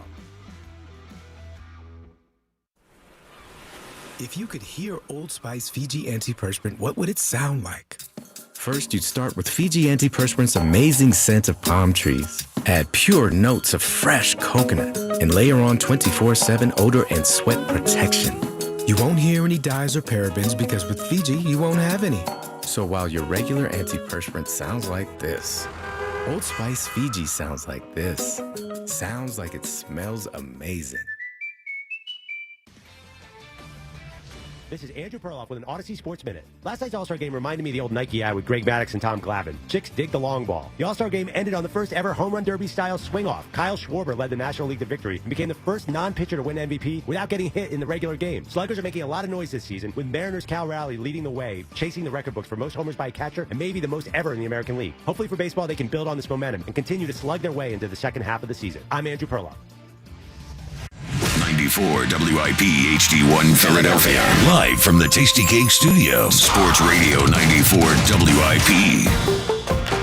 An Odyssey Sports Station. Every Phillies game. And it is gone.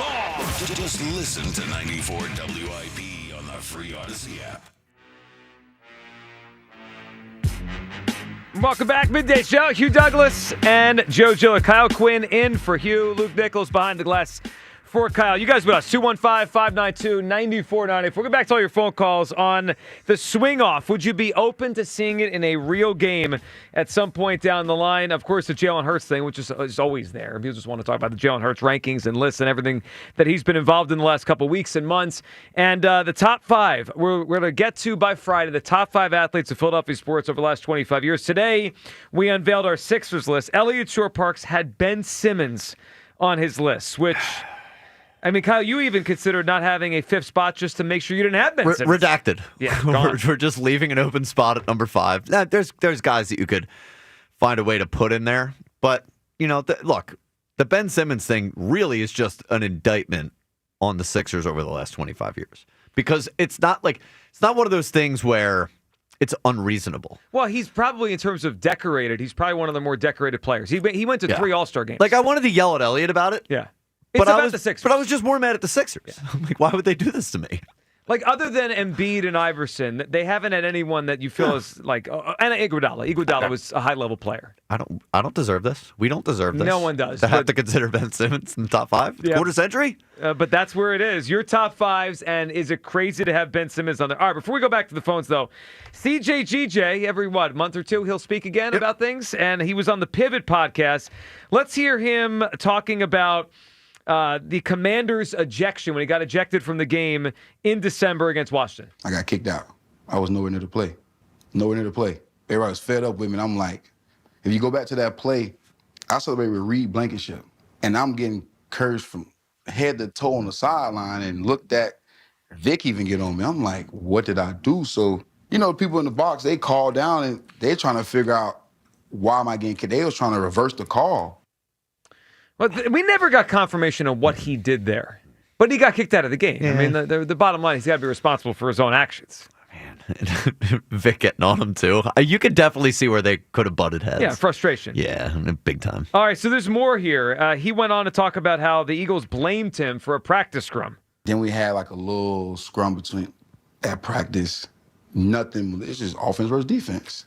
But who's the culprit of it? Me, I guess, because I guess we're competing. When you telling the period is live, you telling us not to compete during a live period, but it's a live period. We competing to get ready for a playoff game. All right, cool. It sounds to me like, and when we see this when we watch the games, he's just a button pusher at all times. And look, I wish he was still here. And I thought I always think with a player when they're kind of a headache, is it worth the headache? I always think he's worth the headache. When he plays well and he's here, they are better. Yeah, I'm starting to think he's not though. Like that was. Well, they don't think he is. Yeah, that was pretty big. Woe is me from C.J. Gardner-Johnson, and there's another clip. It's not in any of the cuts we're gonna play because it's super quick. But they're basically like, "Why are you not an Eagle anymore?" And he's like, "I'm too much of a competitor." Like, what are you talking about? They can't handle me. They just won the Super Bowl. Like Nick Sirianni's core values, by the way. Is compete not one of them? That's it. One of the top ones. Something tells me you're not the only guy there that's a competitor. I don't know. Like, there's no way you go from the 30th ranked defense to the number 1 ranked defense and not be full of a bunch of competitors. Yeah, I agree with that. I mean, you have a wide receiver on the other side, by the way, who gets so mopey and frustrated when he's not getting targets. Like, all of these guys are competitive. A.J. Brown he put up an Instagram post after the Super Bowl about how it wasn't enough. He wanted to He's get back to still the hungry. grind, He wants to go dominate somebody. You're not the only competitor. They didn't cut you because you're a competitor. They cut you because you're a lunatic. Well, I think traded you. Sorry. What he can't handle is that they don't think they need him. I mean, he's obviously hurt. I mean, he's hurt that the best team in the league doesn't think they need him for the second time. Twice. Like if you ever if you get hurt and then you kind of like outwardly. He's expressing himself because he's upset. He doesn't. I mean, there was another clip out there that his son it broke his heart when his son said we can't wear green anymore. He obviously wants to be an Eagle.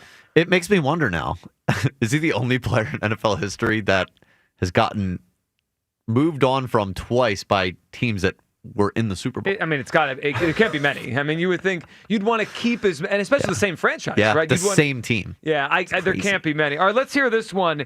So when he left here in March, and by the way, there was, as people watched the entire episode with the pivot, he did say at one point that he felt he was going to be gone even if they didn't trade him. Like, he thought he was going to get cut. Like, in CJ's mind, there's no way he was going to be an Eagle in this coming season. The Eagles wanted to move on, and they ended up trading to Houston. But he did say when he left, the Eagles will never win again. Like, whatever, there's like some sort of CJ curse that we won't win without him. He took that back yesterday. Let's hear him apologizing. Specifically for that, my last question would be this. You're talking about apologizing, forgiving. In the sort of the heat of the moment, the statement was made, the Eagles won't win another ring without me. And you see what happened when I was gone for a year. Looking back at those statements, how do you feel about those now? I retract them, and I wouldn't even say it because I play with those guys. And I know how they will feel. Like, Chauncey, you tripping. Mm-hmm. It's a disrespect to Jalen Carter. A.J. Brown. I can name all those guys on that team. Lane Johnson. Right. Respectfully, because Lane is my big vet. And Lane would tell me, hey, Chance, I got your back. But when you do too much, I don't got your back. And that's one of those moments, that's too much. Because it's taken away from his career. He done it before me. So I think apologizing to the guys in Philly, like, I got nothing against them. And if they win 6 more rings without me, they deserve it because that's the type of players they are. And if I don't win, if I do win, like you said, I will apologize to them like a grown man. That's why I'm going to the ceremony, because I know how to approach it.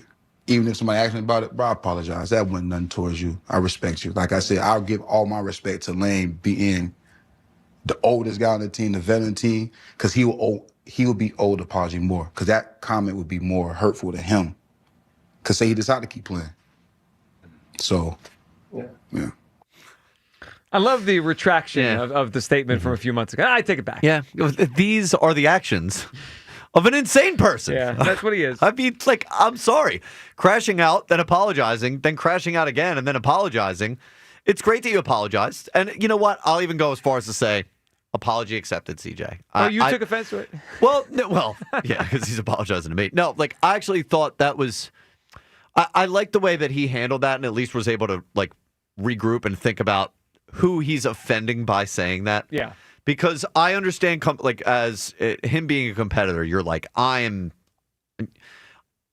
bleep doesn't stink, and you won't win without me. Mm-hmm. That, I think, can come off initially in his head as, that's a me thing. That's about me. It wasn't about anyone. But it ends up, it could be perceived as about, it's very disrespectful to a guy like Lane Johnson, who won before him, can win without him. Like, it is a disrespectful thing to say to your teammates. And funny enough, that's not really a way that I had thought about it when he initially said it. I just thought he meant like, hey, look what happened when I left last time. Right. You guys are going to struggle again. Right. But it does make sense to me that he would feel that way about offending his teammates. So I appreciate the fact that he retracted that.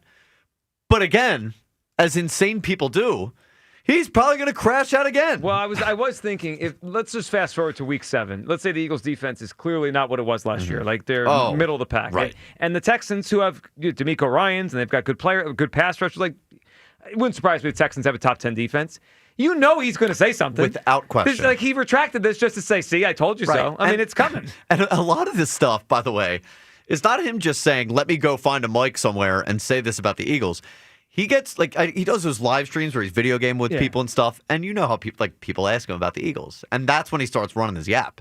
So, do I think that apology is the end of it? Absolutely not. No, we're not done with this. this. No way.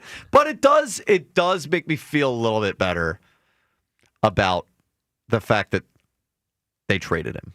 Because that was the one thing that I couldn't really get past this offseason. Like, it felt like it made no sense whatsoever. It does make the terms of the trade make more sense because it felt like a dump. I mean, Kenyon Green, come on, they basically dumped him to Houston. Yep. Luke, where are you on the CJ thing? I mean, is he going to retract the retraction? It feels like it's going to be Let's just go back a to what I said constant originally. thing. Yeah, actually, he's going to have one good day of training camp and be like, you know what? I think the Eagles are bad. That's what insane people do. Yeah, I think the Texans. I think we're going to go undefeated and win the Super Bowl. Yeah. It's going to be back and forth the entire time. I can picture it now. It's like week 7.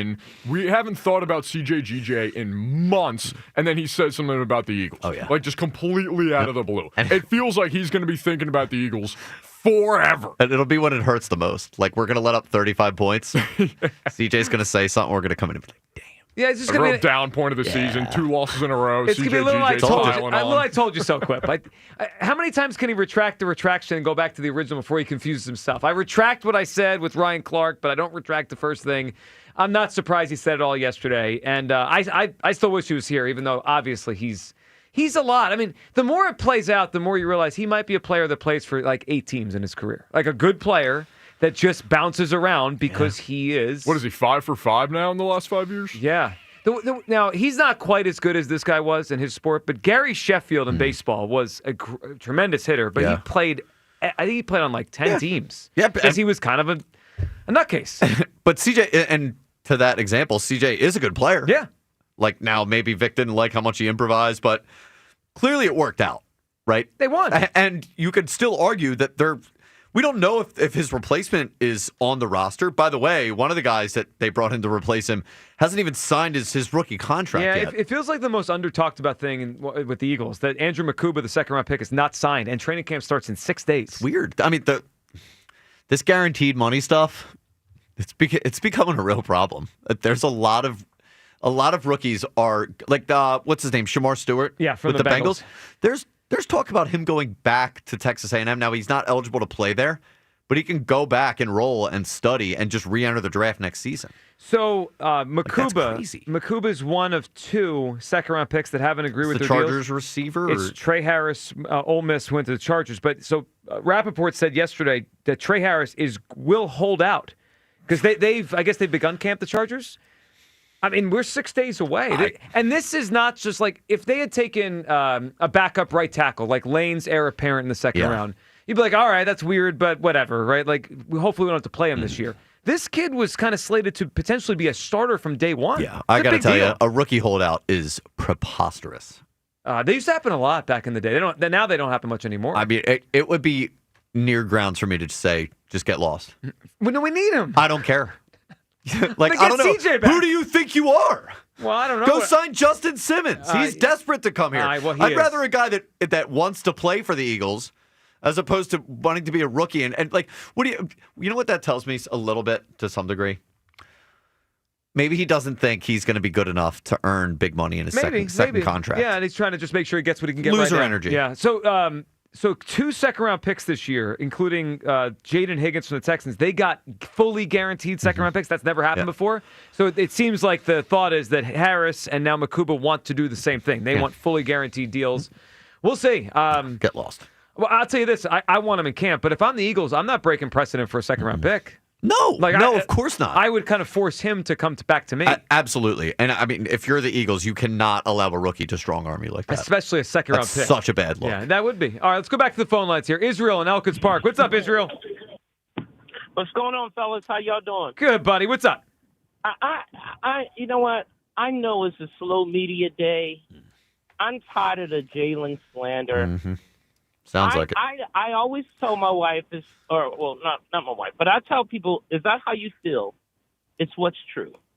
And what is true is that in the last 4 complete years, Patrick Mahomes is the number one quarterback.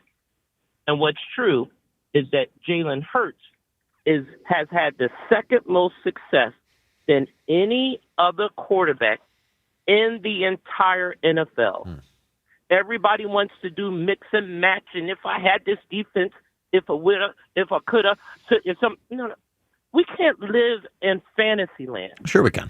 Well, but Ezra, we're living in a world where you're measuring it a certain way. You're measuring it a certain way. That's not everyone measures it the same way. I'm a lifelong Eagles fan. We're living in reality, and then the reality is, the facts are, he started for 4 years. He's been in 2 Super Bowls. He's been the one without Saquon. He's been the one with Saquon. In his first Super Bowl, he outplayed Patrick Mahomes. Oh, my goodness. And that's another thing that a lot of people don't want to give Jalen Hurts.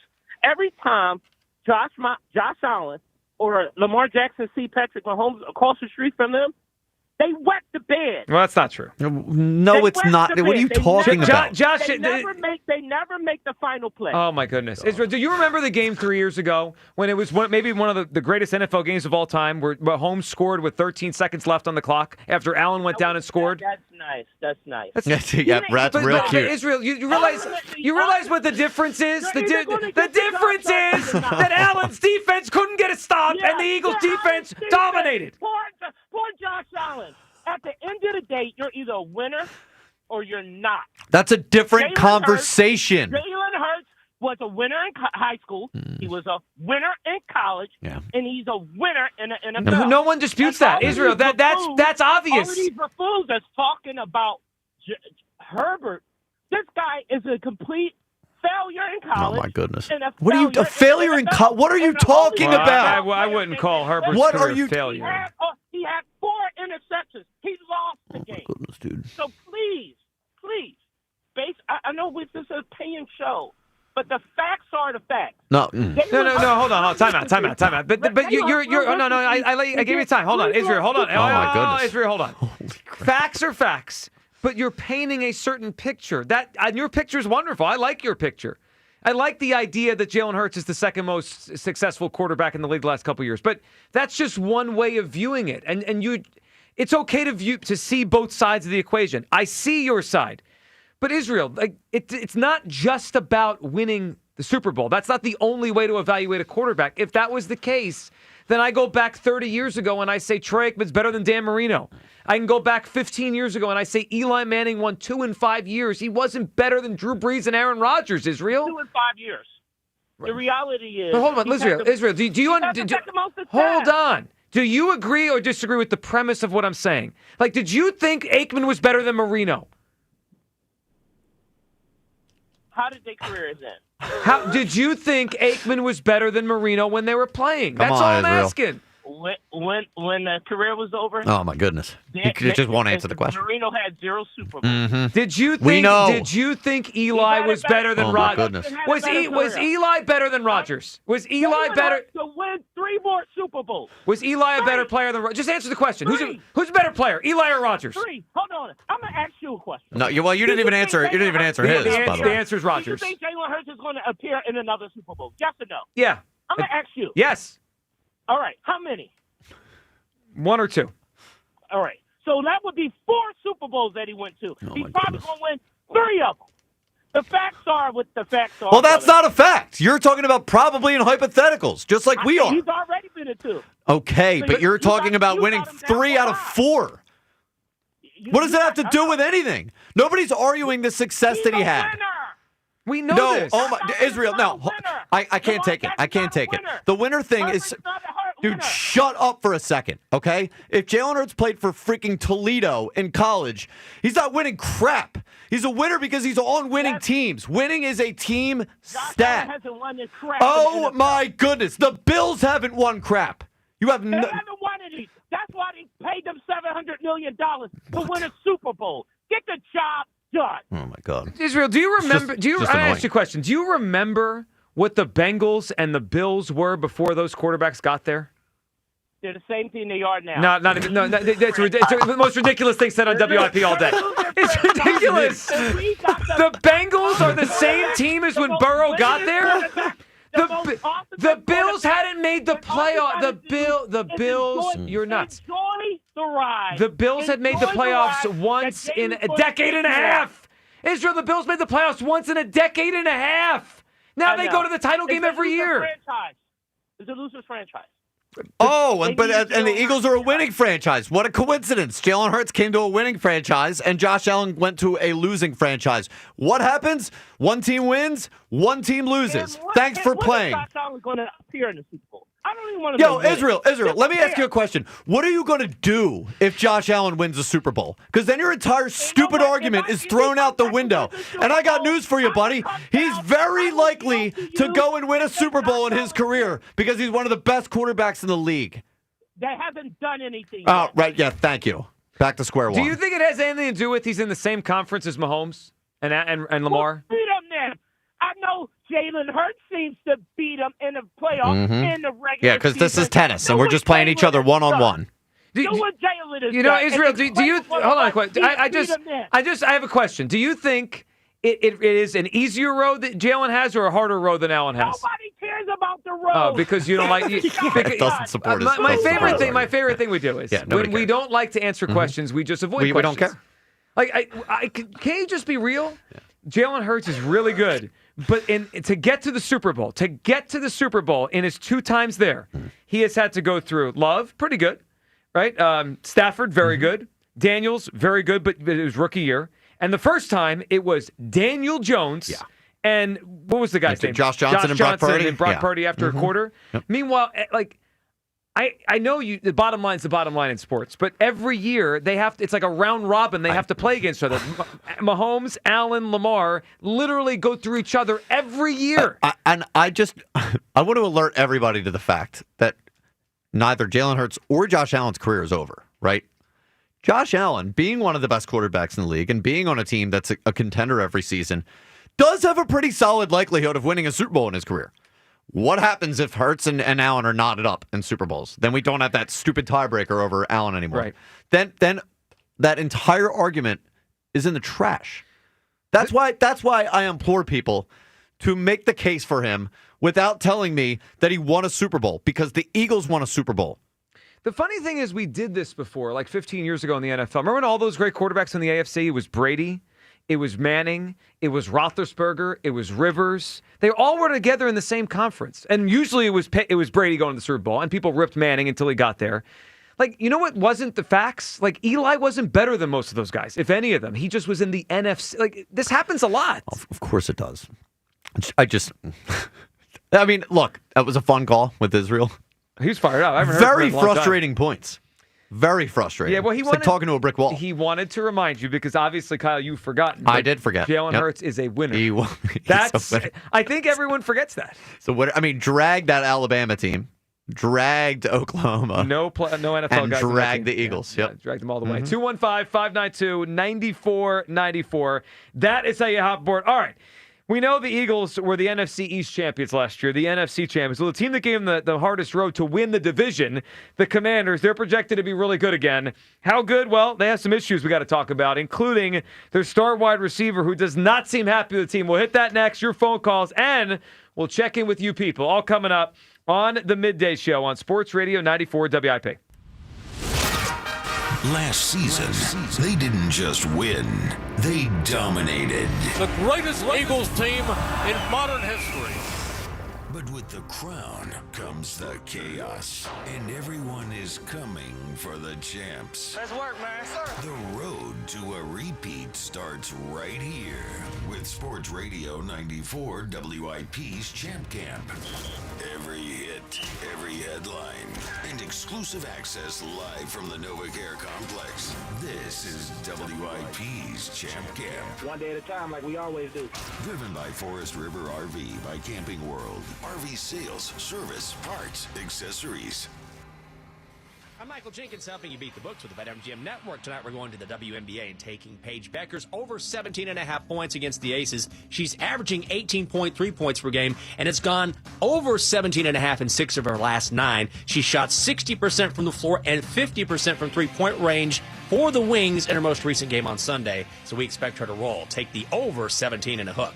I'm Michael Jenkins from the BetMGM Network. Bet smarter and beat the books and download the BetMGM app today. Please gamble responsibly. Wesley Financial Group is not a law firm, and Chuck McDowell, definitely not an attorney. This is Chuck. If someone talked you into buying something really silly and you want to get out of that silly little thing, my advice, get the facts. Call me and I'll send you our timeshare exit kit absolutely free. Inside, you'll learn how timeshare works and all your options for cancellation. Call Wesley now for your free timeshare exit information kit. 800-761-0000. That's 800-761-0000. Paid for by Wesley Financial Group. Summertime is here, oh, Hoagie Fest, here I come. Hoagie Fest, Hoagie Fest. Yeah, Wawa's got the hoagies, and I'm gonna get me some. Hoagie Fest, Hoagie Fest. Wawa Hoagie Fest is here, and it's the summer of sandwiches. We're mixing it up with hoagies, clubs, quesadillas, and more, all for $6 and under. Savor a summer of savings. Hoagie Fest, here I come. Gotta have a Wawa. Citizens, since we each upgraded to Xfinity in our homes, the Wi-Fi has been booming. It's fair to say our town has officially become a boomtown. Mayor, will I be able to drop into multiplayer gaming battles with low lag? The lag won't be an issue, but your questionable skills may be. And what if I have hundreds of devices on the Wi-Fi? Purely hypothetical. Seems like a lot, but sure, hundreds of devices all booming together with the Xfinity Gateway. Yes, friends and neighbors, with Xfinity, the Wi-Fi is booming. The Wi-Fi isn't the only thing that's booming. Now get the most reliable Wi-Fi and our best-in-class equipment for one consistent price for 5 years guaranteed. All in. Plus, get unlimited data included and no annual contract. All with the 5-year price guarantee from Xfinity. Visit Xfinity.com, call 1-800-XFINITY, or visit a store today. Restrictions apply. Not available in all areas. New residential customers only. Select plans only. Xfinity Gateway with xFi Complete required for unlimited data except in certain areas. Most reliable Wi-Fi based on Open Signal Awards USA. Fixed Broadband Experience Report, August 2024. Actual speeds vary. When NASCAR returns to Dover Motor Speedway, get ready for a Monster Mile summer. Experience miles of speed, sand, and fun July 18th to the 20th. Book your summer vacation to see NASCAR's best battle, the Monster Plus, even more free fun for everyone at the best fan zone in NASCAR. All new, Miles Beach brings all the fun of the shore just outside Turn 4. We got concerts, we got autograph sessions, and never-ending tailgate. Be there live, in person, at the edge of your seat, July 18th through the 20th. Tickets at DoverMotorspeedway.com. We finally switched to T-Mobile because with them, we can be connected here and there. Let's watch a movie. And we have Netflix included to enjoy our favorite shows and movies. ¿Qué tal esta? Bacanísima, pero ya la vi. Now the hard part is getting them to agree on a movie. Switch today and get a Samsung Galaxy S25 Plus with Galaxy AI. Plus, your plan price is guaranteed for 5 years. Save today, guarantee for tomorrow. Visit a store, T-Mobile.com, or call 1-800-T-Mobile. 1-800-T-Mobile. Guarantees monthly price of talk, text, and data. Exclusions like taxes and fees apply. See exclusions and details at T-Mobile.com. Receive Netflix standard with ads on us with qualifying plans. Breaking news coming in.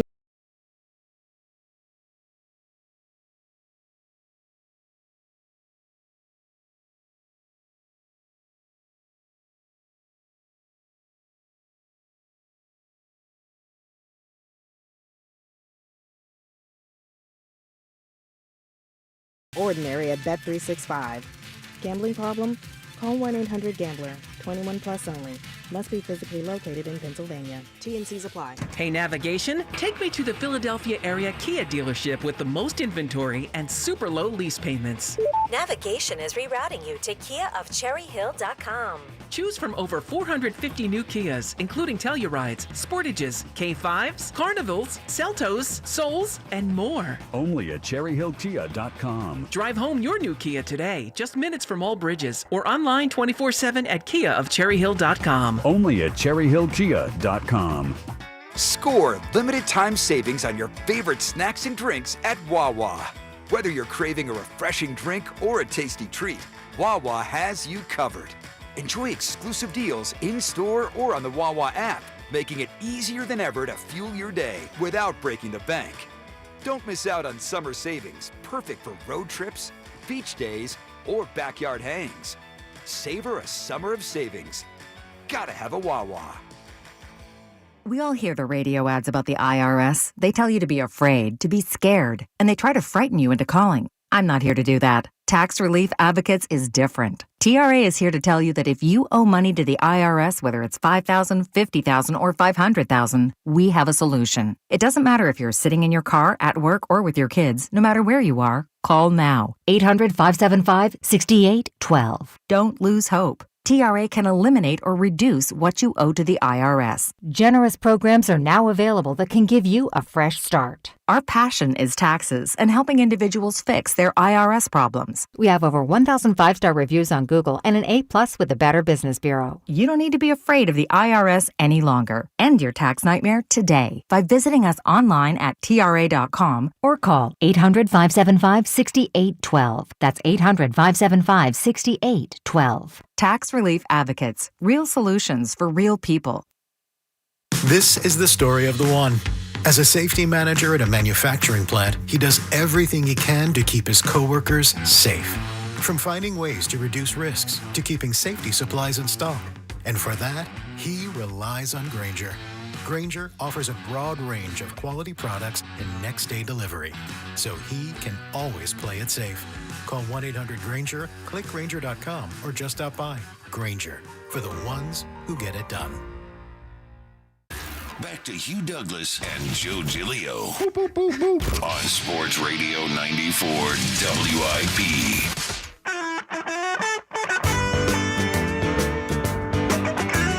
Welcome back. Midday show. Hugh Douglas, Joe Giglio, Kyle Quinn in for Hugh today. And, of course, Luke Nichols behind the glass. All right, we'll get back to everyone's phone calls, which, of course, again, I take zero blame for this today. We had a friendly conversation with Elliot. We haven't seen him in a while. We asked his take on the list, and then it became Jalen Hurts thing. That's what happens. Don't get mad at us. Like, if this board here were filled with Ben Simmons in your top 5 of the last quarter century, the home run derby, the ABS, Kyle Schwarber, those are the calls and conversations we'd be having. What the board says here, Jalen Hurts versus Josh Allen, Hurts debate.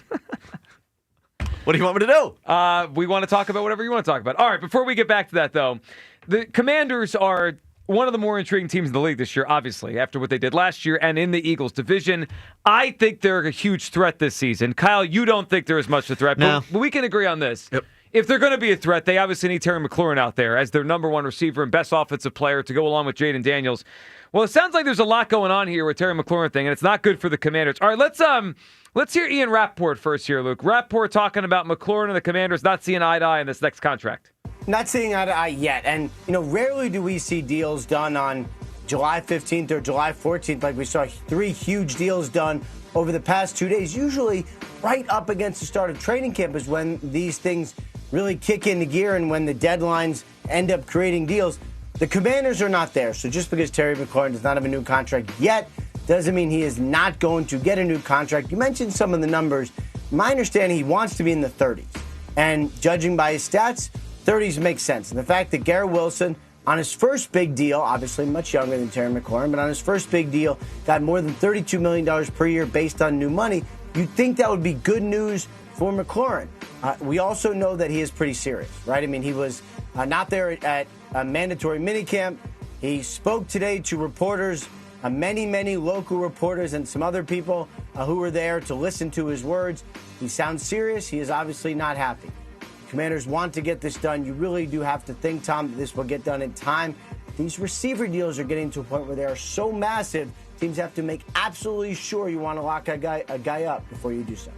All right, so he's not there and he's annoyed. Let's hear from him. Rappaport kind of alluded to that he spoke yesterday. Let's hear from Terry McLaurin, who's obviously not happy with the situation with his contract at the Commanders right now. Yeah, I've been pretty frustrated. I'm not going to lie.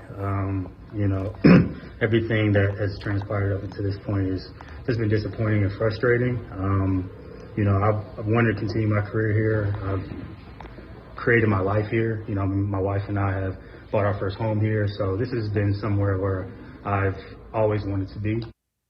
I hear that a couple things. One, I think I need another month or month and a half of him not being there, and then I'll start to get like, oh, maybe this is going to affect things. I still think they're going to re-sign him. But Kyle, when I hear that, I'm like, other than the Reddick thing, which I think the Eagles didn't want him here anyway, this never happens. No. Howie never lets this happen. Could you imagine AJ or Devontae on July 15th, a week before camp, saying, I'm frustrated with the team? They would never let this happen. No, and by the way, for Washington's side, I don't understand the incentive for them not to do this. Jaden Daniels on a rookie deal. I know. They have money. The only theory I have is that they're waiting still to see the TJ Watt or Hendrickson market, and they're trying to wait for the money. Like, I still think they're going to sign him no matter what they do, but maybe like they want to see how much they got to pay this guy before that guy. Because I agree with you. There's no logic to like, hey, we're a Super Bowl contender, or at least they think they are, right? They were close last year. He had a cheap quarterback. Like, why wouldn't they just pay him? But then what message does that send to Terry McLaurin about how much he's really valued Well, there? that could be an issue, too. So I don't know. I got my eye on the Commanders this season, the whole training camp stuff with Terry McLaurin. Like, I'm not getting good vibes. Like, I'm not getting the vibes that the Commanders are about to just build off of necessarily what they did last season. I think they had a lot of fluke wins. And a lot of close games. Yeah, and when you're a team that wins games like by the skin of your teeth a lot, you get regression to the mean. That tends to flip the other way. Not fully buying into the Jaden Daniels thing yet. I need to see it a little bit more. I understand the magnitude of what he did as a rookie, being a rookie, taking him to the NFC Championship game. But we've seen this before. And, you have your one end of the spectrum, the Patrick Mahomeses, who remain great. And then you have your C.J. Strouds. I don't know what that's going to be with Jaden Daniels. I didn't view the Commanders' offseason as something where I'm like, wow, like that's turning a lot of heads. They got Fat Debo. Tunsil was the best thing. And Tunsil was the best thing they did. And he's a lineman. Yeah. They're pretty old. And I don't think their defense is that scary. I don't think they've improved their defense insanely since last season either. Just if I had to pick one candidate, I guess a sleeper candidate, but maybe not. I wonder if other people feel the same way as I do. But if I had to pick a team to take a big step back next year and surprise everybody, it would be the Commanders. I'm not buying into them this year. I'm not. It could happen. I am worried about them and think look, no one's won this division in back-to-back years in forever, so like they're the obvious team that you would think. They're the second team in the division, and they have a great young quarterback, but it could happen. Would it shock me if they either didn't make the playoffs or got knocked out in the first round? It wouldn't. And they're in the title game last year. They're going to have a tough schedule, too. Of course they are. Think about it. Like, they have basically the same schedule as the Eagles, but the second-place version. And, sometimes, who knows, maybe the second-place teams will prove to be better than last year's first-place teams that we have to play. You just never know with things like that. This segment brought to you by Meineke. Get your AC tuned up for the summer and road trip season. Take your car to a locally owned and operated Meineke. Find a location near you at Meineke.com. Let's go to Clarence in South Jersey. Clarence, what's up? Good. How are you guys? Good, Clarence. What's up? I'm just going to make a point about Jalen without saying he's a Super Bowl champion. How many coordinators has he had? Well, if you go back to college, a lot. If you go to just the NFL, it went from Sirianni calling plays to Steichen to Johnson to Moore to Patullo. So we're on 5 now here. How many coordinators has he gotten head coach's job? Well, 2. And I actually left out Doug, who was his coordinator/coach his first year. So throw Doug in there, too, for his first season. And he's gotten the 2 guys coach's job, right? Steichen and Moore. There you go. Okay, second point is his best season, 22. Do you think had he kept that coordinator, he would have put up the same numbers? I think it would have helped a lot. Like you talking about if they didn't lose Steichen in 23, I think it would have helped a lot. Yep. Absolutely. And the 23 season, the coordinator was overmatched. And it showed as the season went on. If you watch every Eagles game like I did, you were screaming at the TV. First down, they're going to run up the middle. Second down, they're going to run to the outside. And third down, they're going to expect a pass somewhere. So, I mean, he's gotten this far, got so many coaches promoted, and, he's just a winner. Like I said, you can't You're leaving out a big part of the 2023 season, and that's that Jalen Hurts pretty much sucked. And I will push back a little bit on the fact. No, he didn't really. He led the league in turnovers for like 23 straight games. He sucked. Yeah, I'm not, dude. Took a safety in the playoff game against the Bucs.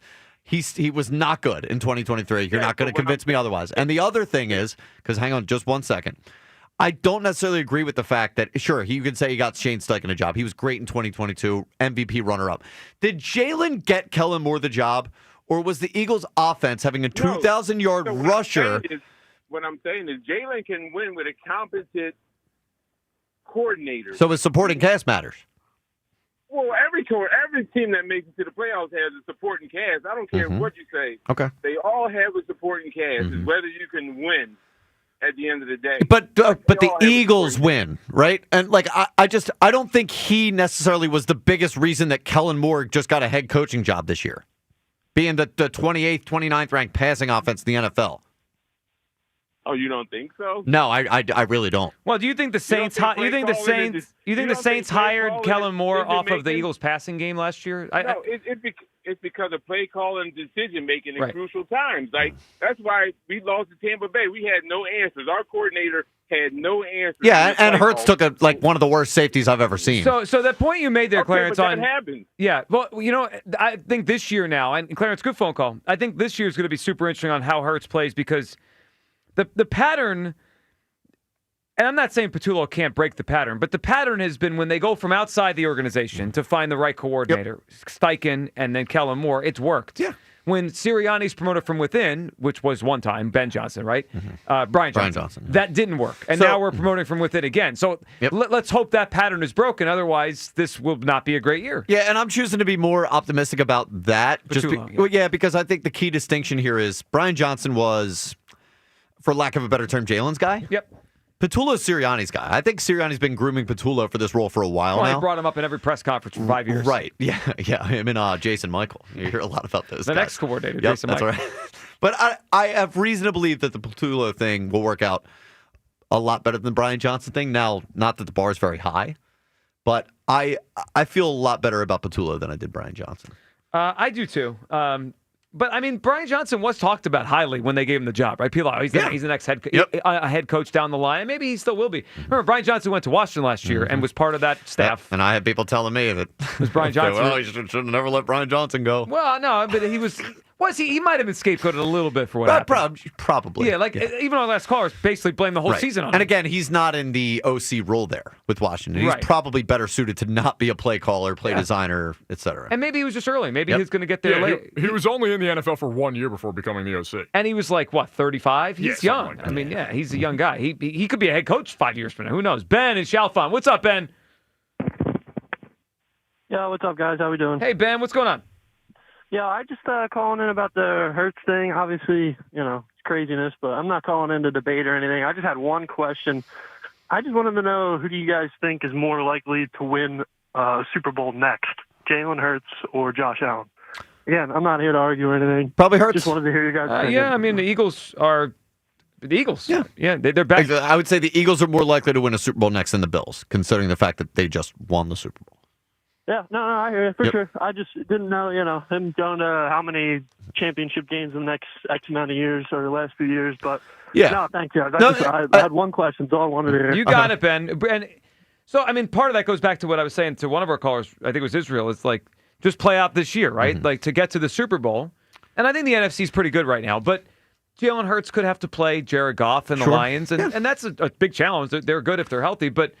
To get to the Super Bowl, Allen probably has to once again beat both Jackson and Mahomes. Yeah, right. And the Bills need to surround him with a better team. Yeah. Like, I don't know. I'm just like, to keep the same energy, the teams are winning the Super Bowl. It's not Josh Allen winning the Super Bowl. This isn't golf. This isn't tennis where they're going head-to-head. It's not an individual sport. Like, Josh Allen needs a defense. He needs a running game. He needs wide receivers. Just like every quarterback does to win. But when you're ranking them and pitting them against each other, that's where you try to, because, people get upset about what ifs and stuff because they're not the reality. And I understand that. But we're looking at this from a perspective of how do we compare these guys? And when you compare these guys, you have to do the best you can to put it in a vacuum or of like the similar set of circumstances, because that's where you can really tell who's better. Yeah, and I think that's what is the most challenging for Jalen Hurts. Like when we talk about Jalen Hurts, because he does things that are different than a lot of quarterbacks. There's unique things. We had the tush push brought up earlier, and he's won a lot. And I think sometimes people hear it as we don't think he's a reason why they win. He was the biggest reason that they were be able to dominate those last two games. Right? If he didn't play well, those would have been close games. Yeah.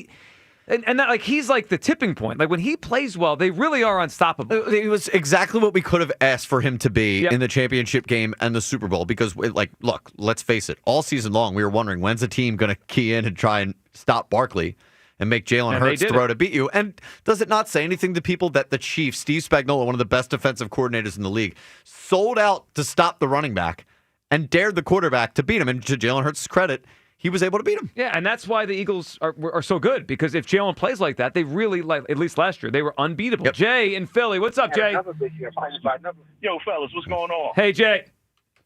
Hey, look, man, I'm not going to argue that Josh and Jalen debate, man. My man, what was his name? Israel, yes. Yeah, that was funny, man.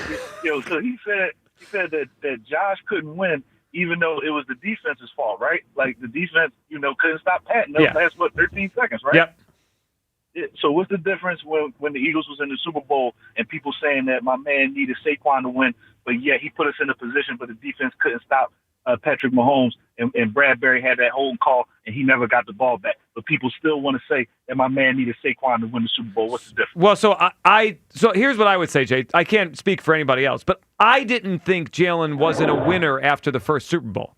Like the Israel's saying Josh Allen's a loser because he can't win in the playoffs. Oh yeah. No. I know he's tripping, but I never felt that about Jalen. I wouldn't have said that about Jalen after the first Super Bowl, that he's a loser because he couldn't win that game. I said, I mean, the defense. Now, look, not a loser, but I've heard too many people say that, and I don't know if Kyle said it too, but like I've heard too many WIP people say that Jalen needed Saquon to win the Super Bowl. No. Now, if that's the argument, cool. But don't tell me that Josh Allen didn't beat Patrick Mahomes because of his defense, and then tell me that my man Jalen needed Saquon to win the Super Bowl. I don't subscribe to the Jalen needed Saquon to win the Super Bowl. Like we just saw him go to the Super Bowl with Miles Sanders. Like the Eagles' offensive line and running game is what it is. Now Saquon brought it up an extra notch for sure.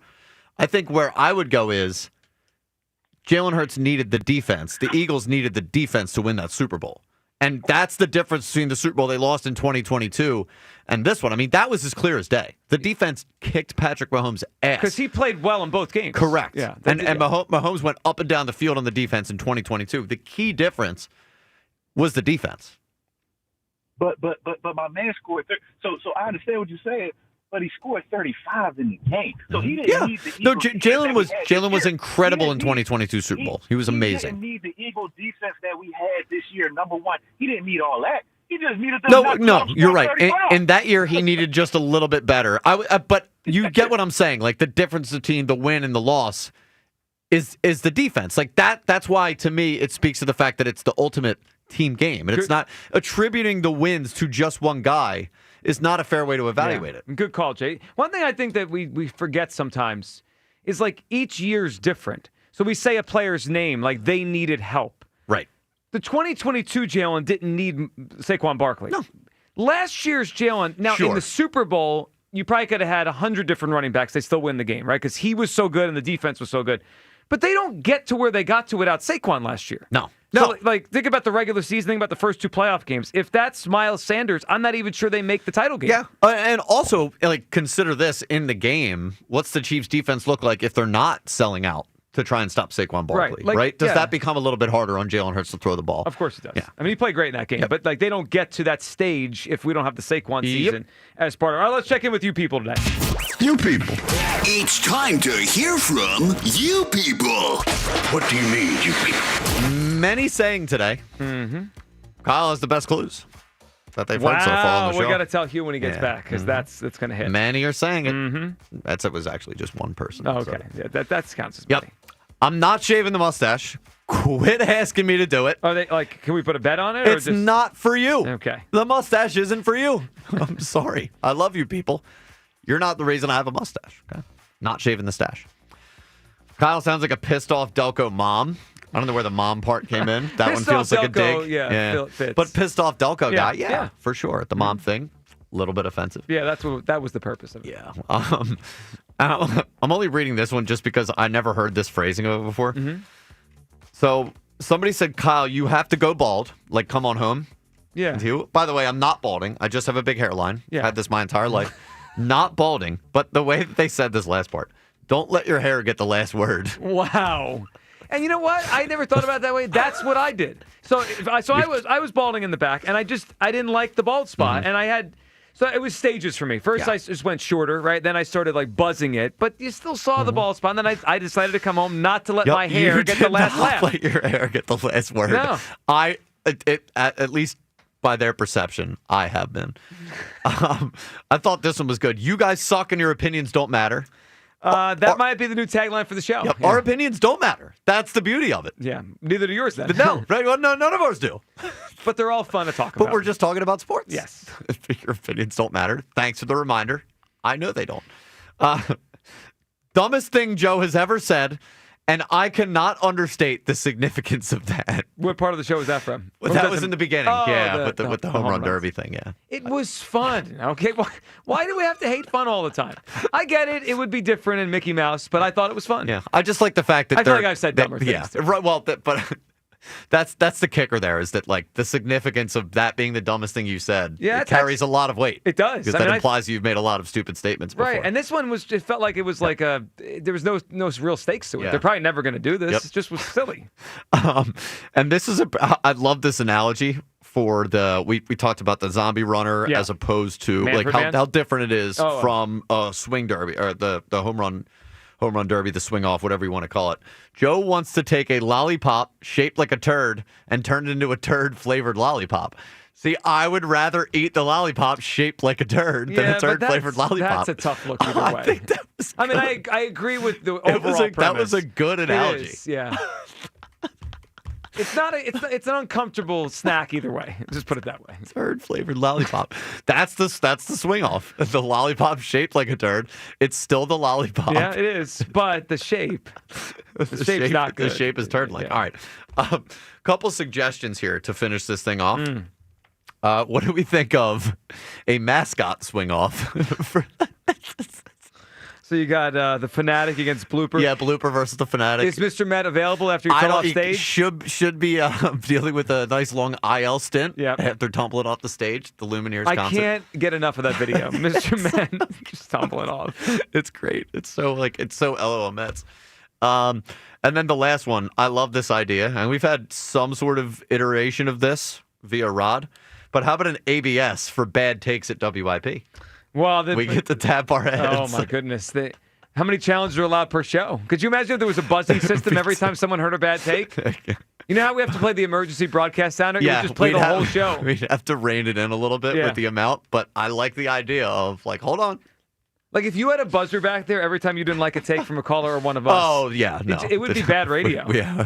Today with the challenge stuff, it would just be constant. Yeah. Well, we could though to have one of those when Hughes starts going on his defensive luxury, not a necessity thing. That'd be good. That's where we need that's the ABS. Yes. So we did have the challenge system where you throw the challenge flag, yes. But an ABS. We got to think about how we might have to work that. I do like that one. All right, let's wrap it up by talking about a Twitter question here, sponsored by the PI Dental Center. Your smile is the first thing others see when they meet you. Learn about and schedule your evaluation. PIDentalCenter.com. All right, here's the final results of the polls. Would you be open to ending a real MLB game with a home run derby?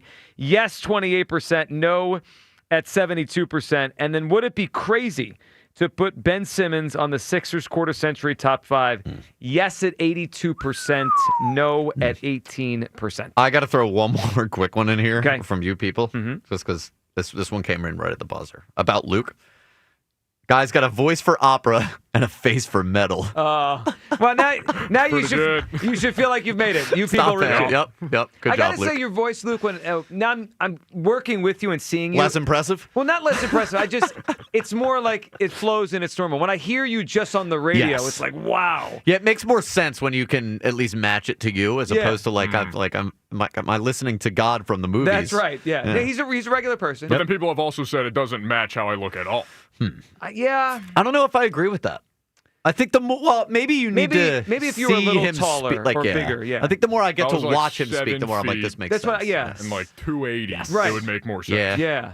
Like the Big Show, the old wrestler. Yeah. Like something like that. All right, everyone, you guys have a great rest of your day.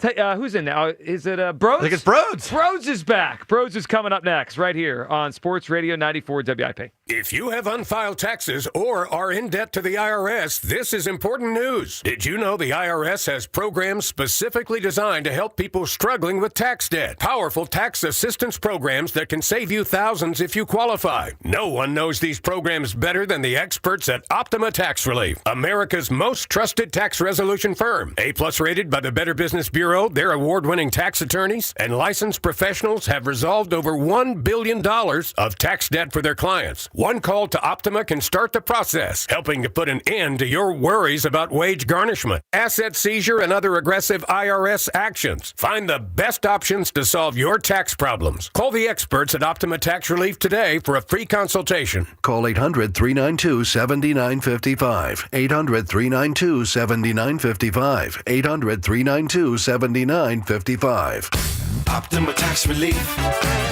Some restrictions apply. For complete details, please visit OptimaTaxRelief.com. Does your home feel outdated, cramped, or not quite right anymore? Love your home again with a Tillman Builders remodel. I'm Eric Tillman, and my team and family will be with you every step of the way. Whether you dream of a new kitchen, primary suite addition, or a stunning exterior facelift, we offer a smooth and worry-free process. We guarantee your home remodel will be on time and on budget. At Tillman Builders, we value kindness, accountability, and respect for you and your home. Let Tillman Builders bring your vision to life. Visit tbremodel.com to get started today. Kick off summer at Conacelli Autoplex on Ridge Pike in Conshohocken. Conacelli has over 2,000 new and certified Toyotas, Hondas, Hyundais, Genesis, Nissans, and quality pre-owned vehicles of many makes and models, and they are unaffected by tariffs. Gas, hybrid, plug-in, or electric, Conacelli has it all, and at the right price. Low financing, incredible lease offers, top dollar for your trade, and so much more. Search Conacelli.com or visit our family-owned and operated dealerships on Ridge Pike and Conshohocken to see why Conacelli is a nice place to do business.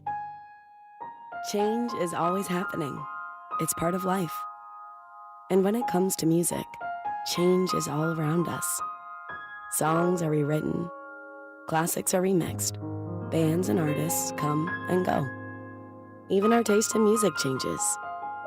Here at Xfinity, we know there's still good in keeping some things the same. That's why we want to do our part with a 5-year price guarantee on our internet. It means no matter what changes, you get 5 years of the most reliable Wi-Fi with our best equipment included for a price that stays exactly the same. Surprised? Life is full of them. One internet price, 5 years, guaranteed. Learn more at xfinity.com/deals. Restrictions apply. New residential customers only. Taxes and fees extra and subject to change. Most reliable Wi-Fi based on Open Signal Awards USA. Fixed Broadband Experience Report, August 2024. For all station contest rules, go to 94WIP.com/rules. Hi, Zoe Saldana. Welcome to T-Mobile. Here's your new iPhone 16 Pro on us. Thanks. And here's my old phone to trade in. You don't need a trade-in. When you switch to T-Mobile, we'll give you a new iPhone 16 Pro. Plus, we'll help you pay off your old phone up to $800, and you still get to keep it. There's always a trade-in. Not right now at T-Mobile. I feel like I have to give you something in return for karma. That's okay. I don't really have much in my purse. Oh, let's see. Hand sanitizer. It's lavender. I'm good, seriously. Let me check this pocket. Oh, mints? Really, I'm fine. Oh, I have raisins. I'm a mom. Wait 1 sec. I've got cupcakes in the car. It's our best iPhone offer ever. Switch to T-Mobile. Get a new iPhone 16 Pro with Apple Intelligence on us. No trade-in needed. We'll even pay off your phone up to $800. With 24 monthly bill credits, new line $100 plus a month on experience beyond finance agreement $999.99 and qualifying forwarded. For well qualified plus tax and $10 connection charge. Pay off via virtual prepaid card below 15 days. Credits end and balance due if you pay off early or cancel. See T-Mobile.com. If you're 55 or older and into that whole saving money thing, T-Mobile has an exclusive phone and internet bundle just for you. Right now, get 2 unlimited phone lines plus 5G home internet for just $30 each per month with autopay, plus taxes and fees. And with 5G home internet, setup is easy with just 1 cord and no technician needed, which is great if you're also into that whole keeping it simple thing. Switch now and experience the best mobile network in the U.S. Visit your local store to start saving. T-Mobile, it's better over here. Based on analysis by Ookla of Speed Test Intelligence data Q4 2024 to Q1 2025, Ookla trademarks used under license. Unlimited on our network. Customers on voice plan may notice speeds lower than other customers and further reduction if using more than 50 gigs a month due to data prioritization. Video streams and SD on this plan. Home internet pricing after $20 a monthly bill credit plus $5 per line without autopay. Debit or bank account required. See 5G device coverage and access details at T-Mobile.com. This is the story of the one. As a safety manager at a manufacturing plant, he does everything he can to keep his coworkers safe. From finding ways to reduce risks to keeping safety supplies in stock. And for that, he relies on Grainger. Grainger offers a broad range of quality products and next-day delivery, so he can always play it safe. Call 1-800-GRAINGER, click Grainger.com, or just stop by. Grainger, for the ones who get it done. All right, Takis fans. Wendy's knows you love your Takis Fuego chips, so we thought, why not make a Takis Fuego meal with a Takis Fuego chicken sandwich with spicy chicken topped with crushed Takis Fuego chips and creamy corn spread. Plus, it comes with Fuego fries inspired by Takis and a bag of Takis Fuego chips. If we had any more heat, we might start an actual... I told him this would happen. For an intense new take on Takis chips, gotta be Wendy's. Limited time only at participating U.S. Wendy's. Includes 1 ounce Takis Fuego chips while supplies last. Takis and Fuego trademarks are used under license. This is Andrew Perloff with an Odyssey Sports Minute sponsored by Empower. Invest well so you can live a little at Empower.com. Coming off last year, the Washington Commanders felt like a rocket ship. They reached the NFC Conference title game with rookie quarterback Jaden Daniels. The future looked bright, but we might have seen the first hiccup. Star receiver Terry McLaurin told reporters he's not happy about his contract, and he's not sure if he'll show up for training camp. There would be a huge market if they explored a trade, but let's hope they don't, because the Commanders are a really fun team, and they need McLaurin to reach their potential. I'm Andrew Perloff. 94 WIP HD1 Philadelphia, live from the Tasty Cake Studios. An Odyssey Sports Station. This is the afternoon show with Ike, Spike, and Fritz. Sports Radio 94 WIP.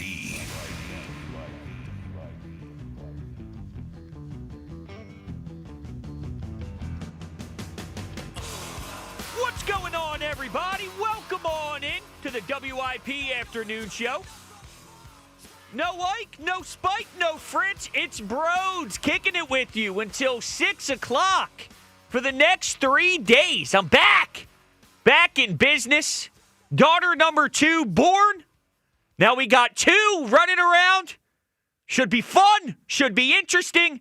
We'll factor that into the show for my side topic as we get going. And, of course, 215-592-9494 is the phone number to hop on board. We must start with the 76ers, though, because I'm angry. There's no sugarcoating it. I am back to being pissed off when it comes to thinking about my basketball team. Because something is getting criminally overlooked and disregarded. And it's embarrassing that it's getting overlooked and disregarded, but that's what happens when apathy sinks into our bloodstream. And I'm here to say no more apathy when it comes to the Sixers. We must get our basketball team back.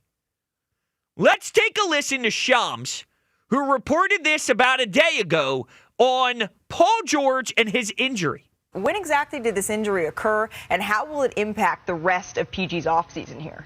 Like I'm told, Paul George suffered the injury during an on-court workout last week, and it led to him visiting a doctor on Friday.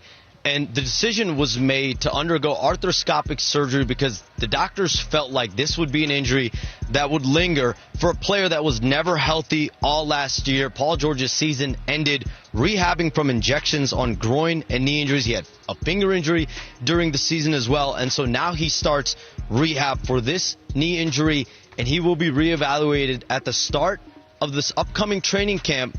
But I am told both sides will be cautious with him. They want to see Paul George return to that full form Paul George they just have not seen in Philadelphia. So I do expect both sides to be cautious from this injury that Paul George suffered last week. Okay, so this is essentially so that they can hopefully see that full-strength Paul George that we're all waiting for in Philadelphia that never quite came to fruition. Well, okay, so here we are. Another year of dealing with injuries, and this time we can't even get to damn training camp. Now we're getting hit with a monster Joel Embiid ESPN piece that dropped not too long ago, and we're getting updates on Embiid's current status. And Embiid says himself, we're not going to push anything. For my whole career, I feel we never took that approach. And he was asked if the Sixers support this. And he says, I don't know how they feel.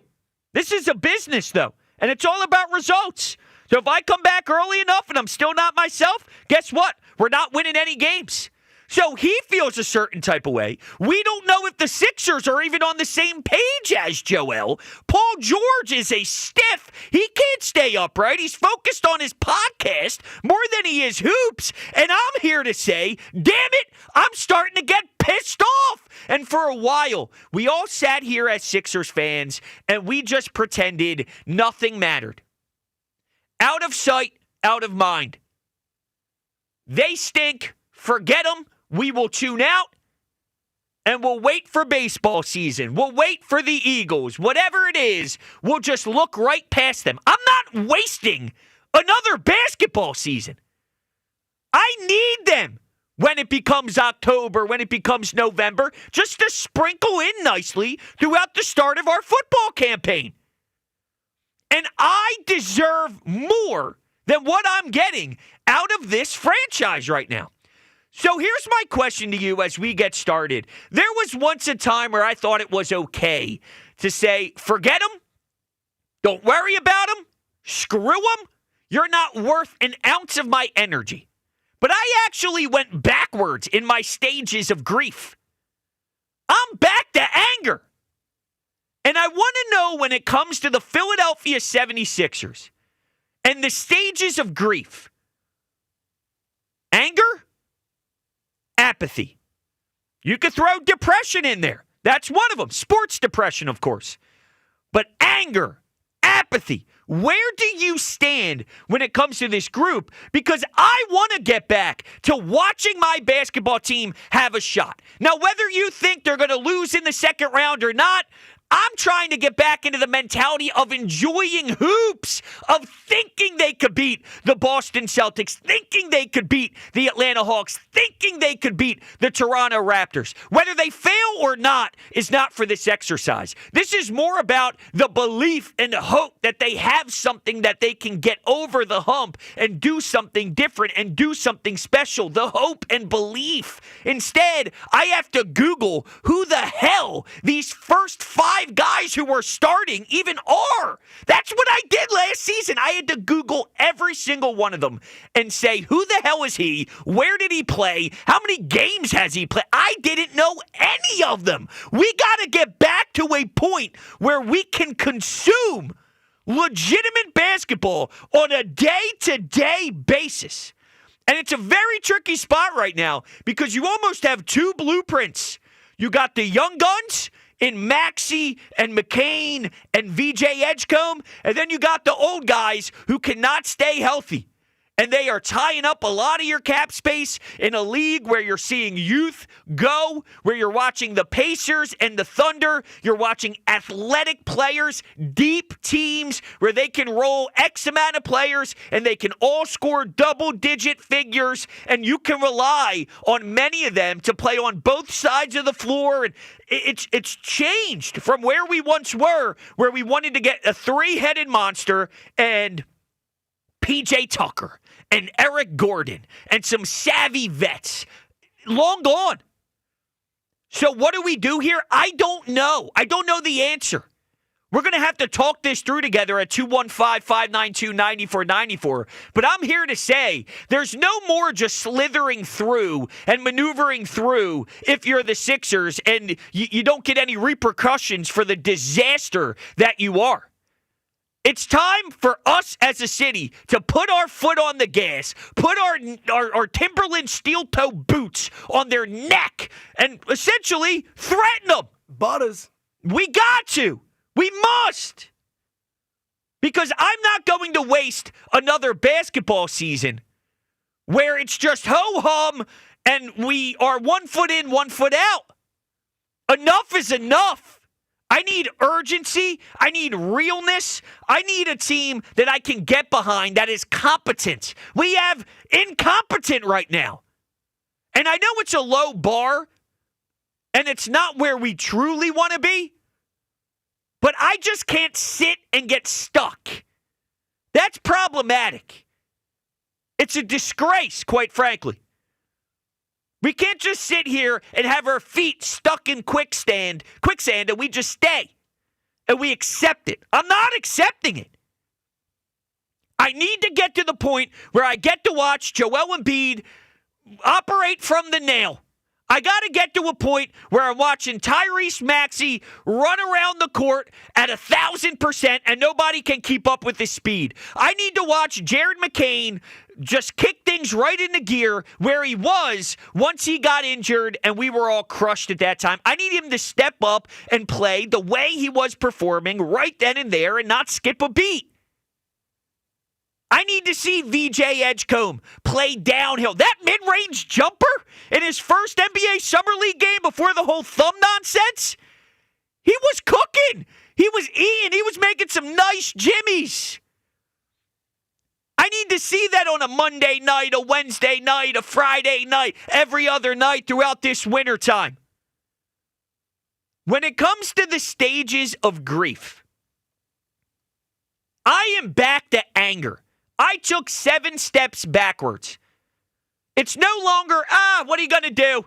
Another injury to a big-time player. What are you going to do? Another huge acquisition that is basically a nobody at this point in Paul George. Typical Sixers. I'm not accepting typical Sixers anymore. That's over with. There needs to be more pressure. There needs to be more intensity thrown in the direction of Daryl Morey and Joshua Harris and everybody that is in the front office and in the ownership group of the Philadelphia 76ers.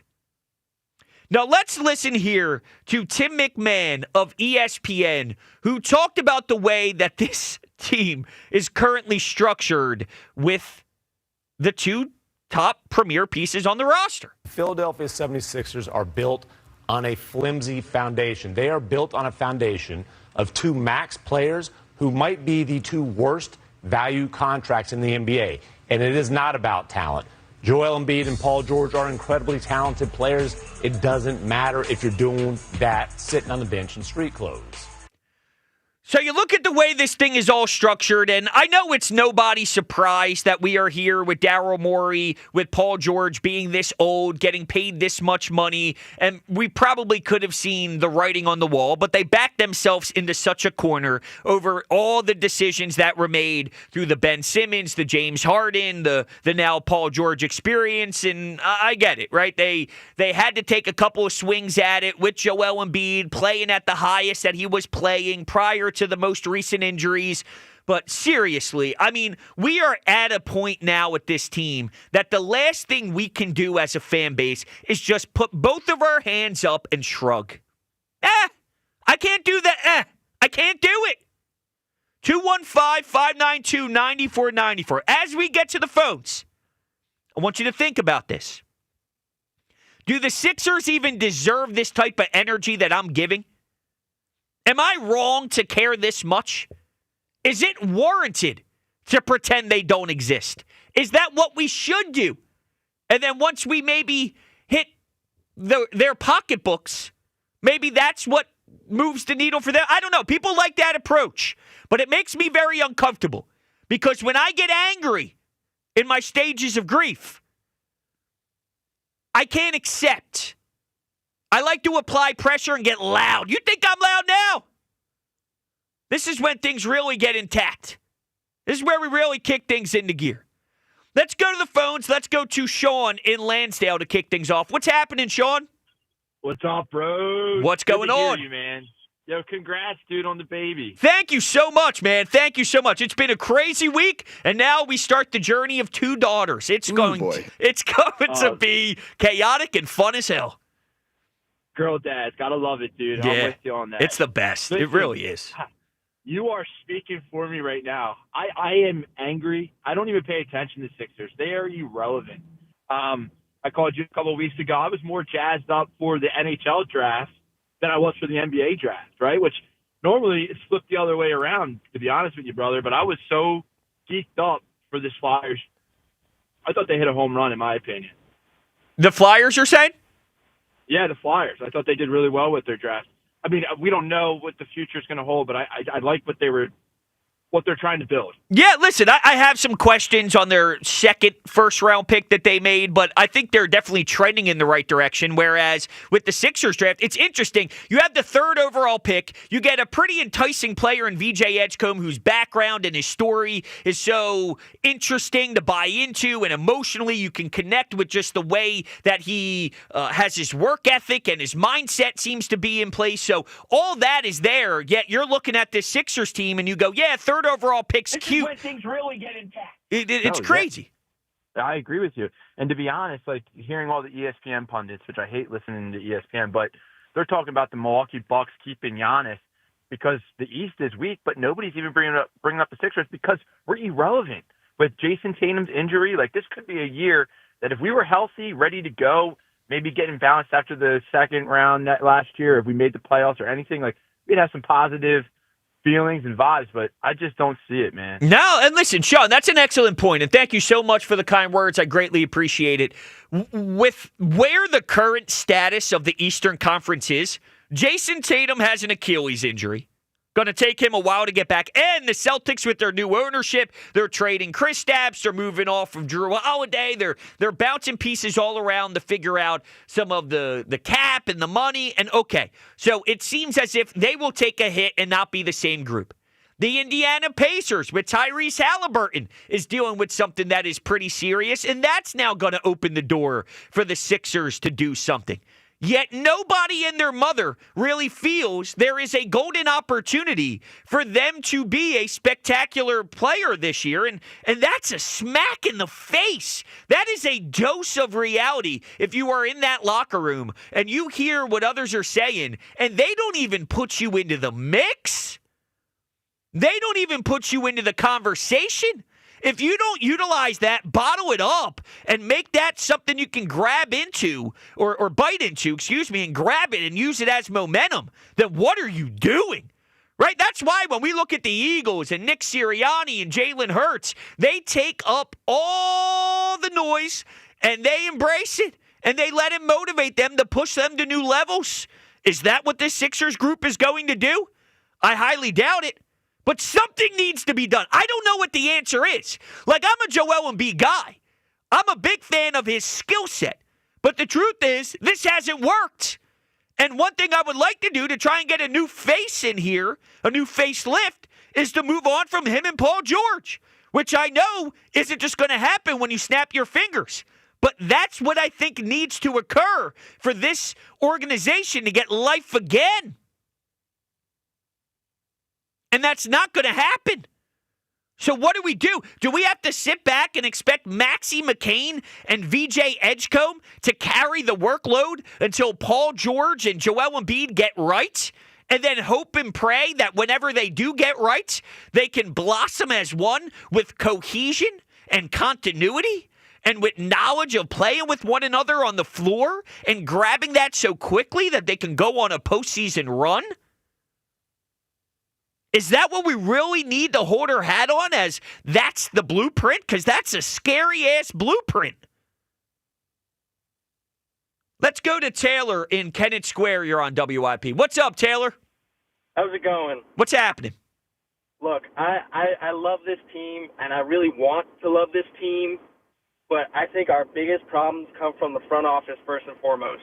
All right, Joel Embiid, talented player, right out the wazoo, but he can't stay healthy. Right, Paul George, old as can be. But first and foremost, they got to get rid of Daryl Morey. They got to get rid of him. He is wasting our time.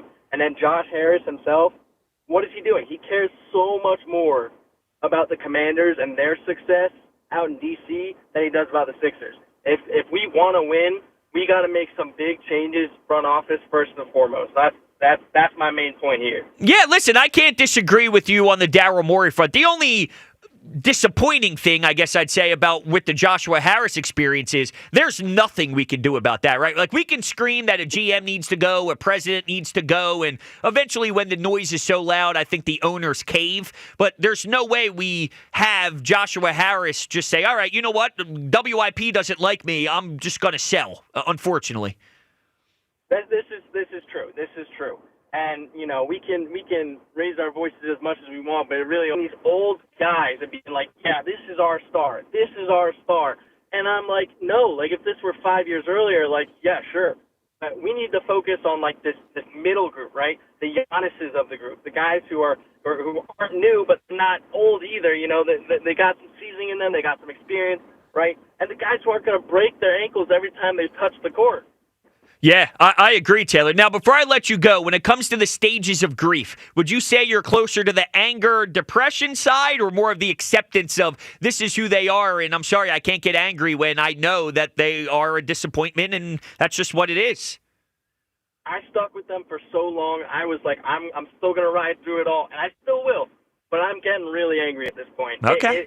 It's kind of unbelievable. Yeah, it is. Taylor, it really is. Like, I want everybody to put this in perspective. In 215-592-9494, the Sixers' frustration is hot and heavy in the streets right now due to the fact that there's more drama. Joel Embiid not participating in basketball activity yet. Paul George now needs surgery and got the surgery. But I want you to let that sink in. Is Paul George just had surgery? Paul George just had surgery. That should be the biggest story in this city by a large margin for a week. There's nothing else going on. I mean, there's a home run derby. There's a batting off, home run off, Kyle Schwarber off, whatever the hell it's called, off. Other than that, there's nothing. And your biggest acquisition to help put the Sixers over the top just needed surgery after a year that was extremely disappointing on the health side of things happened. And, typical Sixers. That's where we're at. Typical Sixers? This can't be typical Sixers. See, to me, I think we're going way too far in the extreme of who cares. I care. I care. I'm getting robbed of basketball. And as a hockey guy, I'll put my hand up. I love my hoops. I need my hoops. In the winter, I love the double dip, 7 o'clock Sixers, 10 o'clock Flyers. And I love the Monday night Flyers, Tuesday night Sixers, Wednesday night Flyers, Thursday night Sixers. And you give me a flip-flop every day until we get to Sunday when Jalen Hurts goes out there and puts up 40. And then we win, and now we're 7-1. It's the best time of the year. But you strip away my ability to kick back and watch a team compete. I'm angry. And I think what was just mentioned by Taylor is very interesting about the Daryl Morey experience. Because he is a guy that structured the league one way, and then everybody sort of followed. He was very analytically driven. He built something in Houston, and that changed the trajectory of the league. And I have to wonder if he has the ability to zig another way again now that the league has transformed out of the Daryl Morey way. The Thunder. Look at how the Thunder were built. That is not even close to going out and getting Eric Gordon and PJ Tuckers and all these veteran, experienced, 33-year-old, old, small forward, power forward type. It's just, it's unacceptable. Hey, they hustle. No. You know, shove the hustle right up the keister. You might dive on the floor for a loose ball. Please. Give him a few million. And then what? Be out for 2 weeks because he's 39? Dude, he's first to stand up on the bench with a few claps. No, please. So let's give him the whole bank. Yeah, hey, he's willing to get into Joel Embiid's face at the free throw line. Whoop-de-doo. How about we win a playoff game? How about we win a playoff series? How about we make the playoffs? Here's an idea. It really hit me, though. When all this was breaking about the Sixers and about Paul George, there was anger, for sure, like myself, but it wasn't as loud as it needed to be. It needs to be more focused in on what's transpiring there. And the more we let it go, I'm afraid the more power the Sixers have to do whatever they want to do. And the more power that they have to do whatever they want to do, the uglier it's going to get. And that's how I feel. Let's go to Archie in Ocean City. What's going on, Archie? I'm mad as hell. Also, I can't believe these guys, the mismanagement. It just goes on and on and on and on and on. Never ends. It never ends. So I got a question, I've been watching the Sixers since Wilt. So I've been watching a long time, and I'm fairly good. But the new draft pick, is he a little undersized also? Well, he's a guard. I don't not for a guard's sake. I don't think he's too undersized. I mean, is he like 6'2" or is he like 6'5"? I mean, he's bigger than Jared McCain. Much bigger. He is 6'5". Yeah. Okay, and he's pretty much a studly dude. He looks pretty strong. Yeah, no, listen, he's athletic. He can definitely attack the rim. He's a dog on the defensive side. He's got to work on his offensive game a little bit. But I'll tell you what, I was impressed by that mid-range jumper in his first NBA Summer League game. So do you think either McCain or Maxey is on the block? No, I think they just have three good guards. You think they'll play three guards kind of? Well, I don't know if they'll play three guards, but I think that they need... Look, the way this league is nowadays, I just watched the Pacers and Thunder go back and forth in the NBA Finals. You need depth. You need a lot of guys. You need to be able to roll 8, 9 guys deep and all of them be able to be efficient. So if we have three guards, you find a way to make three... If you need 9 guys total, 8 guys to compete in the NBA playoffs, and you got 3 guys, you find a way to make the talent work. That's your gig if you're Nick Nurse. That's a great point because it's much less structured than when I was a kid. When you had a center and you had... Yeah, it's positionless now, for sure. Yeah. As much as I love the 83 Sixers. Now, when it comes to Archie, your stages of grief, would you say you're in the anger department or more in the acceptance and apathy that this is who the Sixers are? I've been mad since they traded the kid from Villanova on draft day. Okay, Mikal Bridges. And now it's ramped up again, almost to that level. Okay, but that's what I want, Arch. That's what I'm looking for. And thank you for the phone call. That's what I'm looking for. I agree. I went to acceptance.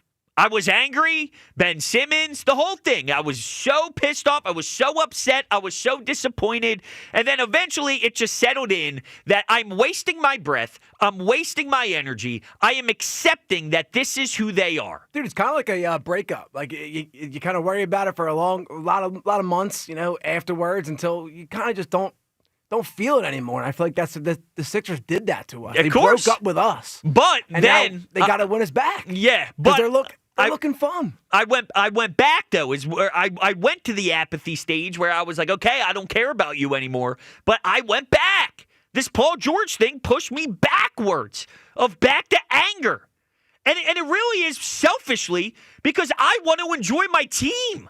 I don't like this. I really don't. This isn't fun. That we have a team that has Joel Embiid not ready for basketball participation again, the Olympic stuff and the whole thing. I'm not even blaming Embiid for some of it. He's a big dude, running a lot, running and jumping up and down on a 7'2" frame, and some of it is just the nature of the beast. I can run through lists of big men that don't reach their potential because their feet don't work, because their knees don't work, because their back doesn't work. And then you get guys like Tim Duncan, who towards the end of his career, he takes that step to now start taking care of his body 10 times more so that he can last longer. Guys like Tom Brady, who go on his TB12 method. But seriously, he played an extra 5-something years because he took care of his body. That's what has to happen here. It has to happen here. Well, I don't know if it's possible. Some guys, I don't think, have the ability just because the body is the body. And some guys can because their body doesn't break as easily as others. I mean, we're dealing with it to a degree with the trade deadline in baseball with Buxton. I don't think there's anything wrong. It's just some guys have it and some guys don't have it. Buxton can't stay healthy. Other guys can. And with Embiid, I think that's a part of it. But the truth is, I am getting to the point now where I'm losing my patience. I'm losing my patience. I'm breaking. I'm in anger mode. I'm in sports depression mode when it comes to this team. And I just can't let that go.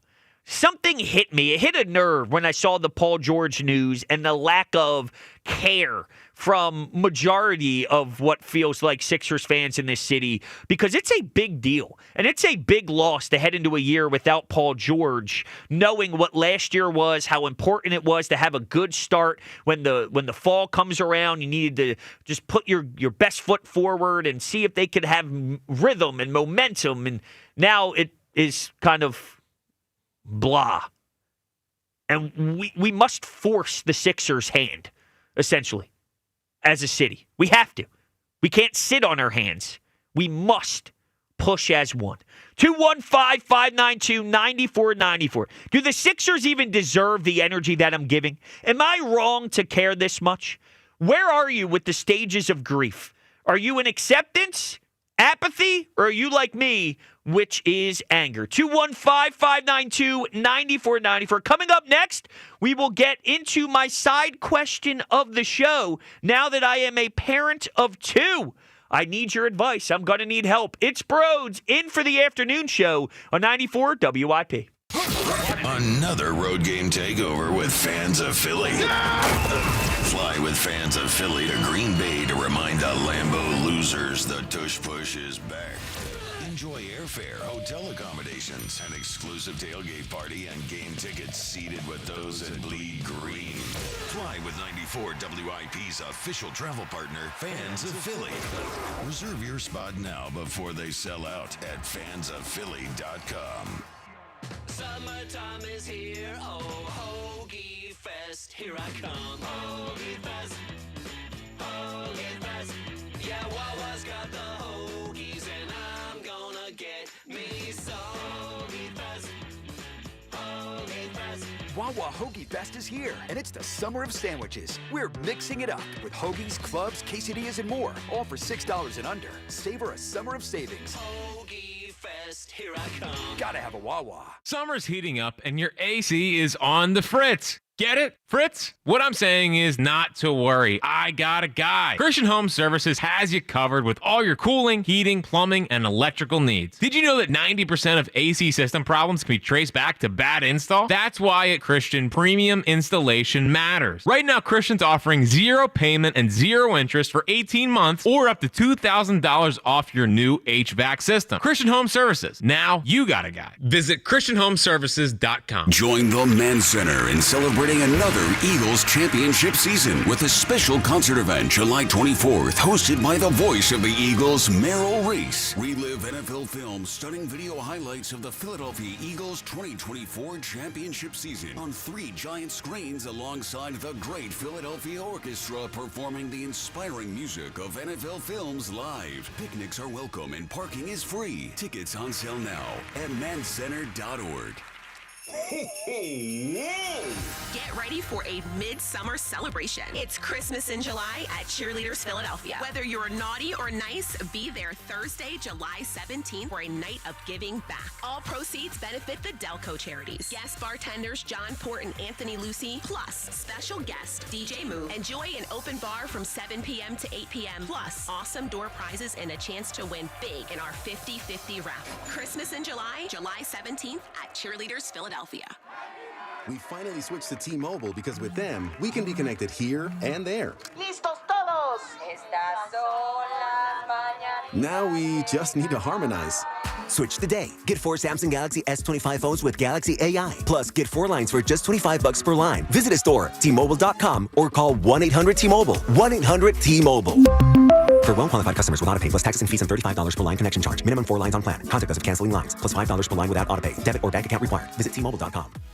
Ready for your dream Las Vegas vacation? Enter BetMGM as your legendary Vegas getaway, and you'll have the chance to win a customizable Las Vegas experience. It's easy to enter. Just sign up for a BetMGM account and download the app, or log in with your existing account. Then place your bets on your favorite sports to earn up to 25 entries. You could win a trip to Vegas that includes an MGM Grand Stay, travel accommodations, resort credit, and your choice of an exclusive sports, entertainment, or club experience. Score the Las Vegas trip of your dreams by entering BetMGM's Your Legendary Vegas Getaway, and you could be on your way to your perfect Vegas vacation. BetMGM and GameSense remind you to play responsibly. See BetMGM.com for terms. 21 plus only. Pennsylvania only. New and existing customer offer. Subject to eligibility requirements. Please make sure to read our full terms and conditions before participating in this promotion. If you or someone you know has a gambling problem, help is available. Call 1-800-GAMBLER. Score limited time savings on your favorite snacks and drinks at Wawa. Whether you're craving a refreshing drink or a tasty treat, Wawa has you covered.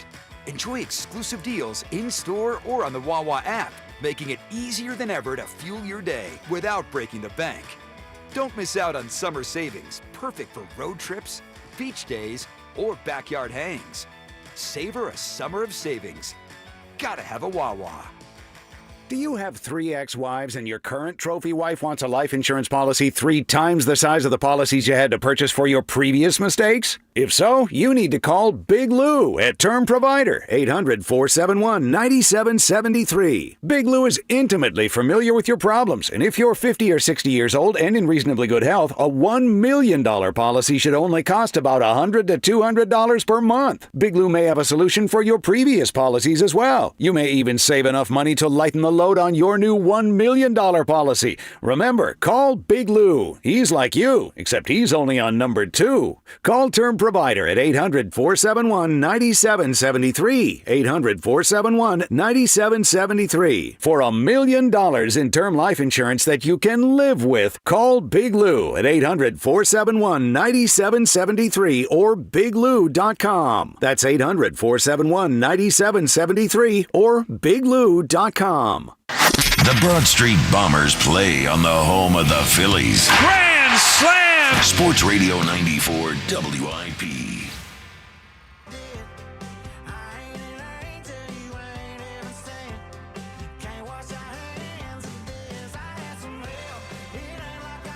Welcome back to the afternoon show. Broads in for the fellas today, tomorrow, and Friday. Really looking forward to hanging out with you all. 215-592-9494. That is the phone number. And we are starting this mid-July Wednesday off reacting to the Paul George news that is getting criminally overlooked. This is the guy that is supposed to hold the fort down when Embiid isn't healthy. Yet he can't stay on the floor. And last year, he didn't care about us at all. He did not care about Sixers basketball a lick last year. It was pathetic. And now he needs surgery. He got the surgery. Now we don't know the timeline. We're figuring out if he's going to even be available for training camp. And I'm sick of it. I'm sick of it. And I'm going backwards in my stages of grief. It's to the point now where I am going backwards. The result is I'm angry.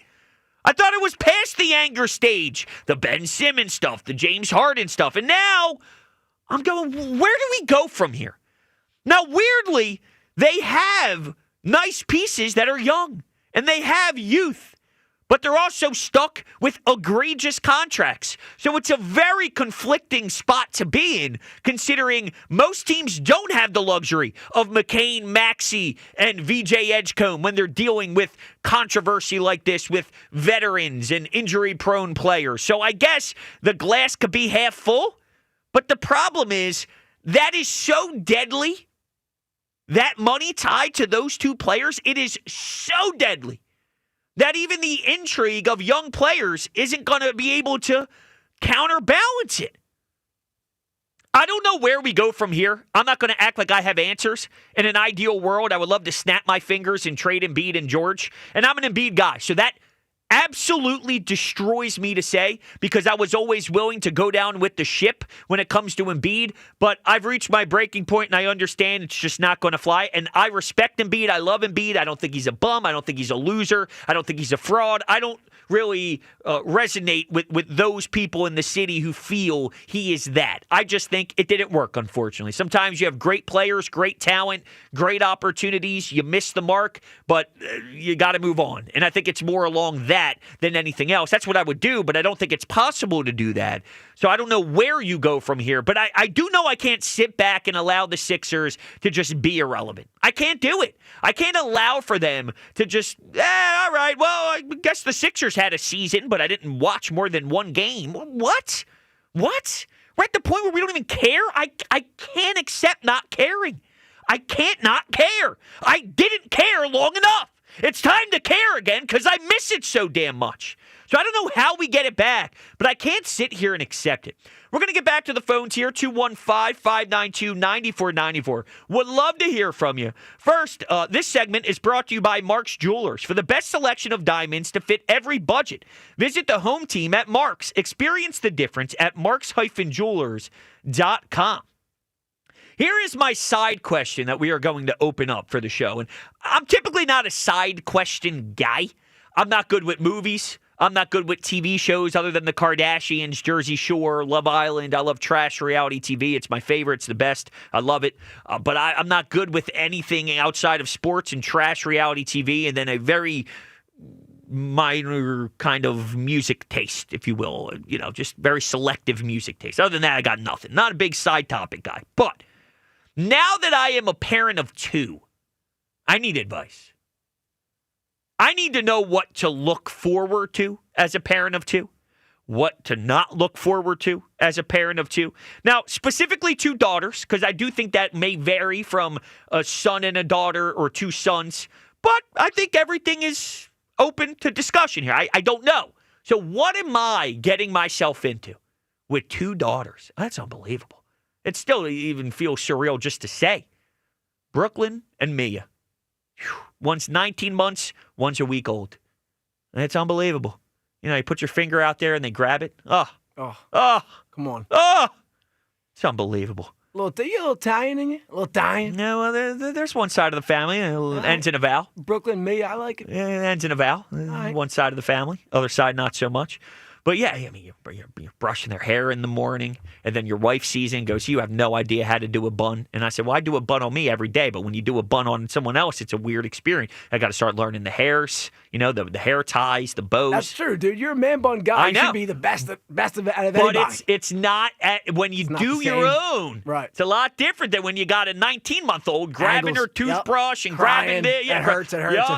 Yeah. It's a whole thing. Oh, man. It's a whole thing. I'm not looking forward to it, but hey, good luck. Yeah. All right? I am looking I'll forward be to over it. here. It's the best, dude. It is the best. All right, so that's the side topic. 215-592-9494. Let's go to Aaron in PA. What's up, Aaron?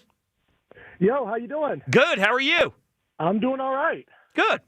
Hey, would you like to take an opinion today from a longtime Knicks fan? Sure. What do you got for me? Here's the thing. As we know, the Knicks have been chaotic for years and years, and I never imagined that a Sixers-led team would ever be worse than a Dolan-led team. But the thing is, I think it's like maybe the other caller said too, I think it's until you get rid of Morey and until you get rid of some of these bloated contracts, it's not going to get any better. It's gonna be bad for years to come. And I think that's what you're seeing with the Knicks now. I think you get the right guy in there. They're finally making decisions. They're not giving out the bloated contracts to just anybody. And they have more depth on that team. I think that's what the Sixers need more than anything. You need to get rid of these contracts. Yeah, no, somehow, I'm with you. I mean, somewhere. there's no doubt about it. Now, if I was in charge, I would have done so much this offseason. Morey would have been gone. Now, the Nick Nurse thing's interesting because it's not really his fault, but at the same time, you got to manage personalities, and I don't think he managed personalities very well. Now, again, I'm not putting a lot of blame on him, but I don't think he did a good job either. But yeah, I mean, there's no doubt about it that you seem to be anchored down because of Embiid and Paul George. And even with all the youth that we mentioned that we should be excited about, it's hard to because of the failures of what Embiid and Paul George mean to you. And that's hard to do, to block out what VJ Edgecombe can be and Maxey and McCain because of two contracts. And I think that comes too from you have to have an owner who at this point not only is engaged, but he's willing to trade them for pennies on the dollar because you have to rebuild and you have to help those younger guys. Even if you take a season or two that's 40 wins or so, you still have to build this team the right way. No, I think you're right. It's almost what do they say? They say it's addition by subtraction, maybe of that nature with Embiid, you're saying? Yeah. Aaron, I can't disagree with that. And thank you for the call. You're right.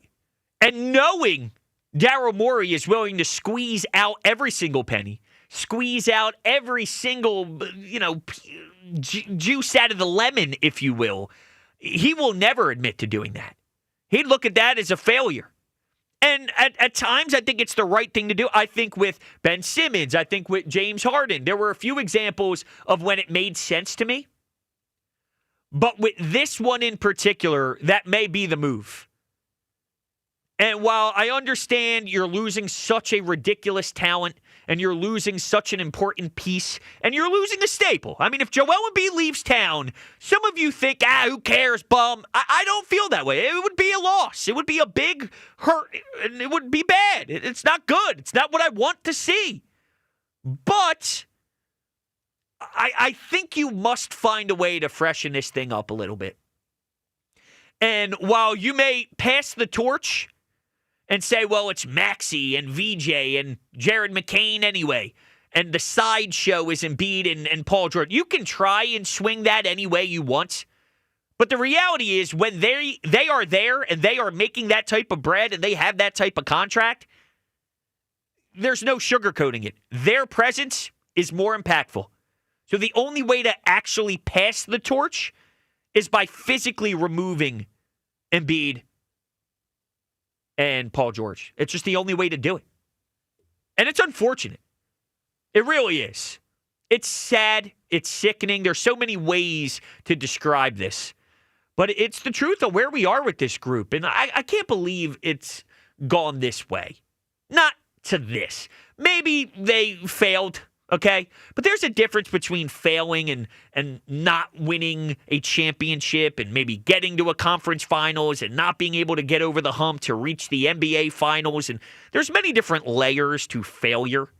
And then there's this. Again, I'm probably going to reference it 1,000 times just to let it sink in and put it in perspective. Paul George needed surgery. No one cared. That's crazy. That's crazy. That's equivalent to if Jalen Hurts was going to miss time. You know, that's equivalent to if Bryce Harper was missing time. Now, I get it. Paul George isn't Joel Embiid, but it's as close as anything else that I can see in this town right now other than a Joel Embiid. It's a major piece to your puzzle and a major piece of the pie coming off of an injury-prone season, having to go through another surgery. Not a peep. No one even cared to talk about it.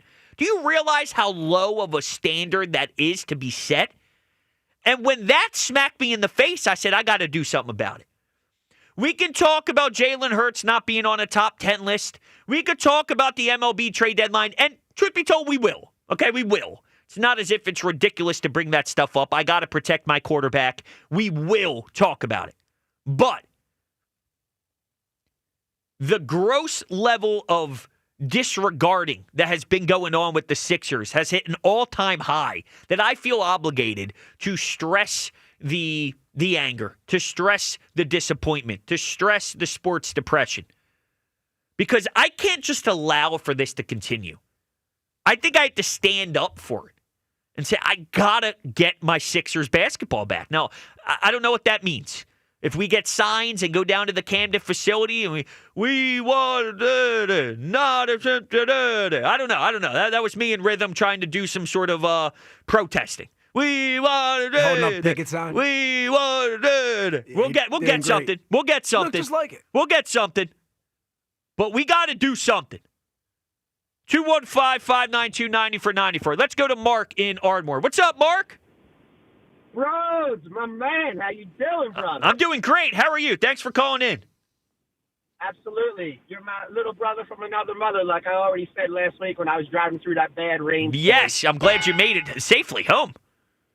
I did make it. I got so much to cover here. Okay. I'm going to talk about the Sixers only because I have to, I guess. But, yeah, I feel you.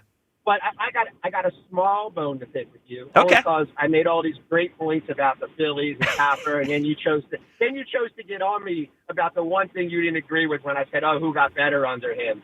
And then you said, well, that's not what he's all about. But I just got to follow up on that. Okay. I don't think he's there to make guys better. My point was his culture, the kind of team, the kind of leader he is, there's no sense of urgency and demands for the Scotts and the Bones to get better. Yeah, and for everyone listening, he's referencing Topper. Players not getting better necessarily under Rob Thompson.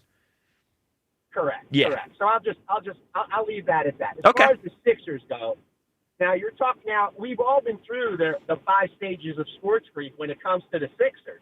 So that just leaves everybody to apathy. So that's where we are right now. But I'm back to anger. I went backwards. I was in apathy forever, and then the Paul George thing happened, and now I'm back to being angry because I just need competence back. And I'm not telling you a healthy Paul George would make this competent. I don't know if it would or wouldn't, but I know we're dealing with VJ Edgecombe, and Daryl Morey said it's a wrist injury, and it was a thumb contusion, so that was misguided. Now Embiid's coming out with all this story on ESPN, and now we got the surgery, and I'm going, why? I just need competence back, Mark. I'll tell you why. The basketball guys are really annoyed at them for tanking. And until they stop being annoyed, this is the way it's going to be. Now, you're talking to a guy who grew up loving the Sixers. Now, I go back to, when it was Doc, when it was Darryl, when it was McGinnis, and we knew all those guys. We'd go to all the games. They drove us around the parking lot in their cars. So that's the way it used to be, and we loved it. And, now we're at this stage where, look, Joel, I hear what you say about Joel Embiid. I don't think he's bummed, but I do feel someone who started playing basketball around 15 and has no real love for the sport. He did not keep himself in shape. There were a lot of things that he didn't do that contributed to what he is now. Yeah, listen, you may be right. On some level, sure. Just because I appreciate him and I think he's a great player and a phenomenal talent, does that mean he took every proper step along the way throughout his journey every single time? No, I don't think he's got the same work ethic as Jalen Hurts, for example. Now, I still think he is better than most do, but yeah, I think it's fair to say that there's probably a couple of mishaps that led him to where he is now. And that's fair criticism. I do think that's fair. So what do you got on the side question?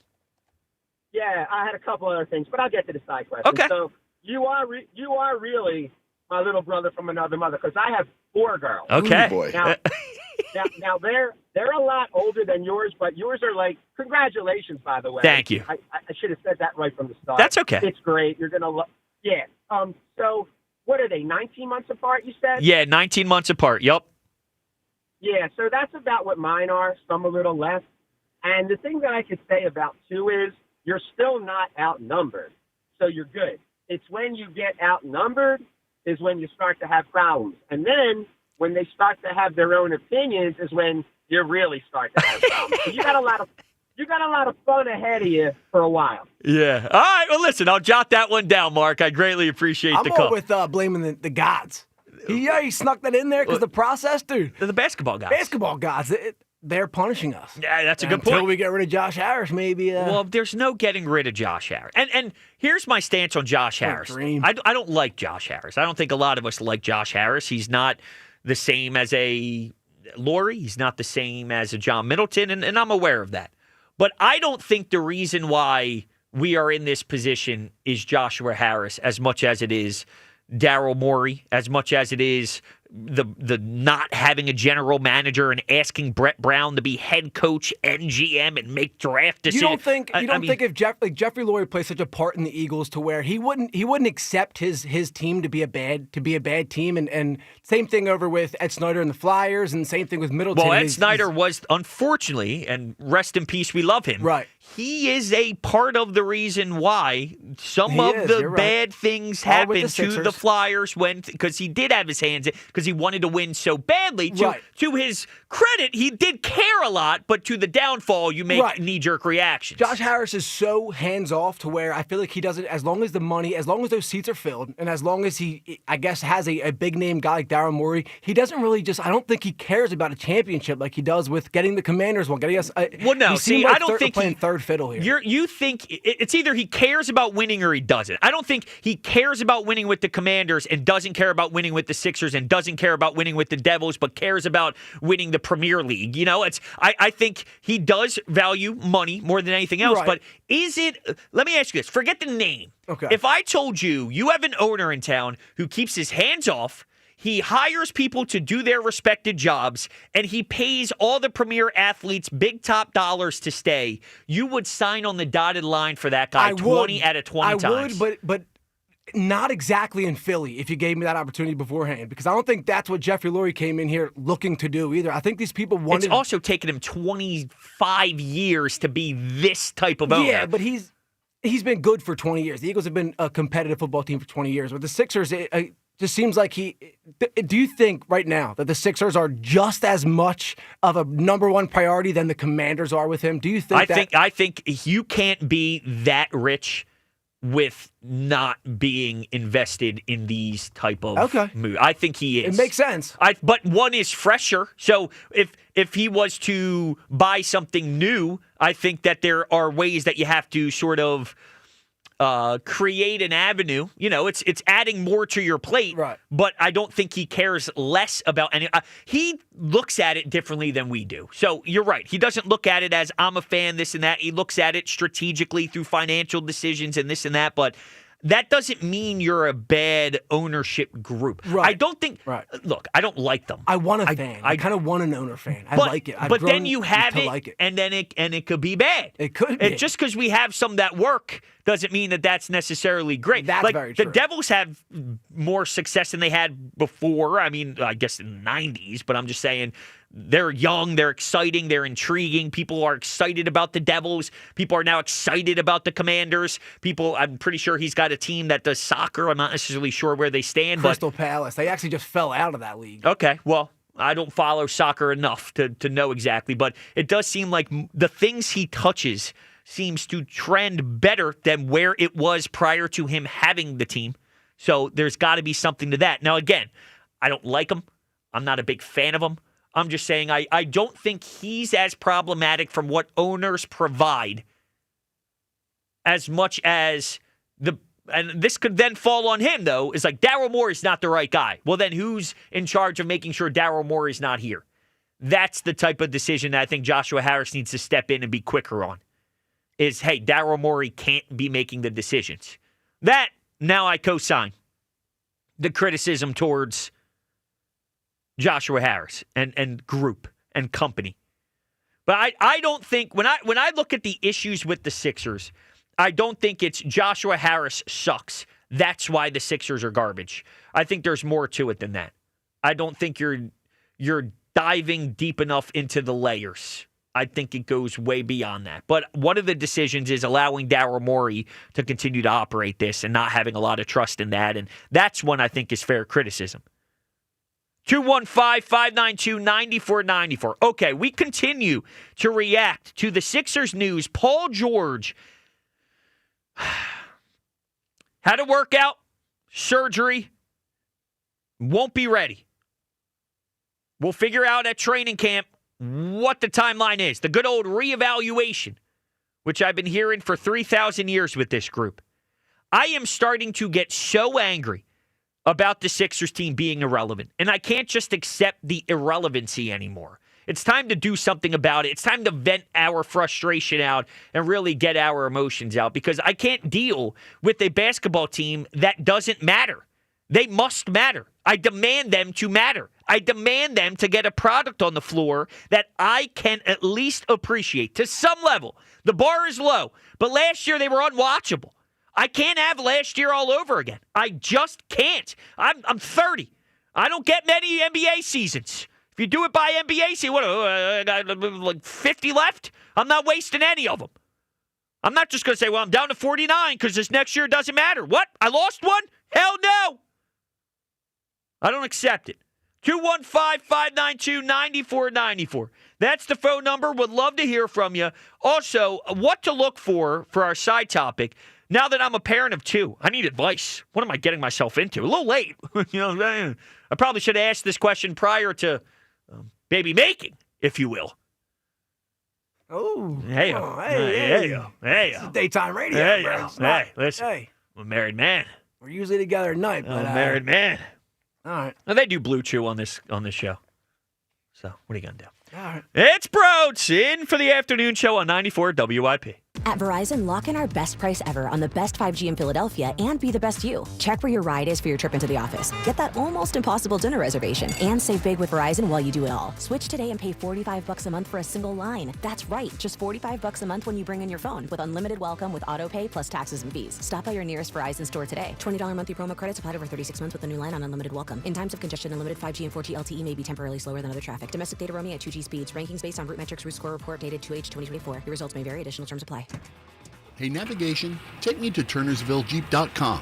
Right now, TurnersvilleJeep.com is offering super low lease payments on select models. TurnersvilleJeep.com is home to over 200 new Jeeps and Rams in stock and ready for immediate delivery. TurnersvilleJeep.com has a huge selection of certified pre-owned vehicles with a 7-year, 100,000-mile powertrain warranty. Online 24/7 at TurnersvilleJeep.com. It's Black Friday in July at Mattress Warehouse. Now save up to 60% store-wide and get a free adjustable base with select mattresses. Looking for even bigger savings? Check out the Mattress Warehouse floor model clearance event and save even more. Plus, enjoy free next-day delivery, 0% interest financing, and their signature 1-year lowest price guarantee. Don't wait. These Black Friday deals in July end real soon. Do what I did. Visit Mattress Warehouse today and sleep better tomorrow. Shop mattresswarehouse.com. That's mattresswarehouse.com. Forest River RV in Berlin is now open. Come celebrate during our grand opening block party, July 18th and 19th. We'll have free food and fun for the whole family. Plus, take advantage of huge grand opening discounts on the top Forest River floor plans. Tour hundreds of new RVs along with a large selection of quality pre-owned RVs. Don't miss the grand opening block party at the all-new Forest River RV dealership in Berlin, July 18th and 19th. Get all the details at forestrivernewjersey.com/grand opening.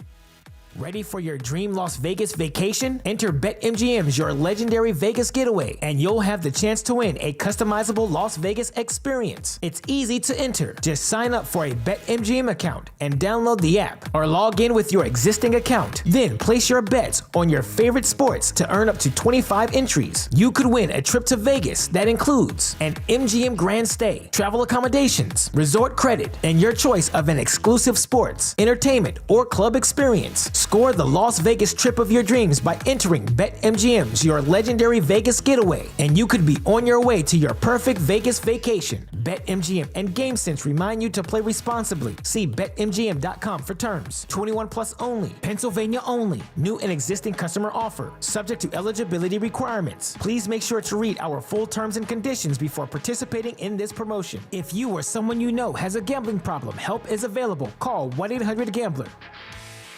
This is the story of the one. As a lineman, he does whatever it takes to keep the power on in his community. And he wants a partner like Grainger who does the same. Grainger offers the professional-grade products he needs, from voltage detectors to harnesses to hard hats, plus fast, dependable delivery, so he can rise to every challenge. Call 1-800-GRAINGER, click Grainger.com, or just stop by. Grainger, for the ones who get it done.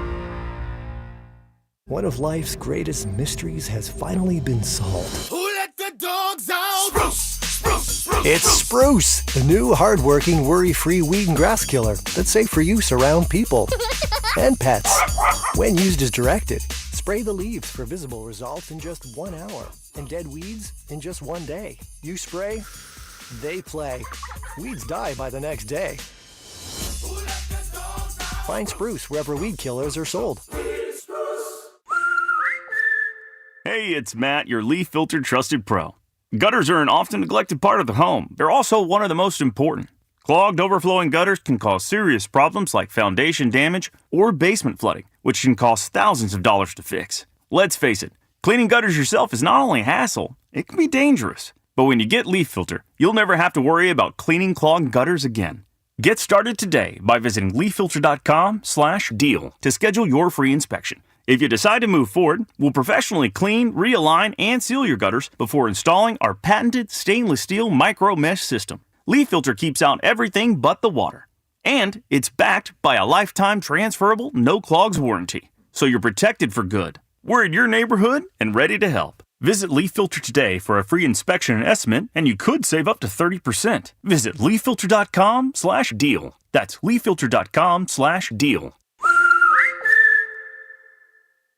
DQ presents How to Make Your Summer Take Flight.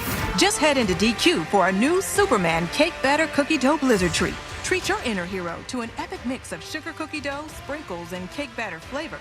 Blend it all with legendary DQ soft serve, and it's enough to tempt Superman himself. Fly into DQ for our new Superman Cake Batter Cookie Dough Blizzard Treat before it's gone. And don't miss Superman, only in theaters July 11th. DQ, happy tastes good. Only at participating locations. Member Week is here at Lowe's. Don't miss your chance to get up to 40% off hundreds of items like paint, tools, home essentials, and more. Shop our exclusive deals happening in-store and online now through July 18th. Not a rewards member? Join for free today and get ready to save more. Lowe's, we help, you save. Loyalty program subject to terms and conditions. Details at lowes.com/terms. Subject to change.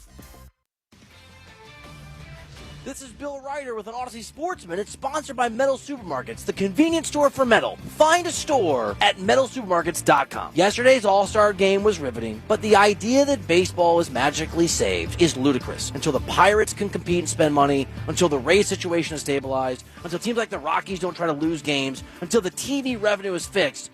Baseball has a long ways to go, and so does its commissioner. I'm Bill Ryder. 94 WIP HD1 Philadelphia. Live from the Tasty Cake Studios. An Odyssey Sports Station. This is the afternoon show. Sports Radio 94 WIP. Hey. Yeah, let's see how you do under pressure. Oh. Yeah, I've been wanting this forever. Welcome back. Sports Radio 94 WIP. Broads in for the afternoon show. Hanging out, kicking it, and frustrated. Shocker. 215-592-9494. I'm frustrated because I want to have a basketball team again. And it's just nonstop chaos. And sometimes you can't change certain things about certain people. And it seems as if we are right now stuck in an era where we can't change Sixers basketball. And you would think that means you stay in apathy. But I can't. I don't know how to do that. It's not in my DNA. I'll go through a stage of apathy, but it won't last forever. And at some point, I just go through the cycle. And I'm back at my stage of anger. Because it's something new every day. Every day. It's July 16th. Nothing's going on. Nothing. This should be a day where I go, all right, well, what the hell are we going to talk about? But no, of course, the Sixers have as much drama as you could ever imagine. Listen to this. If you remember, Joel Embiid was called out by Tyrese Maxey. Then Tyrese Maxey looked like the hero, and rightfully so. Good move by him to hold someone accountable. Joel Embiid, instead of looking within, instead of looking in the mirror, he decided to get angry about there being a rat in the locker room. Well, he just dropped an extremely long piece with someone at ESPN, and he was interviewed, and he was asked about that situation. Oh, wow. Yeah, I have seen that. Yeah, he said, the past is the past. One thing I'll say, though, it's hard being around people that do that sort of stuff. And then he was pushed a little bit more, and he says they are still around. So whoever the person was who Joel Embiid was not happy with is still around. Wow, yeah. And Joel Embiid makes it very clear. He says there's a chance they're still around.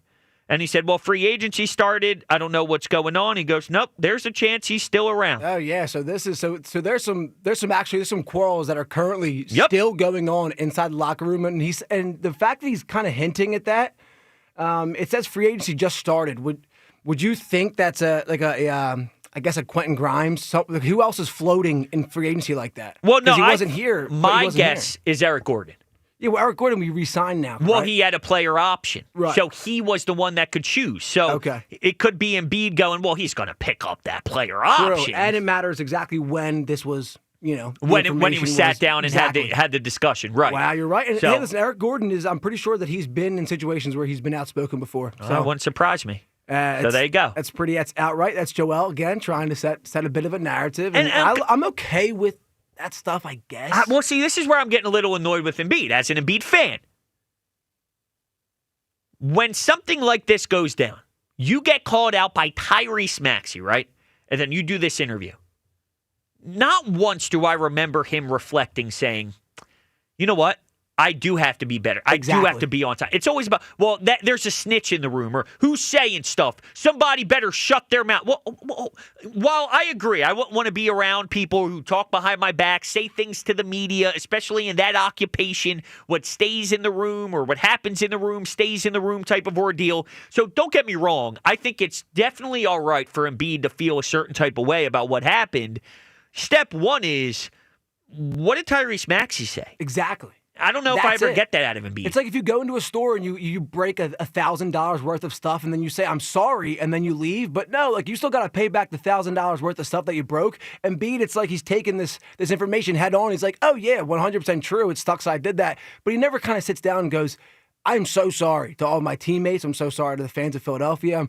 So like we like it because he accepts it and he says, yeah, that did happen. It sucks that it came out, but he never apologizes to I guess everyone. And we don't know what's going on inside the locker room. You're right. Yeah, and not only apologizing, but taking a step forward to not be late, to not be on time, to make it a focus and a priority to be there for his teammates throughout the entire journey. Where's that accountability from Embiid? And that's where I think it's reasonable to attack some of the ways that he moves, for whatever it's worth. Let's go to Rob in Overbrook. What's happening, Rob?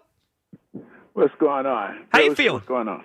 I'm pretty good, man. Good. Congratulations on that. Thank you, Rob. I appreciate that. Thank you so much.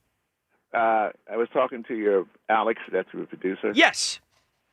Yeah, it's too late to get upset about the Sixers. You know, it's to the point where if you go high enough, the buck stops somewhere. Mm-hmm. And this is a Josh Harris production. I mean, you can get mad at Daryl Morey, but Daryl Morey is a extension of what Josh Harris wants or what he desires this team to be. So as bad as Daryl Morey is, and he is bad, you know, I've lived through some really bad general managers in Philadelphia sports history, you know, since the 60s, you know, when they traded Wilt Chamberlain on going all the way down to now. Daryl Morey is probably in the top 5 that I've seen, maybe the top 3. He is a horrible general manager, but he's empowered by the owner, and that's why you can't get mad at him, because he's only doing what he can do, because this is a Josh Harris production. Well, what if, and listen, I understand that Joshua Harris definitely has an impact. Owners have impacts. But if Joshua Harris hires what the league regarded at the time Daryl Morey was available after Houston as one of the most premier presidents of basketball ops there are, and he hires him and then takes a step away and doesn't get involved, is Joshua Harris a problem for stepping away and allowing Daryl Morey to run the show? Yeah, I'll give you an example. Okay. Jeffrey Lurie hired Chip Kelly. He was Yes. supposed to be where the league was going. After 2 years, he saw what was going on. He got rid of the guy. That's a good owner. That's not a guy you can't say, well, you know, he stepped away. And imagine if Chip Kelly has still been involved with his team. You think Yeah, listen, I think that's fair. No, Rob, I think that's fair. But I guess because people hate Joshua Harris, I feel if Joshua Harris gave someone power the way Lurie gave Chip Kelly power, and he 2 years later decided to get the power back, people would be mad that Joshua Harris let whoever it was run the show to begin with, and they wouldn't give him props for snipping it in the bud, if you will. You know what I mean? I don't think he'd ever get the praise that Jeffrey Lurie gets for stepping back in there and saying, give me back my team. No one would give Joshua Harris the praise for that. I think he would because, hate is we throw this around, especially on sports radio, a lot. Hate. I don't hate anybody regarding sports. No, I hate what's going on with Washington, D.C. and all that stuff. I hate that. But as far as sports, I don't extend enough of my energy to hate anything about a sports team because, number one, I don't have any skin in the game, except for being a fan, and that really doesn't buy you much in America anymore.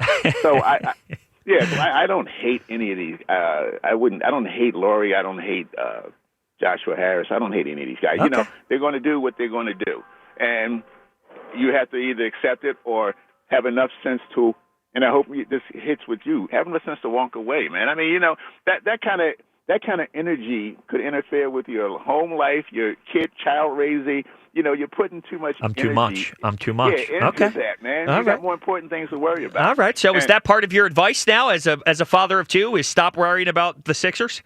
Yeah. All sports. See, sports is an opiate. It works as a way to desensitize It's a drug. us That's and right. control us. Yeah. But at the end of the day, it really doesn't mean anything. It really don't mean anything. The Sixers Rob, don't mean anything. Rob, it means the world. It means everything, Rob. Yeah, no, your kids mean the world. I know.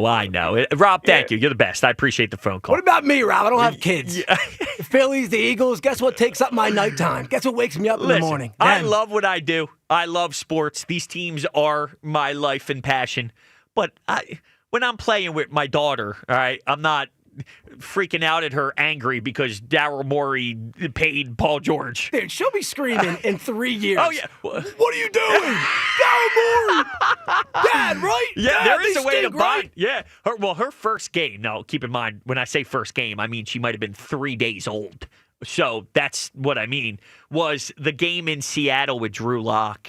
Oh, my God. Yeah, that was her first game ever. Wow, what a terrible Yup. day. Don't tell her that. Well, it was. Well, now, I'm going to say when she has to deal with, when we're winning a bunch when she's 20, I'm just going to say, your first game, Drew Lock during the collapse season. That's what I was dealing with. Yeah, you're lucky.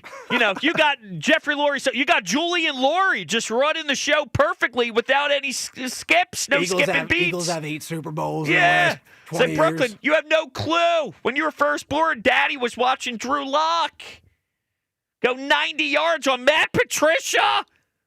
Jeez, man, what a time. You got it good. That's what I'd say. I don't know if I hated that coaching staff or the current Sixers coaching staff first. That coaching staff, I think. Definitely. I think that coaching staff.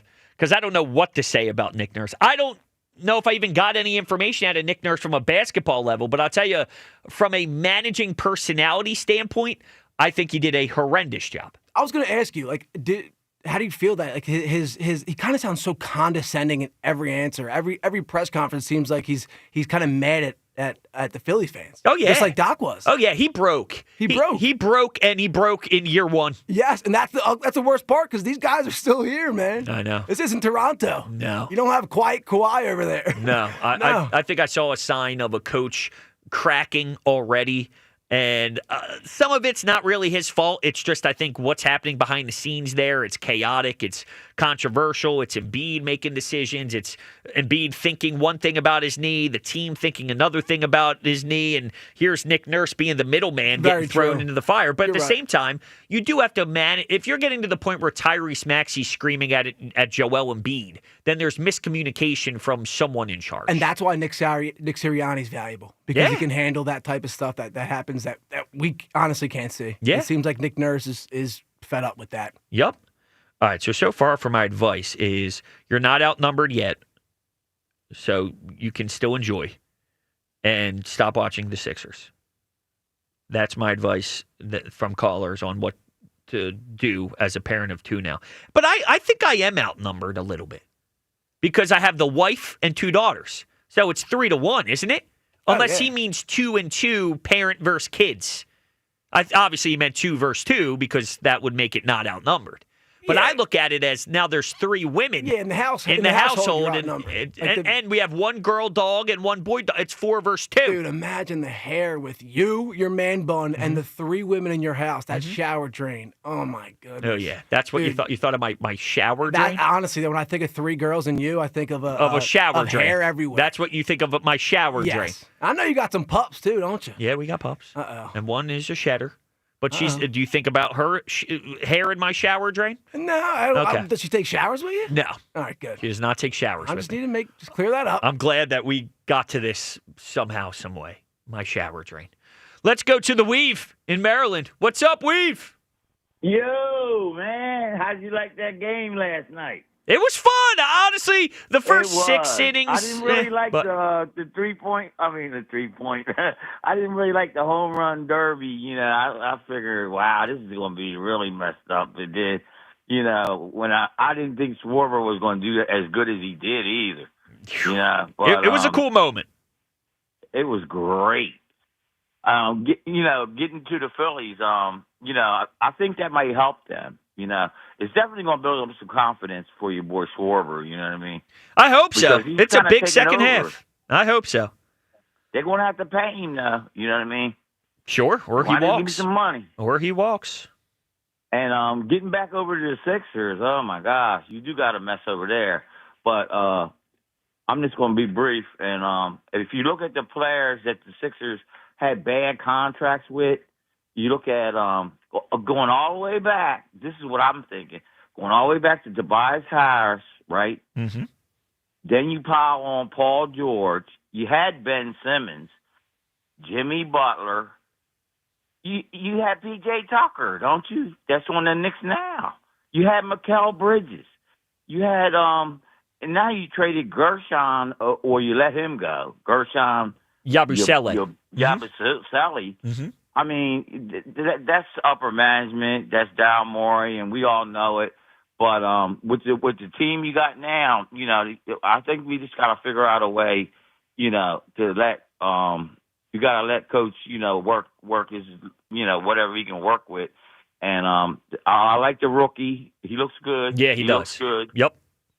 I like him, and I like the other guy they got. In the draft. Oh, that second round draft, the big dude who can't jump.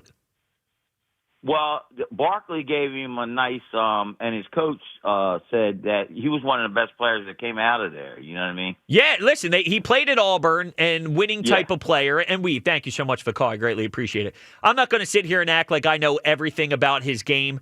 He definitely didn't have the best skill. Dude, he's been hitting threes. Well, that's the crazy Johnny part Broom. Yeah. I could be wrong. Is it pronounced Yanni?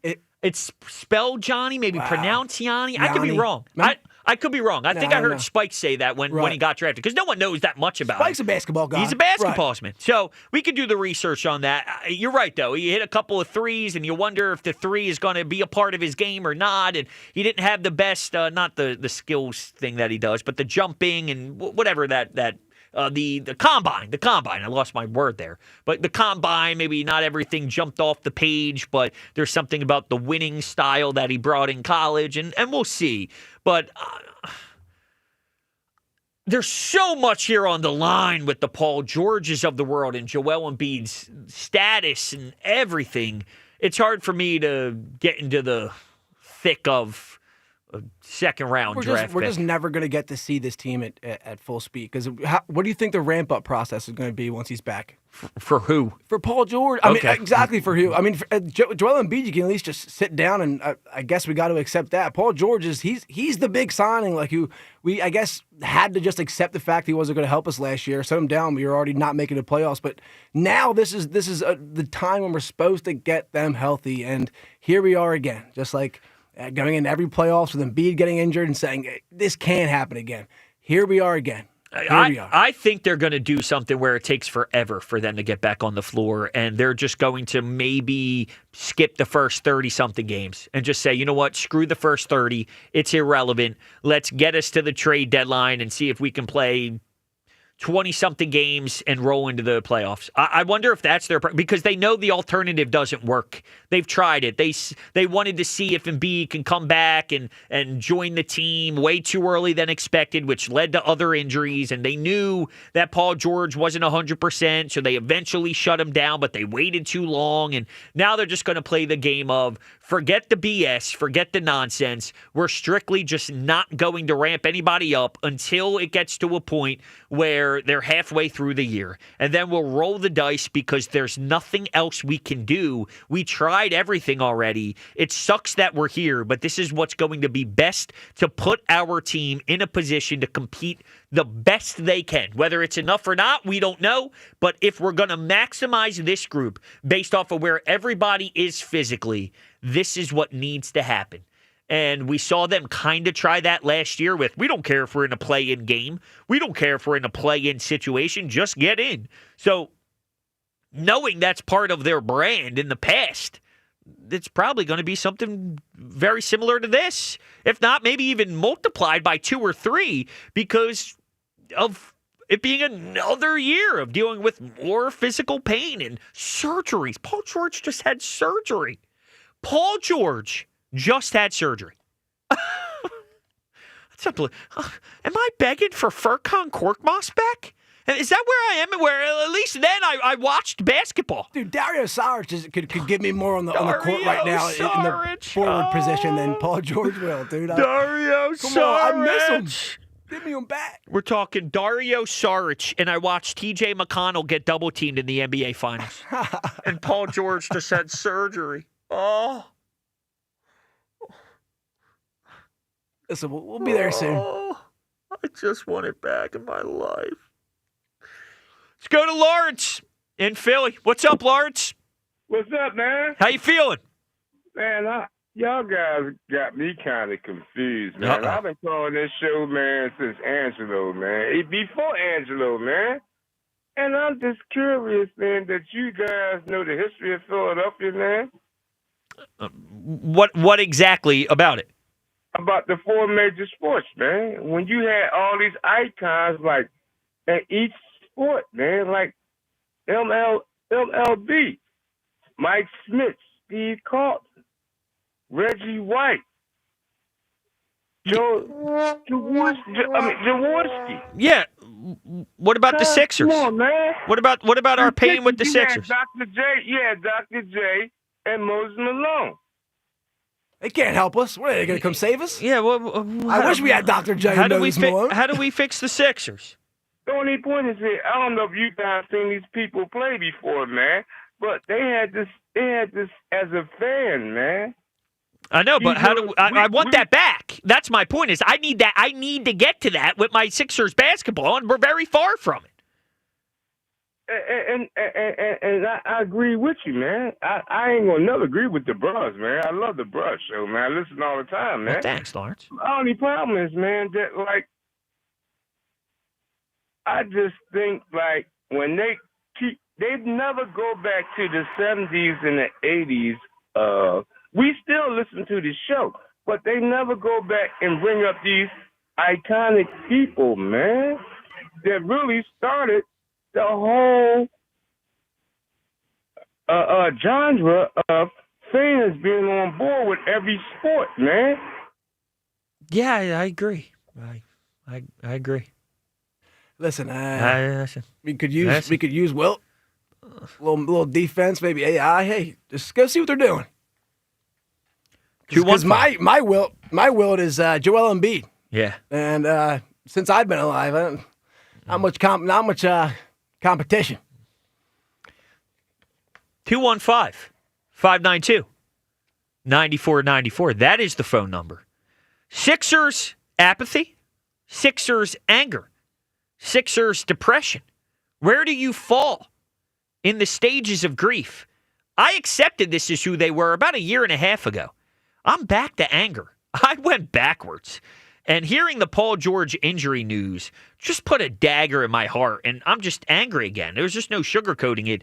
Do the Sixers even deserve this type of energy, though? Do they deserve this type of care out of me? Or should they be out of sight, out of mind, screw them until proven otherwise? Which way should we go about this as a fan base? I'm calling for the city to come together so we could come up with a consensus on exactly how we should handle this as a group. 215-592-9494. Coming up next, what name pops into your head first when thinking of the Sixers' failures? Is it Embiid? Is it Morey? Wait till you hear the results coming up next. It's Broads in for the afternoon show on 94 WIP. Hey, Ike Reese here. Don't make a rookie move. Make the MVP flex and fire up that grill with summer essentials like hot dogs, sausages, and meats from my friends at Dietz & Watson. Dietz & Watson cheeses and condiments are also the perfect addition to your burgers. Don't forget about their protein-packed Dietz Nuts meat snacks. There's something for everyone in the family. Head to DietzandWatson.com to find the local retailer near you and summer grilling recipes. Dietz & Watson, premium meats and artisan cheeses since 1939. Hi, it's Pete from Chicky and Pete's. Come and enjoy one of your seasonal favorites from our new Summer of Shellfish menu, including our flavorful garlic and herb, roasted shrimp and lobster, tasty crabby tuna poke tacos, or our incredible seafood boil featuring crab legs, scrumptious shrimp, clams, mussels, and more. And try one of our delicious seasonal cocktails with your meal. The Summer of Shellfish, only at Chickies and Pete's. Change is always happening.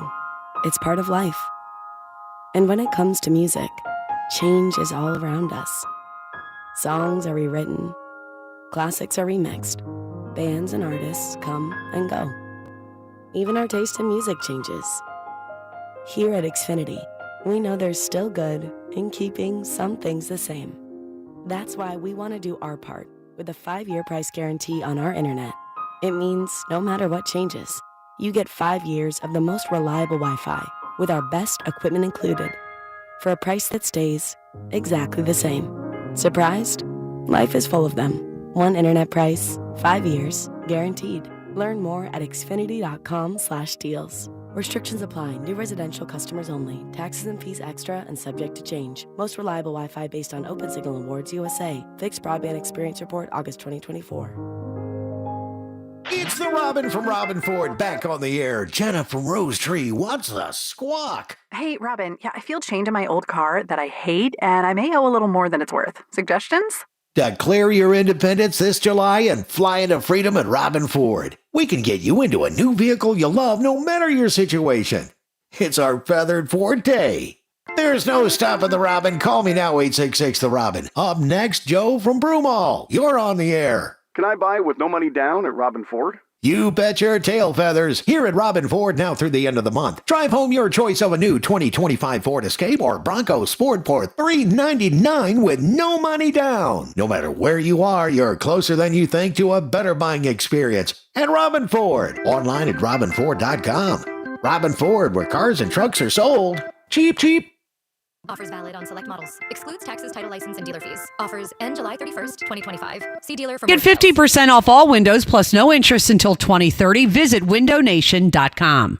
Baseball fans, BetMGM is giving you the chance to win a prize every day during the baseball season. Step into the batter's box for BetMGM's Swing for the Fences free-to-play game. Log in every day for your chance to win. All you need to do is pick an area of the strike zone and take your best swing. If you get a single, double, triple, or home run, you'll receive a prize. Smash a home run to collect a bonus bet on us. Log in to your BetMGM sports account to get started. Then visit your promotion section to access the Swing for the Fences free-to-play game. You'll score a prize if you hit a single, double, triple, or home run. There's nothing more exciting than going yard, so swing for the fences with BetMGM. BetMGM and GameSense remind you to play responsibly. See BetMGM.com for terms. 21 plus only. Pennsylvania only. Existing customer offer. Subject to eligibility requirements. Rewards may vary. Bonus bets expire in 7 days. If you or someone you know has a gambling problem, help is available. Call 1-800-GAMBLER.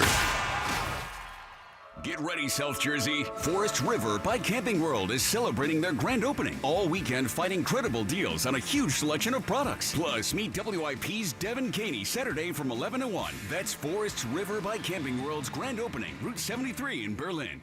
When you need to know, depend on KYW News Radio 103.9 FM. Police found a woman's body leaning on a bed in an abandoned North Philadelphia property. They believe her death was suspicious. The National Suicide and Crisis Lifeline dedicated to LGBTQ youth will stop operating tomorrow.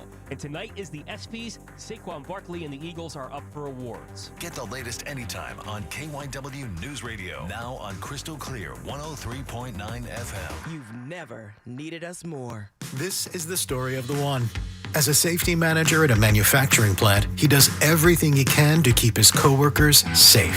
From finding ways to reduce risks to keeping safety supplies in stock. And for that, he relies on Grainger. Grainger offers a broad range of quality products and next-day delivery, so he can always play it safe. Call 1-800-GRAINGER, click Grainger.com, or just stop by. Grainger, for the ones who get it done. If you could hear Old Spice Fiji Antiperspirant, what would it sound like?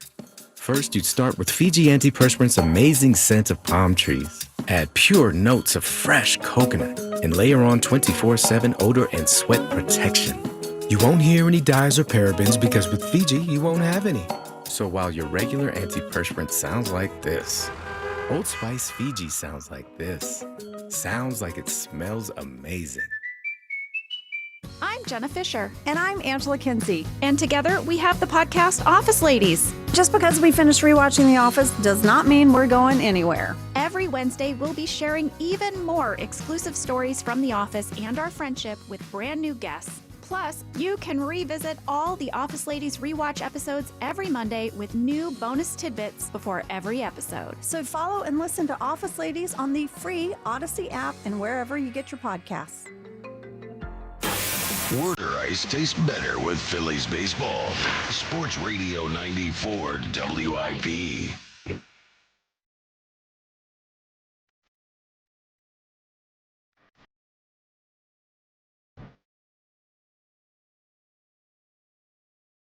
Shout out to the girl dads.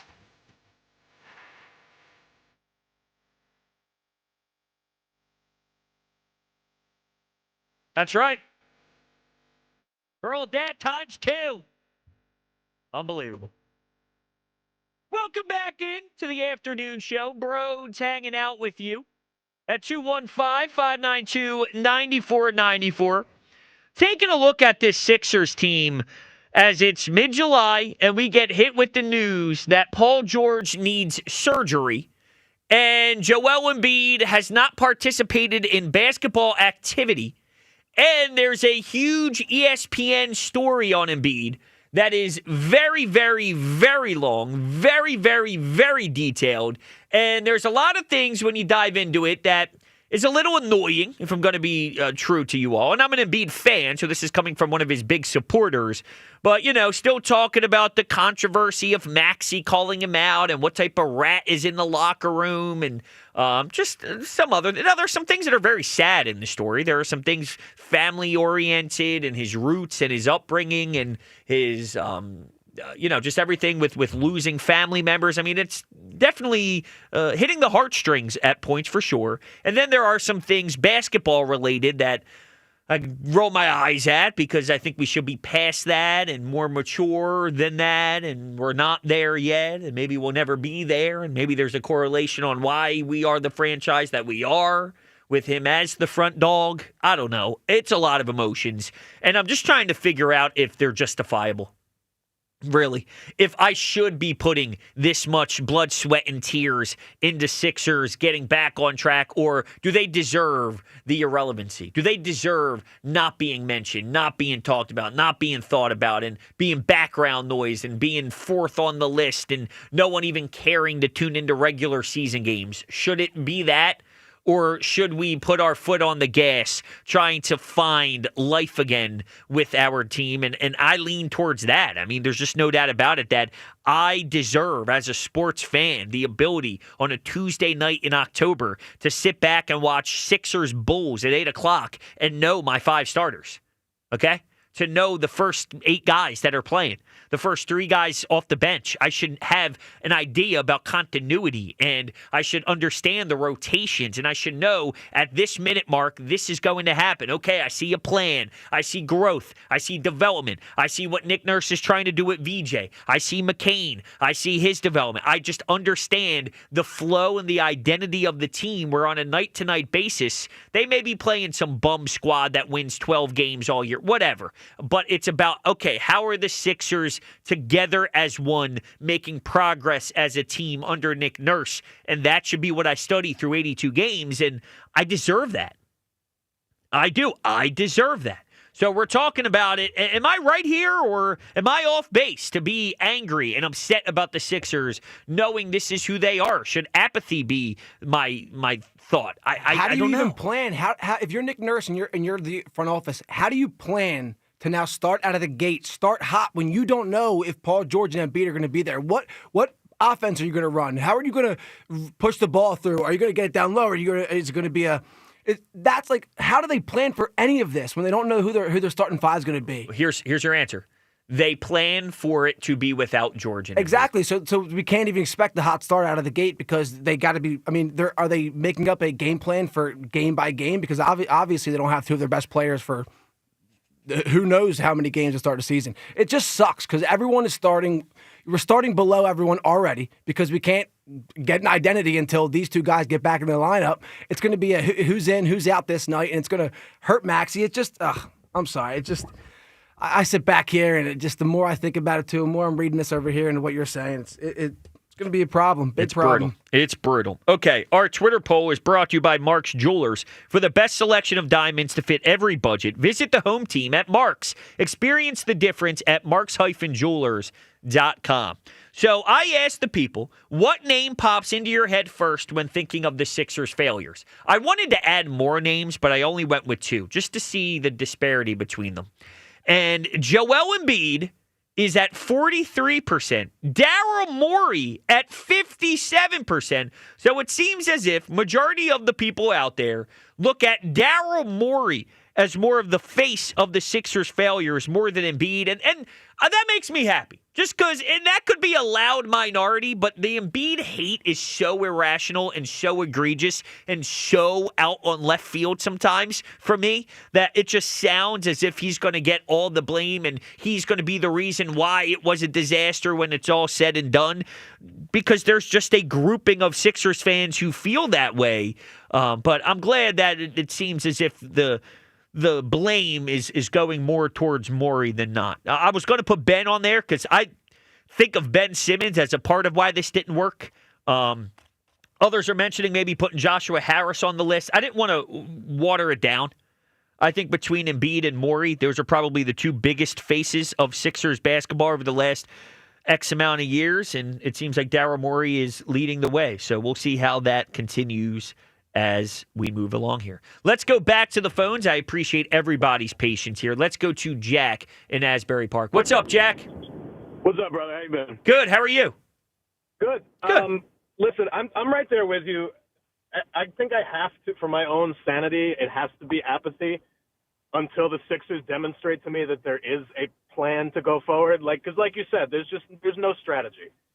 The best that I can hope for out of this season is that we're going to see some of these young guys like Edgecombe come and ball out, and like we're at least going to feel like there's a future to be had somewhere. But Paul George is a podcaster.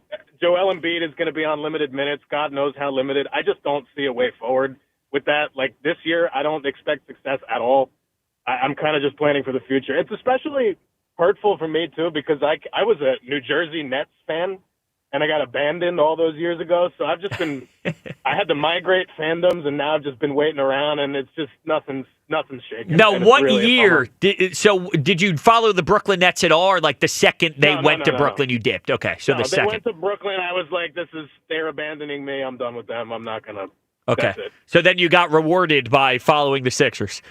With nothing. I got rewarded with nothing. It's painful, man. Yeah, I want to save you from that, though. I was and talk about Schwarber last night. Oh, sure. Go ahead. So, look, the All-Star game at face value, it's just for fun anymore. You don't get the home field advantage. It's for fun. And it was a great game. I really enjoyed watching it. I got to tell you how I couldn't help but grin that Kyle Schwarber got the opportunity to win that game for the National League, and Pete Alonso was left on the bench. Yep. Did not even get up there to take a swing. Kyle Schwarber completely stole the limelight at the biggest possible moment. And I got to say, I think there's something to be said about momentum coming out of that. I do. Not that the game is for anything anymore, like I said, but it feels like there's something to that. I don't know if you agree, but listen, I don't know. It didn't hit me that it was going to be momentum swinging, but it didn't hit me as this is not going to help. I don't know. Maybe there's some. Listen, I am so desperate for any sort of momentum and any sort of second half major push that you can sell me this and I'll buy stock into it, but I don't know how much stock, but I'm willing to maybe put a couple pennies down hoping that you're right. That's all. I'm kind of just glad that Mets fans didn't get to watch their guys do it. I guess that's what it really comes You're down to. damn right, Edwin Jack. Diaz blew the game, too. Don't forget about that. Yeah, that's right. Oh, that was fantastic. It was. I was on the phone with my buddy who's a Yankees fan. He was like, you must be loving this right now. Yeah, that's awesome. Now, for the side question on what to look forward to as a parent of two, what's your advice for me? So, listen, I'm not a parent of two, but I am one of two children. Okay, that works. And my sister is my best friend in the entire world. Oh. And I've always said that she is like a built-in friend. Like, there's just never been a question. Even when we fight, we're over it right away.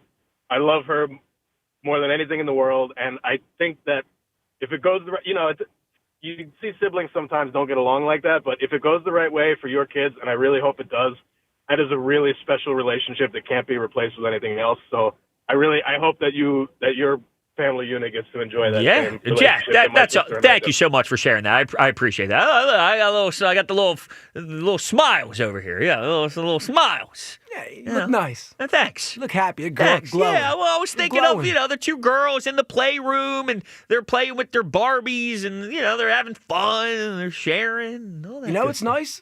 You'll never run out of headbands anymore. Because there's going to be... You think I'm taking their head? They're going to be, I guess they might be taking my headbands. I was going to say, headbands, what are they, unisex if they're not the plastic ones? Yeah. They're unisex. There you go. All right, they're unisex. All right. I'm using manly hair ties. All right. Yeah, I know. I'm using manly headbands. God. Criticizing me, man. I just got back today. Are you kidding me? I miss you, dude. First. I missed 3 shows with you. You take shots at my drain, my shower drain. And now I don't wear manly enough headbands. Hey, listen. What? You're in touch with your manliness. Yeah, right? I am. You're damn right I am. You look great. Thank you. You always do. Thank you very much. I just missed you. That's okay. I can respect that. Thank you. Let's go to Darren in North Philly. What's up, Darren? Hey, yo, man. What's up with y'all, man? That guy was, Lawrence? What y'all do to him? Y'all give him something? Oh, Lawrence. Y'all gave Lawrence a pill or something. My God, was he down K&A talking to y'all? Could I made a coffee? I don't know, man. I don't know. What happened? I roll with the punches. He was a sergeant. Oh, my God. Fidel 3 and going back in old names. And what is this guy doing? Like, seriously. What are you going to do? Hey, love your show, man. Love your show, guys. Thank you. Thank you. Real fast. As far as blame, it's very simple. The best that never was, that's his name. And that's Joel Embiid. He's going down as the best that never was. And it's a shame. Yeah, you might be right on that. And that hurts. All-time greatest players in the NBA history. But the fact that his mentality and his childish antics and his fragility, which is like so weak and soft, he will go down as the best that never was, man. And that's the sad part. But that's why the Sixers ain't going nowhere until he leaves. And I blame him for this. I think it's part of it. I think there's many when a franchise gets this low, I don't think it's just one person. I mean, I think that there's a lot of layers to it. I think as much as people don't want to hear this, I do believe the Ben Simmons stuff played a role. I believe Daryl Morey's decision-making made a role. I think there's 5, 6, 7 pieces to the pie that you look at. But Embiid's mentality, as much as I appreciate him, is starts with Embiid. Yeah. So he holds the bulk of it, man. This man has been the biggest disappointment since he's been here, man. This guy could have been we could have had him up there where Shaq and the rest of the main ones at in the history of basketball. But he doesn't want it, man. He doesn't want it. He wants to be a flashy point guard, a flashy shooter from the outside instead of listening and watching. But isn't that what Jokic is? Jokic is a passer, and he operates from the 3-point line, and he has vision. We don't need him to do that. That's the point. But I think that's just the nature of where the game is, though. You got to be able to do that, or you can't survive. I think personally that you create your game. You create it. The man is an animal. He's huge. There is no one that can stop him down low. Why would you not want to take advantage of Because that? you have to space the floor. And for a while there, Ben Simmons couldn't shoot, so you had to push him out there because you needed to space the floor. So you had to. I agree. You know, Yeah. and that's where the layers come in is, you're right, though. Look, I would love for him to get down low and just body people. And sometimes I see him on a guard, and I'm like, dude, you know. And the crazy part is, he's a 5 who I used to watch defend guards out by the perimeter and hold his own as they drove the lane. And I'm like, this is insane. But then, you know, it's not enough. I know. It's crazy. Real fast, Schwarber, that's my guy, man. I love him. I'm going to go get my 12 jersey today. Nice. And then, because I love last night, but then I'm going to just say this. As far as you and what is your parenting skills? Yeah, well, it's just, I am now a father of 2, so just what to expect with 2 kids now instead of 1. Well, this is what you need to do. Let me explain this to you real fast. Okay. You have to master the art of the stare. Oh. No, listen, it's very simple. My father, what I want you to do is put your arm out, extend your arm out straight. Okay. Straight ahead. Okay. Put your hand out and palm up. Turn it a good 45-degree angle. Okay. And then from that point on, when they act up, you look at them like that, and you just give them the John Chaney stare. Okay. And you don't do nothing else. You want me to do? I promise you, if you master the stare, you will have complete dominance and control over their behavioral action. Mark my words. I wrote it down. Darren, thank you. I wrote it down. The stare.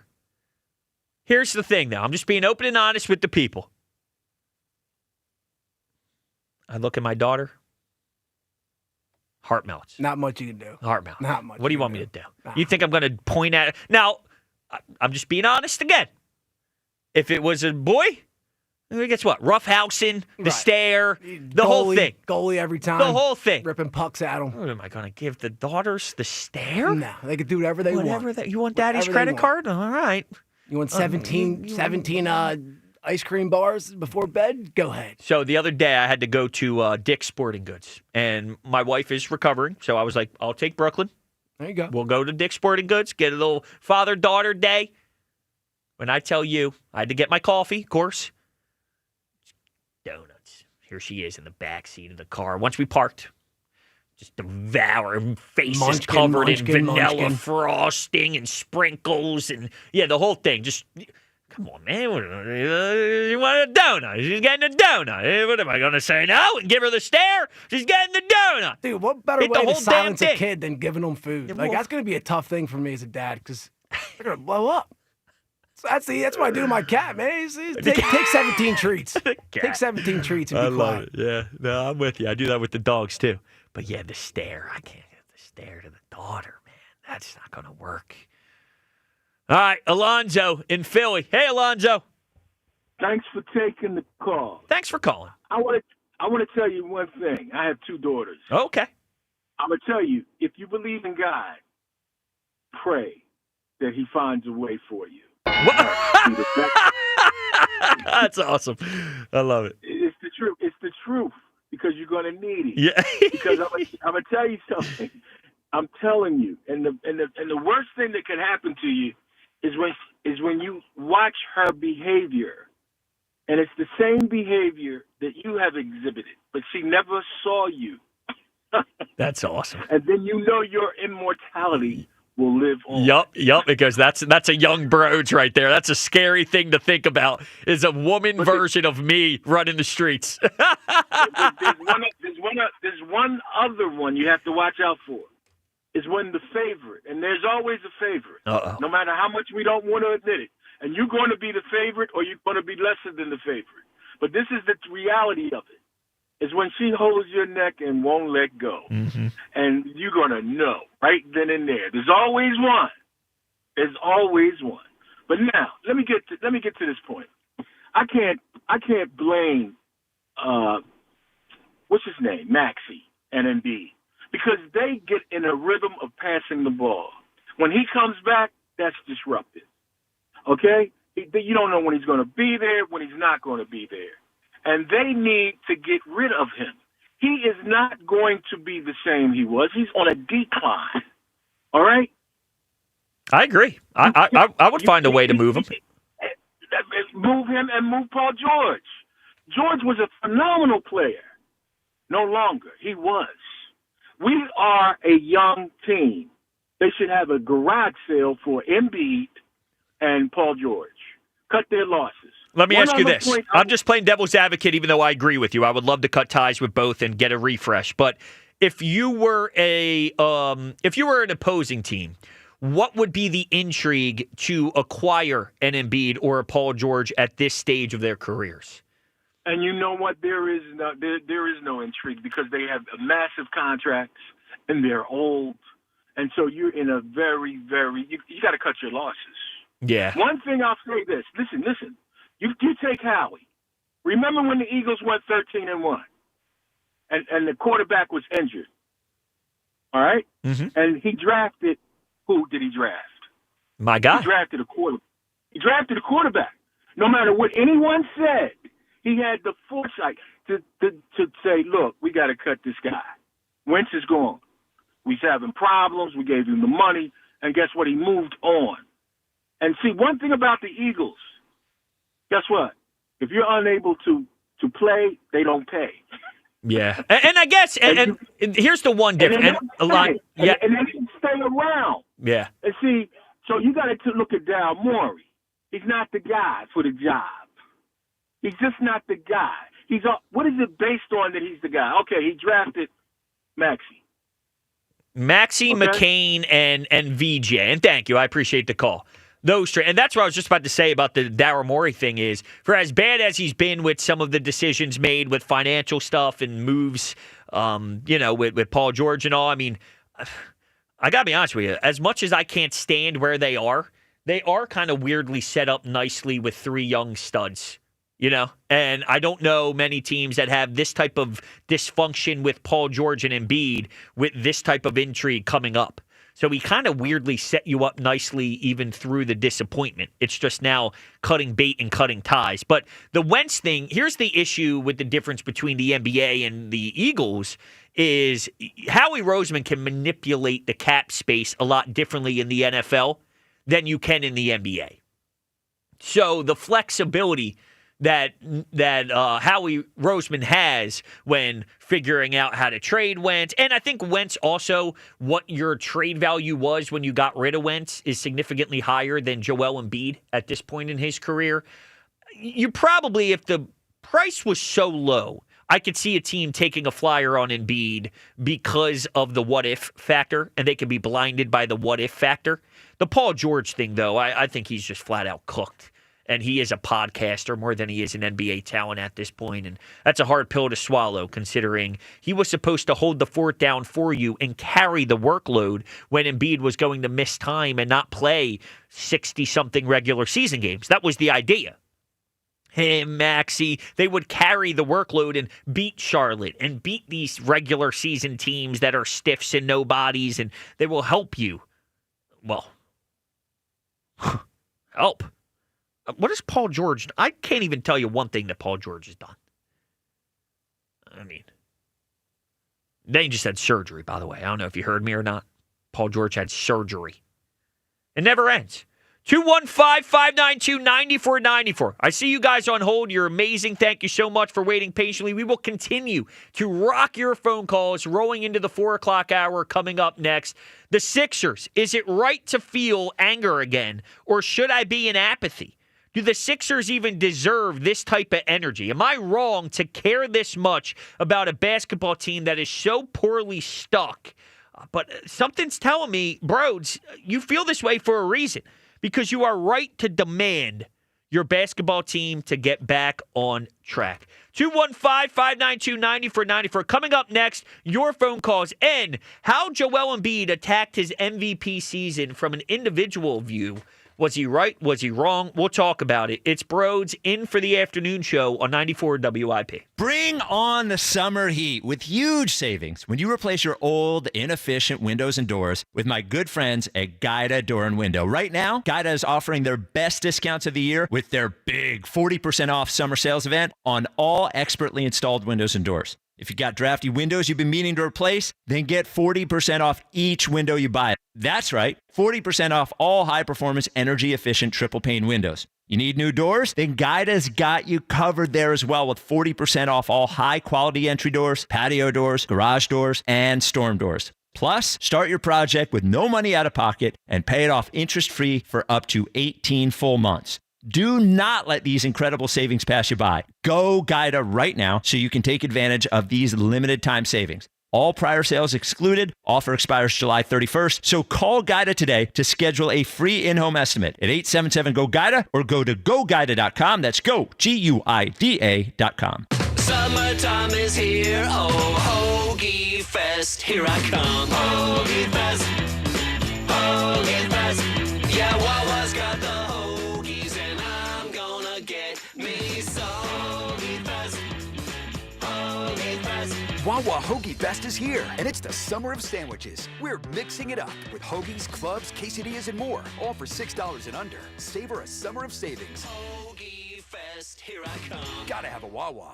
At Verizon, lock in our best price ever on the best 5G in Philadelphia and be the best you. Check where your ride is for your trip into the office. Get that almost impossible dinner reservation and save big with Verizon while you do it all. Switch today and pay $45 a month for a single line. That's right, just $45 a month when you bring in your phone with unlimited welcome with auto pay plus taxes and fees. Stop by your nearest Verizon store today. $20 monthly promo credits applied over 36 months with a new line on unlimited welcome. In times of congestion, unlimited 5G and 4G LTE may be temporarily slower than other traffic. Domestic data roaming at 2G speeds. Rankings based on root metrics. Root score report dated 2H 2024. Your results may vary. Additional terms apply. This summer, Hester Chevy of Cherry Hill is bringing you spectacular savings and a great selection. Get a new 2024 Chevy Silverado 1500 Crew Cab, just $43,999. That's over $11,000 in savings. Or finance a new 2025 Chevy Blazer EV or Equinox EV with 0% APR for 60 months. Cherry Hill's trusted Chevy dealer. Online at HesterChevyCH.com. Call 856-406-6397 for details. Together, let's drive. Hester Chevrolet! Score limited time savings on your favorite snacks and drinks at Wawa. Whether you're craving a refreshing drink or a tasty treat, Wawa has you covered. Enjoy exclusive deals in-store or on the Wawa app, making it easier than ever to fuel your day without breaking the bank. Don't miss out on summer savings, perfect for road trips, beach days, or backyard hangs. Savor a summer of savings. Gotta have a Wawa.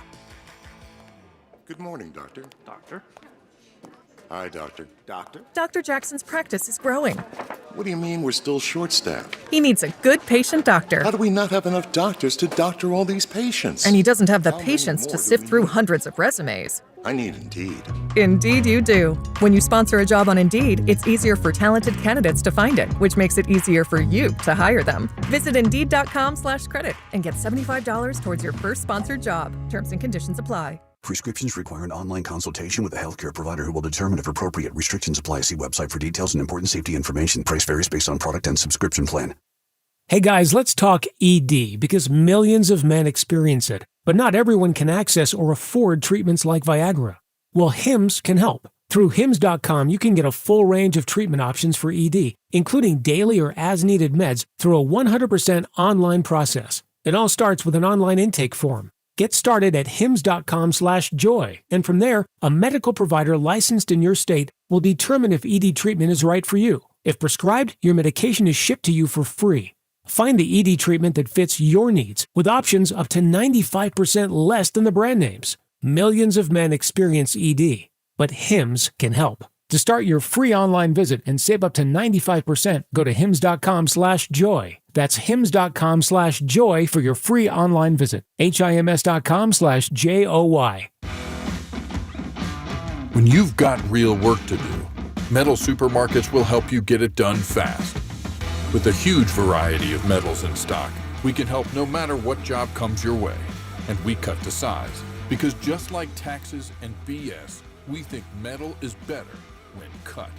Metal Supermarkets, the convenient stores for metal. Find a store or shop online at metalsupermarkets.com. If you could hear Old Spice Fiji Antiperspirant, what would it sound like? First, you'd start with Fiji Antiperspirant's amazing scent of palm trees. Add pure notes of fresh coconut and layer on 24/7 odor and sweat protection. You won't hear any dyes or parabens because with Fiji, you won't have any. So while your regular antiperspirant sounds like this, Old Spice Fiji sounds like this. Sounds like it smells amazing. This is Bill Ryder with an Odyssey Sportsman. It's sponsored by WeatherGuard Truck and Van Equipment. They're just as driven as the hard-working pros they serve. So Bill Belichick and Robert Kraft are sniping each other, saying that each took a risk on the other. It's hard sometimes to watch people who loved each other, or at least one together, break up. It's also time for both of them to move on. They look small and petty and sad. Celebrate your success and stop talking about each other. I'm Bill Ryder. 94 WIP HD1 Philadelphia. Live from the Tasty Cake Studios. An Odyssey Sports Station. This is the afternoon show. Sports Radio 94 WIP. From Chickies and Pete's in South Philly, from 2 to 6, it's myself and Al Morgani. Now, if that's a way to make it up, I mean, 4 hours of breaking down Flyers puck. We just got the schedule release. Not too long ago, we can go WL. Ooh, they're going to Edmonton. Ooh, they got to go to Calgary. Ooh, they're going out to Alberta. That's a tough stretch for the orange and black. But then they come home and see Chicago. W. Do the whole thing, baby. Yeah, puck it up. Puck it up. Feels good to hear that again. I haven't heard that in a while. Feels good to hear that again. Let me tell you something, goosebumps. All this crap about the Sixers pissing me off. You hit that once, and I'm thinking about dropping the mitts. Kidding me? All right, welcome back in. It's Broads. Did I say that? No clue. We're talking Sixers. Very aggravated because I'm going backwards in my stages of grief. There was a time where I just admitted this is who the Sixers were. And then I got hit with the news about Paul George, and now I'm broken again. And what I can't do is punt this season. I just can't punt it. I can't roll into another Sixer season and it be irrelevant. I got to be honest with you. When we had the years of Jimmy, J.J. Redick, and there was hope, of course, it didn't go as long as we wanted, right? We wanted the springtime to last longer and the playoffs to be a thing and a deep postseason run and an Eastern Conference final, and it never happened. But I miss the feeling of watching playoff basketball, possession by possession, slowed down half-court offenses, thinking they had a shot. Watching them play the Raptors and it goes 7. Watching the confetti game. Was that Bellinelli? Right? I get it. It's not the highest bar. I want more. I'm aware of that. But the feeling of hope, the feeling of excitement, the opportunities that lie ahead. Embiid. I think a playoff band. Embiid, the Wells Fargo Center at the time erupts. You get the fire and the flames go. It's a packed arena every night. It was must watch. You had to be there. Sixers, Celtics. T-shirts on the seats. T-shirts on the seats. Dude, the T-shirt with Dario. The snake. The little Philly Unite. Hashtag Philly Unite. Got the snake. That, I need that again. I'm starving for that. I'm hungry. I need it. And it seems like they're so far away. But are they? I don't know. Is VJ and Maxey and McCain the next wave of this where it's not too far away? But you got to shed off the layers of Embiid and Paul George first. But how do you do that? Who's going to want that? Are you willing to give up pennies on the dollar to add by subtraction? I don't know. I don't know the fix, but I know I want it back. So I'm trying to figure out if my feelings are justified, if I should be in more apathy mode or not. It's a very conflicting day for my emotions. I'm a very emotional guy. 215-592-9494. Let's go back to the phones. Let's go to Angela in Malka Hill. Hello, Angela. Hello there. How are you? Good. How are you? I'm good. Talking about the Sixers and Joel Embiid. Okay. Okay, I am not angry, nor have I ever been angry with Joel Embiid. He has disappointed me too many times, but my hope and devotion for him changed at the end of last year when he sat in the locker room and he talked to the reporters, and he practically was in tears talking about how much he had dedicated to this city, what he sacrificed to play for the 76ers, what he sacrificed for the city of Philadelphia. And when he said that, my head almost exploded. And then to watch him go to the Olympics. He was not able to play for us hardly at all at the end of last season because he was injured. But then he was able to go to the Olympics because that was a goal for him. Go to the Olympics, and he played. He didn't rest his knee. He didn't take care of his body. I mean, quite frankly, through the years, he hasn't really taken care of his body at all. Not the way that he should. A guy as big and as tall as he is should not have the amount of weight that he's had on his body. So when he sat there and he talked about what he sacrificed for this city, the fans have sacrificed for him. We have fought for him. We have stood up for him. We have tried to, have compassion for the injuries that he's dealt with.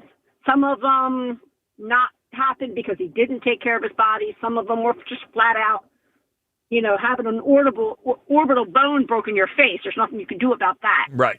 But he frustrated me because it was like, Embiid, we have loved you through every trial you have put us through. And for you to sit there and say to us, I have sacrificed everything for you. And I'll give you the complete opposite on this. When the Phillies players, when Zach Wheeler was chosen to go play for the All-Star game, what did he choose to do for his family and for the city of Philadelphia? He decided not to go to the All-Star game for the benefit of his body, his team, and his family. Listen, And Angela, that's what I Embiid appreciate. should have done. Yeah, listen, I appreciate your passion with it. Before I let you go, the side question: some what to look for parenting advice now that I'm a parent of two. Well, that's a tough one for me because I was an only child, and then I only had one child. Okay. But now he has two daughters. Okay. And to kind of support what the guy said before about the siblings having a bond. One thing with them, with you have two girls, and they have this bond that they grow up together. They have memories together. For me, as an only child, growing up and losing both of my parents, it was tough being alone because you had no one to go through that with. So your daughters are going to have a wonderful bond. And no matter what life takes them through, young years, teenage years, adult years, they're always going to have each other to rely on. And that's a beautiful thing. It's something I always wish I had. Angela, thank you so much for sharing that story and appreciate your kind words and your passion towards the Sixers. And seriously, I really do appreciate you sharing the story there at the end. I think you're right. I have a brother, and we have a bond that you just almost can't even put into words, right? It's blood. It's just blood. It's there. It's thick. And that's the type of relationship that you just can't organically generate throughout anything else. So, especially when they're close in age like that. Yeah, you're right. That's a big thing. They're there for each other, to stick up for each other. They'll be out. And if I do the math right, and I'm not a big math guy, but Brooklyn was born in December, so that the late cutoff birthday thing, they may be very close since they might be going to high school together, one age different. You know what I mean? And that's big. It's big. Because of the turnaround of the late December birthday and that whole thing. Not a big math guy, but I think there's something to that. So I don't remember exactly the timeline. I remember a lot of fans being upset with Embiid because of the way he mentioned what he did for this city. And if my memory serves me correctly, and I've been on the air saying this, and I know Marcus Hayes works here, and he does the Inquirer as well, and if I remember correctly, if that was right around the time where the story was written about a family member and he heavily disagreed with, I feel it's warranted to have a certain reaction based off of a certain story written. So I guess it's hard because I think he made a statement in the moment surrounding a loud minority. And then there are people like Angela, like, I really loved you. I appreciated you. And I don't know if it was targeted towards that part of the fan base and it was targeted towards a specific situation. And maybe, it's better to keep that to yourself. But when family members are involved, it reaches a point differently publicly.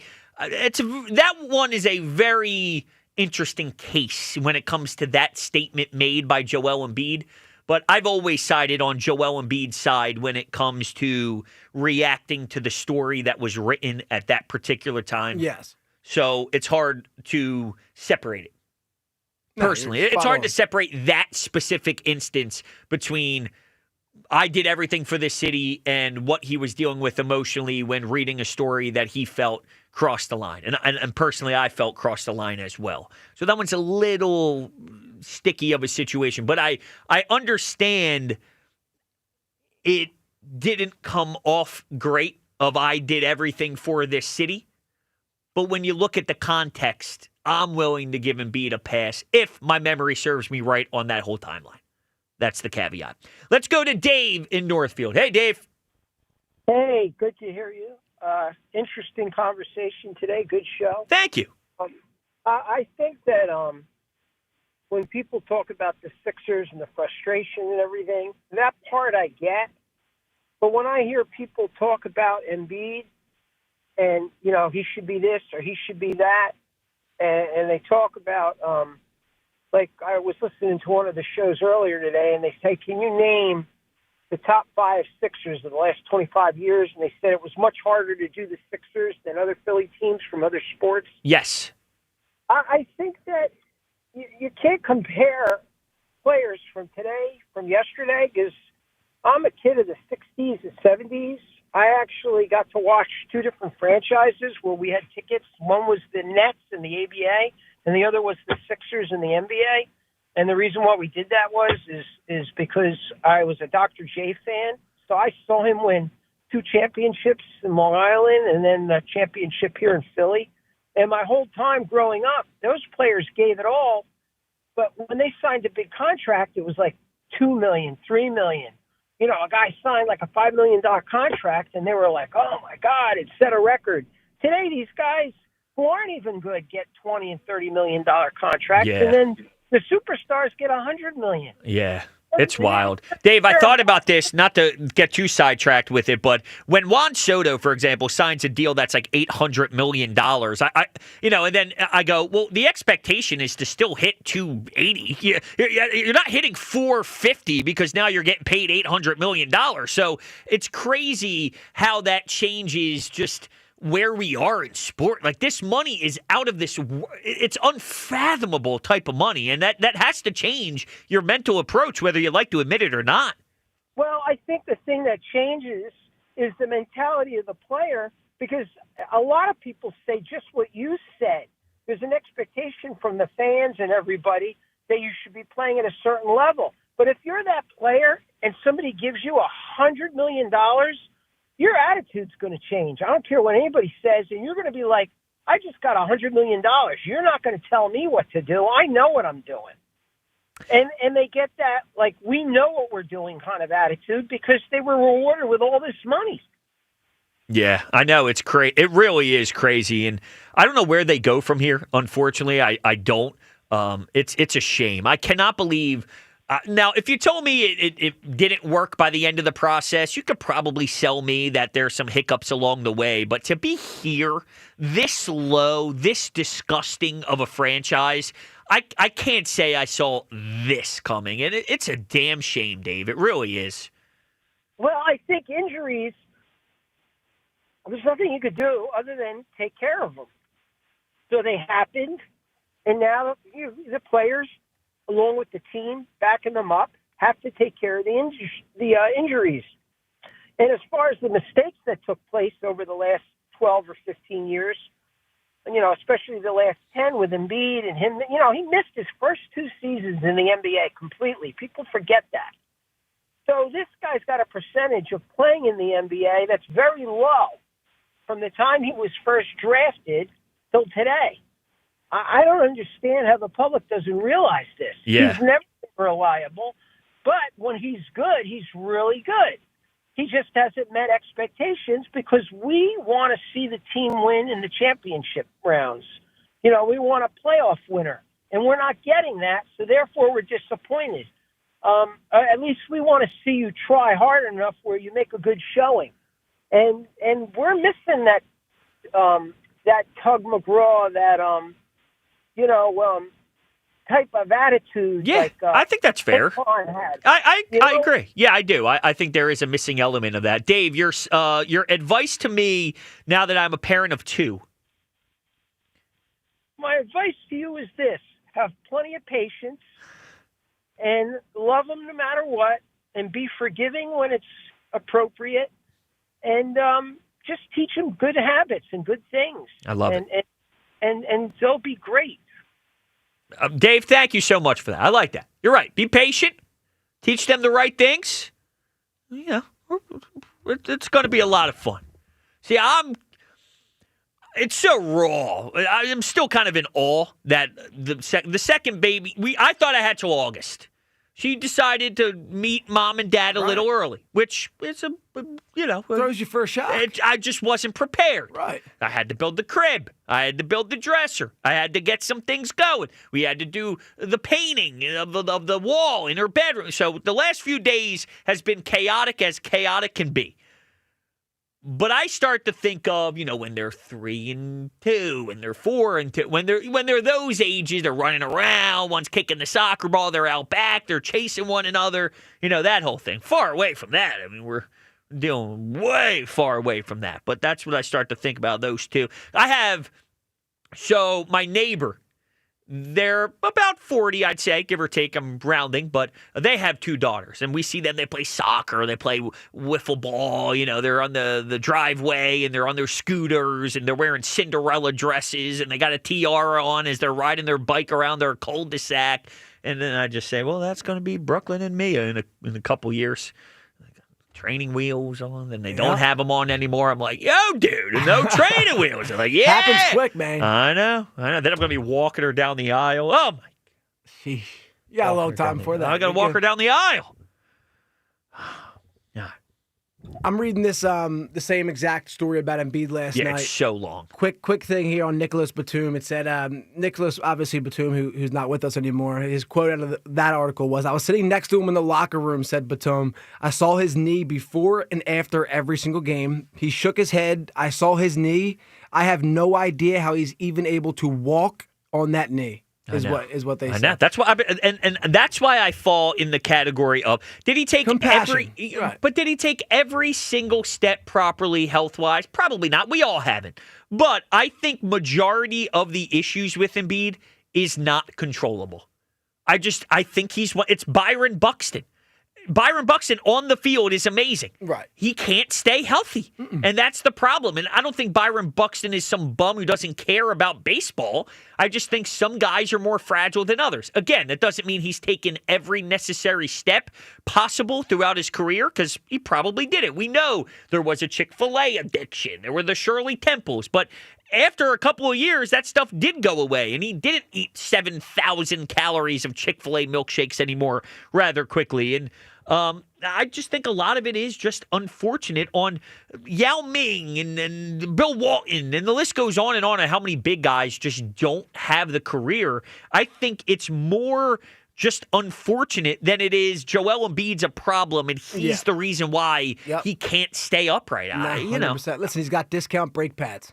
Sometimes you pay a little extra. Brake pads last year on that stop and go. His they're just They're just going early, man. Yeah. Now, there is Stinks. more on this, and we'll continue to react to the big story on ESPN. But Joel Embiid says he doesn't appreciate when people claim he cares too much about individual awards. Quote, if you are in position to win MVP, I don't care who you are, you're going to go after it. Because I never believed I would be in this position, first of all. Second of all, when I got to the league, I thought, yeah, maybe I'll have a chance to be a great defender. I never thought I was going to actually be this good offensively. So he thought, we got to strike when the iron's hot. See, I don't have a problem with caring about individual awards.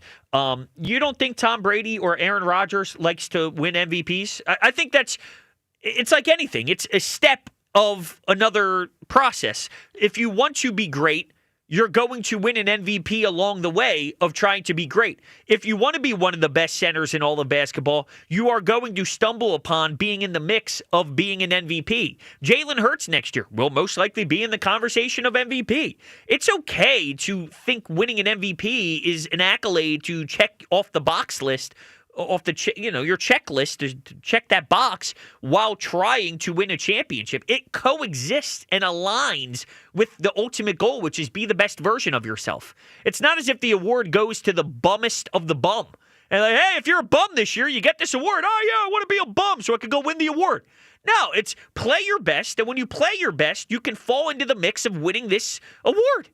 And if that moves the needle for you while you're trying to get to the end goal, which is win a championship, I don't see there being an issue with that at all. So that never bothered me. Let's go to Sean in Limerick. How's it going, Sean? Hey, good afternoon, bros. How you doing, buddy? Good. How are you?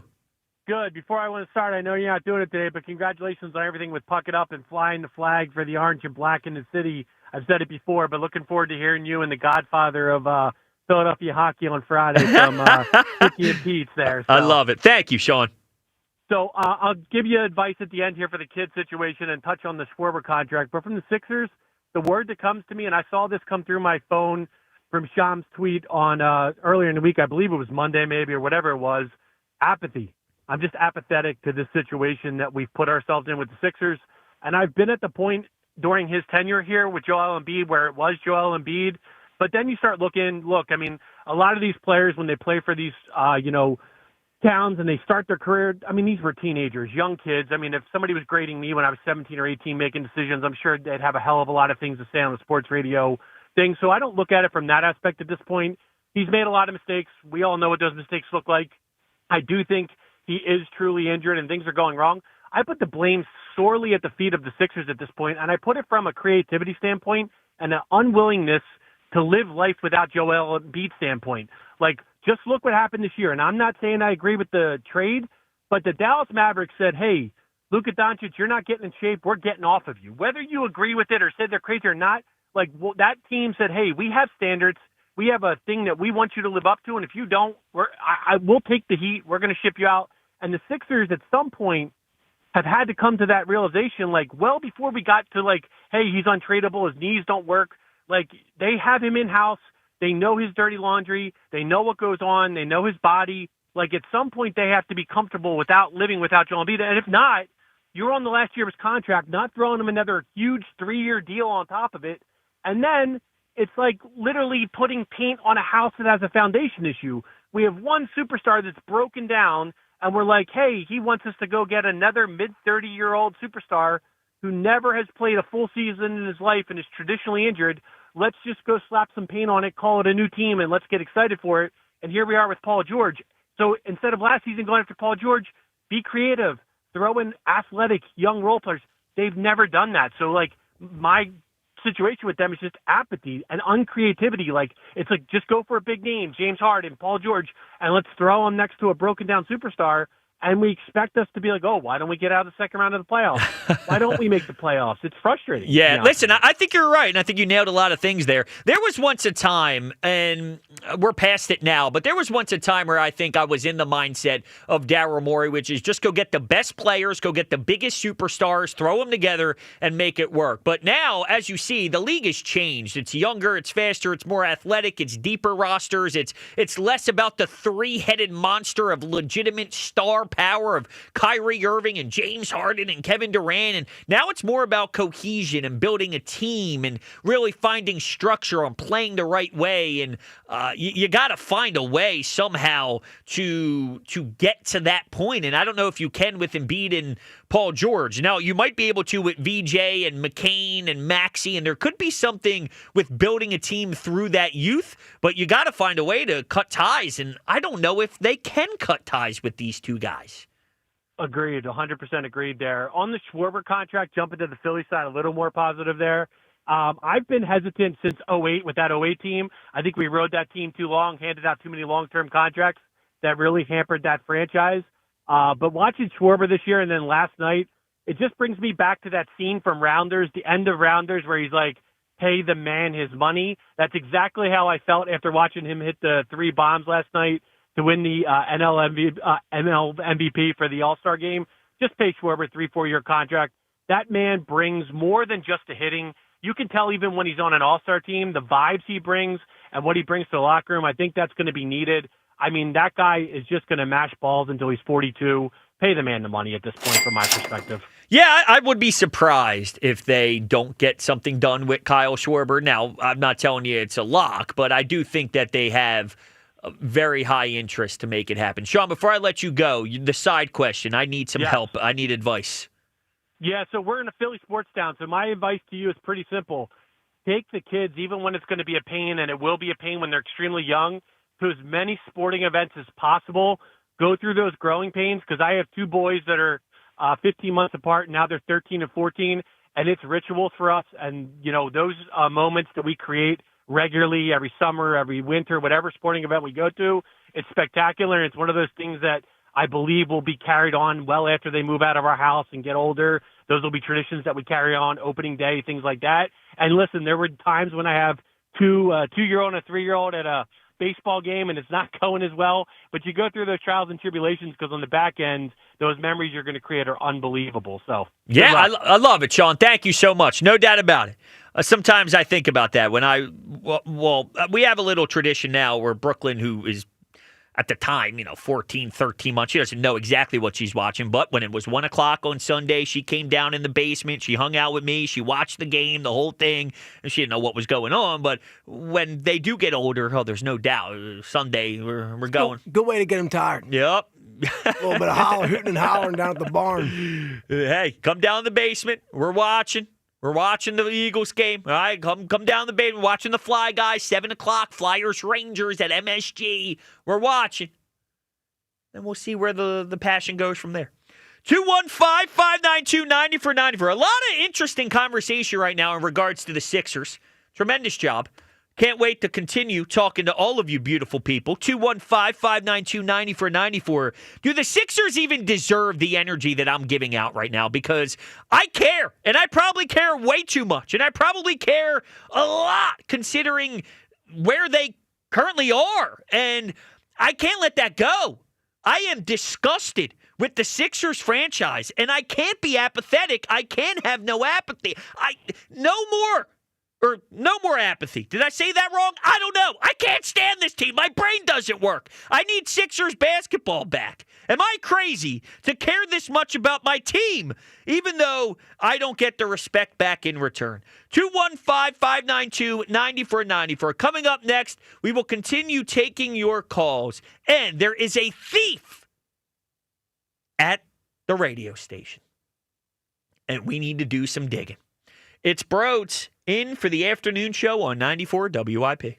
At Verizon, lock in our best price ever on the best 5G in Philadelphia and be the best you. Check where your ride is for your trip into the office. Get that almost impossible dinner reservation and save big with Verizon while you do it all. Switch today and pay $45 a month for a single line. That's right, just $45 a month when you bring in your phone with unlimited welcome with auto pay plus taxes and fees. Stop by your nearest Verizon store today. $20 monthly promo credits applied over 36 months with a new line on unlimited welcome. In times of congestion, unlimited 5G and 4G LTE may be temporarily slower than other traffic. Domestic data roaming at 2G speeds. Rankings based on root metrics root score report dated 2H 2024. Your results may vary. Additional terms apply. Summer storms can spell disaster for your roof and more. At Home Genius Exteriors, we stop the damage before it starts. Call now during our summer savings event and get 50% off materials for your new roof. Plus, get no interest and no payments till 2027. Call Home Genius Exteriors at 855-UR-GENIUS to schedule your free roof and attic inspection. That's 855, the letter U, the letter R, Genius. Home Genius Exteriors, the genius choice in roofing. See website for details. I'm Colonel Callahan of the New Jersey State Police. Speed limits exist for a reason, to save lives. Ignoring them puts everyone in danger. Don't take the risk. Obey the limits and help keep our roads safe. We're all counting on you to drive responsibly. Baseball fans, BetMGM is giving you the chance to win a prize every day during the baseball season. Step into the batter's box for BetMGM's Swing for the Fences free-to-play game. Log in every day for your chance to win. All you need to do is pick an area of the strike zone and take your best swing. If you get a single, double, triple, or home run, you'll receive a prize. Smash a home run to collect a bonus bet on us. Log in to your BetMGM sports account to get started. Then visit your promotion section to access the Swing for the Fences free-to-play game. You'll score a prize if you hit a single, double, triple, or home run. There's nothing more exciting than going yard, so swing for the fences with BetMGM. BetMGM and GameSense remind you to play responsibly. See BetMGM.com for terms. 21 plus only. Pennsylvania only. Existing customer offer. Subject to eligibility requirements. Rewards may vary. Bonus bets expire in 7 days. If you or someone you know has a gambling problem, help is available. Call 1-800-GAMBLER. Hey, navigation, take me to the Philadelphia area Kia dealership with the most inventory and super low lease payments. Navigation is rerouting you to KiaofCherryHill.com. Choose from over 450 new Kias, including Tellurides, Sportages, K5s, Carnivals, Seltos, Souls, and more. Only at CherryHillKia.com. Drive home your new Kia today, just minutes from all bridges, or online 24/7 at KiaofCherryHill.com. Only at CherryHillKia.com. When you need to know, depend on KYW News Radio 103.9 FM. Police found a woman's body leaning on a bed in an abandoned North Philadelphia property. They believe her death was suspicious. The National Suicide and Crisis Lifeline dedicated to LGBTQ youth will stop operating tomorrow. And tonight is the ESPYs. Saquon Barkley and the Eagles are up for awards. Get the latest anytime on KYW News Radio. Now on Crystal Clear 103.9 FM. You've never needed us more. If you think now is the time to shelter in place instead of shop for a new car, you don't know Jack. It's Bunker Buster deals all month long at Dell Toyota. Savings so big, they're classified. Shock and awe. Buy with 0% financing and no money down available every day at Dell Toyota. It's time to nuke your old car or truck with the Dell Vehicle Exchange Program. Get into a new vehicle with the same payment you have now, or maybe one that's even less. Dell continues its quest to be the Delaware Valley's #1 Toyota dealer with the largest payload. Over 300 vehicles to choose from. Don't be too late. Bunker Buster savings at Dell Toyota. You'll be telling your friends that Dell dropped the prices so low, I ran out of excuses. Dell Toyota is close, only 8 minutes west of Exton on Route 30 in Thorndale. Or visit them online at DellToyota.com. If you're afraid you're going to pay too much for your next car, you don't know Jack. Se habla español. Jack, sell them for less. Low APR % financing offer on approved credit. Includes all 2025 Corolla, Prius, and RAV4s. Dealer fee $494 not included. Your official home of Penn State football and basketball is Talk Radio 1210 WPHT. Every Nittany Lions game, every play, all season on Talk Radio 1210 WPHT and the free Odyssey app. Hi, Zoe Saldana. Welcome to T-Mobile. Here's your new iPhone 16 Pro on us. Thanks. And here's my old phone to trade in. You don't need a trade-in. When you switch to T-Mobile, we'll give you a new iPhone 16 Pro. Plus, we'll help you pay off your old phone up to $800, and you still get to keep it. There's always a trade-in. Not right now at T-Mobile. I feel like I have to give you something in return for karma. That's okay. I don't really have much in my purse. Oh, let's see. Hand sanitizer. It's lavender. I'm good. Seriously. Let me check this pocket. Oh, mints? Really, I'm fine. Oh, I have raisins. I'm a mom. Wait 1 sec. I've got cupcakes in the car. It's our best iPhone offer ever. Switch to T-Mobile. Get a new iPhone 16 Pro with Apple Intelligence on us. No trade-in needed. We'll even pay off your phone up to $800. With 24 monthly bill credits, new line $100 plus a month on experience beyond finance agreement $999.99 and qualifying forwarded. For well qualified plus tax and $10 connection charge. Payout via virtual prepaid card. Allow 15 days. Credits end and balance due if you pay off early or cancel. See T-Mobile.com. 94 WIP HD1 Philadelphia. Live from the Tasty Cake Studios. An Odyssey sports station. This is the afternoon show. Brought to you by Guida Door and Window. Call 1-877-GO-GUIDA or visit GoGuida.com. Sports Radio 94 WIP.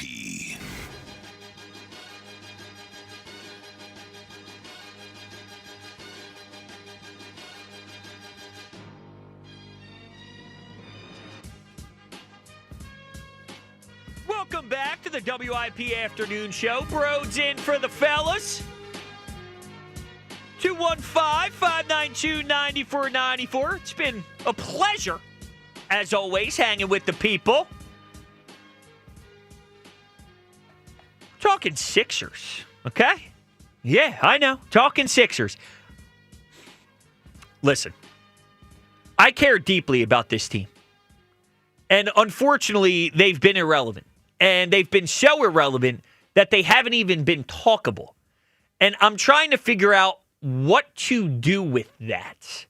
Because on one end, they aren't worth your time when you have to Google who the starting five are. I will not lie. I had to Google who was on the roster. I mean, that's pathetic. The same token, or the flip side of the coin, if you will, is, do I just accept it? Do I just allow the Sixers to do this where someone like me who is hungry to get Sixers basketball back, I just give them their own timeline? Figure it out whenever you're ready. I mean, I want to flip the double bird. If I'm being honest, I want to flip the double bird. Screw you. How can I get my team back? How can I get Sixers hoops relevant again? I demand it. I don't know what the answer is. I don't get paid millions of dollars like Daryl Morey does. You got to figure it out. You must get rid of Embiid. You must get rid of Paul George. You must create a new brand of basketball through the youth. If that's the way it's got to be, so be it. But it must be done. And I'm starting to get back into my anger stage of grief. Am I wasting my time, though? Is this the way it should be? 215-592-9494. We are going to get back to the phones. But I must tell you that there is a thief in the building. I'm very disappointed. I don't know where to begin on my journey and quest of figuring out the thief. But let me give you a little bit of information. About a week ago, I was right here in these beautiful studios, and I bring my MacBook, and I do a little bit of editing, and I do a little bit of this, a little bit of that. Let me grab the open of the show, blah, blah, blah, blah, blah. I got a little thing here, right? Well, I get home, and I open up my laptop, and I go, I don't have my charger. So what do? I text at the time Luke Nichols, who was producing my program. And he had the Phillies game afterward, so he was sticking around. I said, Luke, you fine gentleman with a lovely voice, would you please check the studio to see if I left my charger? He hit me with the got it and goes, I'll leave it in the room. I'll put a sticky note next to it that says Broads' charger. Perfect. Well, my wife had a child. I wasn't here for a week. I came back today. Luke was producing the midday show. Say, Luke, what up, dude? You got that charger? He goes, oh, yeah, I put it right over here. Walks me to where he put it. Nothing. Then we start looking around the room. Open up a couple cabinets. Nothing. Few drawers. Nothing. Someone stole my damn charger. Ooh, boy. That had a note saying Broads' charger. What do? I got some big news for you here. What? I have it. No, what? You have it. He told me. Well, hold on. When he left, make sure that this goes somewhere for Broads. You know what I did? I hid it right in the back corner of this thing underneath the mug and a hand sanitizer for when you came back. But guess what? When you came back, you never came back because your kid came. Yeah. That's who came So instead. you have the charger. So it's been hidden back here in this corner for when I saw you again. No one reached out to me. I didn't know that this was a thief thing, but now you see it. It's right here in my right hand. Here's your charger. Wait. This gets even weirder, though. Hold on. Because I found the charger. So now you have a charger. Now this is someone's charger. Now whose charger is that? I don't know. I guess I stole someone's charger. You are the thief, but not my thief. You're someone else's thief. Wait, so I finally found the charger in the same exact spot you just mentioned, but here's the kicker on where the thief comes in. Back to my story. They kept the charger for me, but took my cube. So they took my powerful, and it's not one of those tiny phone charger cubes. These are the big MacBook cubes. Right. Which generates more power. Listen, I wish I took that from you. So, do a little digging. It's not over there in the corner. I can check for you. I mean, I found this pretty easy. Right. This is what I thought it was. So now we have an unknown charger. We got mine, but no block. And this doesn't have a block either. So there's a block. There's a block thief. It's a block thief. There's a block thief. You remember waking up at someone's house the next day and every not block having in your the wall? not having your charger. Gone. Yeah, dude. Oh my God, you kidding me? It was the worst. So I got to do my research. Some around the building were thinking Luke was making me zig when he knew I needed to zag, and he was setting me up when he was the thief himself. But there's no reason for me to believe that. I'm not there. But this is starting to get interesting. My eyes are open. You guys thought I wouldn't figure it out. Okay. All right. Well, we're just getting started. Let's go to Carl in Chester. What's up, Carl? Hey, how are you? Good. How are you? I'm good. Well, thanks for taking my call. Just course. give me about 30 seconds to cook, and then I'm going to hang up and hear what you got to say about it. You got it. All right, so this is how I feel. Joel Embiid has shown a lot of heart over the years. The biggest problem with the Sixers is the pieces around him. When he played Joker and a lot of the big men in the league, he'd do his thing hands down, no problem. But he can't be the general manager. They fired Colangelo. They never really gave Elton Brand a shot to do what he needed to do. And now Daryl Morey just hiring his buddies and watching the players. If Joel Embiid was given the proper team around him, he would have won a championship, just like he won a gold medal when he had the right players around him. All right? That's that. Beyond that, let's not act like Sirianni had anything more to do with winning that Super Bowl than the ball boy. I'm going to listen to what you got to say about it.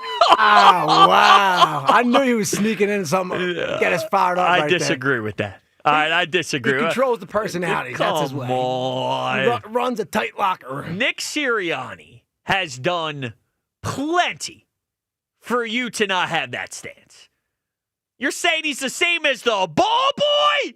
Listen, if that was he was saying Nick Sirianni doesn't do anything more than the ownership for the Sixers. That's what the point he was bringing together right there. Because I mean, we have a Super Bowl in one team. The other team hasn't even sniffed it. That threw me in for a loop. I wasn't expecting that. I had so many thoughts on the Embiid thing, and I actually agree that there were some real roster construction flaws that nobody wants to go down this path because they want to blame Embiid and others more. But Ben Simmons can't shoot a basketball, and in a half-court set, when you don't have a jump shot and you have to stretch the floor in a very three-point heavy league, it changes everything. And double teaming a big man who is going on the low block and his back is against the basket. That's why he started to face up a lot more and worried about passing out of the double team was a big part of his game that he had to work on, is because of the deficiencies of other players. And that's real. There's real legitimate schematic X and O basketball discussion that related to maybe some of the failures. So I do agree that construction was interesting and lacking at times throughout the Embiid experience.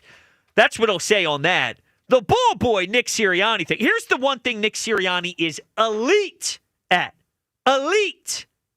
Not good. Not great. Elite. Is building camaraderie. togetherness, family, relationships, the connection. Smell the perfume, don't drink it. That's right. And he did build that. And that is a difference maker. It just is. Keeping everybody on the same page, keeping everybody in the right mindset. This is the same head coach that dealt with the worst collapse in Eagles history. And he responded to that season, going 2-2 and then winning a Super Bowl. You're telling me he had nothing to do with the way the team attacked on a day-to-day basis? Hashtag that's my coach. Come on, man. That's my guy. Come on, man. And the ball boy. Hey, enough disrespect for the ball boy. Remember Saquon carrying that dude over the fence and putting him on the float? Listen, that's my ball boy. You can disrespect the ball boy. Dude knows how to handle. Guy. Come on, guy. Come on. Come on, guy. Come on, I'm sorry. Yeah, come on, guy. Midday. I don't care about the ball. I don't care about the ball boy. That's what she said. All right, let's get an update on the Twitter poll. Brought to you by Mark's Jewelers. For extraordinary diamonds and customer service, visit Mark's in Montgomeryville and Mount Laurel. Experience the difference at marks-jewelers.com. So the question I asked you was, what name pops into your head first when thinking of the Sixers' failures? I gave you two options, Joel Embiid and Daryl Morey. Daryl Morey is winning or I guess losing, depending on how you view it. I'm sure Daryl Morey thinks of it as he's losing. He got 58% of the votes. Joel Embiid, 42%, which I did expect Embiid to get more of the hate just because people hate Embiid a lot. And I know people hate Daryl Morey, but when you're the face, when you are the star, when you are the player, when you have the big contract, when you were here the longest, I think that settles in differently. But to my surprise, it looks like Daryl Morey is leading the way. Let's go to Rick in Easton. Good afternoon, Rick. Brody, my brother. How are we? How you doing, buddy? I'm doing great. I'm going to tell you what I always tell you. Take a deep breath.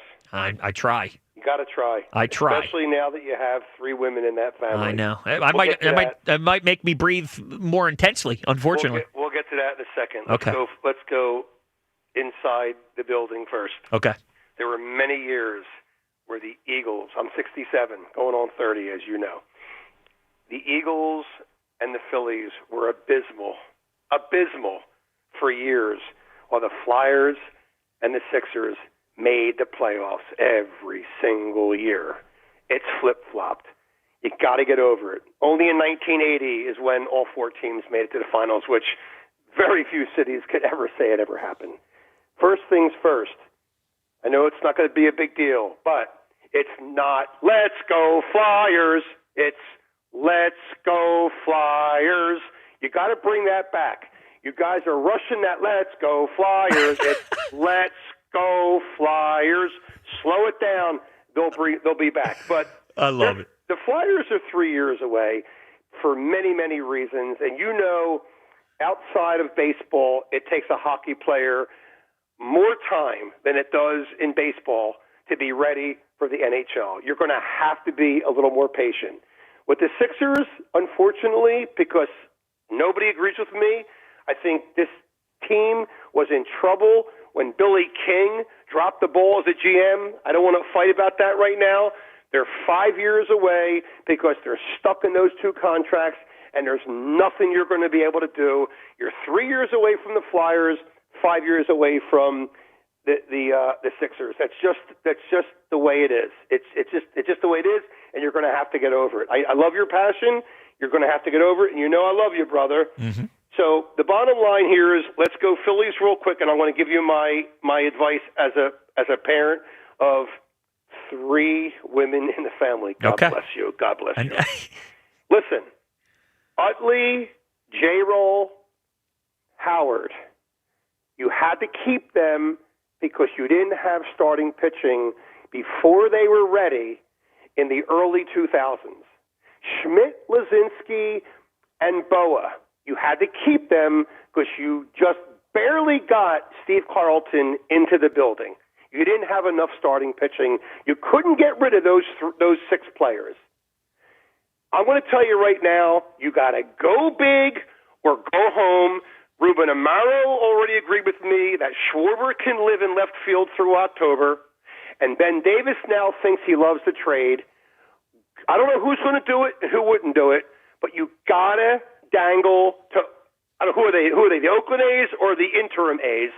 You got to get Rooker. You got to get Miller, even if it costs you Painter, Crawford, and Miller.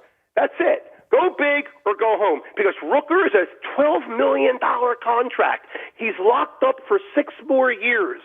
You're going to have to get him in the building, because if you can't re-sign Schwarber, you better have a guy that can hit bombs. I'm telling you, that's the move to make for the Phillies. You can sell me that for sure. I was for a while, and I'm not the prospect hugger. I said everybody's on the table, but you can tell me that Painter isn't. But now, after watching some of the AAA stuff, and I get it, he's 20-something years old. There's a lot of future ahead here for him, blah, blah, blah, blah, blah. But my point is, he's now on the table, too. You can, and you'd mentioned it with the team control stuff. If you're going to make a move and you move a prospect for a proven MLB bat, and he's locked up here for years to come, I'm not trading Andrew Painter and then getting somebody for a month and a half to try and salvage this thing. If this is a real building block piece and you get Mason Miller for years to come and solidify a huge role, and you're talking about for years and years, then by all means trade these prospects for proven. Create a gauntlet of Rooker, Schwarber, Harper, Turner,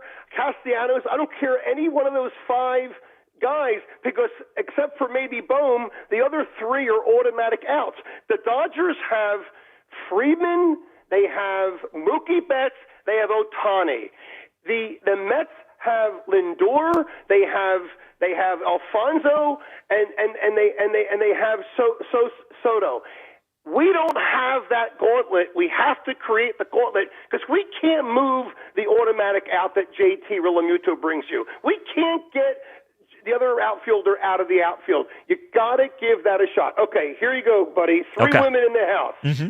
You got to give in and live to see another day, and get the girls outside when it's summertime. Get a lot of sunscreen on them.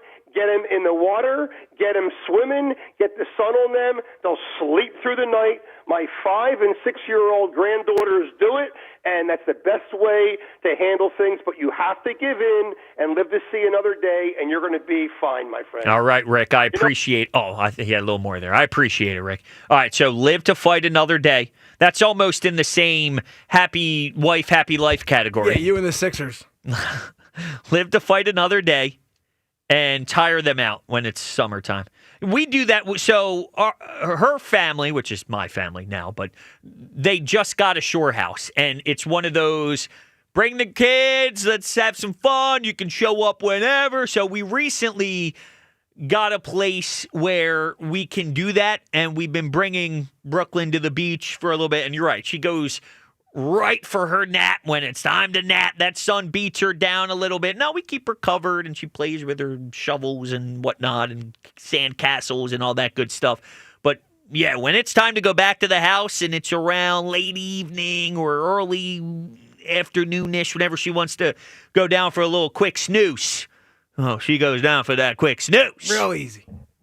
Well, yeah, me too, though. You a boogie board guy? You a body surfer? Body surf guy. Body surf guy. I now, knew I loved you. Back in the day, I would do the skimboard. Yeah. I would do the skimboard by the water where it starts to get bad low. Do a little sprint. Do a little skim. Yeah. Hey, nothing like a little skim. I wasn't too in the boogie board life after the early stages Dude, of body beach. surfing is a dying breed, and I live every single day to make sure it doesn't. I love love the ocean. Dude, it's 10 degrees on body surfing. It's the best. Doesn't matter. The Nothing beach, like catching a wave with your body. I don't get I don't like the beach people. And if you tell me it's sandy, shove it. They're addicted to their phones. That's what it is. They want to sit there and they don't want to just have the sun, the sand, and the water to play with. There's so many things That's you can do. Or you could throw the football. You can go in the ocean. Ham and cheese sandwich. Ham and cheese. You know what I like? A little Twizzler with sand. Yeah, dude. Twizzler, just a little crunch. Language. Just a little crunch. Talking some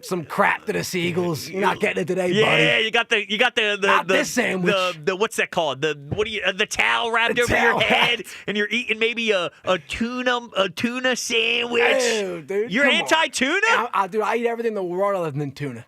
No, tuna's A+. You're not catching a fish and then putting it on a shelf for 9 months and then feeding it to me. Yeah, for sure you are.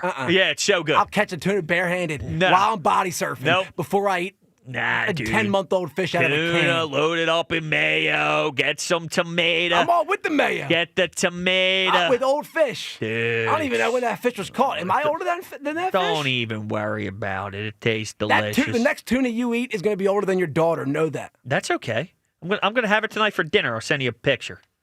215-592-9494. We roll into the 5 o'clock hour. It's been a blast. We got one more hour together today. 215-592-9494. Should I be this frustrated with the Sixers, or should apathy be settling in? I don't know. I'm getting mad again. I'm getting mad. Am I right to get mad? Is it justifiable? Paul George getting surgery. What are you going to do? That's what it seems like everybody's saying. I'm at Wawa getting a coffee. Hey, did you hear Paul George in surgery? What are they going to do? What? That's a big acquisition. Dude's hurt already. Is he going to be ready for training camp? I don't know. What? Well, that pisses me off. I'm supposed to just accept it? I can't. 215-592-9494. Coming up next, your phone calls end. Embiid talked about his relationship with James Harden. Wait till you hear this one. Ay. Talk about drama. Ugh. It's Broads in for the afternoon show on WIP. The diamond has been left in the dust. Jack Fritz beat Joe to camera today in dominating fashion. 2 rounds into this battle of pride and pain. Both sides of the elbow hurt. My arm is so dead. It's dead even. Jack did a great job, and I did not. I mean, congratulations to him. Pretty embarrassing showing by the hammer, if I'm going to be honest. Joe versus Jack. Round 3, the tennis challenge. Who will get served? I think there's a good chance I win tennis. I haven't played tennis since I was like 8, so. They're heading to the court. I'll be ready. Coming soon, only on Sports Radio 94 WIP. Jack Fritz from WIP here. I've been a loyal customer of Scott Auto Group for years. My first car and my current car both came from them. You really need to check out the brand new Scott Key location in Limerick. With a stunning new showroom, a state-of-the-art service center, and a car buying process that's easy, transparent, and genuinely enjoyable, Scott Key of Limerick focuses on you. They value your time and treat you like a VIP. It's time to experience what a 5-star service feels like. It's always smooth sailing at Scott Key of Limerick, and make sure to tell them Fritz sent you. Hi, it's Pete from Chicky and Pete's. Join us once again as we celebrate the summer of shellfish, featuring our incredible seafood boil with mouth-watering snow crabs, tasty shrimp, clams, and mussels. Feast on our Dungeness crab clusters served Chicky style. Or our seafood pasta with decadent crab, shrimp, and penne pasta in our legendary red sauce. Delectable choices from our summer of shellfish menu, plus a whole menu of new mixed seasonal cocktails for a cool start to your summer meal. Only at Chickies and Pete's. 1-877 Cars for Kids. KARS Cars for Kids. 1-877 Cars for Kids. Donate your car today. Call 1-877-CARS for Kids to reach a friendly live agent. Donation's super easy, and your car can be picked up as soon as tomorrow. Call us now, 1-877-CARS for Kids. Donate your car today.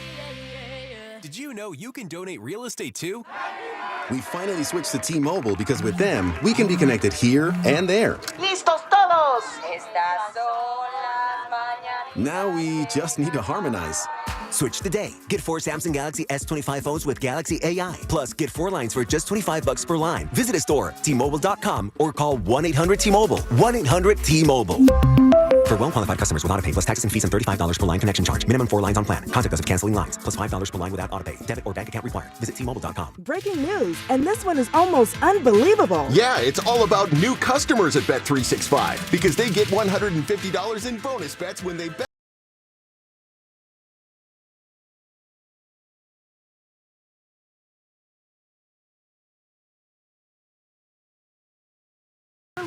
And see why it's never ordinary at Bet365. Gambling problem? Call 1-800-GAMBLER. 21 plus only. Must be physically located in Pennsylvania. T&Cs apply. Available in app only. Would you believe that giraffes are 30 times more likely to get hit by lightning than people? Or that a single cloud can weigh 550 tons or more? Sounds fake, right? How about an insurance company that actually treats you right? Sounds unbelievable, but it's true. NJM Insurance is proud to put policyholders first. Don't believe me? Well, guess what? Everything in this commercial is true and approved by the legal department. No jingles or mascots, just great insurance. Visit njm.com for a quote. Insurance underwritten by NJM Insurance Company and its subsidiaries.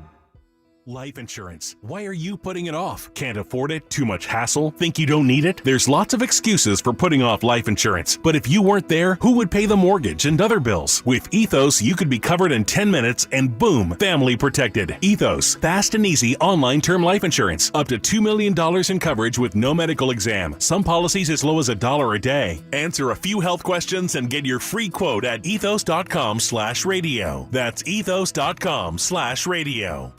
It's time. Time for the pro to get everything for the job delivered. Large orders of lumber, doors, windows, paint, plumbing, anything the job needs, all from one partner. Get it today with same-day delivery. Get it tomorrow with next-day delivery on 50,000 plus products. Or get it on your timeline with scheduled delivery on everything from framing to flooring. It's time to get your whole job, all your jobs delivered. Ask about all our new delivery options at the Pro Desk. The Home Depot Pro, it's about time.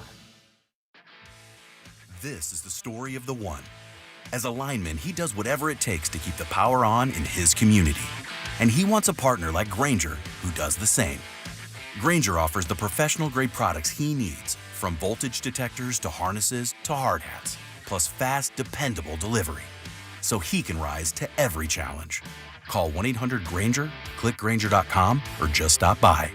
Grainger, for the ones who get it done. You ever try fixing your car and realize you're missing that one part? Yeah, been there. That's why eBay's my go-to.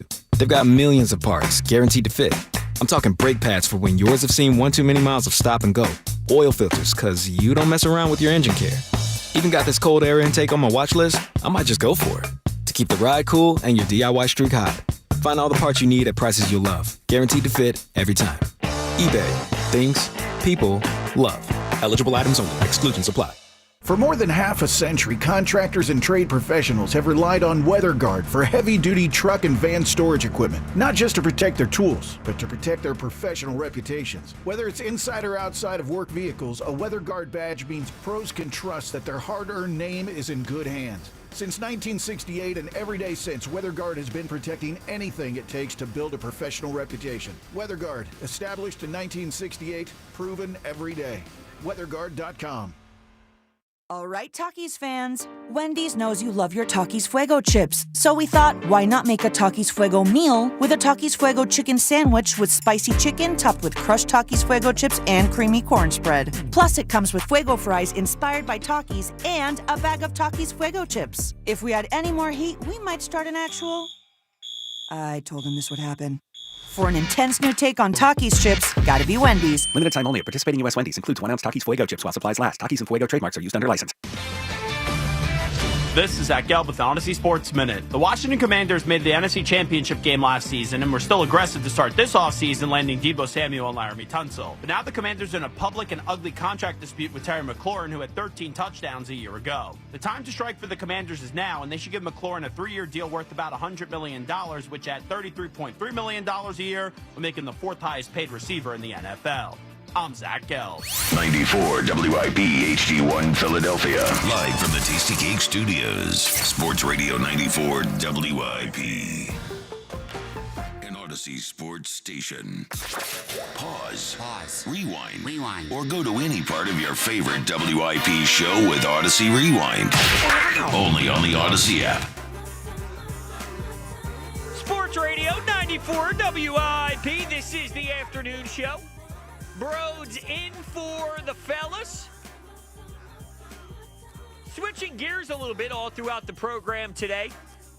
Talking about our basketball team because I'm obsessed with trying to get them back. That's the reality. I will lose sleep trying to get the Sixers back. I will lose hours and hours and hours of my body regenerating, which is just another way to say sleep, thinking about getting my basketball team back on the floor with competence. I demand October, November, December to see a squad worth my time. That's the standard I'm setting. Now, I guess that's a different description for everybody. I don't know. My version of competence and worth of time could be different than your version of competence and worth of time. But where my needle is, it needs to be in some variation of worth my time. Maybe the youth, Maxey, McCain, VJ Edgecombe can be enough. There was a time there before Jared McCain got injured that I was actually fascinated on a night-to-night basis. It was very short-lived, but to see what Jared McCain could give me as a young baller who didn't give a damn about what you thought about his nails. The dude was just nails on the floor. And then, unfortunately, we had to deal with his injury. And where is he going to start the year? I was wearing rookie red the other day, actually. You were rocking the rookie red? Rookie red on my nails, you know? How many different new nails did he come out with? New nail polish? I don't know. Was it 3? I saw his post on Twitter. I think he put a post where he had a couple of different colors. I assume that's what is it, rookie red? He was on a podcast with Funny Marco. Oh, okay. And went through all of his names, all of his colors. Rookie red. Listen, I will say this. It's something. I don't relate, but I can't express this enough.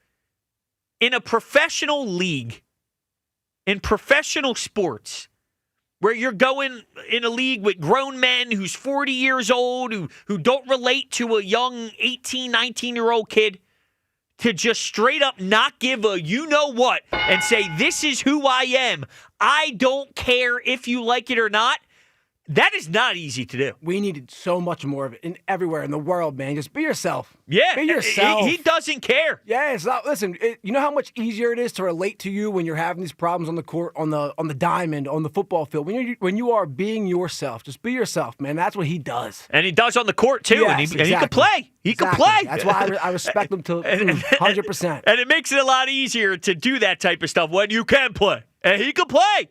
So VJ, McCain, Maxey, are we going to watch these 3 young men perform at a high enough clip where we are satisfied and the Embiid and Paul George stuff isn't as nasty? It's not as sour. But here's the thing, as I talk out loud, and we'll get back to the phones in a second here at 215-592-9494.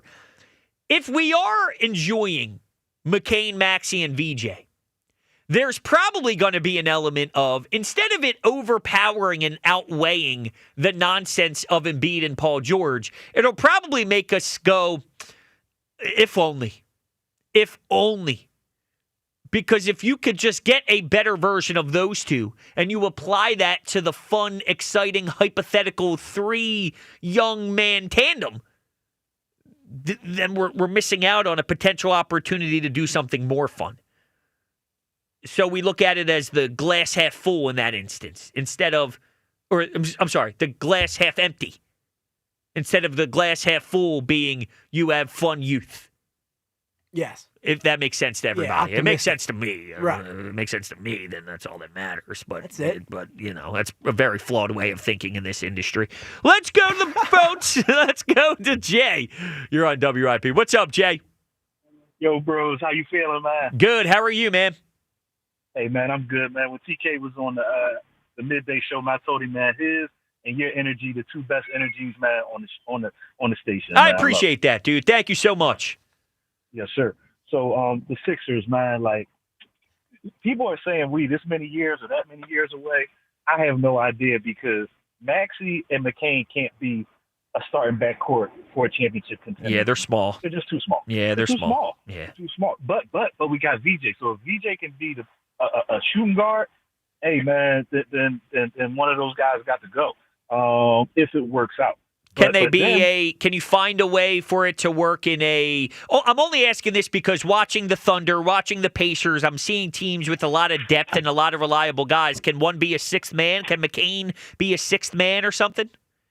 But those teams are built perfectly. You know, we would have to be built like Cleveland. You got to have length, rim protectors. You know what I'm saying? And Cleveland you know, scares all that me, type to be stuff. honest with you. Yeah. But that's what we would have to be. Hey, how'd you? What's good with you, Pep? How'd you? Well, all right. I don't know what that was. I think it was Jay me ran and into. somebody? I think Jay ran into someone. Yeah, I didn't know what that was. I'd pot him down real quick. Didn't know what was going to come from that conversation, especially the guy not knowing that he's talking to all of Philadelphia right now. Yo, this man just straight up said, "Screw Dude, WIP." Is What this up? the 30th time this has happened with where it becomes one caller turns into 7 of them all in one phone call? This happens to us all the time, man. Oh man, that's It's good great. stuff, Yeah, dude. Good I stuff. appreciate it, Jay. I appreciate it. Okay, this segment is brought to you by Mark's Jewelers. For the best selection of diamonds to fit every budget, visit the home team at Mark's. Experience the difference at marks-jewelers.com. Now, I want to let everybody know I gave Alex the opportunity to do everyone's favorite segment, Top 5 at 5. And I gave him the option. This man looked at me and said, I don't want to do that piece of crap. I was like, whoa. Wow. Dude, I mean, if that's how you feel, you're going to say that about Jack, Mr. Baseball Guy, is now getting disrespected by another baseball guy and his segment. But all right, that's how you feel. I'm very excited to get that done at some points, but I've also heard some rough ones that were forced early on, and I don't. And if I show up here at this time slot in any time in my life, I'm going to give the best I can. And it wasn't going to be today. You threw that on me 1 minute before I got here. Why not today? Because if I rushed back here to get that top 5 together, it would have been the worst 5. Well, then maybe that's part of the worst top 5 that you could come up with under pressure. Oh, that would have been a good Yeah, one. that would have been a good one. But when I come all the way. Oh, all right. Jesus. Oh, God. Oh, my. I said it. All right. Herb, for a top 5 to get Top us fives. back on track, I'm going to Herb. Oh, great. Wow. Herb, help me. What's up, brother? How are we today, Herb? Just sitting relaxing. Sitting and Gotta get relaxing. up early tomorrow. Okay. Got to get up early, pick up Talk? one of the boss's cars and drive it down to Cape May. Did you get Rick Tockett yet in that car of yours? They canceled. He canceled the trip or something. What the hell? What? Why? I don't know. I'll call my people, Herb. Don't worry. But I'm going to tell you, the Flyers are going to make the playoffs this year. Wow. Believe me. Wow. I'm going to have a talk with Briere in the next couple weeks down at Voorhees, and he knows what I'm going to be talking about. And I got a new system that I'm bringing in to the Flyers, something that I'm trying to get the Sixers to believe in me too. Okay, about rest and being ready on game day. Okay. I'm not going to talk about too much of what I've been talking about because I don't want other people out there that are listening right now, you know what I mean? That's a good point. Yeah, they'll steal All everything. I can say is what I got is something that's good. Oh. Because I already talked to some ex-hockey players and some other people, okay, and they believe in my system. So anyway, other than that, the Phillies, there's about 3 teams that they've been talking to. Oakland A's, Cleveland Guardians, and the Pittsburgh Pirates. So we'll see what they come up with. We know we need a fireballer. We know we need a hot bat in the outfield. This team is ready to win now if they do what I say. Well, what do you say? What can you tell us on the what Phillies? What I say is stop swinging at bad pitches. That's right. I knew this. Go. Stop swinging at the first pitch with bases loaded, okay? Or second and third. Let's get the runners in, okay? Smart. I don't care if you hit 5 singles in a row.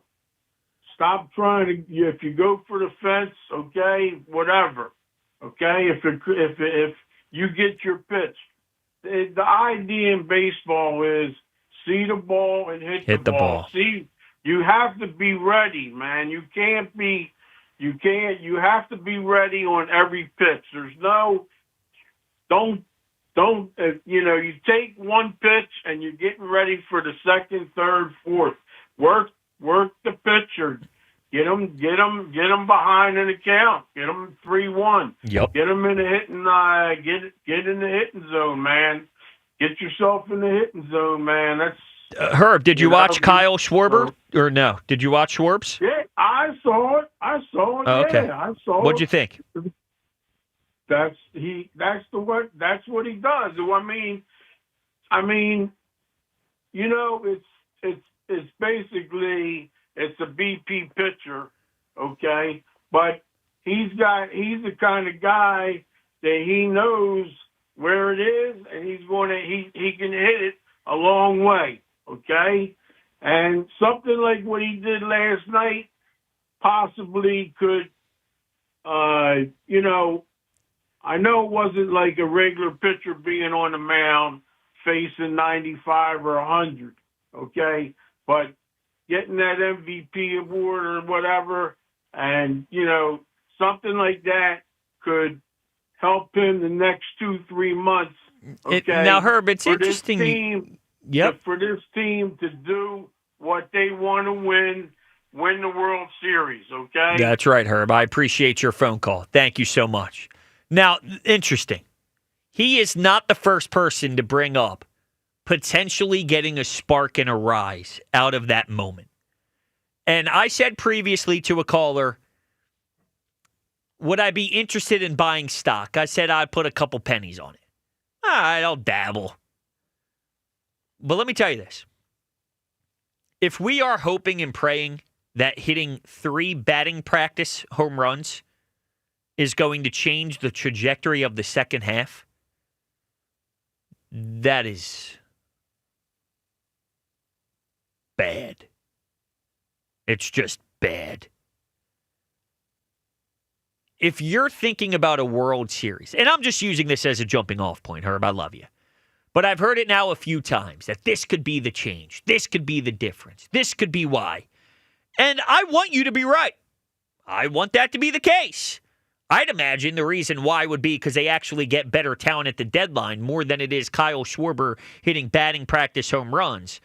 But if you need to rely on a batting practice home run to spark you and give you energy, then you're in rough shape. Think about it. We believe that the run in the second half could be because of a batting practice home run? I don't know. I like to think we're going to win the championship because we have a great team. We're going to win the championship because we excel at X, Y, and Z. We're going to win a championship because our starting pitching is the best we've seen in a long time. We're going to win because blank, blank, blank, blank, blank. And if all of those things I just said are highly respectful, and I think the starting pitching is, but getting timely hits and all that, that's been a problem. The offense going quiet. If we're going to win a championship, we should be talking about that. We shouldn't be talking about last night. And the fact that we're relying heavily on last night maybe being a spark plug, I think tells you where this team is, almost. That's how I see it personally.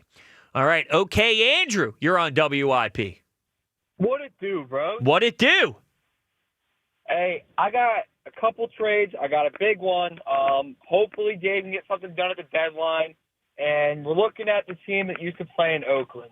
I know it's been talked about last year, but I think that we could get a done deal with Mason Miller, Brent Rooker, and a catching prospect of theirs, Daniel Susak. If you want to look up his stats, you can. He's a good catcher, hitting well in AAA. And I propose to them Brandon Marsh, Mick Abel, and maybe Stott. They need a second base guy to pair with Wilson or Eduardo Tate, whatever prospects they want to put together. But a package around Marsh/Stott and Abel. Well, let me ask you this. And what was the A's giving? It was Mason Miller and Rooker? Rooker and a catching prospect. Now, let me ask you this. If you're the A's, would you do that? yes and no. Depends what kind of prospect package you're getting. I think if Tate's in there, yes, because they need a younger catcher. They also need a guy, if you want to throw Stott in there instead of Marsh to pair with their Wilson, their infield. So I definitely think about it. And if they need Tate in that deal, even if they need a guy like Crawford in that deal, I think he's the least viable of the big three. So I think Dave can go until he can get that done.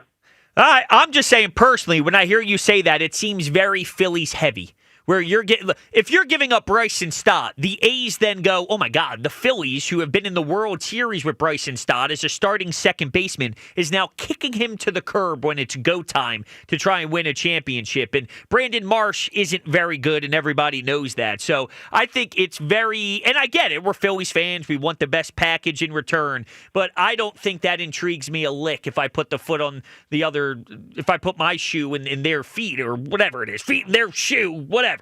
I think it's very Phillies one-sided, but it makes sense because we want the best package in return. Athletics need a third baseman, so they Oh, you want to throw? I think Bohm is more interesting than Stott or Marsh. They need controllable young pieces and starters that are controllable as well that they can bring to Vegas in 2 years. So that's what they're looking for right now in the market. But the thing is these teams that are bad, they don't need to sell at all because they know how parity the league is. There's a million teams competing, so they're not going to make a trade until one of those teams loses out, and then they got to get desperate, and then that's when the A's will be like, yeah, come over here, give me everything you got before we move over to Vegas. Then we have 5 controlled young guys instead of Luis Cerveno, who wants to get out of there right now. So. Yeah. What's your point, though, Andrew? I would do it. I mean, what you proposed, I would do. I don't think the A's would do it, but I hope I'm wrong. I got one more, too, bro. Okay. Go and get Roldis Chapman for whatever quadruple A guys it takes. I mean, he's going to be a rental this year. He looks like a stud. I mean, I know there's people who've been saying, oh, he looks like he's on, like, steroids or whatever, but, I mean, he's been lights out this year. I think he'd solidify our bullpen. He'd be a great lefty out of the pen. Sure. We can't rely on Romano. Strong 50-50 right now. We need a dependable guy. Yeah. Hey, if they go get Chapman, I could be on board. Andrew, thank you for the Red call. Sox are winning, baby. They're not selling and not a thing. I know, but it was a hot topic for a while. He'd probably be the best option by far. He's probably the best closer in Major League Baseball right now. Well, but they need that. I would easily be okay with a Chapman move. But yeah, I would find a way to do a double dip where you can get a bat and a reliever in the same deal. I think that's the way I would try and lean. This happy hour, 5 o'clock hour, a little happy hour action, sponsored by Guided Door and Window. Take advantage of Guided Door and Window's big summer sales event. Receive 40% off all windows and doors. Call 1-877-GO-GUIDA or visit GUIDA.com. Wow, I got to say, I want to say thank you to the people. I know we still have some time here as we wind down, if you will. But a lot of Sixers talk today. A lot of Sixers talk. And truth be told, I didn't know how it would. It's not easy. How people would bite into it or not. But I can only do so much. And I can only express my feelings so much. And then it's on you guys to react accordingly, react the way that you feel is respectful and responsible. And I just want to say thank you. I chose to just lay my feelings out on the table and tell you how I feel about this Sixers group in the middle of July after a Paul George injury. And I didn't know how it would go. But you guys did a tremendous job responding with either very similar thoughts or some say, suck it up, Rhodes. This is who they are. Shut up. You're wasting your breath. You're wasting your energy. You're wasting your high blood pressure, if you can waste that. I don't know. But you're wasting it on Sixers. This is who they are. And I know, I don't want them to be this. That's my problem. That's why I'm outraged. That's why I'm angry. That's why I'm upset. I can't stand that we are here as a city with this basketball team right now. I need to have a team that is respectful and that is competent. And I need to see them play on a night-to-night basis with a purpose, with growth and development, and going towards the end goal, which is to get this city a damn championship. Is that too much to ask? That's what I need to get. And that's how I'm going to hold this franchise accountable, is by demanding that when we get to the NBA season. And the fact that we're already dealing with a bunch of controversy with Paul George needing surgery, VJ Edgecombe, and is it the thumb, is it the wrist, Daryl Morey saying different things. Even though it's clearly in a better spot now than it was a week ago, it's just more BS from Sixers Medical. And then you get this big story on ESPN, which it's all about Embiid and his journey to where we are now. I think there are some sad things in the story, sad meaning very deep and detailed things that went on in his personal life that hit heartstrings. And then I think there are some things on a basketball side that I wish we had more maturity out of Embiid. And I guess I have to preface this every single time. I am a Joel Embiid fan, so I think I am very objective with my criticism with him. Some of the basketball criticism and his mentality, I think, is fair and reasonable. And that showed, unfortunately, in this ESPN article as well that was very, very long.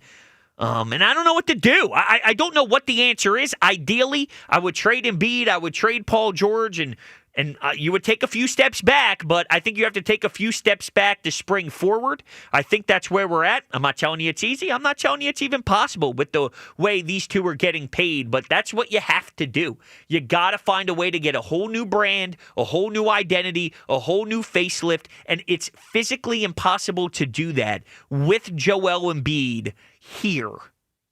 With him here. You could try and pass it off to the next guy and pass the leadership roles to Maxey and others, but with Embiid here, it physically won't happen. So that's where this begins. I don't think they see it the way I see it, but that's the truth. And I'm going to have to hold them accountable because I can't go through another journey and waste another season where they don't matter. I can't do a team not mattering. It doesn't really work with me. It doesn't flow with me. I miss the days of having hope. No, my hope was off base. My hope was, unfortunately, not the result I wanted by the end. I miss seeing Instagram stories of awesome pregame shows down at the stadium and then thinking in my head, damn, I wish I was there. Yeah, dude, the energy. I wish I was there. 8 o'clock, TNT, second round, so Sixers, fun, Celtics. Man. Like, dude, the way that the stadium just used to erupt. The pregame shows, the postgame conferences, dude. the Joel, the let me hear it. You know, like yes, like that is it's what we need, and we are a basketball city as much as people may have forgotten about it, especially with our Big Five in college basketball not performing as well. But we need basketball back because we have some of the most passionate basketball fans in the world, and right now they have nothing to show for it. They have nothing to root for, and I feel for those people, man. Yeah, it's disappointing. I really do remember even the warm-ups. The warm-ups, and you got the guys in the warm-up gear and the music blaring and the speakers bumping. Yeah, dude, the whole thing. The whole thing. It's a place to be. And now, what? Probably. It's unbelievable. 215-592-9494. Coming up next, we will wrap up the show, taking your phone calls, getting your thoughts on where the Sixers stand, and if I'm overreacting and putting way too many emotions on the table for a group that doesn't deserve it. I just don't see it that way. We'll continue taking your calls as we tie a bow on this phenomenal program. It's Broads in for the afternoon show on 94 WIP. Summertime is here, oh, Hoagie Fest, here I come. Hoagie Fest, Hoagie Fest, yeah, Wawa's got the hoagies and I'm gonna get me some. Hoagie Fest, Hoagie Fest. Wawa Hoagie Fest is here, and it's the summer of sandwiches. We're mixing it up with hoagies, clubs, quesadillas, and more, all for $6 and under. Savor a summer of savings. Hoagie Fest, here I come. Gotta have a Wawa. It's Marsh Madness for kids 14 and under who receive a branded Marsh basketball jersey presented by CP Rankin Roofing Experts on Saturday, July 19th when the Phils face the Angels at 6:05. Get tickets at Phillies.com. It's a Phillies family reunion and you're invited. Join us for Toyota Phillies Alumni Day on Sunday, August 3rd when the Phillies host the Tigers at 1:35. Get tickets now at phillies.com. Summer storms can spell disaster for your roof and more. At Home Genius Exteriors, we stop the damage before it starts. Call now during our summer savings event and get 50% off materials for your new roof. Plus, get no interest and no payments till 2027. Call Home Genius Exteriors at 855-UR-GENIUS to schedule your free roof and attic inspection. That's 855, the letter U, the letter R, Genius. Home Genius Exteriors, the genius choice in roofing. See website for details. Ready for your dream Las Vegas vacation? Enter BetMGM's Your Legendary Vegas Getaway, and you'll have the chance to win a customizable Las Vegas experience. It's easy to enter. Just sign up for a BetMGM account and download the app, or log in with your existing account. Then place your bets on your favorite sports to earn up to 25 entries. You could win a trip to Vegas that includes an MGM Grand Stay, travel accommodations, resort credit, and your choice of an exclusive sports, entertainment, or club experience. Score the Las Vegas trip of your dreams by entering BetMGM's Your Legendary Vegas Getaway, and you could be on your way to your perfect Vegas vacation. BetMGM and GameSense remind you to play responsibly. See BetMGM.com for terms. 21 plus only. Pennsylvania only. New and existing customer offer. Subject to eligibility requirements. Please make sure to read our full terms and conditions before participating in this promotion. If you or someone you know has a gambling problem, help is available. Call 1-800-GAMBLER. Score limited time savings on your favorite snacks and drinks at Wawa. Whether you're craving a refreshing drink or a tasty treat, Wawa has you covered. Enjoy exclusive deals in-store or on the Wawa app, making it easier than ever to fuel your day without breaking the bank. Don't miss out on summer savings, perfect for road trips, beach days, or backyard hangs. Savor a summer of savings. Gotta have a Wawa. Get in the zone, AutoZone. Welcome to AutoZone. What are you working on today? Hey, that's the spirit. Right now, we're celebrating free with a free STP oil filter when you buy 5 quarts of oil and free Duralast brake pads when you buy 2 rotors. Like always, free battery testing, charging, and recycling at every store. Celebrate free at AutoZone, now through July 28th. Get in the zone, AutoZone. Restrictions apply. Eat up, buddy. It's almost time for school. You take charge of your home. You take charge of your work.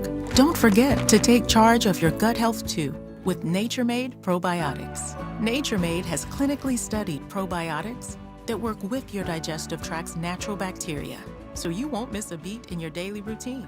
Find us in the vitamin aisle. These statements have not been evaluated by the Food and Drug Administration. These products are not intended to diagnose, treat, cure, or prevent any disease. Listen, it's already been a hot start to the summer, and I'm sure that your AC is on the fritz. See what I did there? Need AC? I got a guy. Christian Home Services has you covered with all your cooling, heating, plumbing, and electrical needs. The guys at Christian came out a couple weeks ago, hooked me up with the preferred partner plan, which includes priority service every time you call, a 15% discount on all service, parts, and labor, and free HVAC and plumbing home inspections. Plus, they've got the best service in the business and a team that you can trust. Did you know that 90% of AC system problems can be traced back to bad install? That's why premium installation matters, and that's all Christian does. Right now, check out their summer special. 0 payments and 0 interest for 18 months or $2,000 off your new HVAC system. Christian Home Services. Now you've got a guy. They've got me covered, and they've got you too. Visit ChristianHomeservices.com. Your exclusive home for Phillies baseball. My boss doesn't know I'm listening to the Phillies on the Odyssey app when I'm nodding at him. Sports Radio 94 WIP.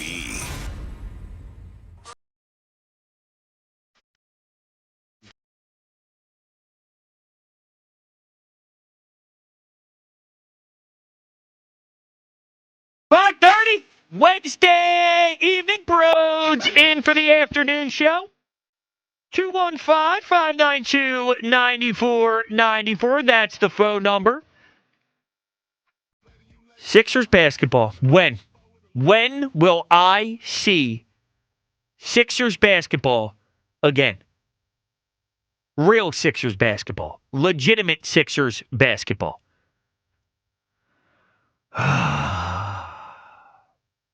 It's so sad. I remember the days, as we were talking about before break. If a game was at 8, I'd wake up on a let's picture this. It's a Tuesday. Okay? It's a Tuesday. Spring. Starting to get nice out. You're in shorts. Some would say it's a perfect day drinking type of day. That weather, you know what I mean? That nice weather day in the springtime. You go Embiid jersey, nothing underneath.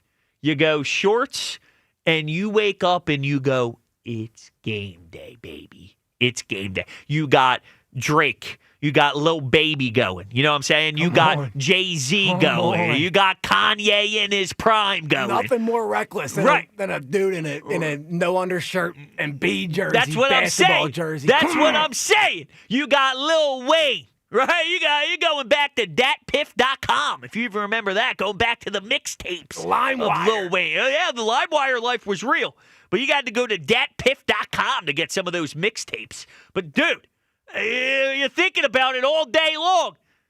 And you're picturing Embiid putting his hand up, waiting for a pass as he has it at the elbow. He does a couple jab steps right at the free throw line. Nothing but net. And he's doing a little backwards trot. Little back on defense. Throwing a 3 up. Dude. Little pump up with the can you hear me? Come on. The 2 hands up. I don't even know what you call this. Yeah, the other team. Raise the roof. The Sixers are on a 15-2 run. And it's like timeout. Hornets. Dude, I don't know why the Hornets would be in there, but and then the whole place runs. Whoa! You know what I'm saying? Dude, remember the graphic would pop up? Ben Simmons, Joel Embiid, 17-0 against Knicks career. Yeah, well, never lost. Whoa. What a time that was, huh? Seems like 17 years ago. And now. I remember we didn't do Creed. Back to reality. No, I don't do Creed. I'm anti. I'm anti-Creed. I'm not 6 feet down. I'm anti. I'm 6 feet above. I'm anti-Creed. At all times. Well, listen, you're on thin ice over there with Mr. I'm not doing top 5 at 5, so. So now you technically you screwed up Creed too. So you didn't want to do 5 at 5, and you screwed up Creed. Even though I'm glad you screwed up Creed. Just saying, rough 5 o'clock hour. Switch it up a little bit. Rough 5 o'clock. Give the people something different. Well, I'll tell you what makes me happy. Benari Jewelers. Okay. Now we're not doing a text line, but if we did, that would be brought to you by Benari Jewelers. Don't settle for ordinary. Choose extraordinary. Choose Benari Jewelers at Exton and Newtown Square. Only at BenariJewelers.com. 215-592-9494. Let's go back to the phones. Let's go to Matt. You're on WIP. What's up, Matt? I'm crying out, heaven save me. Because I'm down on one last breath. With you, let me say. All right, anyway. Okay. All right. Yeah, please. Okay, that's please. enough of that. Yeah, wrap that nonsense. First of all, I wanted to say you guys look great on YouTube. Oh, thank you. Look amazing. Thank you. Yeah, you look awesome. So here's what I'm going to say. Embiid, thief. George, thief. What I don't understand about NBA basketball is that there are guys riding the bench that are making more in a year than I'm going to make in a lifetime. That bothers me a little bit. These guys have made the NBA game so ugly. I don't want to see big men playing the game. They look like giraffes out there loping up and down the court. It's unathletic. It's ugly. I want to see athletes out there. Joel Embiid has no business being on the court, as far as I'm concerned. Retire. His game is ugly. I'm tired of it. And here's the other thing with these guys. They want superhuman amounts of money to play the game. And yet I'm supposed to be understanding. Oh, my knee hurts. Hey, the guy who's making $40K a year, when his knee hurts, he has to go to work. If you're making $300 million, your knee hurts, you better go to work. Don't tell me you're a superhuman and need all this money and then be a baby because your knee hurts. And if your knee hurts that bad, then retire. I'm sick of it. I'm sick of it. I haven't watched the Sixers since Iverson, and I haven't watched the Flyers since Big E was on the ice. Well, what's wrong with the Flyers? They're out there battling. Well, no, I actually respect the Flyers. I'm pretty stoked for the Flyers. I mean, like I said, change of attitude in like 0.2 seconds there. Me and my wife were huge hockey fans back when E was there. When Scott Stevens took E out, man, that was I tragedy. I know. I think about it every night, unfortunately. We're still waiting for that. But no, listen, I just the Sixers are just, it's done, man. It's done. Like, I'm tired. Like, call me in 10 years.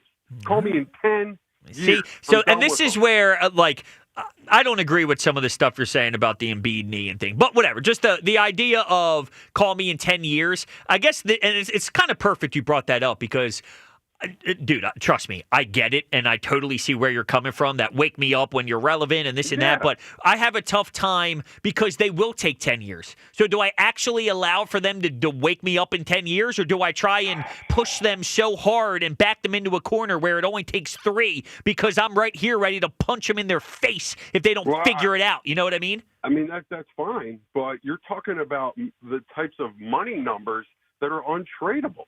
They're untradeable. I know. These it does feel that way. They have given these guys have Yeah, but to be fair, a lot of the other years. teams do have bad contracts of not the same value, but because everyone gets paid so much, to your point, when you have to make the contracts match, there are other people making ridiculous, absurd amount of money where you can, in theory, try and make the money work.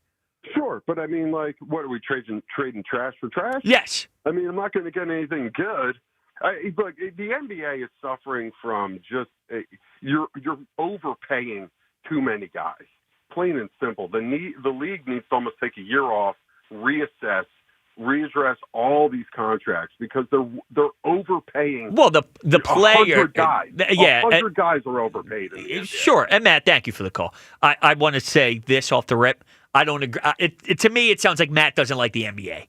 I'm not telling you I love the NBA right now currently, but I don't agree with you got to man up if you have a knee problem. There's someone making $40K a year that has a knee problem.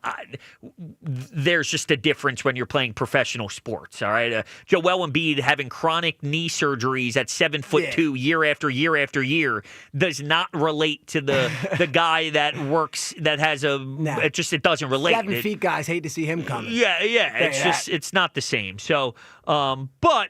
Good call, though. The frustration I feel is there. I get that part of it. Wake me up when they're relevant. It's just hard for me. It's almost a perfect description of how we came up with the show today. Right. It's hard for me to do that because they will take forever. That's the thing. And I don't want to wait forever. Same with the Phillies. It's like, dude, you gotta watch the season. It's not wake me up when the playoffs come. Because, like, listen, we know what happens in the playoffs when they don't do anything. That's why we're trying to push you guys into making something happen at the deadline.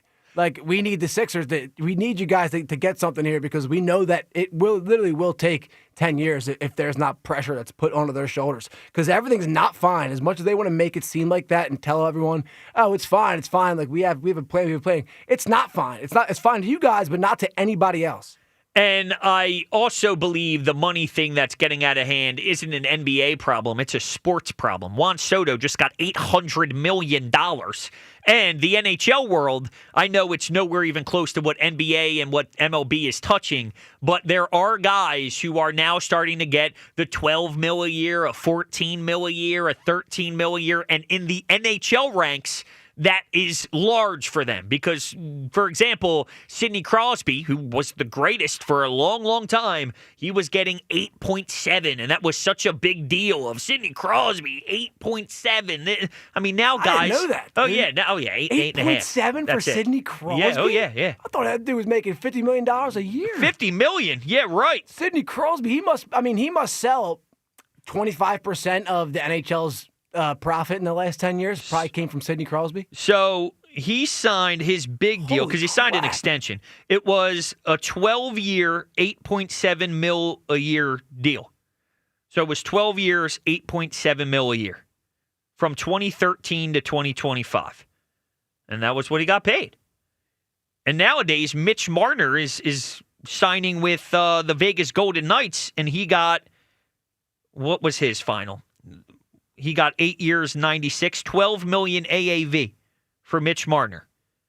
And in the NHL world, $12 million, that's a lot of money compared to what it was. All right, let's go to John in Center City. What's up, John? What's up, bros? How you doing? I'm doing good, man. How are you? Yo, man, I was telling your boy, the screen there, you got to stop stressing yourself, man. I know, it's a problem. We don't know anything. We do not know anything. Okay? We don't know good. We don't know bad. Uh-oh. Now, let's clarify one small thing what you said. You've been moaning it all day, right? Mm-hmm. Surgery. What it was a arthroscopic surgery. Well, they put little buttonholes in his knee. They don't cut it. A knife does not touch it. It's one of the most minimally invasive types of surgery that you could possibly do. But it is surgery. But it is technically. It's surgery. He's not put under. He's not he's not going to be in the hospital for a week healing up or whatever like that. Training camp. He said yes. Evaluate him at training camp. Well, training camp's still 2 months away. So what happens if he shows up at training camp and evaluates it and says, "Hey, you're good, dude." Then I'm happy. Then we'll do a show about how happy I am about Paul George. I'm just saying, I try to put a little bit of positive spin on Sure. it because we don't know. We just don't know. Okay, well, let me ask you this, John. I will say this. Go ahead. They are awful at communicating now. They're awful at communicating. Oh, I had a little weird background noise there, and then he just dropped. Couldn't hear him at all. Yeah. Towards the end. Yeah, I don't know what just happened. No, but he was his optimism made me a little happy when he called in. So I'm sure he'll give us a call back another time later. He was trying to spin it positive that maybe part of, listen, if he's right, listen, I know it wasn't the most severe surgery, but for Paul George last year to have all the injuries that he had. His third one. And for us to now start the off season with him trying to work out, him trying to go to the gym and do whatever he's doing. Can't plan for anything. It's you don't know. You don't know who's going to be there. And they on the phone here. Yeah, he's calling back on. But he played a career high in games the season before we got him, and he's had 3 injuries since he's been here. I can't deal with that anymore. But if there is a world where he returns and he's there for training camp and they are spectacular and he can average more than 16 points, but he averaged 16 points per game last year. He should be living in the mid-20s, especially in a year without Joel Embiid. There's more opportunities. There's more shot attempts. And he was already going to get a lot of shot attempts, but there's even more on the table for him without it.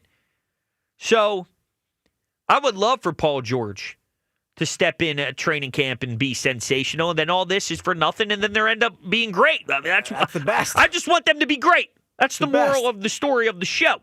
All right, let's go back to John. All right, John, what's happening? I'm sorry about that. That's all good. I just put you on mute. I'm on the subway, so I didn't want to make noise. No, all good. So listen, so again, we don't know. Now, here's one thing I can be extra critical of this organization. They communicate horrible. Mm-hmm. They don't give you anything. They don't think this fan base deserves to know anything. I don't even think they tell Nick Nurse this story about what's going on. You have all the interviews. I'll know when you know. You know what I mean? So they need to communicate better. That's for sure. Right? Yes, 1,000%. I agree with that. So until we know something, we don't know anything, right? And then, so I would just say, let's try to be positive. Let's just wait until we know something, because we don't know. Like you said, he could be ready, and then we'll take it from there. We're ready to go. You know? Do you believe Joel Embiid can be healthy enough to help us get to the promised land? Here's what I'll say to you. Joel Embiid is still a talented guy. You could go with a 70% Joel, and he could still get us there with the other parts that we put around. Now, I would still need 70, 80% of Paul George, and then you need McCain to stay healthy, and you need, Maxey to continue to grow. And by the way, so you guys know, Maxey's not ready to be a number one yet. No, I don't think he ever will be. I like Maxey a lot, but I don't think he's a number one on a championship caliber team. Correct. And no one's going to take these contracts. So let's just live with it. You know what I mean? We're playing in that. And then when we know something more about what they're doing, then we can start pitching. I'm sorry, so you start complaining. I got you. All right, John, I appreciate the phone call. Thank you so much. SEPTA's working well. Yes, you can hear that. And listen, you got to get to work. You got to get to work. I got you. I respect the grind. Maxey is a number one. No. I don't even think he's a number two. No, I mean, listen, the love that I have for Maxey's, it's so great, but it's tough because where does he fit right now with all these missing pieces, with all this turnover, with all this who's going to be playing? I actually feel better about Maxey now than I did before, because I always thought the timelines were out of touch. You had Embiid's timeline, you had the Ben Simmons thing, you had Maxey's timeline, and the Ben and Joel was supposed to align. It didn't. But the Maxey, he was a few steps behind, and he was trying to play catch-up. And to his credit, he did a remarkable job of putting everything on the line and showing such great development year in and year out. but it never really aligned with Joel Embiid. Now I'm seeing the next wave of Sixers basketball being aligned more with Maxey, McCain, and VJ. It's just Maxey can't be the best. Unless I was always tied into thinking NBA superstars win championships. The Pacers didn't win a championship. Tyrese Halliburton, see, it depends on how you personally label superstar. LeBron, superstar. Kobe, superstar. Tyrese Halliburton's not a superstar. All right. Now, I don't know what SGA is. But he's an MVP now. He's a superstar. He's going to be a superstar. But see, he's not LeBron. He's not, well. You know what I'm saying? No, I don't think Maxey's as good as SGA. So to put it in perspective there, but I'm saying I don't know if you need Kobe, LeBron, and Steph Curry to win a championship anymore the way I used to think you needed that or else you didn't have a chance. Now, Halliburton lost, and they did not win a championship. I would take that Indiana ride compared to what the hell we're dealing with now, obviously. But I wonder, is there something to that way of thinking that I don't need to sell my soul for the superstar thing, and you can build with Maxey, McCain, and VJ, and that work? Dude, three-headed, the whole let's make a super team, that is what kills teams now. You see it with the Bucks. You see it with the teams that are competing, OKC, Indiana. Even the teams that kind of lasted longer, Denver and stuff like that, they're not three-headed monsters. These guys have depth, and they outlast teams. And the quicker of a pace that you can play in the playoffs now, it's not that old-fashioned Kobe, Shaq, half-court basketball. These Indiana and OKC were running, sprinting back and forth for 4 quarters the entirety of the series. We have no one that can compete with that can keep up with that. The depth that they have on their benches, that's what made them so good because, God, it's just one after the other after the other. The big three, the 3 stars, and then a bunch of bums, and a guy who sits in the corner to take threes. Mike Miller. That stuff's done, Miller. man. That just slows you down. And then when the younger guys like SGA and them get the ball, they're running laps around you guys because you're some guys can't get back down the court in time. I'm not naming any names, but you need depth, you need speed, and you need youth, and you need to be able to compete with anybody. And that makes me feel better about the Maxey timeline compared to where it was when we were trying to build through the Harden and Embiid stuff. So maybe there is a silver lining there, but it's how do we get out of the Embiid stuff? How do we get out of the Paul George? We can't wait, because if we wait, I'm going to be 75. I mean, seriously. I can't wait that long. Talk about how old the kids will be then. No, I know. Well, if I'm 75, they'll be 40. Dude, what if they get 45? What if they get like 3 Sixers championships in like their first 30 years? Then I would be proud because that means I got crazy. 3. Oh yeah, that means I got 3. It'll be great for them. They won't know about this, will they? Well, there's a chance they will. If they wait 10 years, there's a chance they will, and that's unfortunate for them too. All right, listen, Alex, call on the ones and twos. Thank you so much for producing today's fine program. I want to thank all the callers. I had a lot of fun today. All right, I was just so mad about the Sixers after hearing about the Paul George stuff. I just needed to pour all my emotions out for 4 hours, and I greatly appreciate you listening to my venting session. I will be back tomorrow, same time. So I will be back filling in for the afternoon show tomorrow. I believe Devin Caney will be with me tomorrow, so we will have you covered. And on Friday, just so you don't forget, I will be at Chickies and Pete's for the afternoon show without Morgani. So a little double dip on the orange and black. Let's go Flyers! Woo! Actually, what did the one caller say? I was off with my cadence. Yeah, you got to slow it down. Let's go Flyers. But it was, let's go Flyers. I don't know. I'd have to go back to the tape and listen. Anyway, that's going to do it for me. I've talked enough today. All right. Coming up next is going to be the one and only Rob Ellis. A little Ellis in the evening. You're not going to want to miss